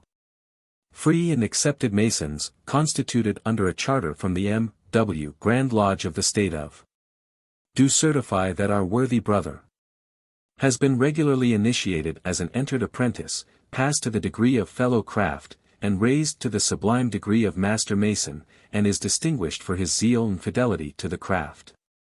We do therefore recommend that he be received and acknowledged as such by all true and accepted Freemasons wheresoever dispersed.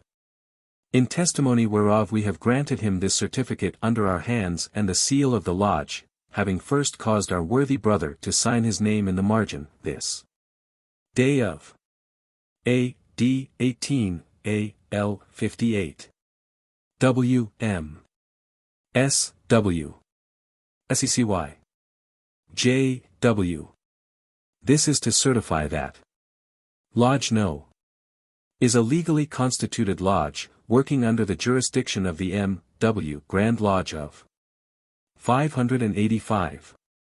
Grand S.E.C.Y. Form of a Grand Lodge Diploma. We, the Grand Lodge of the State of New York, by these presents testify and declare to all whom it may concern, that our brother, who has signed his name in the margin hereof, is a regular Master Mason of Lodge No, as appears to us by the certificate of the said lodge held under our jurisdiction in the County of State of New York, in the United States of America. In testimony whereof we have caused our seal to be hereunto affixed, and our Grand Secretary to subscribe the same, at the City of New York, this day of A.D. 18. A.L. 58. Grand Secretary. Form of a Demete. Free and Accepted Masons. Lodge No. Acknowledging the jurisdiction of the Grand Lodge of the State of. To all whom it may concern, erecting, this certifies that brother, whose name appears in the margin of this demete, is a Master Mason, and was a member of this lodge in good standing and clear of the books, and as such we do cordially commend him to the fraternal guard of all true free and accepted Masons, wherever dispersed around the globe. In testimony whereof we have caused this demete to be signed by the Master, and the seal of the lodge to be attached, this day of A.D. 18, A.L. 68. Secretary.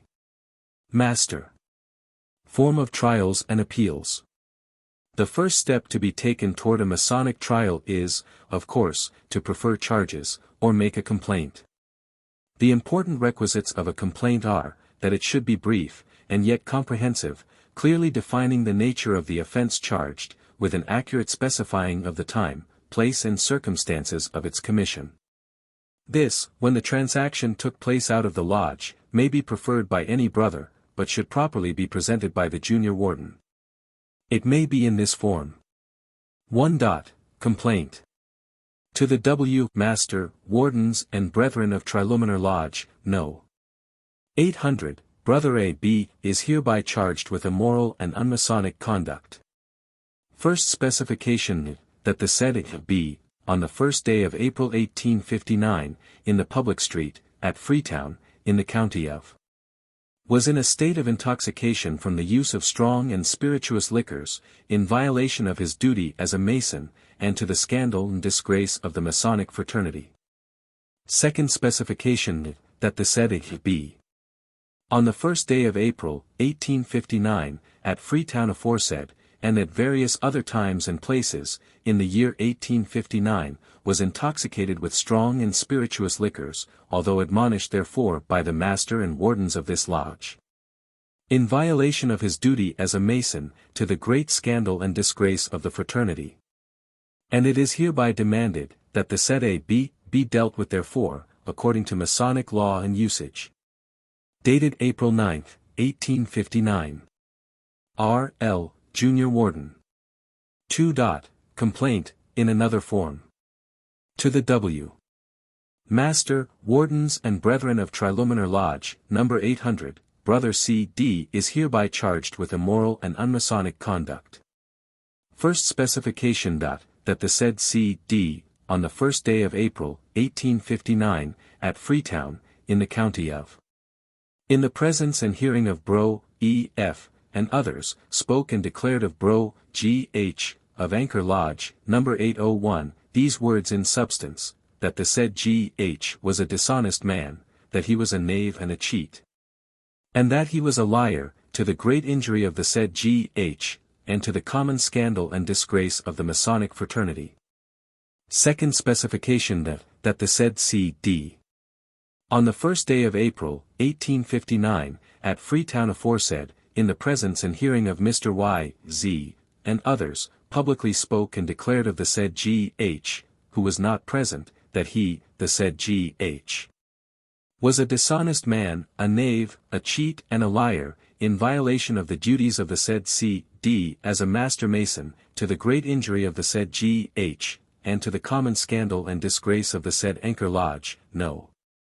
801, and of the Masonic fraternity, and it is therefore hereby demanded, that the said C.D. be put upon trial therefore. S. L. Junior Warden. Dated April 9, 1859.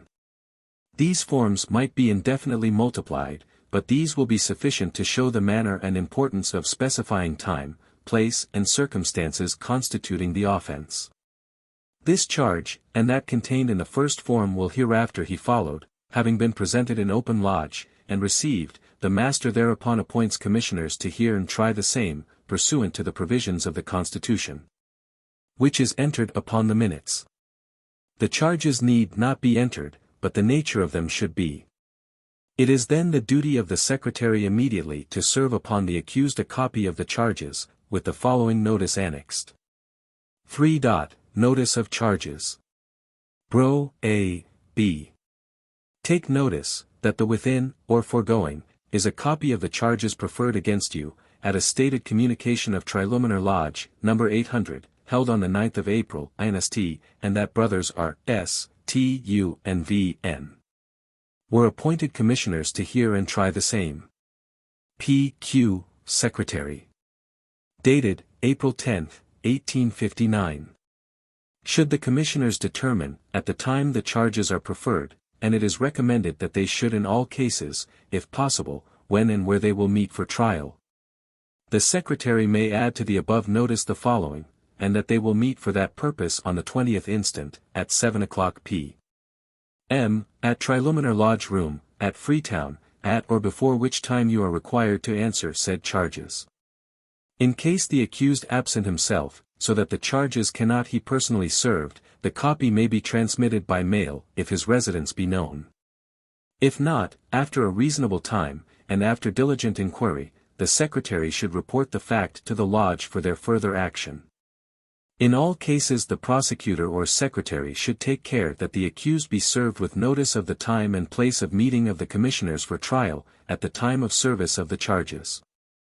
The charges being served, it is the first duty of the accused, if he has an objection to any of the commissioners, to make his challenge, that the Master, if satisfied that there is ground for it, may supply the vacant place by another appointment.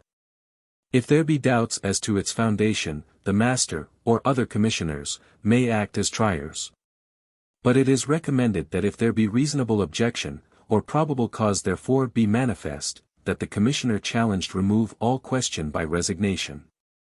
The tribunal being properly constituted, it is next the duty of the accused to answer the charges.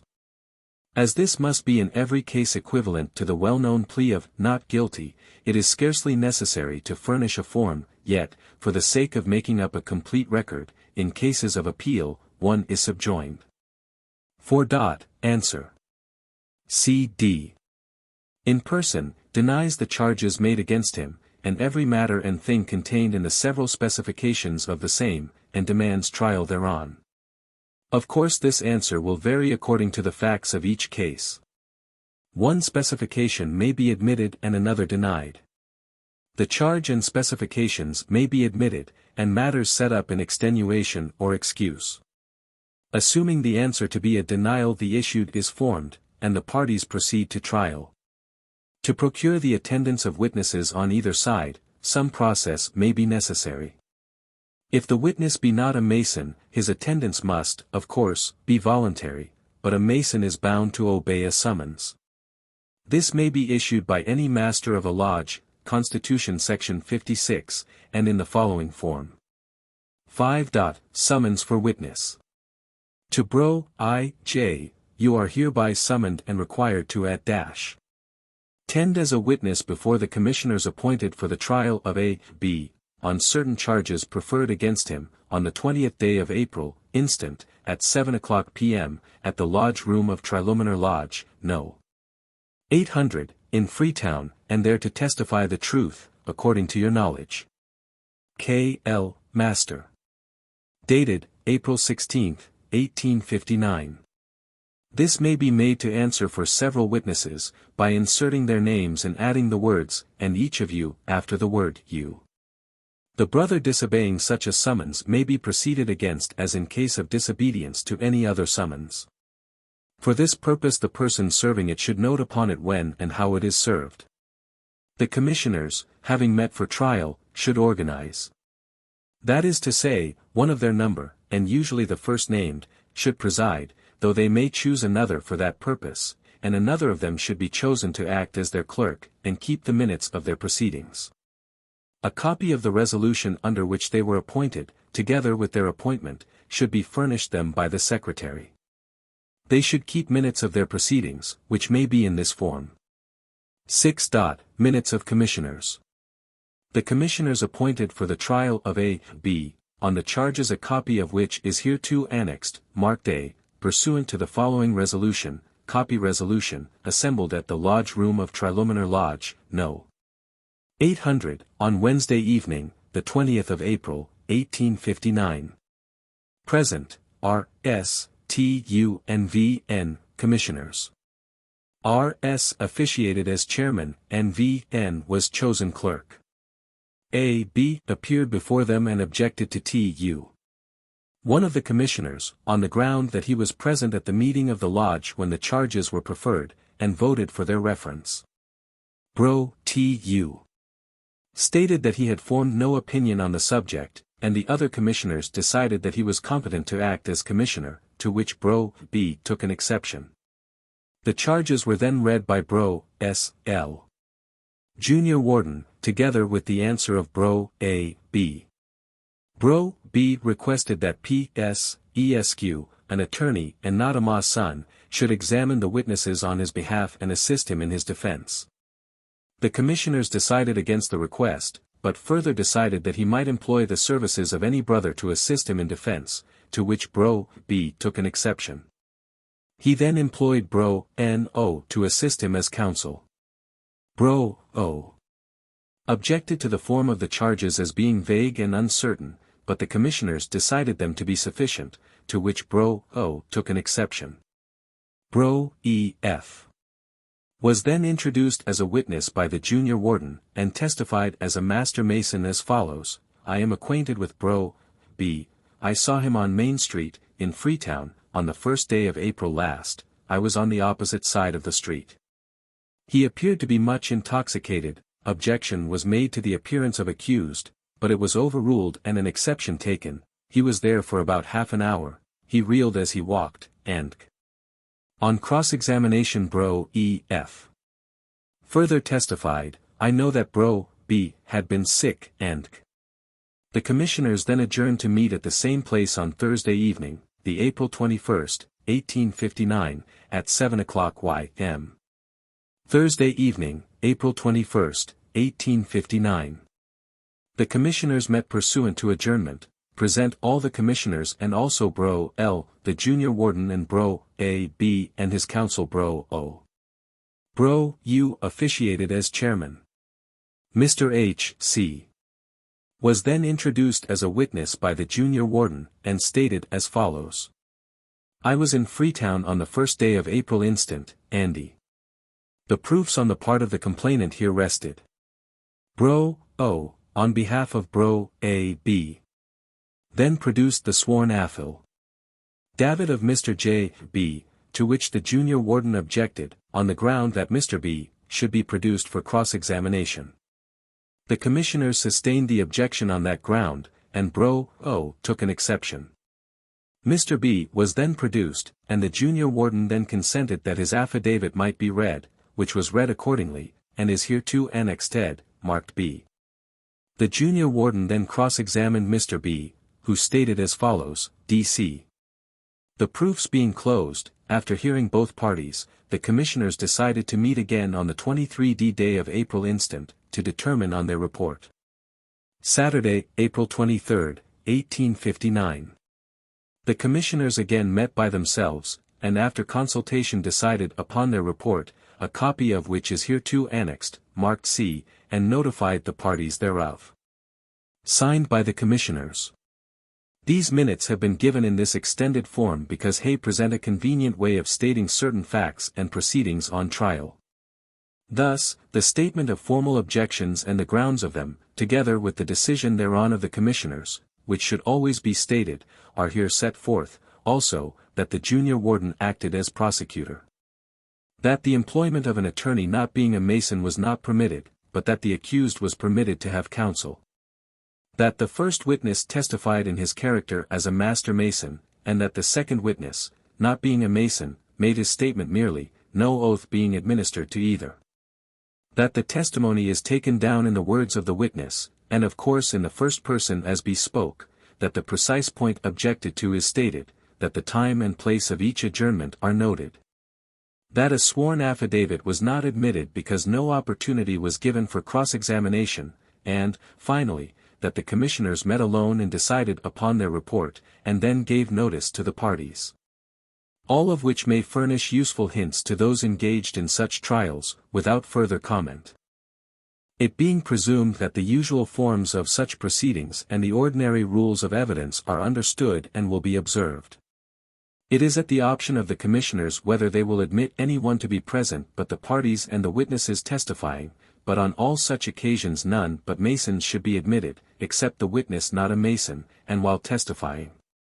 As the form of the notice given to the parties by the commissioners, Constitution, Section 57, may be desired, it is here given, and may be as follows. 7. Notice of Decision. To Bro. S., Junior Warden, and Bro. A. B.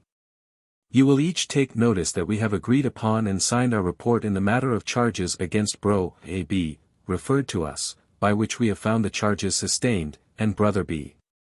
guilty thereof, and that the expenses of the proceedings be paid by him, and that we shall present the report to Triluminar Lodge at its stated communication, on the April 30th instant.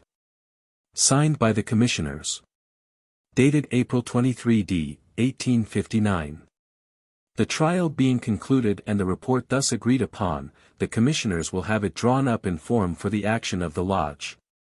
This report need not, in the first place, contain anything but the facts found and the conclusions arrived at thereon by the Commissioners. These conclusions, like those of any other committee, should be in the form of resolutions, for the definite action of the Lodge. Should the Lodge, on the report coming in, desire to hear the testimony read or any of the decisions stated, it will be the duty of the Commissioners to comply. The report may be in the following form. 8. Report of Commissioners. To the W. Master, Wardens and Brethren of Triluminar Lodge, No. 800. The Commissioners appointed for the trial of Bro. A. B. on charges of intoxication heretofore preferred in this Lodge, respectfully report. That they met at the Lodge room of this Lodge on Wednesday evening, the 20th of April last past, and proceeded to hear and try the matters referred to them. That objections were presented to Bro. U., one of their number, which they overruled, and also refused to permit Bro. B. to appear by counsel, not being a Mason, and thereupon Bro. N. O. appeared for him. That objections were made to the charges, which were overruled. That they proceeded to take testimony, in the course of which they decided not to admit a sworn affidavit, and Bro. E. F. and Mr. H. C. and Mr. J. B. were examined as witnesses. That they held 3 meetings, the last of which was for the purpose of agreeing upon and preparing their report. That from the testimony before them they find the following facts. 1. That Bro. A. B.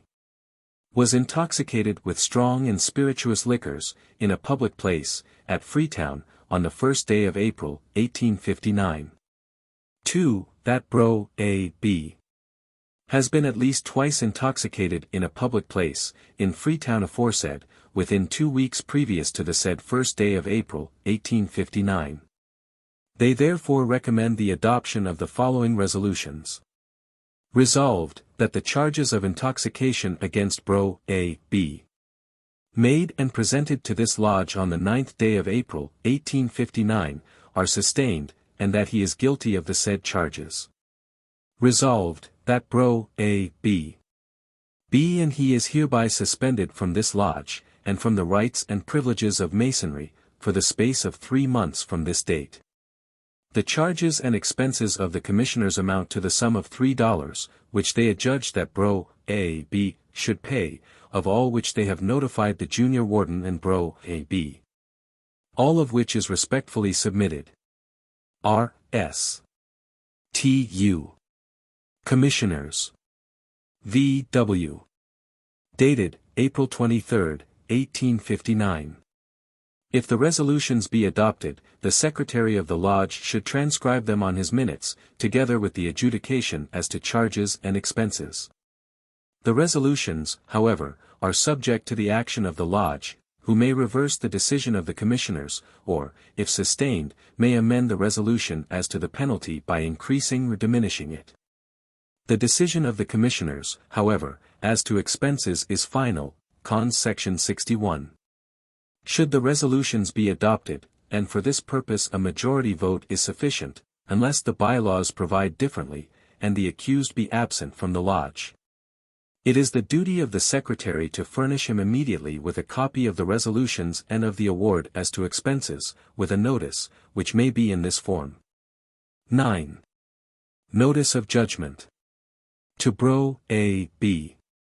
Take notice, that the foregoing is a copy of resolutions adopted by Triluminar Lodge, No. 800, at their communication held at their lodge room in Freetown, on the 30th day of April instant, together with a copy of the award made by the Commissioners as to expenses. P. Q. Secretary. Dated, April 30th, 1859. Thus have been presented the ordinary proceedings from complaint to judgment on a Masonic trial on charges preferred in a lodge. Some of them may be found practically unnecessary, but the complaint, minutes, and report are deemed important, and should be substantially followed in every case. Other proceedings, under the title of the Constitution, entitled, Of Trial and Its Incidents, may be adapted to them, varying the allegations to suit the case. And bearing in mind that in all the cases mentioned in Section 54 the decision of the Commissioners is final, unless an appeal be taken from it. Section 58. In these cases the report will be made to the Grand Lodge, and the minutes, with the report annexed, filed in the office of the Grand Secretary, and notice given to the parties by the Commissioners. Their report, in such cases, need not conclude with resolutions, but with an award of judgment in the nature of both a verdict and sentence. It may be in this form, in place of the recommendation of resolutions. 10. Report of Commissioners, another form. The said Commissioners do therefore adjudge and determine as follows. 1. That the charges of intoxication against Bro. B. of Triluminar Lodge, No. 800, preferred by Bro. C. D. of Anchor Lodge, No. 801, on the 9th day of April, 1859, are sustained, and that he is guilty of the said charges. 2. That the said Bro. A. B. and he is hereby suspended from said Triluminar Lodge, and from the rights and privileges of Masonry, for the space of 3 months from this date. 3. That the said B. be adjudged to pay the charges and expenses of the proceedings on this trial. The charges and expenses, and, as in the preceding report, except as to parties notified, and our report has been duly filed with the R.W. Grand Secretary, dated and signed by the Commissioners. The following may be the form of their notice. 11. Notice of Judgment by Commissioners. 2. And. Take notice that we have this day made and signed our report to the Grand Lodge, by which we have adjudged and determined that Bro. A. B. is guilty of the charges preferred against him, and that he is suspended from Triluminar Lodge, No. 800, and from the rights and privileges of Masonry, for the space of 3 months, and that he do pay the costs and expenses of the proceedings before us, amounting to the sum of $3. Signed by the Commissioners. Dated, April 23, 1859. The subject of appeals next claims our attention, and we shall still follow the form of proceedings after trial on charges preferred in a lodge against a member. The time limited in every case for bringing an appeal is 6 months, Section 58. But where a party is intending to appeal, it is advisable that he give notice of it immediately, which may be in the following form. 12. Notice of Appeal. To P. Q., Secretary of Triluminar Lodge, No. 800. Take notice, that I shall bring an appeal from the action of said lodge on the 30th day of April, 1859, in passing sentence of suspension on me for 3 months, to the M.W. Grand Lodge of the State of New York, or the M.W. Grand Master, R.W. Deputy Grand Master, or R.W. District Deputy Grand Master of this district, as he may choose, on the grounds to be stated in my appeal. A. B. Dated, May 4, 1859. On receiving this notice, the Secretary of the Lodge, or, in all cases not under Section 60, the Commissioners, will transmit to the Grand Lodge, or Grand Officer, as the case may be, a copy of the minutes of proceedings embracing the evidence. With N copy of the report, to the Lodge, marked C and numbered 8, annexed, all duly attested and certified. And by carefully observing these directions it may always be done promptly. This, if filed with the Grand Secretary, may be furnished to the Grand Lodge, or its Committee on Appeals, or to the Grand Officer appealed to, when desired. When the appeal is to a Grand Officer, the report may be transmitted to him directly, to be by him afterwards filed with the Grand Secretary. The appellant should next prepare his appeal, which may be in this form. 13. Appeal. To the M.W. Grand Lodge of the State of New York, or M.W. Grand Master. The undersigned hereby appeals to you from the decision of Triluminar Lodge, No. 800, made April 30, 1859, in passing sentence of suspension on him for 3 months, and he specifies the following as the ground of his appeal. 1. That F.U. one of the commissioners on his trial, was incompetent to act, having been present at the meeting of said lodge when the charges were preferred, and voted for their reference. 2. That the commissioners erred in deciding that P.S.Esq. should not be allowed to assist the undersigned in his defense. 3. That the second specification of the charges is vague and uncertain. 4. That the commissioners erred in receiving testimony as to appearances of intoxication. 5. That they erred in rejecting the sworn affidavit of J.R. 6. That the proofs in the case were not sufficient to warrant the finding of the commissioners. 7. That the lodge erred in passing the resolution of suspension by a majority vote. All of which appears by the papers, proceedings and evidence in the case. A. B. Dated, May 11, 1859. A copy of this appeal should be served on the Secretary of the Lodge. And it is best, also, to serve a copy on the appellate tribunal or officer. Within 10 days, this is suggested as an admirable time, there being no regulation on the subject, an answer should be made to the appeal by the Lodge. As in most cases this is merely taking issue, the form of an answer on appeal may be unnecessary, yet one is subjoined, as follows. 14. Answer to Appeal. Triluminar Lodge, number 800, answers the appeal of A. B. and says that the said lodge denies that there is any error in the proceedings of said lodge, or of the commissioners appointed for the trial of the said B. and further says that the decision of said lodge in said case is sustained both by the law and evidence therein applicable thereto. S. L., Junior Warden. Dated, May 21, 1859. This is very general, and if a specific denial is deemed necessary, taking issue upon each of the grounds of appeal and assigning reasons therefor, it may be made after the foregoing form in commencement. And adding thereto as follows. Because the said lodge says as to the first ground of appeal, and because the said lodge says as to the second ground of appeal, and the case being thus fairly brought up on appeal, the Grand Lodge or Grand Officer may hear the same either by oral argument, or the appeal and answer thereto may be made sufficiently full to call attention to all the points in the case and the reasons therefor. If the Secretary of the Lodge shall have omitted a transcript of the proceedings of the Lodge, and the same be required to make the case perfectly understood, the Grand Master, Deputy Grand Master, or District Deputy Grand Master may make an order in this form. 15. Order on Appeal. Office of the Grand Master of Masons. May 28, 18. To the W. Master, Warden and Brethren of Triluminar Lodge, number 800. Bro. A. B. Having duly appealed from the decision of your lodge made on the April 30, 1859, suspending him for 3 months, you are hereby required to transmit, by the hand of your secretary and seal of your lodge, a transcript of all the proceedings of your lodge, in the case of the said A.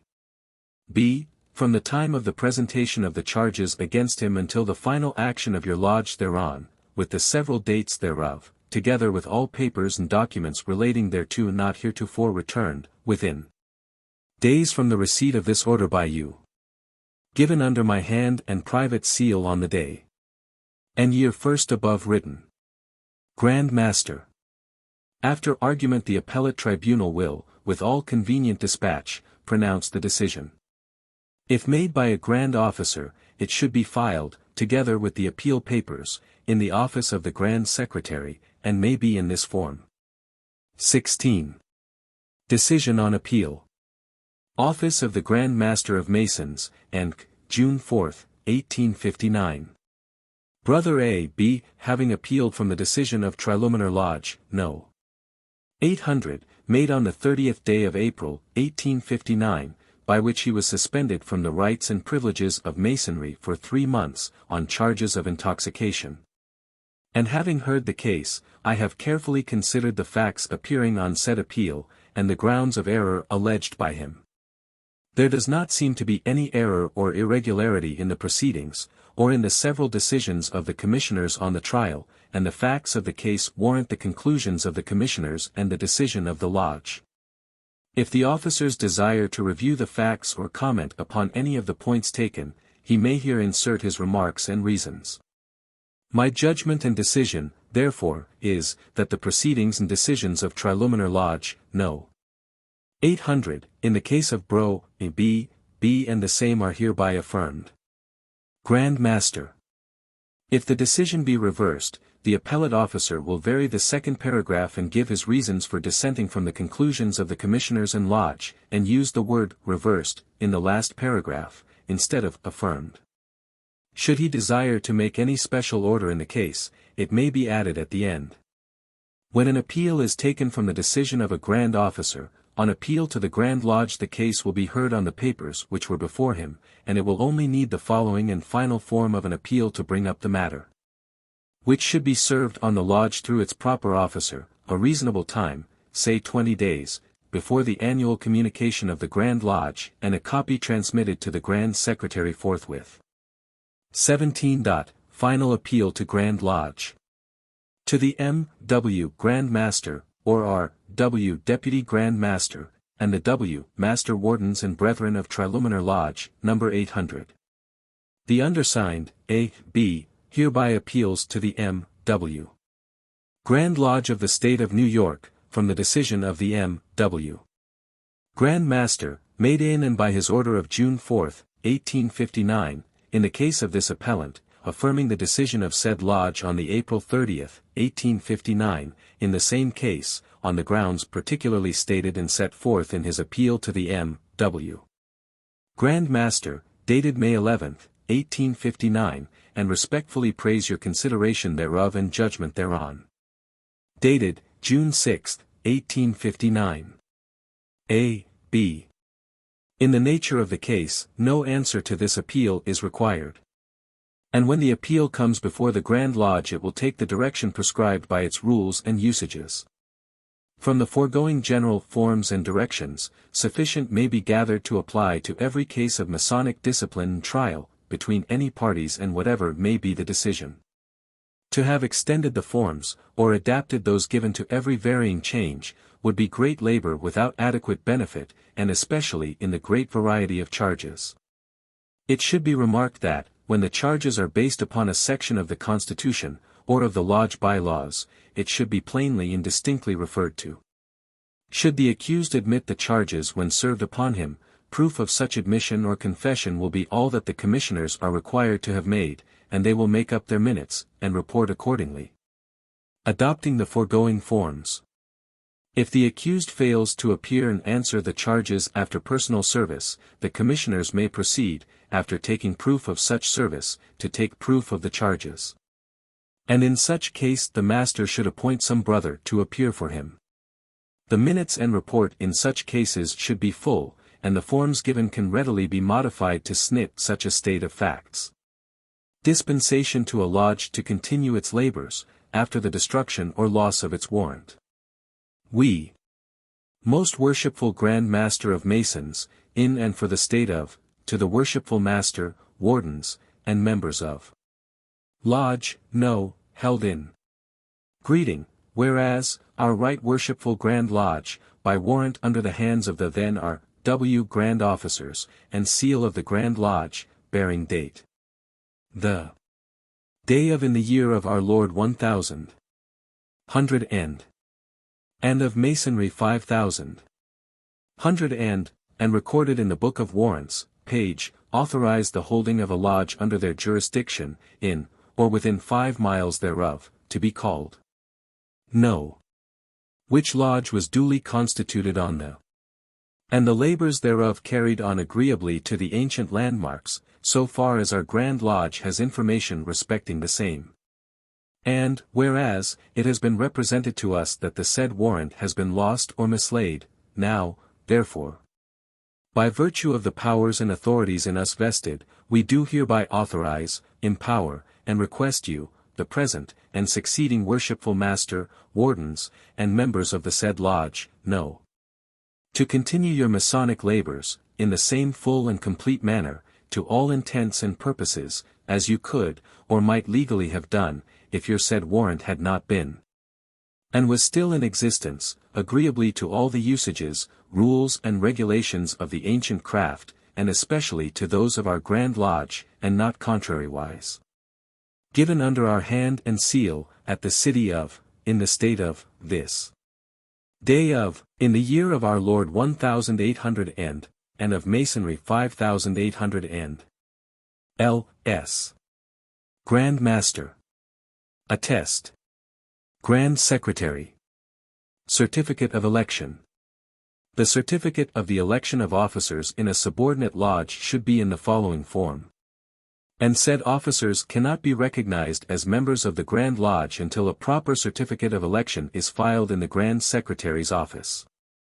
Be it known, that on the day of A.L. 58, at a regular meeting of Lodge, no, held in the county of, in the state of, our worthy brother, was elected Master, our worthy brother, Senior Warden, and our worthy brother, Junior Warden of the said Lodge, for the ensuing year, and that said Master and Wardens have been duly installed. In testimony whereof we, the members of the said Lodge, have caused the seal thereof to be hereunto affixed, and our Secretary to sign the same. L.S. Secretary. Form of a proxy. The proxy of the subordinate lodges should be in the following form, viz. At a meeting of Lodge, no, held at, in the county of, in the state of, on the day of A.L. 58. Resolved, that our worshipful brother, past Master, or Master, as the case may be, of Lodge, no, be and he is hereby appointed proxy, to represent this lodge in the Grand Lodge of the state of. And he is fully empowered to act in our behalf, in all the transactions of the Grand Lodge, as effectually as if we ourselves were personally present. All which we have caused to be certified by our Master and Wardens, and the seal of our Lodge to be affixed. L.S. Master. Senior Warden. Junior Warden. Secretary.